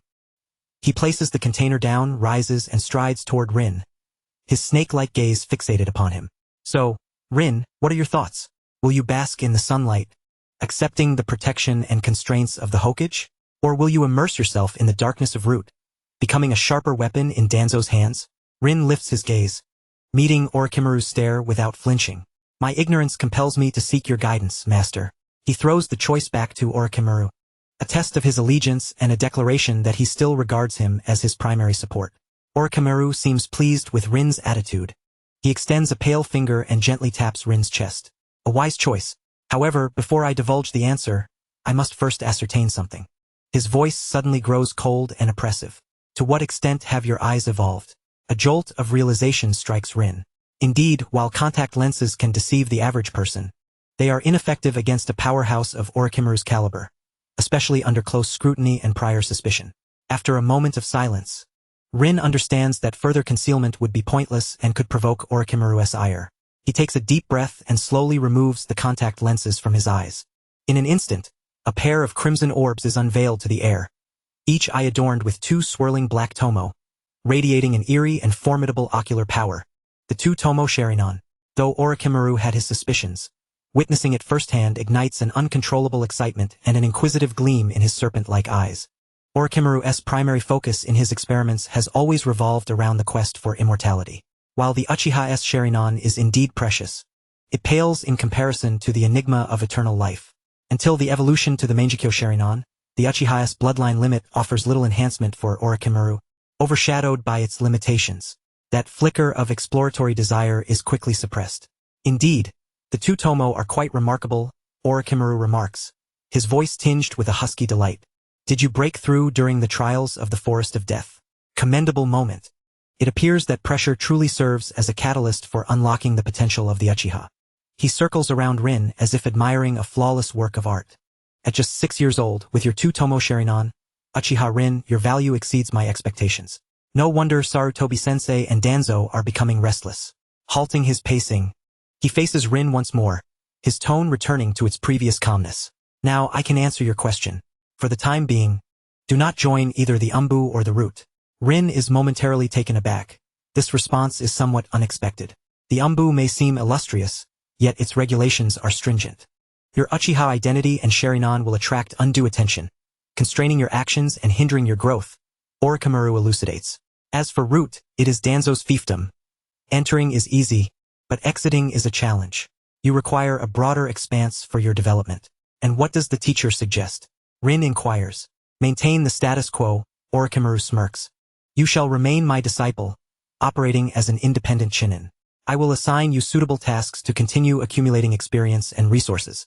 As for Sarutobi-sensei and Danzo, I shall manage the negotiations on your behalf. They will not force a child, especially one with a reputation for genius and a special mentor like you, into compliance.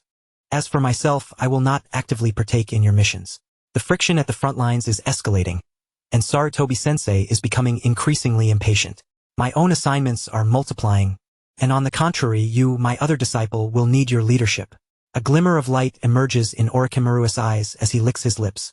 Should the need arise, I can indeed arrange for a reliable teammate. Rin comprehends the implications. Orochimaru intends to keep him firmly within his grasp, as a crucial observation subject and potential collaborator, or perhaps even an experimental specimen. Naturally, he would not easily relinquish him to other factions. The identity of an independent Chunin indeed affords greater flexibility and freedom. As for Akane, her involvement is merely ancillary. After all, as Orochimaru's sole female disciple, the treatment Akane receives under him is undeniably enviable. Not just any instructor would generously impart their skills. Even the series of actions Orochimaru undertakes upon his departure seems merely a protective measure for Akane. If he truly wished to eliminate her, it would be a trivial task for Orochimaru.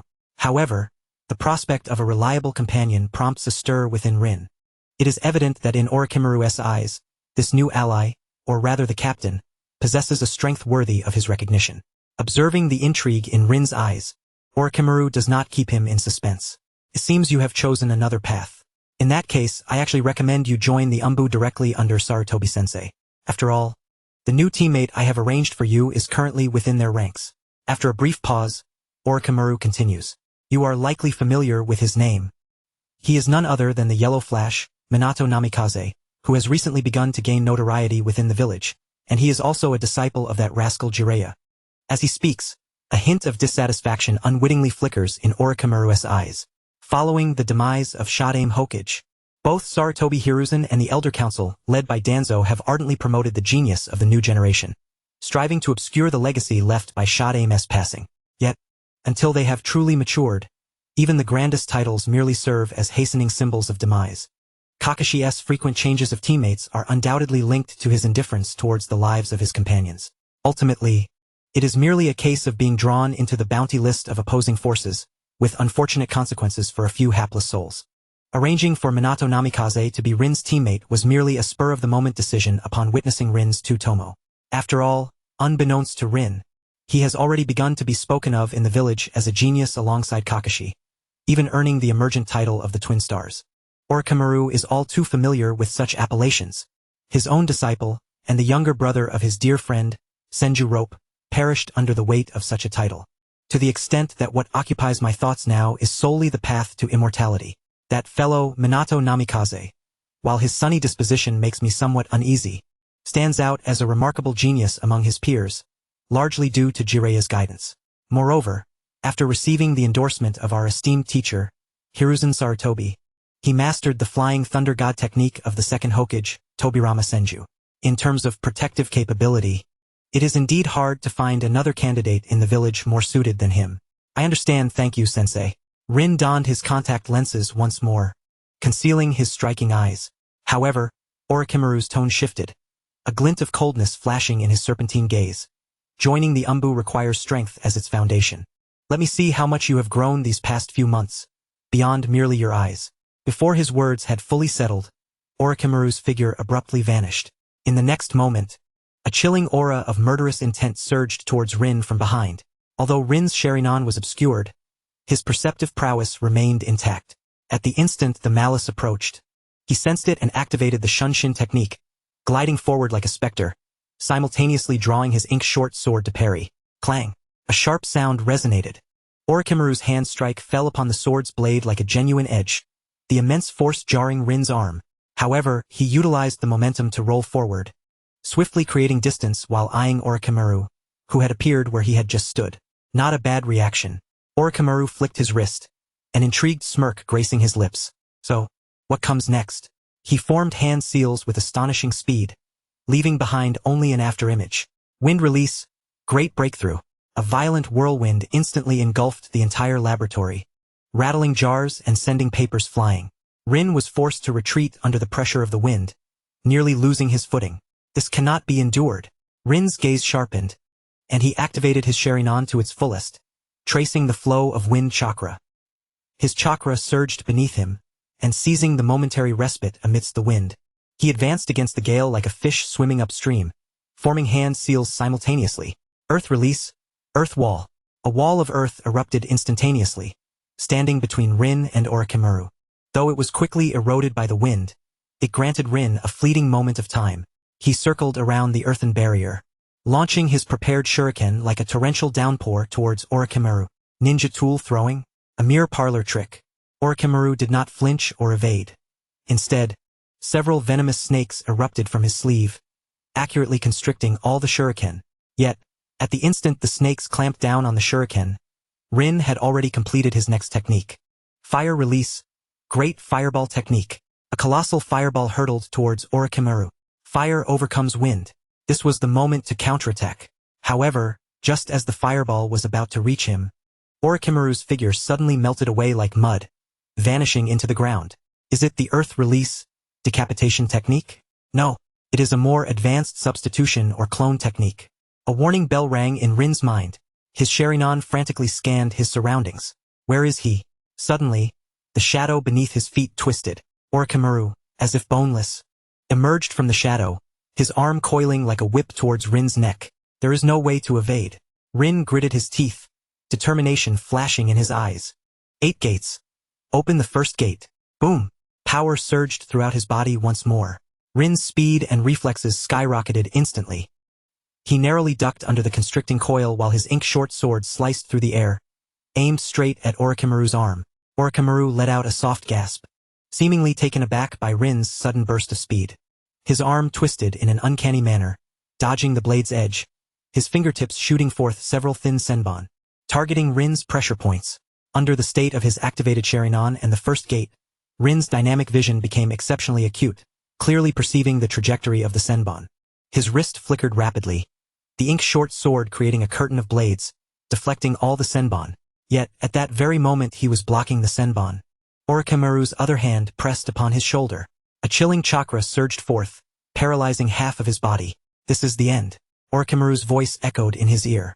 Rin's body stiffened, the state of the first gate forcibly released, an overwhelming sense of weakness washing over him.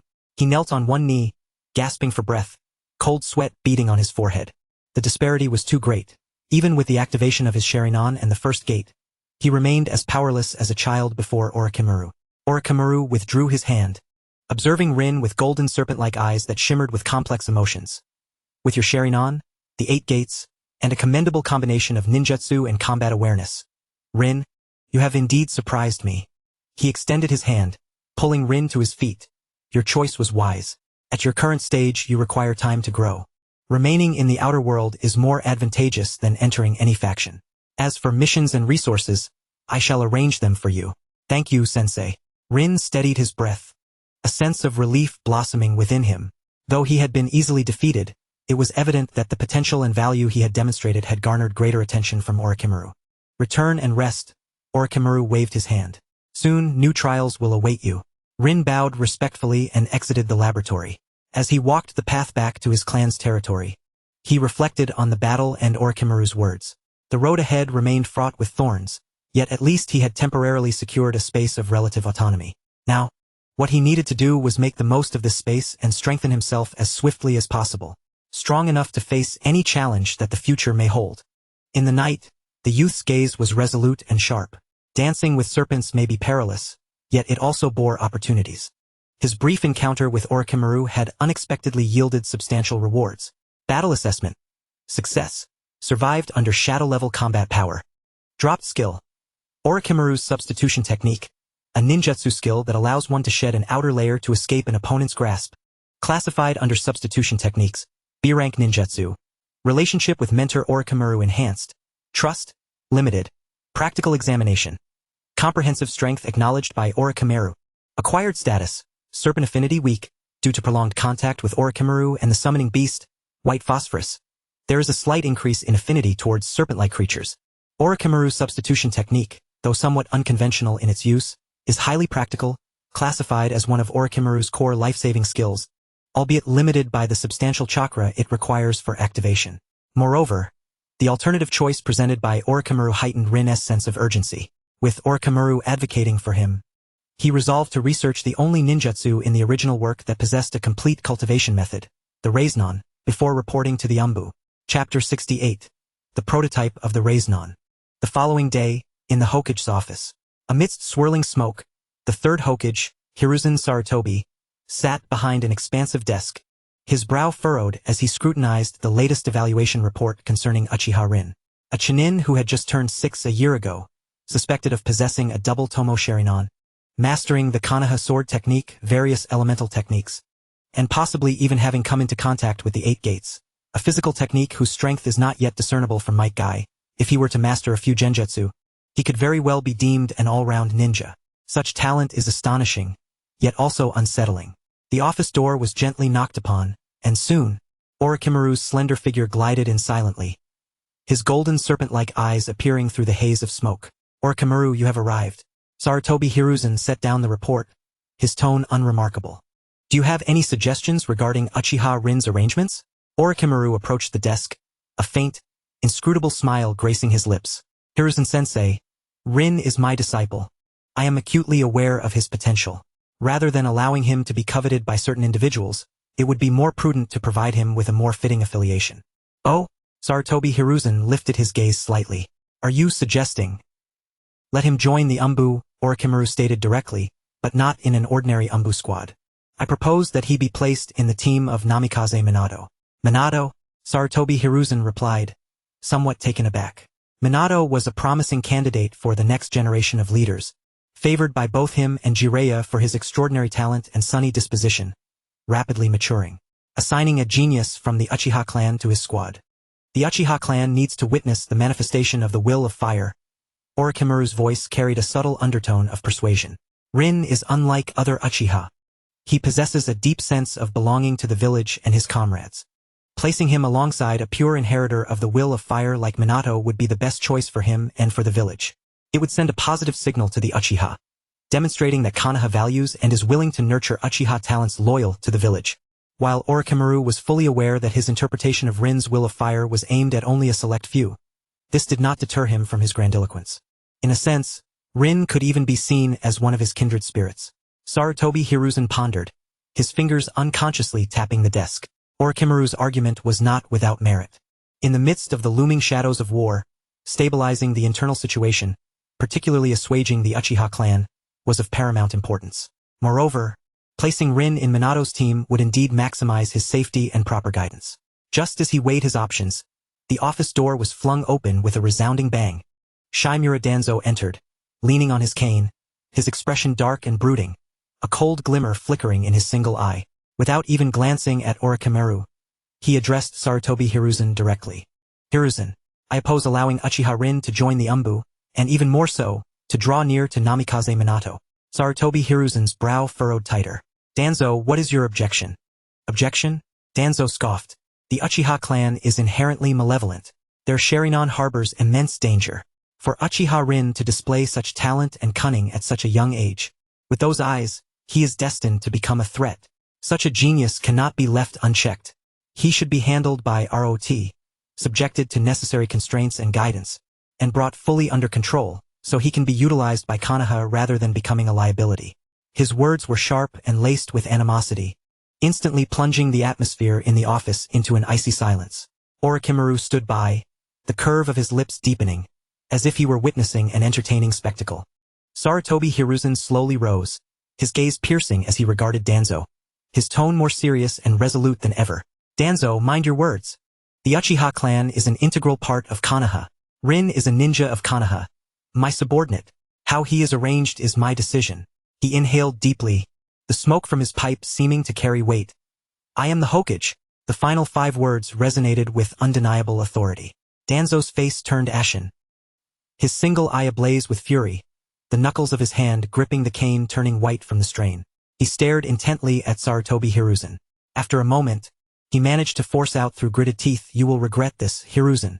Allowing the Uchiha genius to grow unchecked. One day, you will pay for today's decision. With that, he abruptly turned and struck the ground with his cane, leaving in a tempest of rage and resentment. The door slammed heavily behind him. The office fell silent once more, only the wisps of smoke from the pipe remaining. Sarutobi Hiruzen slowly returned to his chair, a hint of weariness etched upon his face. The conflict with Danzo, the former friend, left him drained. Orochimaru gently clapped, his tone laced with amusement, as expected of Hiruzen-sensei. So, regarding Rin's arrangements, let us proceed as you suggested. Sarutobi Hiruzen waved his hand dismissively, appearing somewhat disinterested, instructing Orochimaru to arrange for him to join the Umbu, integrated into Minato's team. Understood. Orochimaru inclined his body slightly, a glimmer of triumph flashing in his golden serpent-like eyes, before quietly exiting the Hokage's office. Unbeknownst to him, within the Hokage's office, a game that would determine his future was unfolding. At that moment, Rin was wholly absorbed in a new training endeavor. The Raiznan. At the secret base by the Nangsa River, Rin sat cross-legged by the water's edge, palms facing upward, his expression one of intense concentration. According to the information in his memory, training for the Raiznan was divided into 3 stages. The first stage, the transformation of chakra, gathering chakra in the palm to maintain a stable sphere. This task seemed simple yet was exceedingly difficult. Chakra, as a form of energy, inherently possesses the characteristics of flow and diffusion. To forcibly constrain and compress it into a stable sphere requires an extraordinarily refined control. Rin closed his eyes, immersing his mind within his body, cautiously guiding the chakra to his palm. Initially, the chakra manifested as a vague halo, highly unstable, sometimes swelling, sometimes dissipating. He did not become discouraged. Utilizing the meticulous insight brought by his Tsutomu Sharingan and the chakra control honed through years of training, he made repeated attempts, adjusting the output and rotational method of the chakra.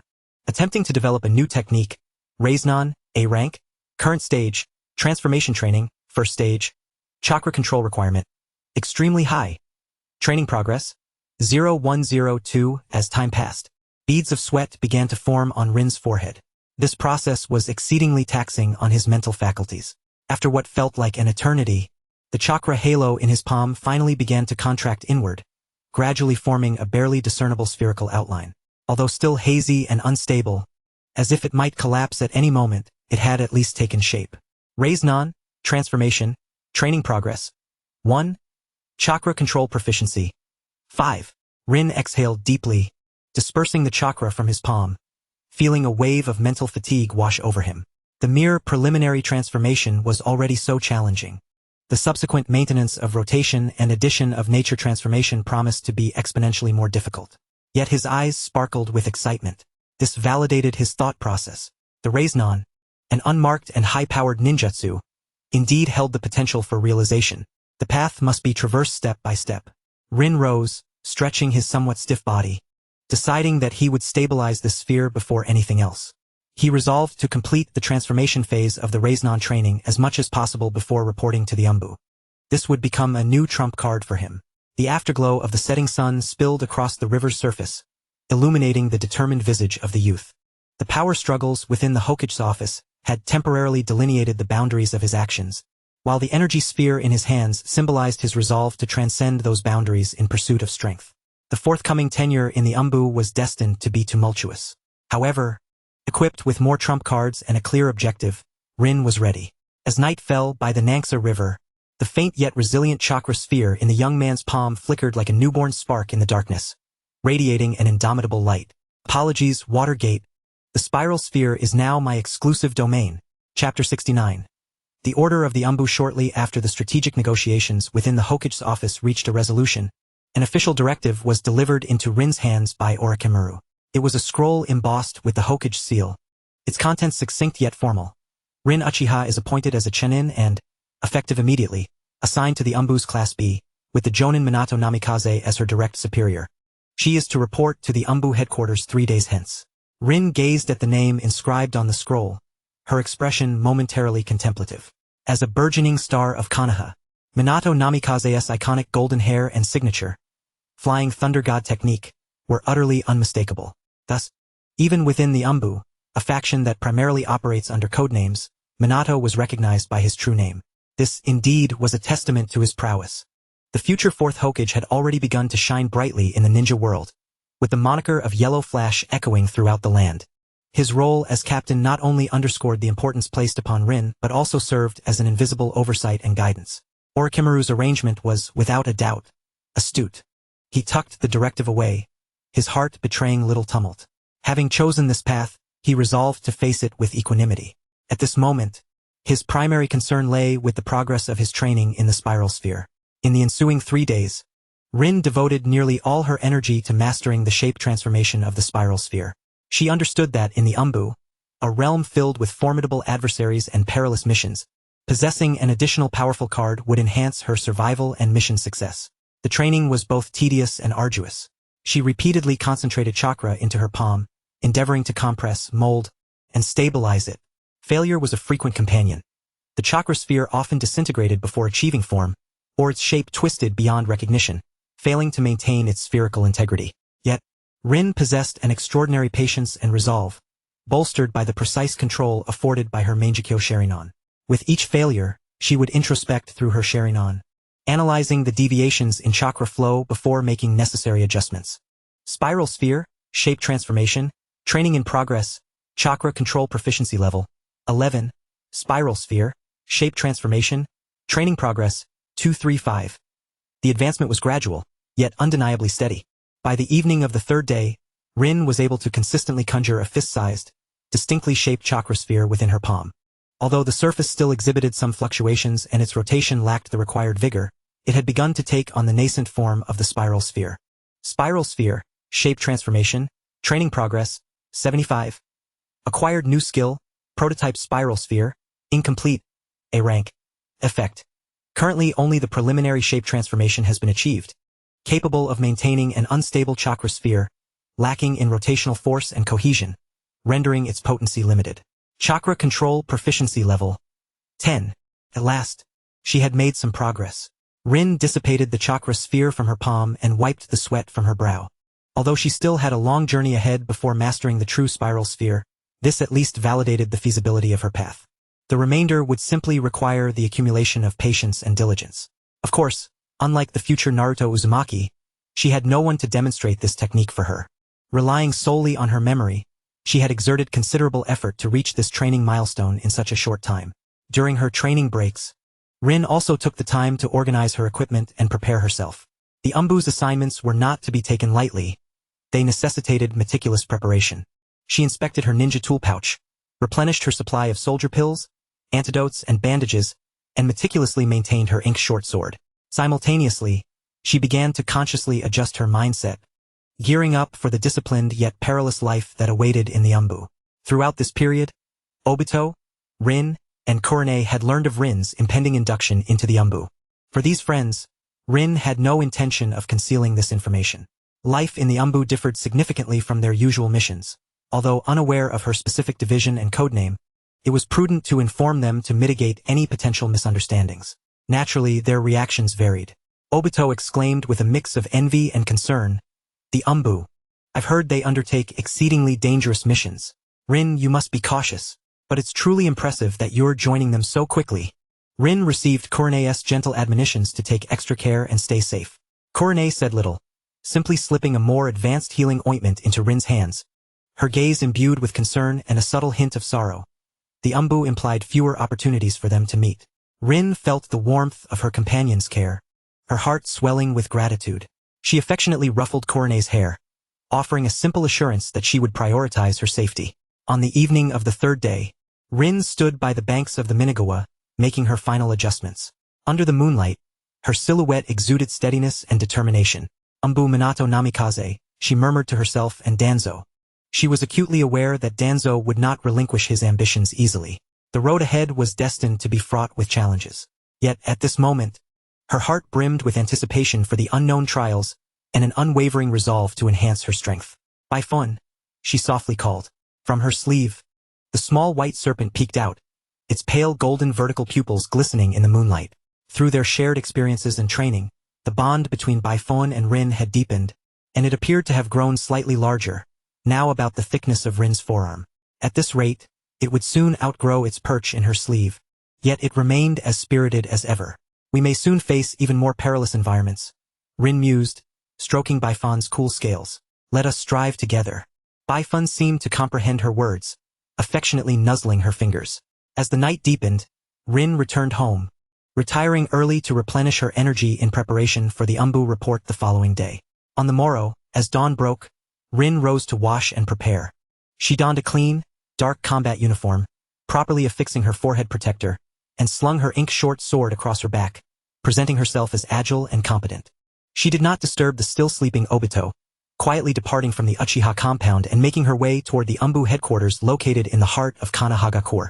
The Umbu headquarters was concealed and exuded an air of solemnity.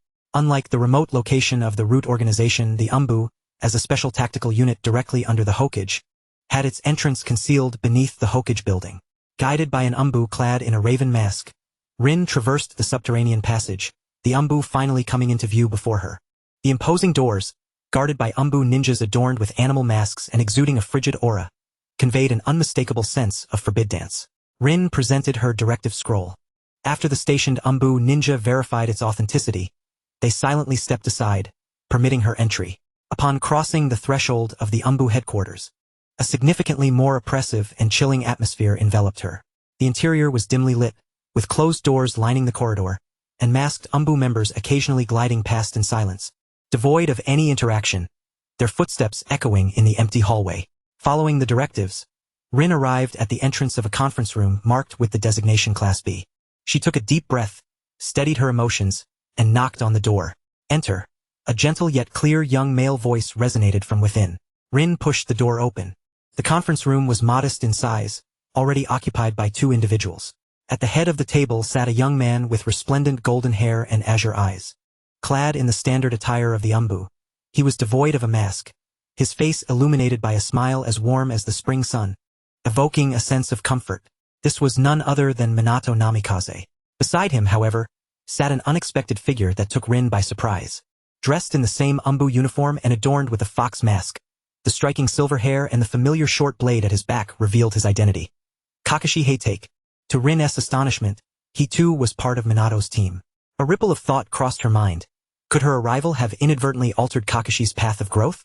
According to the manga's progression, Kakashi was supposed to have joined the Umbu after experiencing the heart-wrenching act of killing Rin and following Minato's ascension to Hokage.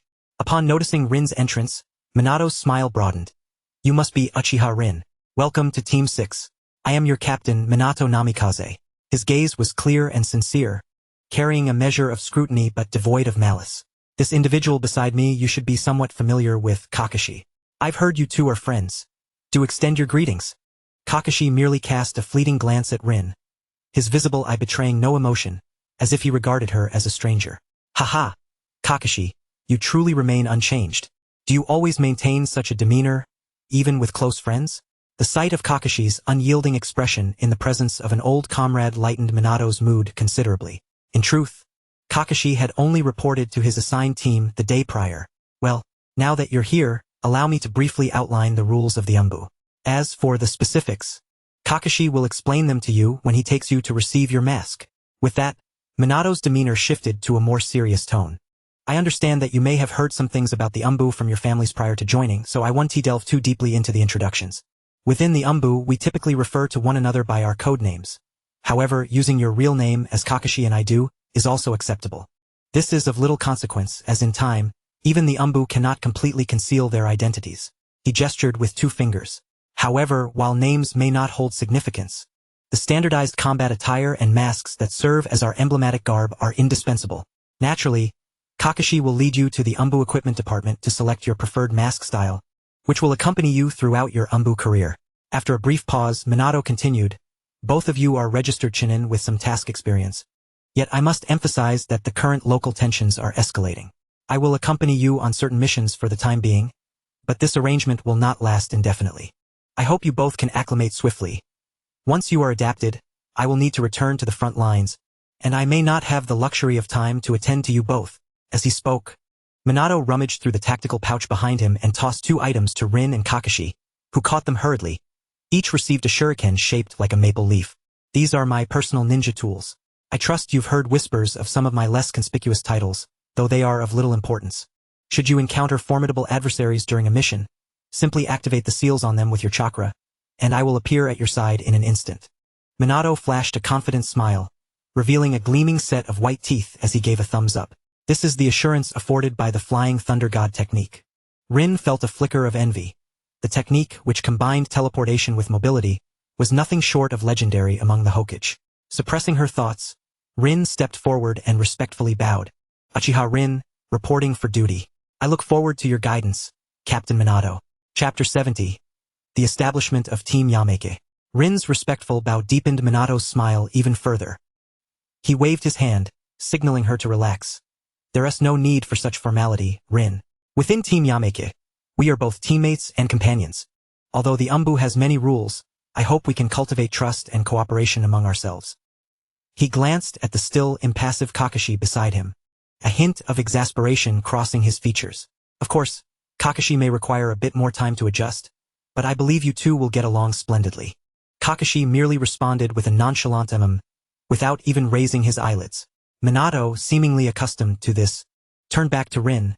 As for the detailed regulations and precautions of the Umbu, Kakashi will take you to the equipment department shortly to collect your mask and uniform and explain everything to you.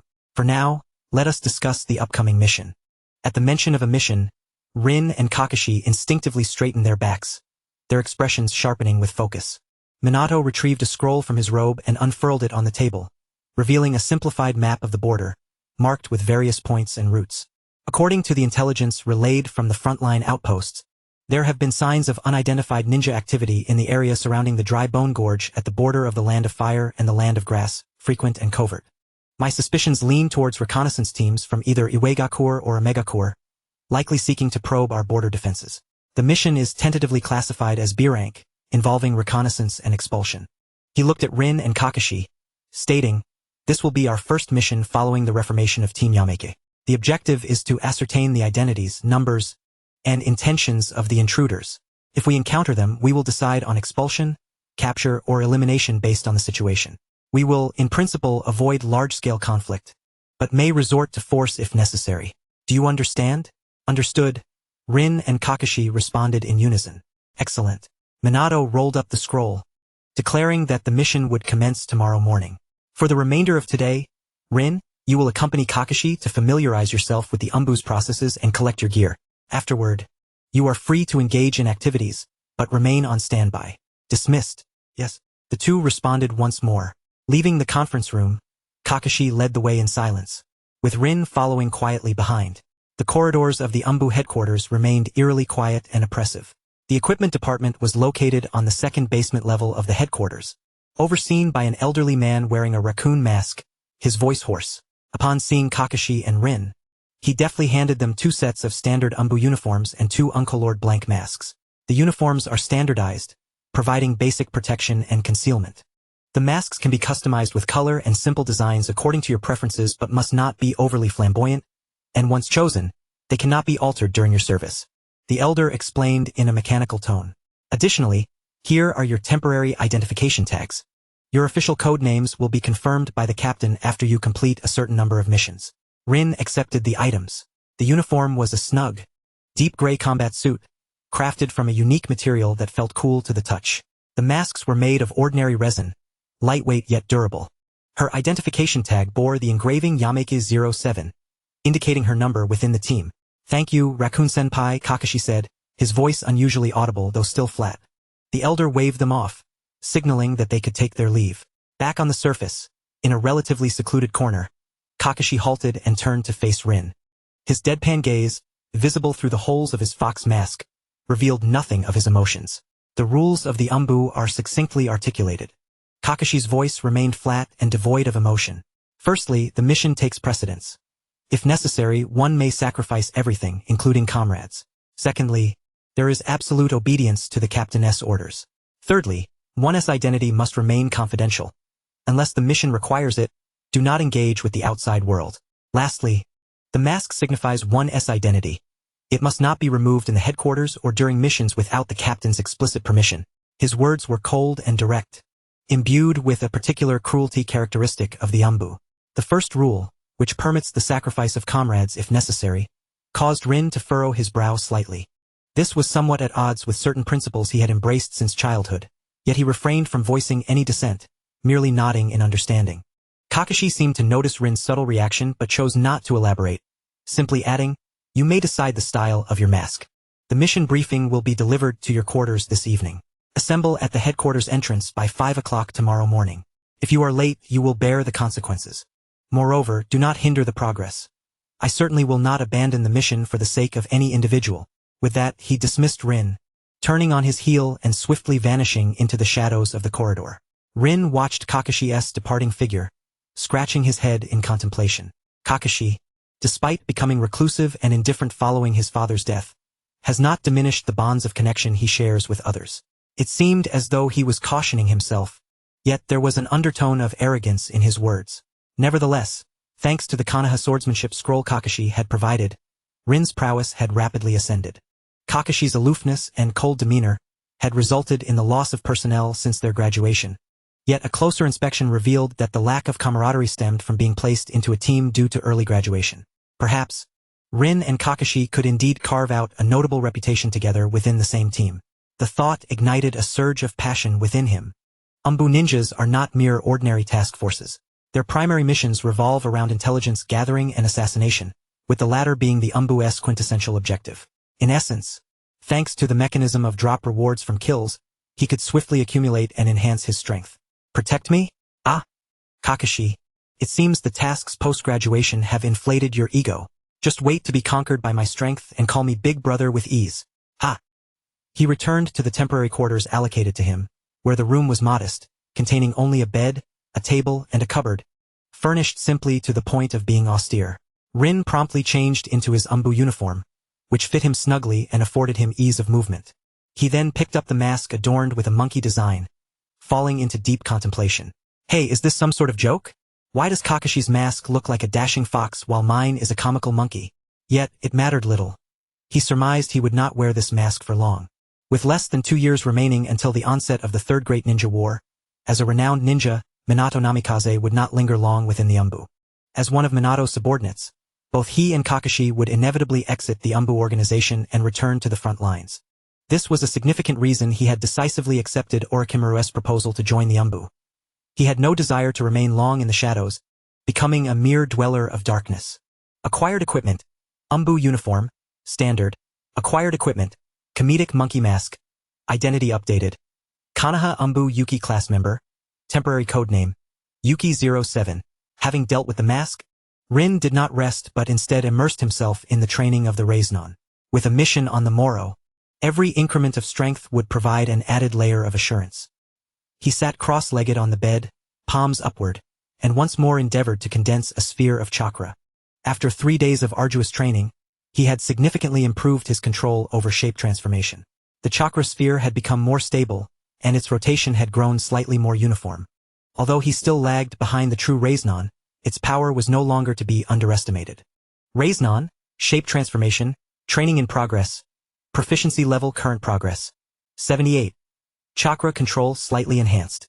As dusk fell, the mission briefing was indeed delivered punctually to his room.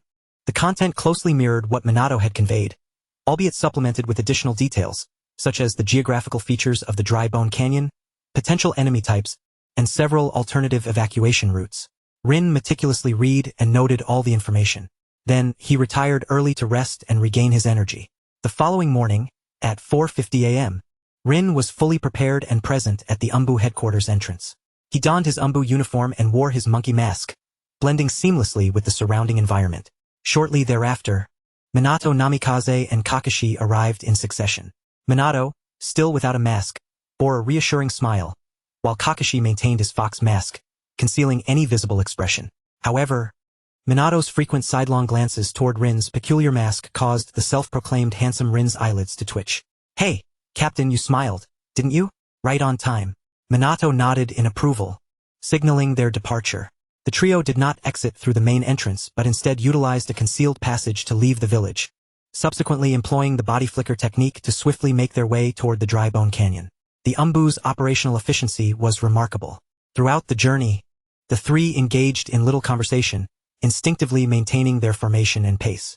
Minato led the way, Kakashi remained on the flank for vigilance, and Rin followed closely behind, ever alert to the situation behind him. Rin could sense the seasoned adeptness in Minato and Kakashi's movements.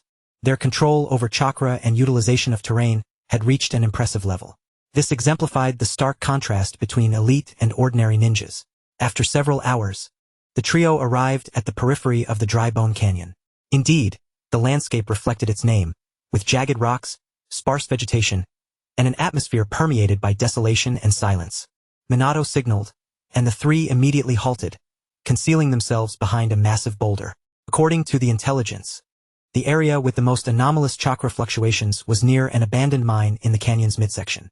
Minato lowered his voice, instructing Kakashi, "Approach from the left flank and scout the eastern side of the mine.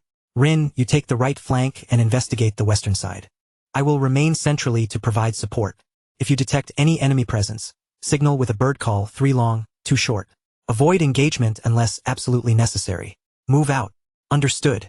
Kakashi and Rin nodded in unison, then vanished like phantoms into the rocky terrain.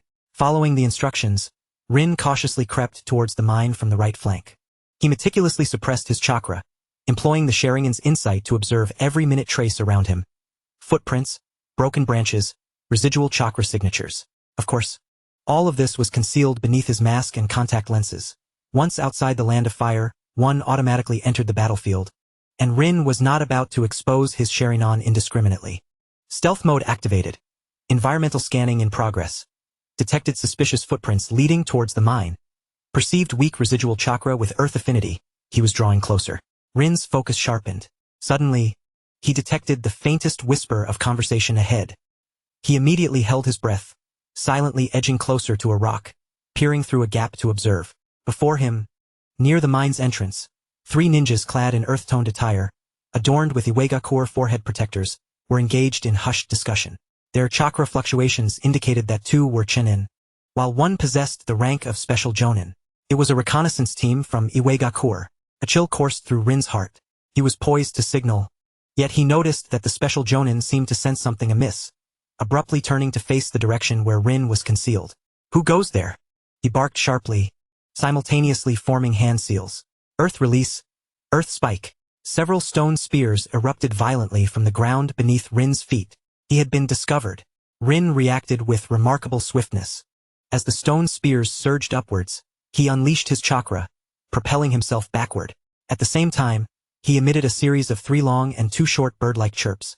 The signal was sent. However, The Iwagakure ninja clearly had no intention of allowing him to escape easily. The special Jonin closed the distance in an instant, thrusting a kunao towards Rin's throat. The other two Chunin flanked him from the sides. There was no way to evade. Rin's gaze sharpened as he activated his Sharingan. At the moment the kunao was about to strike, he contorted his body at an impossible angle, narrowly avoiding a fatal blow, while drawing his ink short sword to slash at the opponent's wrist. Clang! Sparks flew. Rin leveraged the force of the impact to retreat, but the two Chunin's assaults were already upon him. One unleashed an earth release technique, sending a massive rock club crashing down. The other hurled a barrage of shuriken. In this critical moment, Rin decided to hold nothing back. Chakra rapidly coalesced in the palm of his left hand. Spiral sphere, entry level. An orb of chakra appeared in his hand, slightly unstable yet exuding an aura of danger. Though its rotation was not yet vigorous, the energy contained within was formidable. Instead of opting for an attack, he slammed the spiral sphere into the ground. Boom! A dull thud resonated as the earth erupted into a small crater, dust swirling around. Utilizing the explosion's recoil and the cover of smoke, Rin swiftly escaped the encirclement. I've got you now, kid. At that moment, the Iwagakure special Jonin materialized behind Rin, driving a kunao directly into his heart.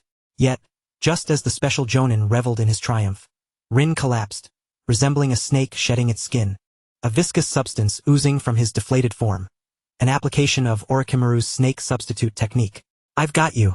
As he distanced himself, Rin completed his hand seals, unleashing the great fireball technique coupled with wind release. Great breakthrough. The special Jonin's eyes widened as he swiftly utilized the body flicker technique to create space. However, upon landing, he found Rin standing still, a wicked smile curling at the corner of his mouth. This is bad, the Iwagakure special Jonin thought, alarm bells ringing in his mind. But it was too late. A glimmering earth spear had already erupted from the ground, piercing into the small of his back, lifting him off the ground. Yet Rin's movements did not cease. He rapidly formed hand seals, and the tip of the spear transformed into a long lance, plunging fiercely towards the special Jonin's groin, eliciting a blood-curdling scream. Reacting swiftly, the special Jonin unleashed several earth release projectiles, using the recoil to propel himself away. As they observed the bloodstains on the special Jonin's rear, the others felt a tightening in their cores. That was ruthless, they silently cursed. At that moment, a golden flash appeared on the battlefield as if teleporting. It was Minato Namikaze, holding a specially designed kunao. His gaze was sharp. Are you alright, Rin? Almost simultaneously, flashes of lightning and enemy screams emanated from the other side. Kakashi had also joined the fray. In an instant, as he made contact with his hands, a shadow clone was created, and both Kakashers slammed their hands to the ground. 2 bolts of lightning surged underground. As the 2 earth release techniques took effect consecutively, Kakashi's shadow clone vanished, while he appeared at the rear, lightning coiling around his white Fang short sword. Although Kakashi had yet to master the Chidori technique, he adeptly manipulated elemental changes, cleaving through the midsection of a Chunin and severely wounding him. The arrival of Minato and Kakashi's fierce onslaught swiftly turned the tide of battle. Rin exhaled in relief, tightening his grip on the ink short sword. The first formation of Team Yuki had commenced. Moreover, his spiral sphere had, for the first time in actual combat, revealed its potential. Encounter with the Iwagakure reconnaissance team. First use of the spiral sphere, entry level. In battle, spiral sphere, morphological change, proficiency level 5. Insight gained into practical application of the spiral sphere. Team coordination. First collaboration of Team Yuki. Chapter 72. The exchange of spiral spheres. The Iwagakure special Jonin, wounded by Rin's earth spear in the buttocks, was clearly hindered in his movements. Under the relentless assault of Minato's flying thunder god kunao, he quickly found himself in dire straits, accumulating several injuries. Meanwhile, Kakashi, with his exquisite lightning release swordsmanship and shadow clone tactics, had cornered one of the Iwagakure Chunin. Rin, maintaining his composure, used the insight from his Sharingan and the agile Kiki-style swordsmanship to engage another Chunin, occasionally launching interference and surprise attacks with his unfinished spiral sphere. The battle rapidly tilted in their favor.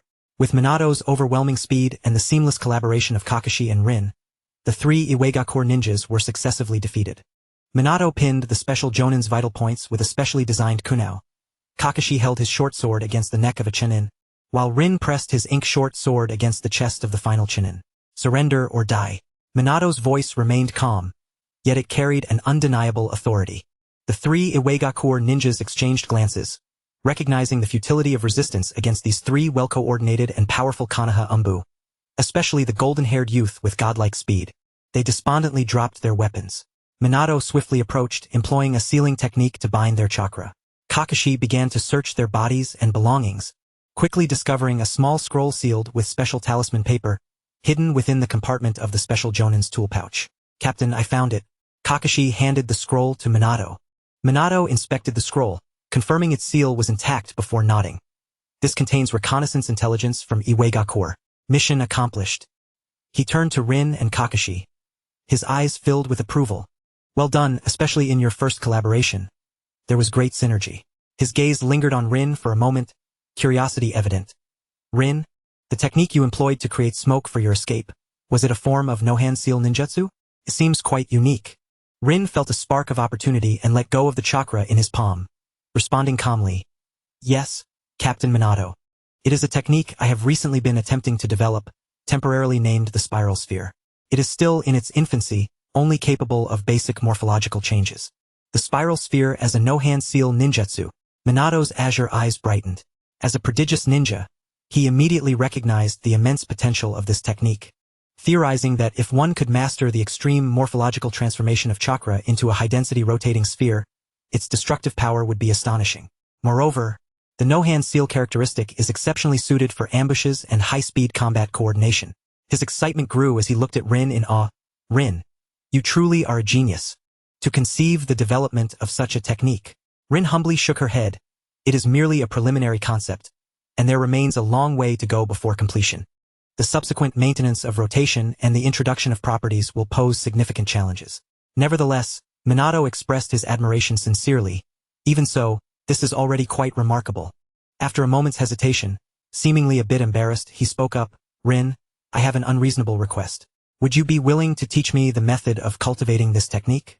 Of course, I will not learn it for free. I can offer something else in exchange." Minato's gaze was intense, clearly captivated by the Raiznon. As a user of the Flying Thunder God technique, he understood all too well the value of a high-powered, seal-less jutsu for instantaneous movement tactics. If he could combine the Raiznon with the Flying Thunder God, his combat prowess would undergo a qualitative leap. Rin, observing Minato's earnest and eager expression, quickly weighed the pros and cons in her mind. Teaching Minato the Raiznon presented clear advantages and disadvantages. The benefits included deepening her bond with Minato, gaining the friendship and trust of this future Hokage. Minato's extraordinary talent might allow him to perfect the Raiznon more swiftly or even develop subsequent variations.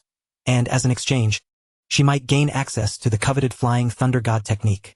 However, the drawbacks were, once the Raiznon is disseminated, it might lose its uniqueness, and, to some extent, it would be akin to pilfering the signature jutsu of the future Naruto, even though Naruto had yet to be born. Ultimately, Rin resolved to proceed. Knowledge and skills can only reach their maximum value through exchange and sharing. Moreover, establishing a solid relationship with Minato would be beneficial in navigating various crises in the future. After all, the Minato before her was, after all, the very developer of the Rasengan's future, so there was no burden in sharing it. If Captain Minato wishes to learn, then of course. Rin smiled and nodded. "This technique was merely a serendipitous thought of mine. If it can aid you, it would be my honor. As for the exchange." She paused, locking eyes with Minato as she articulated her goal. "I have heard that you possess the Flying Thunder God technique developed by the second Hokage. I am immensely interested in space-time ninjutsu, and I wonder if you would be willing to impart some knowledge on it. I currently do not lack in ninjutsu, having undergone specialized training in taijutsu with Gai-sensei, but my only shortcoming is a lack of mobility. I hope you could bestow your insights upon me, Captain Minato." At this, Minato was momentarily taken aback. He hadn't anticipated that Rin would aim so high, directly targeting the Flying Thunder God. The Flying Thunder God technique was an S-rank forbidden jutsu, notoriously difficult to master and demanding exceptional talent. Throughout the history of Konoha, only a handful had managed to master it. Moreover, the teaching of such core forbidden techniques typically required the Hokage's approval. Minato's expression turned troubled. "Rin, it's not that I am unwilling to teach you the Flying Thunder God technique. It's just that the conditions for learning are exceedingly rigorous, requiring a high level of space-time perception talent. Additionally, it is one of the forbidden techniques strictly controlled by the village. To learn it, one must receive special permission from the Hokage. What Minato said was not without merit. The scrolls of forbidden techniques were directly managed by the Hokage, and whether one could learn them was beyond the purview of someone who had only just entered the ranks of elite Jonin. The ultimate decision lay in the hands of the third Hokage, Hiruzen Sarutobi. Rin had anticipated this and did not feel disheartened. Instead, she sought a compromise. I understand. Then, could you at least explain to me the foundational theories of space-time ninjutsu and the operational principles of the Flying Thunder God technique? At the very least, it will allow me to assess whether I possess the potential to learn it. If I truly lack the talent, I shall not press the issue. As for the Hokage, I can approach him myself. This request was considerably more reasonable. Minato pondered for a moment, looking into Rin's determined eyes, before finally nodding. All right then. I can share the foundational theories with you. As for the subsequent steps, once you pass the foundational assessment, we can apply to the Hokage together. Thank you, Captain. Rin felt a surge of joy in her heart. Taking the first step would open up opportunities. Wonderful. Minato also beamed brightly. Then, as an exchange, I kindly ask you to share the cultivation methods for the Raiznon with me. Of course, Rin readily agreed. Meanwhile, Kakashi silently observed the two as they reached an agreement, his usually apathetic eyes flickering with a hint of intrigue. The discussion of the Raiznon, a sealless technique, and the space-time forbidden technique, the Flying Thunder God, seemed to elevate the conversation to a higher realm. However, his interest in techniques requiring vast chakra and unique talents was minimal. He was more focused on refining his swordsmanship and lightning release. Watching Rin, who had once been someone he looked up to in the Ninja Academy, undergo a profound transformation after he had gifted her the Hay-Take Blade technique, Kakashi felt a sense of urgency rising within him. I must develop a unique jutsu of my own. But what direction should he take? Kakashi found himself momentarily adrift until he inadvertently caught sight of the charred marks left by his lightning release on the ground, and his eyes gradually lit up. Little did Rin know, it was from her that Kakashi had begun to conceive the development of the Chidori. Noticing Kakashi's silence, Minato playfully patted his shoulder. Kakashi, why not join us in learning? Acquiring another powerful jutsu can only benefit you. Kakashi hesitated for a moment but ultimately nodded. All right. Thus, as they cleared the battlefield and escorted the captives back to the village, the three began a unique teaching session. Rin shared her understanding and cultivation techniques for the Raiznon without reservation with Minato and Kakashi. Minato listened intently, frequently asking insightful questions that showcased his deep foundational knowledge of ninjutsu and his innate genius.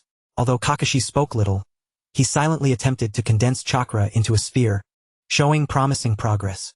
In return, Minato explained to Rin the basic concepts of spacetime ninjutsu, such as coordinate positioning, spatial folding, and chakra marking, and briefly described how the Flying Thunder God technique operates by using a special kunao with a technique inscription as a coordinate point for instantaneous movement. Though only theoretical, it opened Rin's eyes and gave her a preliminary understanding of spacetime ninjutsu. Skill acquired. Raiznon cultivation method from Minato Namikaze and Kakashi Hay-Take. Obtained foundational theoretical knowledge of spacetime ninjutsu, Flying Thunder God. Spacetime ninjutsu talent assessment in progress. Requires further practical verification. Relationship with Minato Namikaze enhanced. Appreciation and trust. Subtle improvement in relationship with Kakashi Hay-Take. As they journeyed, the atmosphere grew increasingly harmonious with their exchanges and discussions. Rin felt that through this shared battle and the exchange of techniques, the distance between her, Minato, and Kakashi had significantly narrowed. The newly formed Team 7 was finally beginning to take shape. As the gates of Konoha came into view, Minato addressed Rin and Kakashi. This mission has been remarkably successful. Upon our return, I will report to the Hokage and apply for your qualification to access the Flying Thunder God technique. Rin. As for the Raiznon, he turned to Rin, his gaze earnest. This is your developed technique, and whether to report it to the village is your decision. Personally, I suggest you refine it first. A complete and powerful seal-less ninjutsu holds greater value for the village. Rin nodded. I understand. Thank you, Captain. She knew that contributing the Raiznon to the village was only a matter of time, but it required the right timing and leverage. For now, her focus was on seizing the opportunity to learn the Flying Thunder God technique. As the sun dipped below the horizon, the silhouettes of the three figures elongated. With a sense of ease from their completed mission and an anticipation for the future, Team Yameki embarked on their journey home. However, within Rin's heart, a yearning for the golden, lightning-like speed ignited. The Flying Thunder God technique was a goal he was determined to attain. The integrity of the ninjutsu that Minato was considering was hardly a concern. He had already fully mastered the Raiznon, merely needing to arrange the content into a scroll format. Should the opportunity arise, he could readily relinquish this ninjutsu in exchange for a chance to learn the technique. As for the 3 IWA ninjas, although they had not been slain, they were thoroughly defeated by the trio, resulting in a substantial drop of 4 complete reward tokens from the game panel. Mission complete. Reconnaissance and extermination of the Bone Dry Canyon. Rating: excellent. Obtained defeat reward. Chakra Balls X2. Merging increases chakra limit by 500 points. Skill: Earth Style, Earth Spear, B rank. Skill: Earth Style, Earth Barrier, B rank. Team cooperation level increased. Initial rapport established within Team Yamake. Goodness. Casting a glance at the dropped items, Rin was momentarily speechless. Recent missions had primarily involved IWA ninjas, and his repertoire of Earth-style ninjutsu was rapidly expanding. The few B-rank ninjutsu he possessed were all Earth-style techniques. He could easily masquerade as an IWA ninja without raising suspicion. It seemed prudent to take a breather from missions, as his other ninjutsu also required enhancement. After all, even C-rank ninjutsu were becoming rather inadequate. With a gentle squeeze of his palm, the 2 acquired chakra balls transformed into his own chakra, merging seamlessly into his body. Rin instantly felt an unprecedented surge of energy within him. Based solely on chakra volume, an elite Jonin typically possessed around 500 chakra points. It was likely that he had already surpassed that threshold. What an exhilarating feeling. At this rate, once the impending Third Great Ninja War commenced, he might transform into a tailless beast, equipped with a haphazard array of skills, ready to unleash devastating attacks without hesitation. In this mission, his contributions were significant, and coupled with the raisonnement he submitted, he pondered whether it might secure him the opportunity to learn the Flying Thunder God technique. Casting a discreet glance at Minato ahead, Rin felt a quiet resolve. He had always outwardly aligned himself with the village, yet since returning from his last encounter with Orochimaru, he had sensed a growing distance from his clan, tacitly categorizing himself among those who supported the Hokage. After all, he and Obito's grandfather had both studied under the second Hokage, Senju Tobirama, as members of the Uchiha clan. Such misunderstandings seemed, in hindsight, quite reasonable. It all depended on how Sarutobi Hiruzen perceived the situation. Although the Flying Thunder God technique was indeed precious and classified as a forbidden art, its complexity was not something an ordinary individual could easily attempt. Just in terms of talent for learning space-time ninjutsu, one could only wonder how many would fall short. Since its inception by Senju Tobirama, only he and Minato had successfully mastered it. Well, excluding Minato's guard team, which employed a combination technique known as the Flying Thunder God formation. It was more accurate to say it was a teleportation ninjutsu crafted from Minato's experiences rather than the Flying Thunder God technique itself. With these restrictions in mind, perhaps he had a chance to attempt learning. With the system panel at his disposal, Rin was confident that even without innate talent for spacetime ninjutsu, he could acquire this technique through the expenditure of experience fragments. With this realization, Rin felt a surge of clarity. Aside from integrating Earth Style, Earth Barrier into his skill panel, he decided to retain Earth Spear, awaiting the opportunity to refine and deconstruct it for skill experience when he began learning the Flying Thunder God technique. Chapter 74. The Gift of the Raisnon. Upon returning to the Umbu headquarters, which operated independently of other departments and possessed its own interrogation facilities, a mere scroll of simple intelligence was far from sufficient. In-depth interrogation often revealed deeper insights, which was why Minato had insisted on bringing the 3 back despite the arduous journey. The task handover and processing of captives proceeded efficiently and silently. As team leader, Minato submitted the mission report, while Rin and Kakashi temporarily dispersed, awaiting further instructions. Rin wasted no time. He returned to his quarters, closed the door, and began organizing his thoughts and findings. First and foremost was the remarkable surge in his chakra. The fusion of the 2 chakra balls made him feel an unprecedented abundance of energy, as though it were an inexhaustible source. According to the game panel, his total chakra had firmly crossed the threshold of an elite Jonin, even reaching elite Jonin levels. This was not merely a marginal achievement. While Kakashi, as depicted in the manga, had undeniably reached elite Jonin status, his chakra, largely constrained by the Sharingan gifted by Obito and the inherent limitations of the Heitei clan, could only be deemed slightly above that of a Chunin, barely qualifying as special Jonin. This solid foundation would significantly bolster his future endeavors in executing higher-level ninjutsu, maintaining the Sharingan and utilizing the 8 gates. Chakra limit significantly increased. Current chakra volume, approximately 1605 points, pseudo-elite Jonin level. Strength evaluation implicitly enhanced. Mid-level Chunin, significant chakra volume advantage. However, the most pressing matter at hand was how to leverage the Reincarnated to unlock the door to learning the Flying Thunder God technique. Rin retrieved a blank scroll, contemplated for a moment, and then began to write fervently. He meticulously documented the transformation of the Reincarnated from its initial stage to the comprehensive method of complete mastery, including precautions and key points for chakra control in great detail. He even incorporated optimization suggestions based on his training experiences and potential bottlenecks along with methods for overcoming them. The value of this scroll was undeniable. Having completed this task, he awaited patiently. He knew that when Minato submitted the report, he would certainly mention the Reincarnated. Following that, it was highly likely that it would attract the attention of the higher-ups. Indeed, not long after, there was a knock at the door of his quarters. Standing outside was not Minato, but an Umbu ninja wearing a cat-faced mask. Uchiha Rin, the Hokage wishes to see you. The Umbu's voice was devoid of emotion. Here we go. Rin felt a stir within, nodding calmly on the surface. Understood. He took the newly written Reincarnated scroll and followed the Umbu ninja back to the Hokage Tower, a symbol of Konoha's highest authority. Inside the office, the air remained thick with smoke. The third Hokage, Sarutobi Hiruzen, sat behind his desk, his expression tranquil.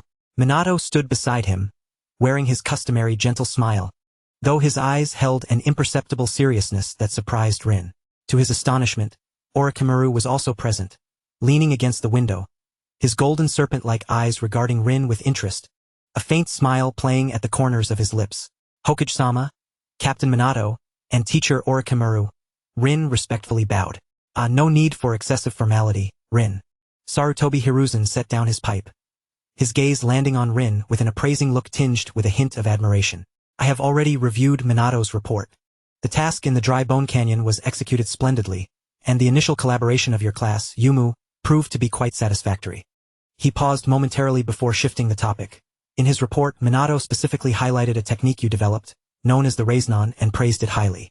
Could you elaborate on this? Rin, having prepared for this moment, stepped forward and presented the scroll with both hands. Hokage-sama, this is the complete training scroll for the Reincarnated. It documents the transformation from its initial form to its final manifestation, along with my personal insights during the training process. A flicker of surprise crossed Sarutobi Hiruzen's eyes. He had not anticipated that Rin would so readily offer such an important technique. As he took the scroll and slowly unfurled it, his scrutiny deepened, and the astonishment on his face intensified. As a master of ninjutsu, he was acutely aware of the intrinsic value encapsulated within this scroll. A complete, high-potential, non-hand-seal A-rank ninjutsu. Its strategic value was immeasurable. Minato added from the side, Hokage-sama, Rin utilized only the incomplete form during the mission, yet it demonstrated remarkable power and practicality. If mastered fully and combined with high-speed assault tactics, the results would be astonishing. Sarutobi Hiruzen closed the scroll, gazing at Rin with a complex expression. Uchiha Rin, do you comprehend the worth of this scroll? Rin replied with poise, I do. However, I believe that a powerful ninjutsu can only realize its fullest potential when mastered by many exceptional shinobi, thus safeguarding Konoha. I am willing to dedicate the Reincarnated to the village. The office fell into a brief silence. Sarutobi Hiruzen's eyes shimmered with admiration and a hint of nostalgia. A genius youth from the Uchiha clan, possessing such magnanimity and awareness at this tender age, is indeed a rarity. This is undoubtedly the finest embodiment of the will of fire, especially given that this youth hails from the Uchiha clan, making it even more remarkable. However, the dossier presented by the Umbu prominently displayed the name Uchiha Kagami, leading Sarutobi to a realization. No wonder he appeared so familiar. He is the descendant of an old acquaintance. The descendants of Kagami are divided into two branches, and with Rin's addition, the two branches have surprisingly reunited within the Umbu. The other branch, of course, belongs to Uchiha Shisui, the prodigy who was early on hailed as a genius. In other words, for Rin, it seems he even ought to address Shisui as brother. Excellent. Sarutobi Hiruzen nodded solemnly, his tone imbued with encouragement. Uchiha Rin, your contributions will not be forgotten by the village. On behalf of Konoha, I thank you for your selflessness. At that moment, the usually silent Orochimaru suddenly chuckled softly, his voice raspy as he spoke. Sarutobi-sensei, this child Rin always seems to surprise us. However, since he has presented such a generous gift, shouldn't the village express its gratitude as well? Orochimaru's words deftly redirected the conversation towards Rin's true intentions. Sarutobi Hiruzen turned his gaze towards Rin, his expression profound. Rin, is there anything you desire? As long as it is reasonable, the village will endeavor to accommodate you. Taking a deep breath, Rin lifted his head, his gaze resolute as he looked at Sarutobi Hiruzen. Hokage-sama, my sole request is to obtain the opportunity to learn the Flying Thunder God technique. Upon hearing this, the atmosphere in the office momentarily stiffened. The Flying Thunder God technique. Yet another S-rank forbidden jutsu. Sarutobi Hiruzen's brow furrowed slightly. He glanced at Minato, who nodded subtly, indicating that he was already aware and had partially consented. The Flying Thunder God technique, Sarutobi Hiruzen began slowly, is fraught with difficulty and danger in its study, of which you should be well aware. It requires an exceptionally high aptitude for space-time manipulation. Mere effort will not suffice. Historically, only a few have succeeded in mastering it, and some have even lost their lives in the attempt. I understand the risks, Rin replied, his voice unwavering. But I am willing to accept any trials to prove my potential for learning it. Even if I ultimately fail, I will harbor no regrets. The need for enhanced mobility has always been my shortcoming, and I yearn to rectify it, to better serve the village. His reasoning was sound, and his attitude sincere. Coupled with the recent offering of the Raisnon, it made it difficult for Sarutobi Hiruzen to refuse outright. Sarutobi Hiruzen pondered, his fingers lightly tapping on the desk. He had numerous factors to consider. Rin's Uchiha lineage, the extraordinary talent and potential he had displayed, his relationship with Minato and Orochimaru, and the stance of Danzo. Ultimately, he reached a decision. Very well, Sarutobi Hiruzen said in a solemn tone. In light of your contributions to the village and your determination, I can grant you this opportunity. Rin's heart raced with excitement. However, Sarutobi Hiruzen continued, the conditions are stringent. Learning the Flying Thunder God technique is no trivial matter. You must first pass a trial to demonstrate that you possess the basic aptitude for space-time perception. Upon passing, you will only be allowed to study the foundational theories and seal engravings, under Minato's guidance and supervision. Further advanced content will be determined based on your progress and contributions. Additionally, you must sign a confidentiality agreement to refrain from imparting the technique to anyone without permission. Can you accept these terms? I can accept, Rin responded without hesitation. This was beyond what he had hoped for. As long as he could take the first step, he was confident that, with the aid of his system panel, he could master this divine skill. Excellent, Sarutobi Hiruzen affirmed. Nodding, he turned to Minato. Minato, the details of the trial and subsequent foundational guidance will be your responsibility. Yes? Hokage-sama, Minato replied earnestly. Orochimaru observed from the sidelines, a deeper smile playing on his lips. For Rin to have access to the Flying Thunder God technique, regardless of success or failure, it would yield invaluable information for him. Now prepare yourself. Minato will inform you of the specific times and content of the trial. Sarutobi Hiruzen waved his hand. Yes. Thank you, Hokage-sama. Rin restrained his excitement, bowing once more before exiting the Hokage's office. As he walked back to the Umbu headquarters, Rin felt as though his steps were much lighter. Although the road ahead remained fraught with challenges, he had finally pried open a crack in the door leading to the Flying Thunder God. Next, he would give his all to pass Minato's trial.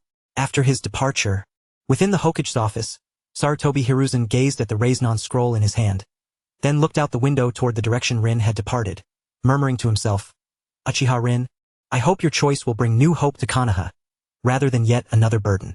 Orochimaru silently smiled, his figure blending into the shadows, disappearing from sight. For Rin, a new challenge was about to commence. The mysteries of the Flying Thunder God technique awaited him to explore. Meanwhile, the dynamics within Konoha subtly shifted due to his presence as a variable.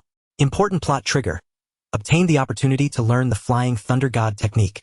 Subsequent task. Pass the space-time aptitude test by Minato Namikaze. Resource preparation. Can decompose skill, Earth release, Earth spike, B rank, as experience reserves. Chapter 75. The Trial of Space-Time and the Art of Clever Solutions. Upon returning to the Umbu headquarters, Rin did not anxiously wait. Instead, he utilized this interval to further solidify his strength.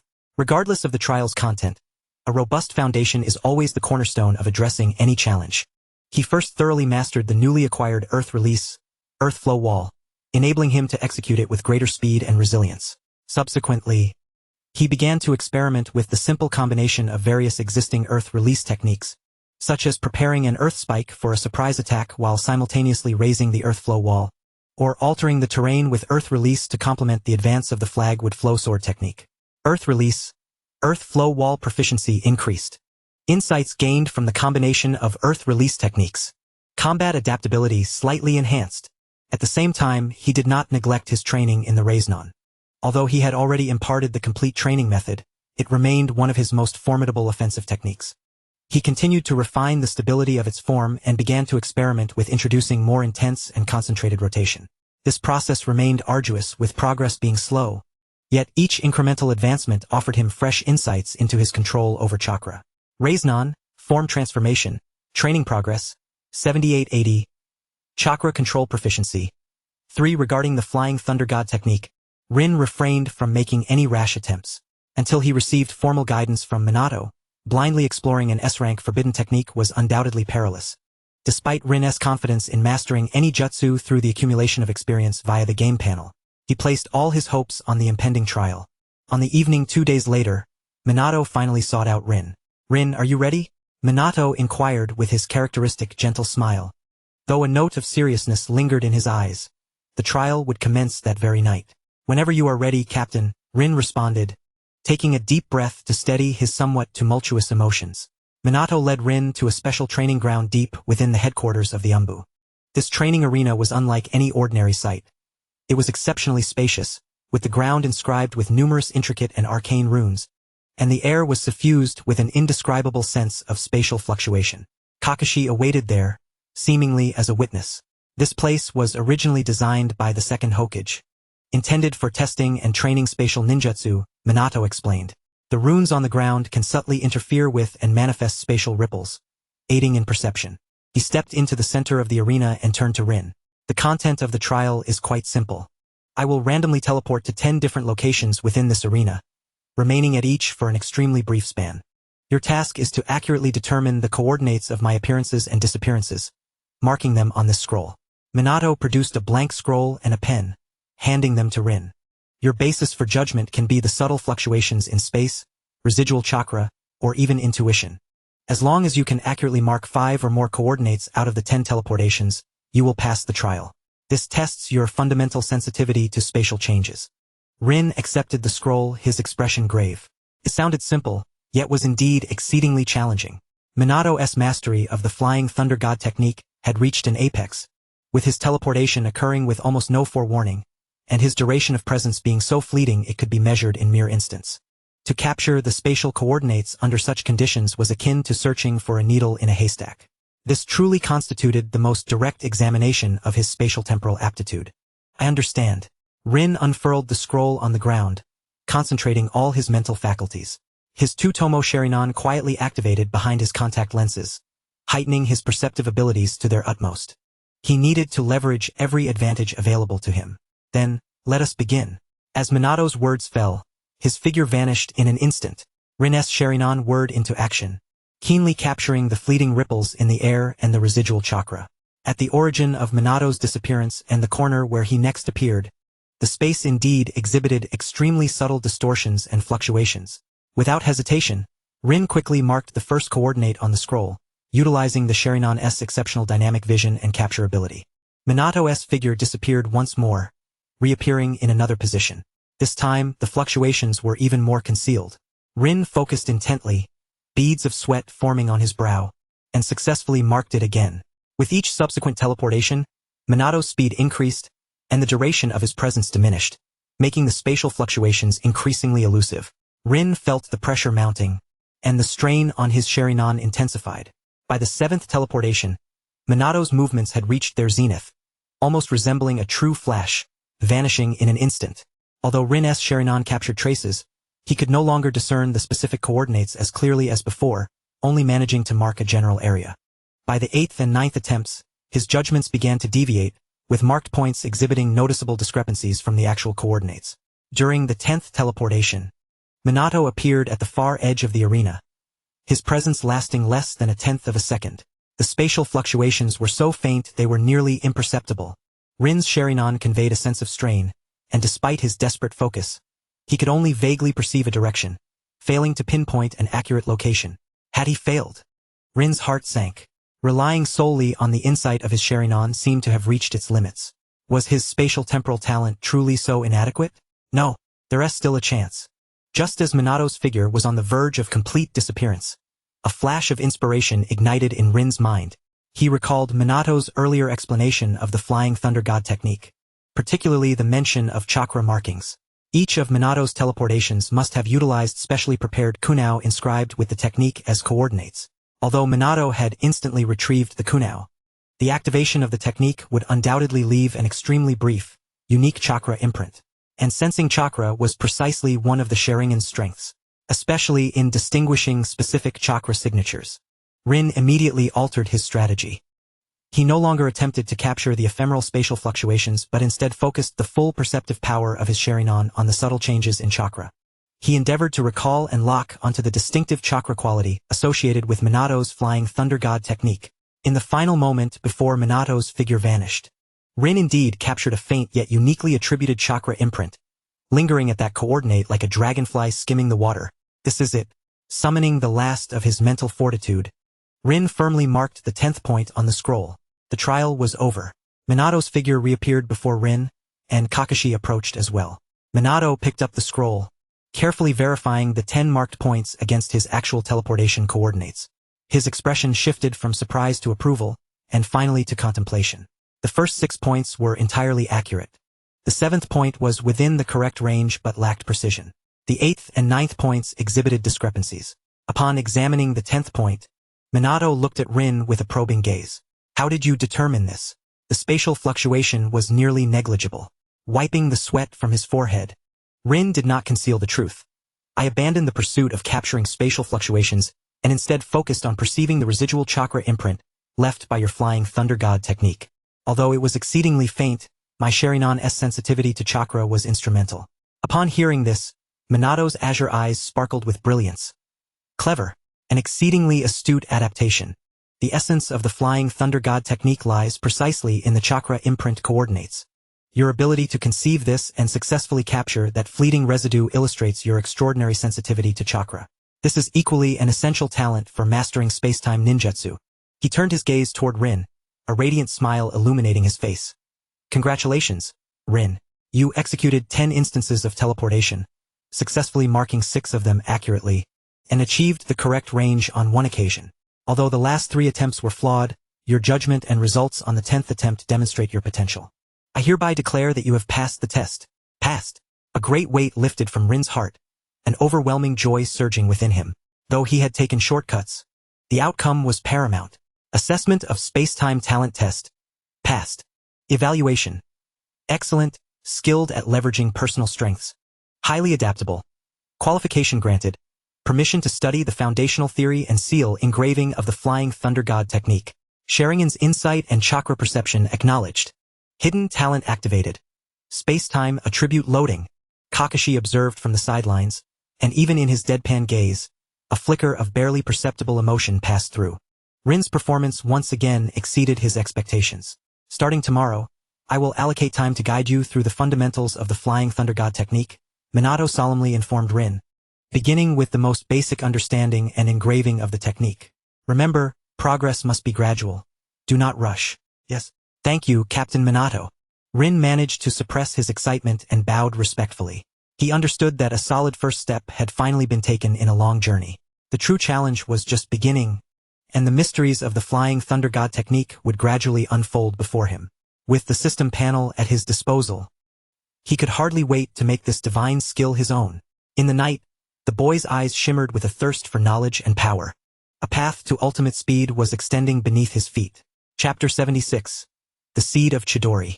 The day following the test, Minato began his promised foundational guidance on the Flying Thunder God technique for Rin. The training continued in that special space-time training ground. The essence of the Flying Thunder God technique lies in coordinates and teleportation. Minato's expression was earnest as he held a specially crafted kunao, its blade inscribed with intricate and arcane formulas. First, you must thoroughly comprehend and master the engraving of this technique.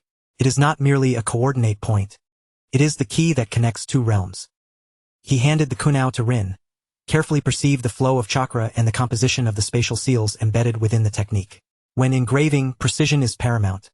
The attributes, intensity, and stability of the infused chakra are all crucial.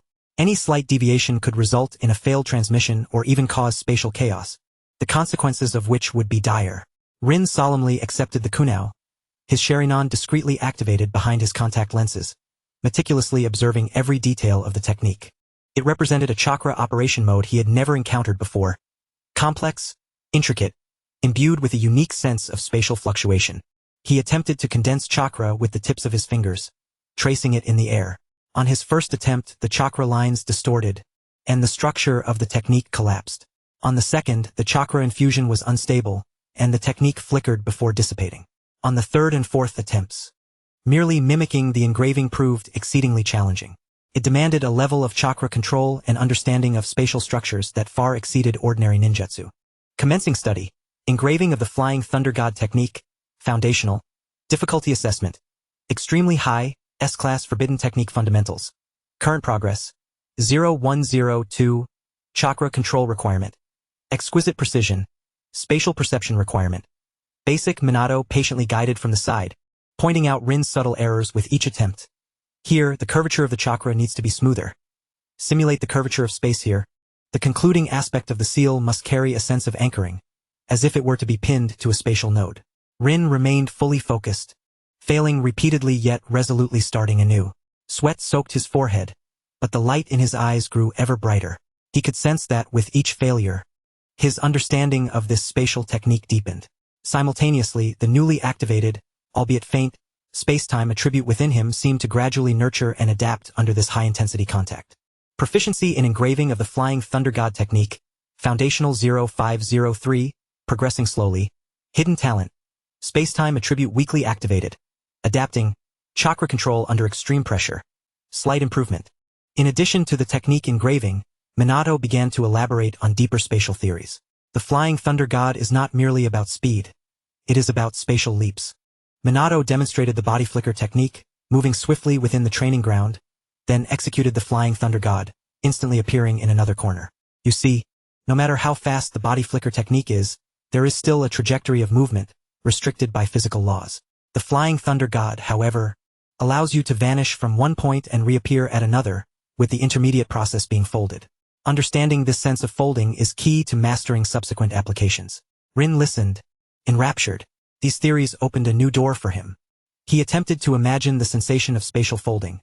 Though abstract, combined with his practice of the technique's engraving, he gradually attained a vague but promising insight. The training was arduous and protracted. For several consecutive days, Rin immersed himself in the study of the fundamentals of the Flying Thunder God, making slow progress, yet finding joy in the endeavor.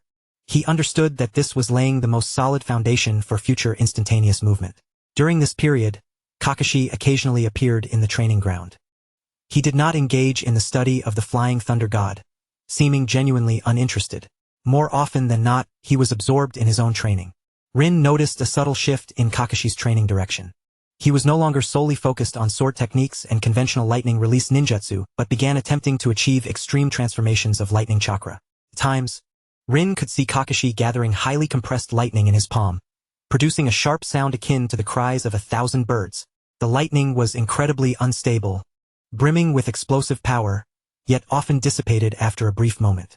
Kakashi's palm frequently bore scorch marks from the lightning, yet he simply wrapped it up silently and continued to try. Rin realized that the butterfly effect he had instigated had prompted Kakashi to begin conceptualizing and experimenting with Chidori ahead of schedule. Was it because he felt the pressure? Kakashi's development of Chidori was not without precedent. Previously, when Kakashi had utilized chakra nature transformation to envelop his short sword with lightning, Rin sensed that Kakashi was not far from conceptualizing the Chidori technique. Indeed, it was as he suspected. Rin did not point it out nor disrupt him.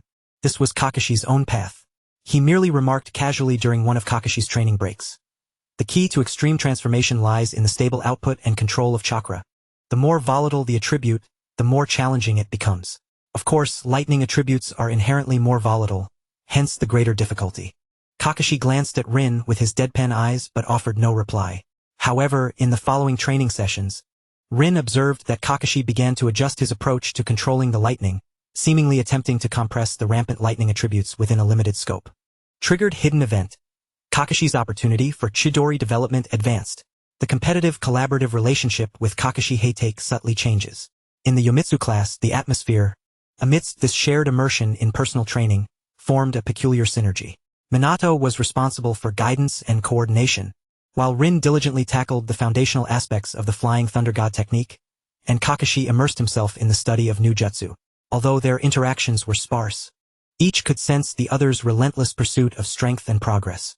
On this day, after finishing Rin's technique practice, Minato remarked, "Rin, you must continuously hone the theoretical and practical aspects of the basics.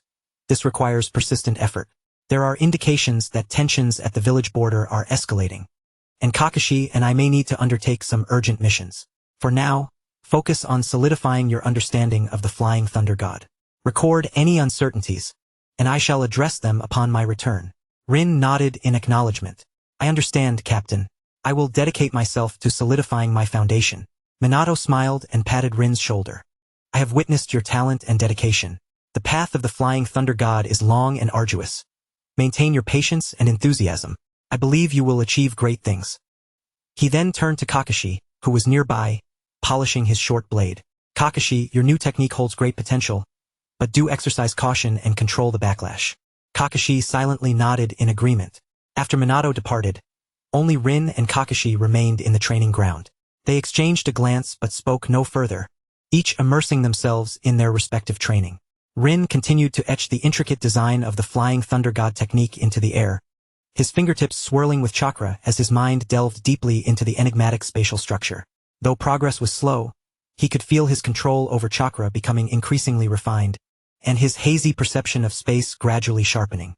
He understood that mastering the foundational training of the Flying Thunder God would be a lengthy accumulation process. However, he possessed ample patience and the advantage of a systematic panel. Once the foundation was sufficiently solidified, he could invest experience points to achieve a qualitative transformation. Meanwhile, the increasingly brilliant lightning in Kakashi's palm signified that the next generation of Konoha was accelerating its growth at a pace that would surpass the original narrative.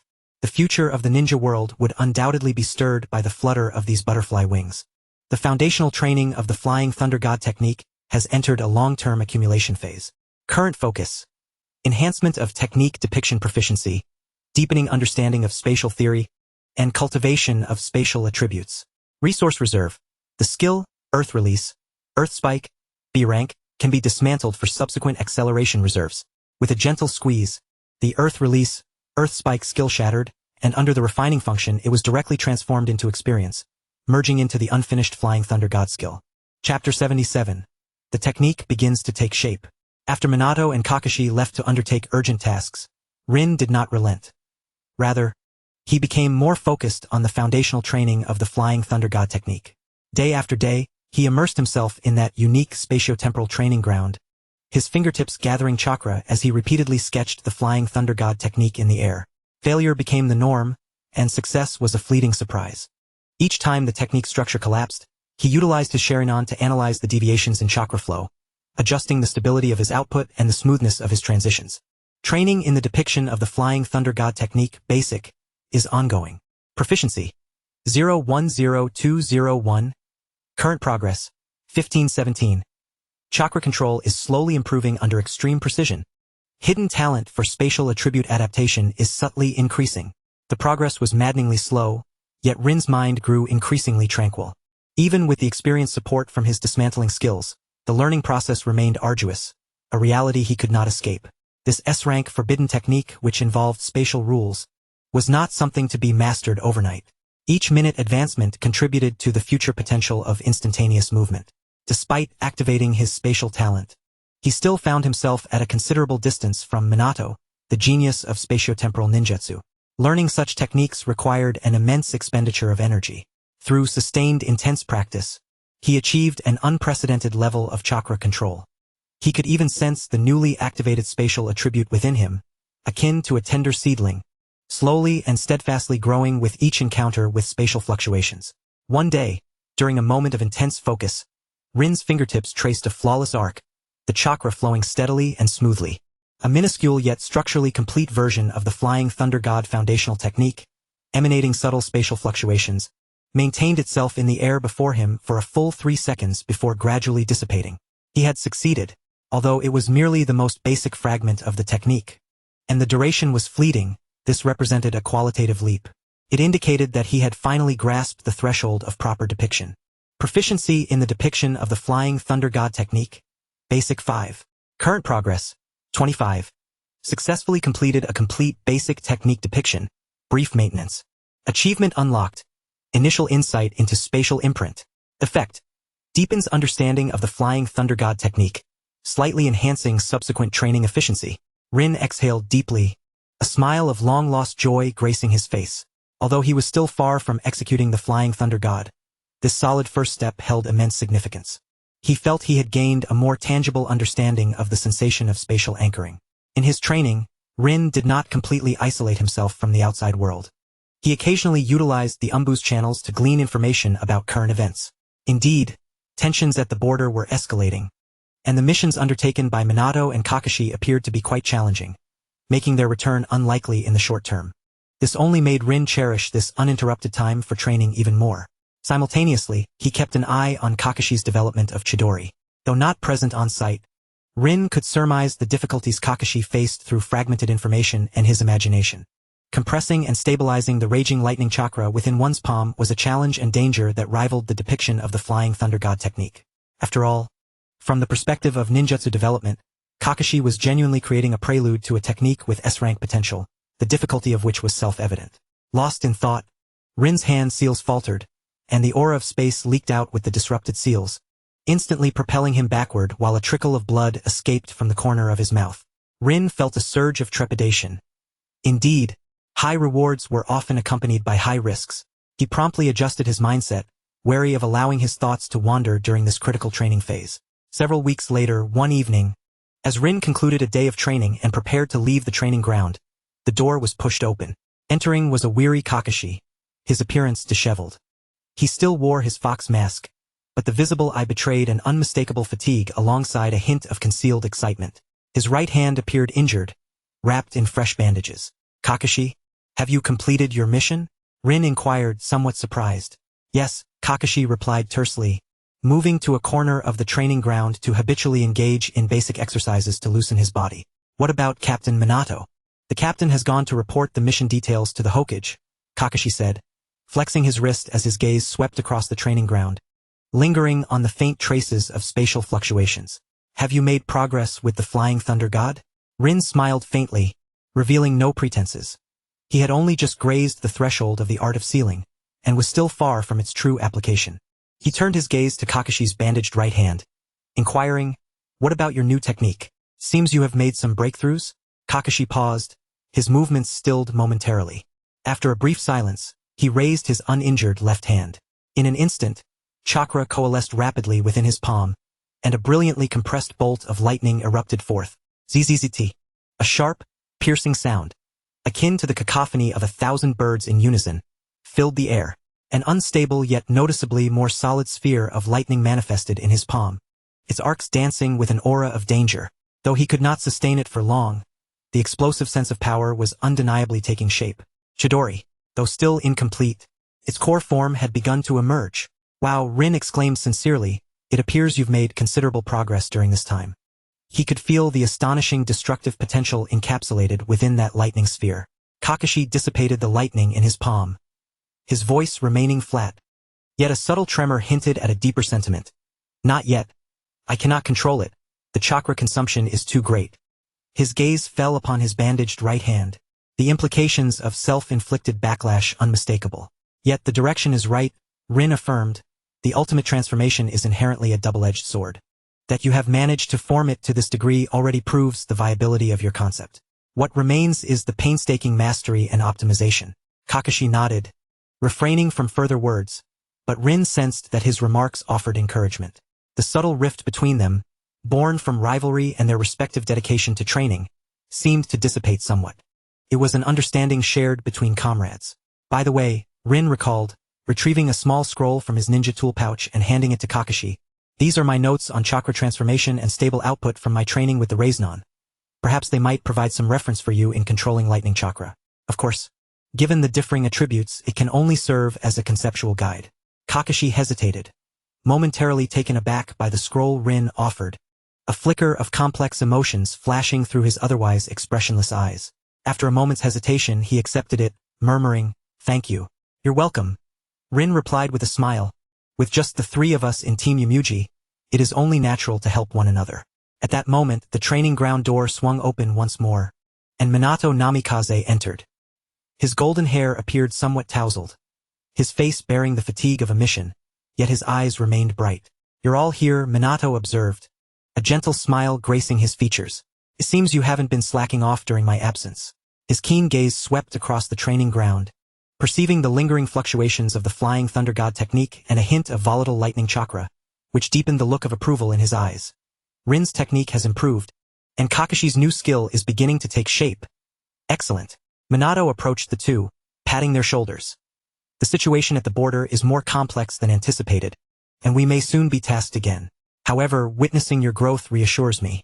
Remember, while training is crucial, teamwork and practical experience are equally vital.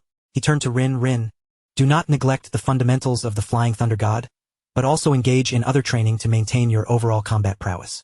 Kakashi, develop your new technique step by step, prioritizing safety. Understood, Captain. Rin and Kakashi responded in unison, their expressions reflecting both seriousness and determination. Observing the rapid growth of his subordinates, Minato felt a surge of anticipation. The Uchiha prodigy and the son of the White Fang were blossoming at an astonishing pace upon the stage of Team Yamuji. Their burgeoning camaraderie and healthy competition were precisely what he had hoped to witness.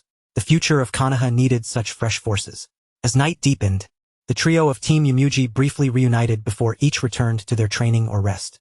Rin continued to solidify his nascent technique, while Kakashi began to study the scroll Rin had given him, seeking inspiration for controlling the Chidori. The path of training was long and solitary, yet with the reflection and encouragement of companions, the journey seemed to lighten somewhat. The mysteries of the Flying Thunder God and the cries of the Chidori intertwined within the tranquil training ground, composing a symphony of growth belonging to the young warriors. Ultimately, one must rely on the skills acquired through missions to convert fallen foes into experience points, investing them into the Flying Thunder God, in order to achieve rapid accumulation of knowledge and mastery over this jutsu. Sigh. Such is the burden of a naturally weary soul. Gazing at the ceiling, Rin sighed inwardly, his earlier desire to return home somewhat diminished. Perhaps I shall consider it upon my return. Breakthrough achieved in the foundational training of the Flying Thunder God. Improved relationship with Kakashi Heitake. Mutual assistance among comrades. Team cohesion of Yamuji has been enhanced. Chapter 78. The Threat of the Cloud Village. As anticipated by Minato Namikaze, the brief respite soon came to an end. The following morning, Team Yamuji received new mission orders. In the Umbu conference room, Minato unfurled a mission scroll on the table, his expression graver than usual. The mission location is the northeastern border of the Land of Rice, near the border with the Land of Frost. Minato traced a rugged mountainous area on the map with his finger. According to intelligence, an elite squad from the Cloud Village has crossed the border and is currently active in this region. Their objective seems to be either raiding merchant caravans from the Land of Fire passing through or scouting for vulnerabilities in our border defenses. Rin's gaze sharpened. Unlike the relatively composed Iwagakur, known for their earth techniques, the Cloud Ninja were renowned for their lightning techniques and formidable taijutsu, acting swiftly and aggressively, making them exceptionally difficult opponents. However, the mainstream tactics of the Cloud Village would undoubtedly serve as an excellent tactical complement for him. His abilities were in dire need of the rewards that these Cloud Ninjas could yield. The enemy squad comprises approximately 4 to 5 members, led by a Jonin, with the remaining members at least of the Chunin level, likely equipped with the distinctive taijutsu prowess characteristic of the Cloud Village. Minato continued, the mission is classified as B rank, primarily involving tracking, confirming their intentions, and, depending on the circumstances, either driving them off or eliminating them. Our top priority is to ensure border security and prevent any leaks of our intelligence. He looked at Rin and Kakashi. This mission explicitly targets combatants, and the risk is considerable. Rin, how effective is your Raiznon in actual combat? This will serve as an excellent opportunity for evaluation. Kakashi, as your new technique is still in its infancy, exercise caution in its use during combat, focusing on coordination and support. We are a unified entity, so remember to watch each other's backs. Understood. Rin and Kakashi replied in unison, their eyes reflecting both gravity and fighting spirit. All right, check your gear. We depart in 10 minutes. Minato closed the scroll. 10 minutes later, 3 figures stealthily departed from Konohagakure, racing towards the northeast. Along the way, the trio maintained a productive silence, yet their shared presence felt increasingly cohesive. Thanks to their previous adjustments and individual training improvements, the synergy within Team Yamuji had evidently strengthened. Days later, the three arrived at the mission area. It was a vast expanse of hilly terrain, sparsely vegetated with exposed rocks, and the air was thick with a dry, tense atmosphere. Minato signaled, and the trio immediately dispersed, fanning out in a search pattern. Utilizing the exceptional tracking skills of the Umbu and Rin's keen insight granted by his concealed Sharingan, they quickly uncovered some deliberately obscured footprints, residual traces of weak lightning chakra, and unnatural scorch marks on certain rocks. The traces are fresh. They must be just ahead. Minato lowered his voice, his gaze sharp as he scrutinized a rugged valley filled with bizarre rock formations. The three of them silently infiltrated the gorge. Indeed, deep within the valley, they discovered the figures of four cloud-hidden ninjas in a relatively flat clearing. Clad in standard dark attire of the cloud-hidden, the lightning symbol on their forehead protectors was distinctly visible. One of them exuded the most formidable presence, tall and muscular, undoubtedly the Jonin. The other three also bore keen expressions, their movements radiating a fierce determination. They appeared to be resting but remained highly vigilant. For individuals consistent with the intelligence, that imposing figure was certainly the Jonin. Minato quickly assessed the situation and readied himself for battle. Rin, Kakashi, as per our strategy, I'll draw the main force's attention while you two take the opportunity to eliminate the other targets. Understood. In a flash, Minato appeared at the center of the clearing like a golden spark, his specially crafted kunao aimed directly at the cloud-hidden Jonin. Cloud-hidden ninjas, he addressed. You have trespassed into the land of fire without permission. What are your intentions? The Jonin, taken aback by their swift discovery, changed his expression but reacted quickly, bellowing. Leaves flies. Eliminate them. He formed hand seals in an instant, and violent lightning flickered around him. Lightning release. Thunder destruction level. A massive column of lightning surged towards Minato. The other three cloud-hidden Chunin sprang into action immediately. Two flanked him while one pressed his hands to the ground, seemingly preparing to unleash a form of restraining ninjutsu. The battle erupted instantaneously. Facing the lightning column, Minato did not flinch. Instead, his figure blurred once more as he utilized the flying thunder god technique to appear behind a cloud-hidden Chunin attempting to encircle him. Plunging his kunao into the Chunin's back, the Chunin was startled and hurriedly turned to block, only to be sent flying by a powerful kick from Minato. Simultaneously, Rin and Kakashi also engaged. Kakashi had a clear target, directly confronting another flanking cloud-hidden Chunin.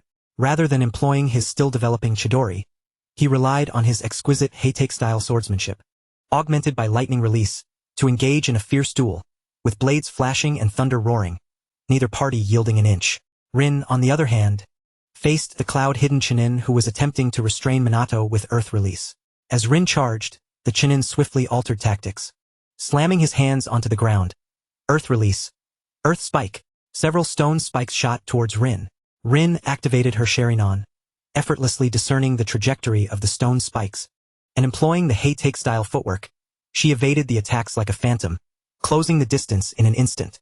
Drawing her ink-short sword, she aimed for the Chunin's throat.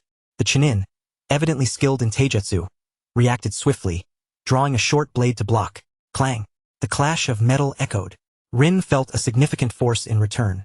Indeed, the opponent possessed a solid foundation in ninjutsu. The two exchanged blows in rapid succession, blades clashing and sparks flying. Rin's technique was more refined, yet the Chunin's strength and speed were formidable, resulting in a stalemate.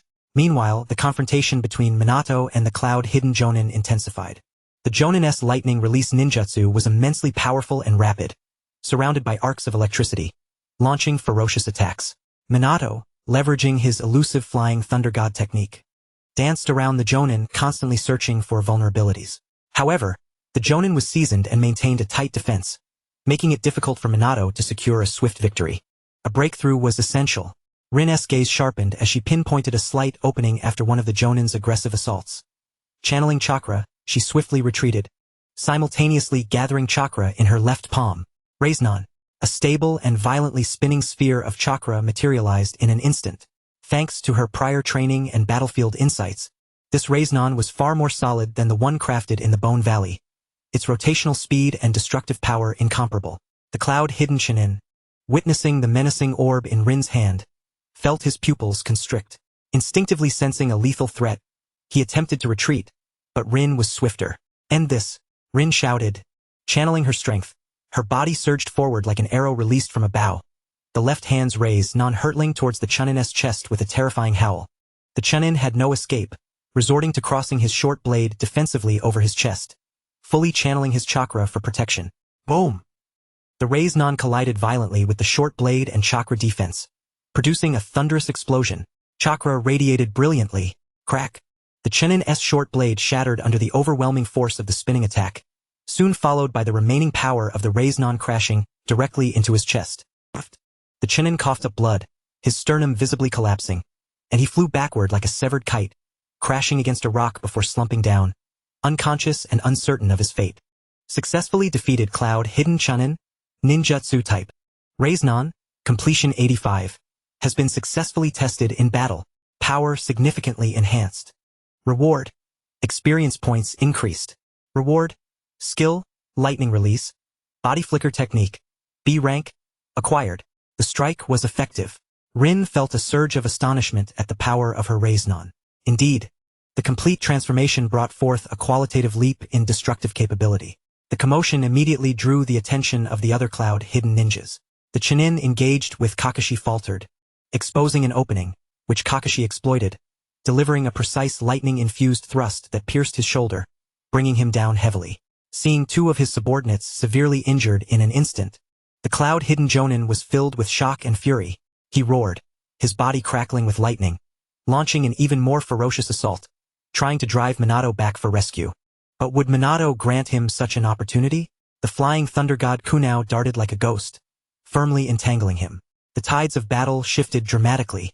Team B now held an absolute advantage. Rin and Kakashi exchanged glances, wordlessly charging towards the last injured Cloud Hidden Chunin, intent on swiftly concluding the conflict. However, at that very moment, an unexpected turn of events occurred. The Chunin, who had appeared gravely injured and on the brink of death, suddenly flashed a peculiar glint in his eyes, summoning the last of his strength to pull out a scroll and tear it open. Secret technique, lightning escape. Blinding lightning erupted instantaneously, enveloping his figure. In the next moment, as the lightning dissipated, the Chunin vanished without a trace, leaving behind only a charred mark and faint spatial fluctuations. Was it a form of escape ninjutsu akin to the 5 elemental release techniques? Both Rin and Kakashi were taken aback. Even Minato furrowed his brows slightly. Damn it, he got away, Kakashi cursed under his breath. Minato instantly materialized at the spot where the fleeing Chunin had disappeared, sensing the remnants and shaking his head. A very peculiar space-time ninjutsu. The traces are faint, impossible to track. He turned to the unconscious Cloud Hidden Chunin, heavily injured by Rin's Raise-Non, and the other incapacitated by Kakashi's strike, making a swift decision. Secure the area, take the captives and intelligence, and withdraw immediately. The enemy may have reinforcements. Understood. Although the battle had encountered an unexpected twist, the primary objective had been achieved. Team B quickly managed the scene, leading the 2 captives under Minato's guidance as they rapidly exited the valley. On the return journey, Rin reflected on the recent battle. The formidable power of the Raise-Non left him satisfied. Yet the final escape technique employed by that Cloud Village ninja served as a stark reminder that the means of the shinobi world are ever evolving, and one must never let their guard down. Simultaneously, his desire for mastery over space-time ninjutsu intensified. If he could master the Flying Thunder God technique, such an escape would be utterly futile. Mission complete. Extermination of the Cloud Village Reconnaissance Unit. Evaluation. Good. Primary objective achieved, but 1 enemy escaped. Rewards. Experience points. Umbu contribution points. Raise-Non proficiency has increased. Insights into practical application deepened. This encounter at the borders of the land of rice fields marked the first time Rin's Raise-Non revealed its astonishing brilliance before a formidable foe, shaping a clearer path for the future due to the issues exposed during this mission. With pursuers on their heels, even Minato's expression turned grave. Chapter 79. The Pursuers of Cloud Village. As the dust of battle had yet to settle, Minato's keen senses detected several chakra signatures rapidly approaching from the distance. Their speed was astonishing, imbued with distinct lightning attributes. It was evident that reinforcements from the Cloud Village were en route. Pursuers. They're exceptionally swift. At least 3 of them. All elite Jonin. Minato's expression hardened, his words quickening. There could be no lingering. We must retreat at once. Though Minato had mastered the Flying Thunder God technique, He had yet to reach the level of transporting multiple individuals simultaneously. Rin and Kakashi felt a chill run down their spines. Elite Jonin from the Cloud Village, especially those skilled in speed with lightning techniques, posed a serious dilemma.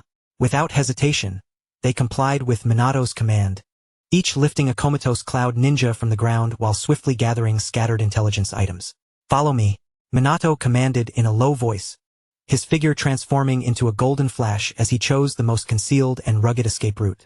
Rin and Kakashi, not daring to lag, exerted their full effort in the body flicker technique to keep pace. However, the speed of the cloud pursuers exceeded all expectations. In mere moments, 3 figures enveloped in lightning appeared at the entrance of the valley, an overwhelming chakra pressure descending upon them. Don't let them escape." The leading Cloud Jonin's voice was frigid, his gaze locking onto the retreating trio. In an instant, he surged forward, lightning crackling around him, accelerating with the ferocity of true thunder. So fast, Kakashi's pupils constricted. This sheer speed of lightning body flicker surpassed many elite Jonin he had encountered. Minato's brow furrowed. The pursuit speed was beyond his estimates. Carrying captives severely hampered their speed, and if this continued, they would soon be caught. The consequences of being entangled with 3 Cloud Jonin would be dire.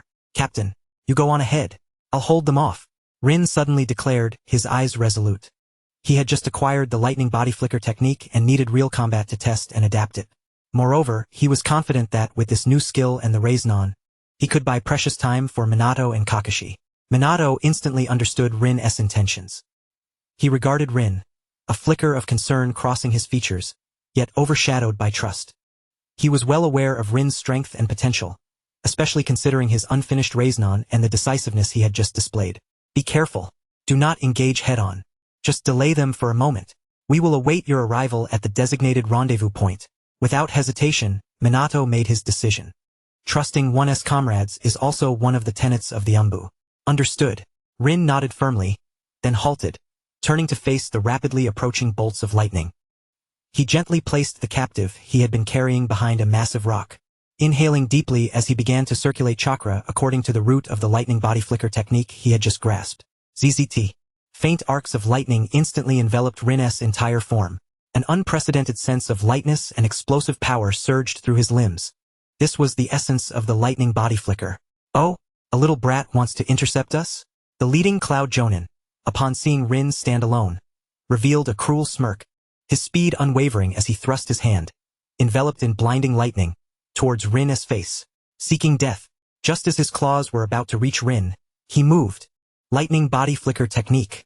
Rin's figure suddenly became indistinct, transforming into an after-image as he narrowly evaded the lethal strike. The speed at which he moved caused even the Cloud Jonin to momentarily falter. "Lightning body flicker? Interesting." Another encroaching Cloud Jonin sneered, forming hand seals as he unleashed the lightning release. Lightning Tiger. A ferocious tiger made of lightning roared as it lunged at Rin. Rin's gaze sharpened, the hidden Sharingan accurately tracking the trajectory of the lightning tiger. With a flicker of lightning at his feet, he executed the body flicker technique once more, narrowly dodging the tiger's assault while simultaneously unleashing shuriken in a torrential rain towards the 3rd Jonin, who attempted to circumvent him to pursue Minato. Annoying brat. The 3rd Jonin was forced to halt, deflecting the shuriken with his blade, momentarily stalling their pursuit. Rin had successfully bought valuable time for Minato and Kakashi. The duo's figures had vanished into the distant forest. First, eliminate this bothersome brat. The 3 Cloud Jonin, clearly incensed by Rin's interference, instantly redirected their assault towards him. In an instant, lightning flashed, and ninjutsu flew. Rin, utilizing the newly acquired lightning body flicker technique and the insight from his Sharingan, struggled to maneuver amidst the tempest of their attacks. He was like a lone boat in a storm, perilously navigating through the onslaught.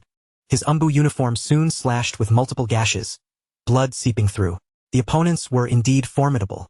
Their prowess in physical techniques, ninjutsu, and battle experience far surpassed that of the prior Chunin.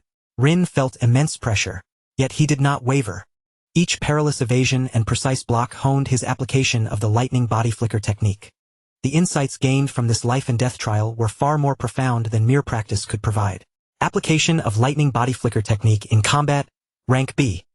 Proficiency is rapidly increasing. Understanding of the nature of lightning chakra has deepened. Agility significantly enhanced. After a narrow escape, Rin seized upon a fleeting opening as one Jonin momentarily exposed a weakness due to relentless attacks. He concentrated chakra in the palm of his left hand once more. Raisnon. This time, the condensation of the Raisnon was swifter, its rotation more intense. Utilizing the momentum from the lightning body flicker, Rin surged like a specter to the side of the Jonin, the Raisnon unleashing a terrifying wail as he drove it forcefully into the Jonin's ribs. The Jonin was taken aback, hastily attempting to channel lightning chakra into his arm to withstand the blow. Boom! Another deafening explosion. The clash of lightning and the Rasengan's chakra storm raged. Although the Jonin managed to mitigate much of the damage with his formidable physique and chakra, he was nonetheless blasted backward, his arm charred black, clearly injured. This was partly due to the Rasengan's inherent power, but also because the shinobi world had yet to gather any intelligence on the Raisnon, allowing Rin to benefit from the element of surprise. Damn it! The other two Jonin, witnessing this, escalated their assault with renewed ferocity. Rin understood that his chakra was severely depleted, and he could no longer afford to linger in combat. With a swift application of the lightning release, body flicker technique, he distanced himself, hastily retreating in the direction opposite to that which he had agreed upon with Minato. Not daring to glance back. Chase him, he cannot run far, roared the injured Jonin, and the three immediately pursued him relentlessly. A fierce chase ensued across the desolate mountainous terrain.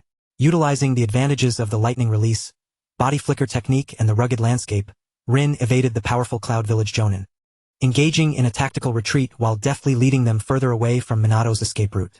Although his situation was perilous, Rin's heart brimmed with fighting spirit. This delay not only tested the potency of the Raisnon but also allowed him to grasp the fundamentals of the lightning release. Body flicker technique, a practical skill for rapid movement. His mobility shortcomings were swiftly being addressed. However, the Cloud Village's relentless pursuit foreshadowed an impending storm. Yet, the tension etched upon Rin's face began to ease. For as long as the others could withdraw, he would be able to create a window for Minato to act.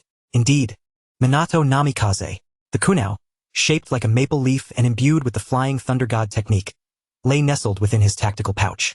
With the Flying Thunder God, even in the face of adversity, Minato could transport himself and Rin away at a moment's notice. Now, all Rin needed to do was to buy as much time as possible for his comrades. Successfully completed the mission of delaying the enemy to buy time for teammates' retreat. Proficiency in lightning release, body flicker technique has significantly increased. Practical application is becoming adept. Faced with high-intensity pursuit, overall adaptability has improved. Current status: light injuries, chakra expenditure over half, being pursued by 3 Cloud Village Jonin.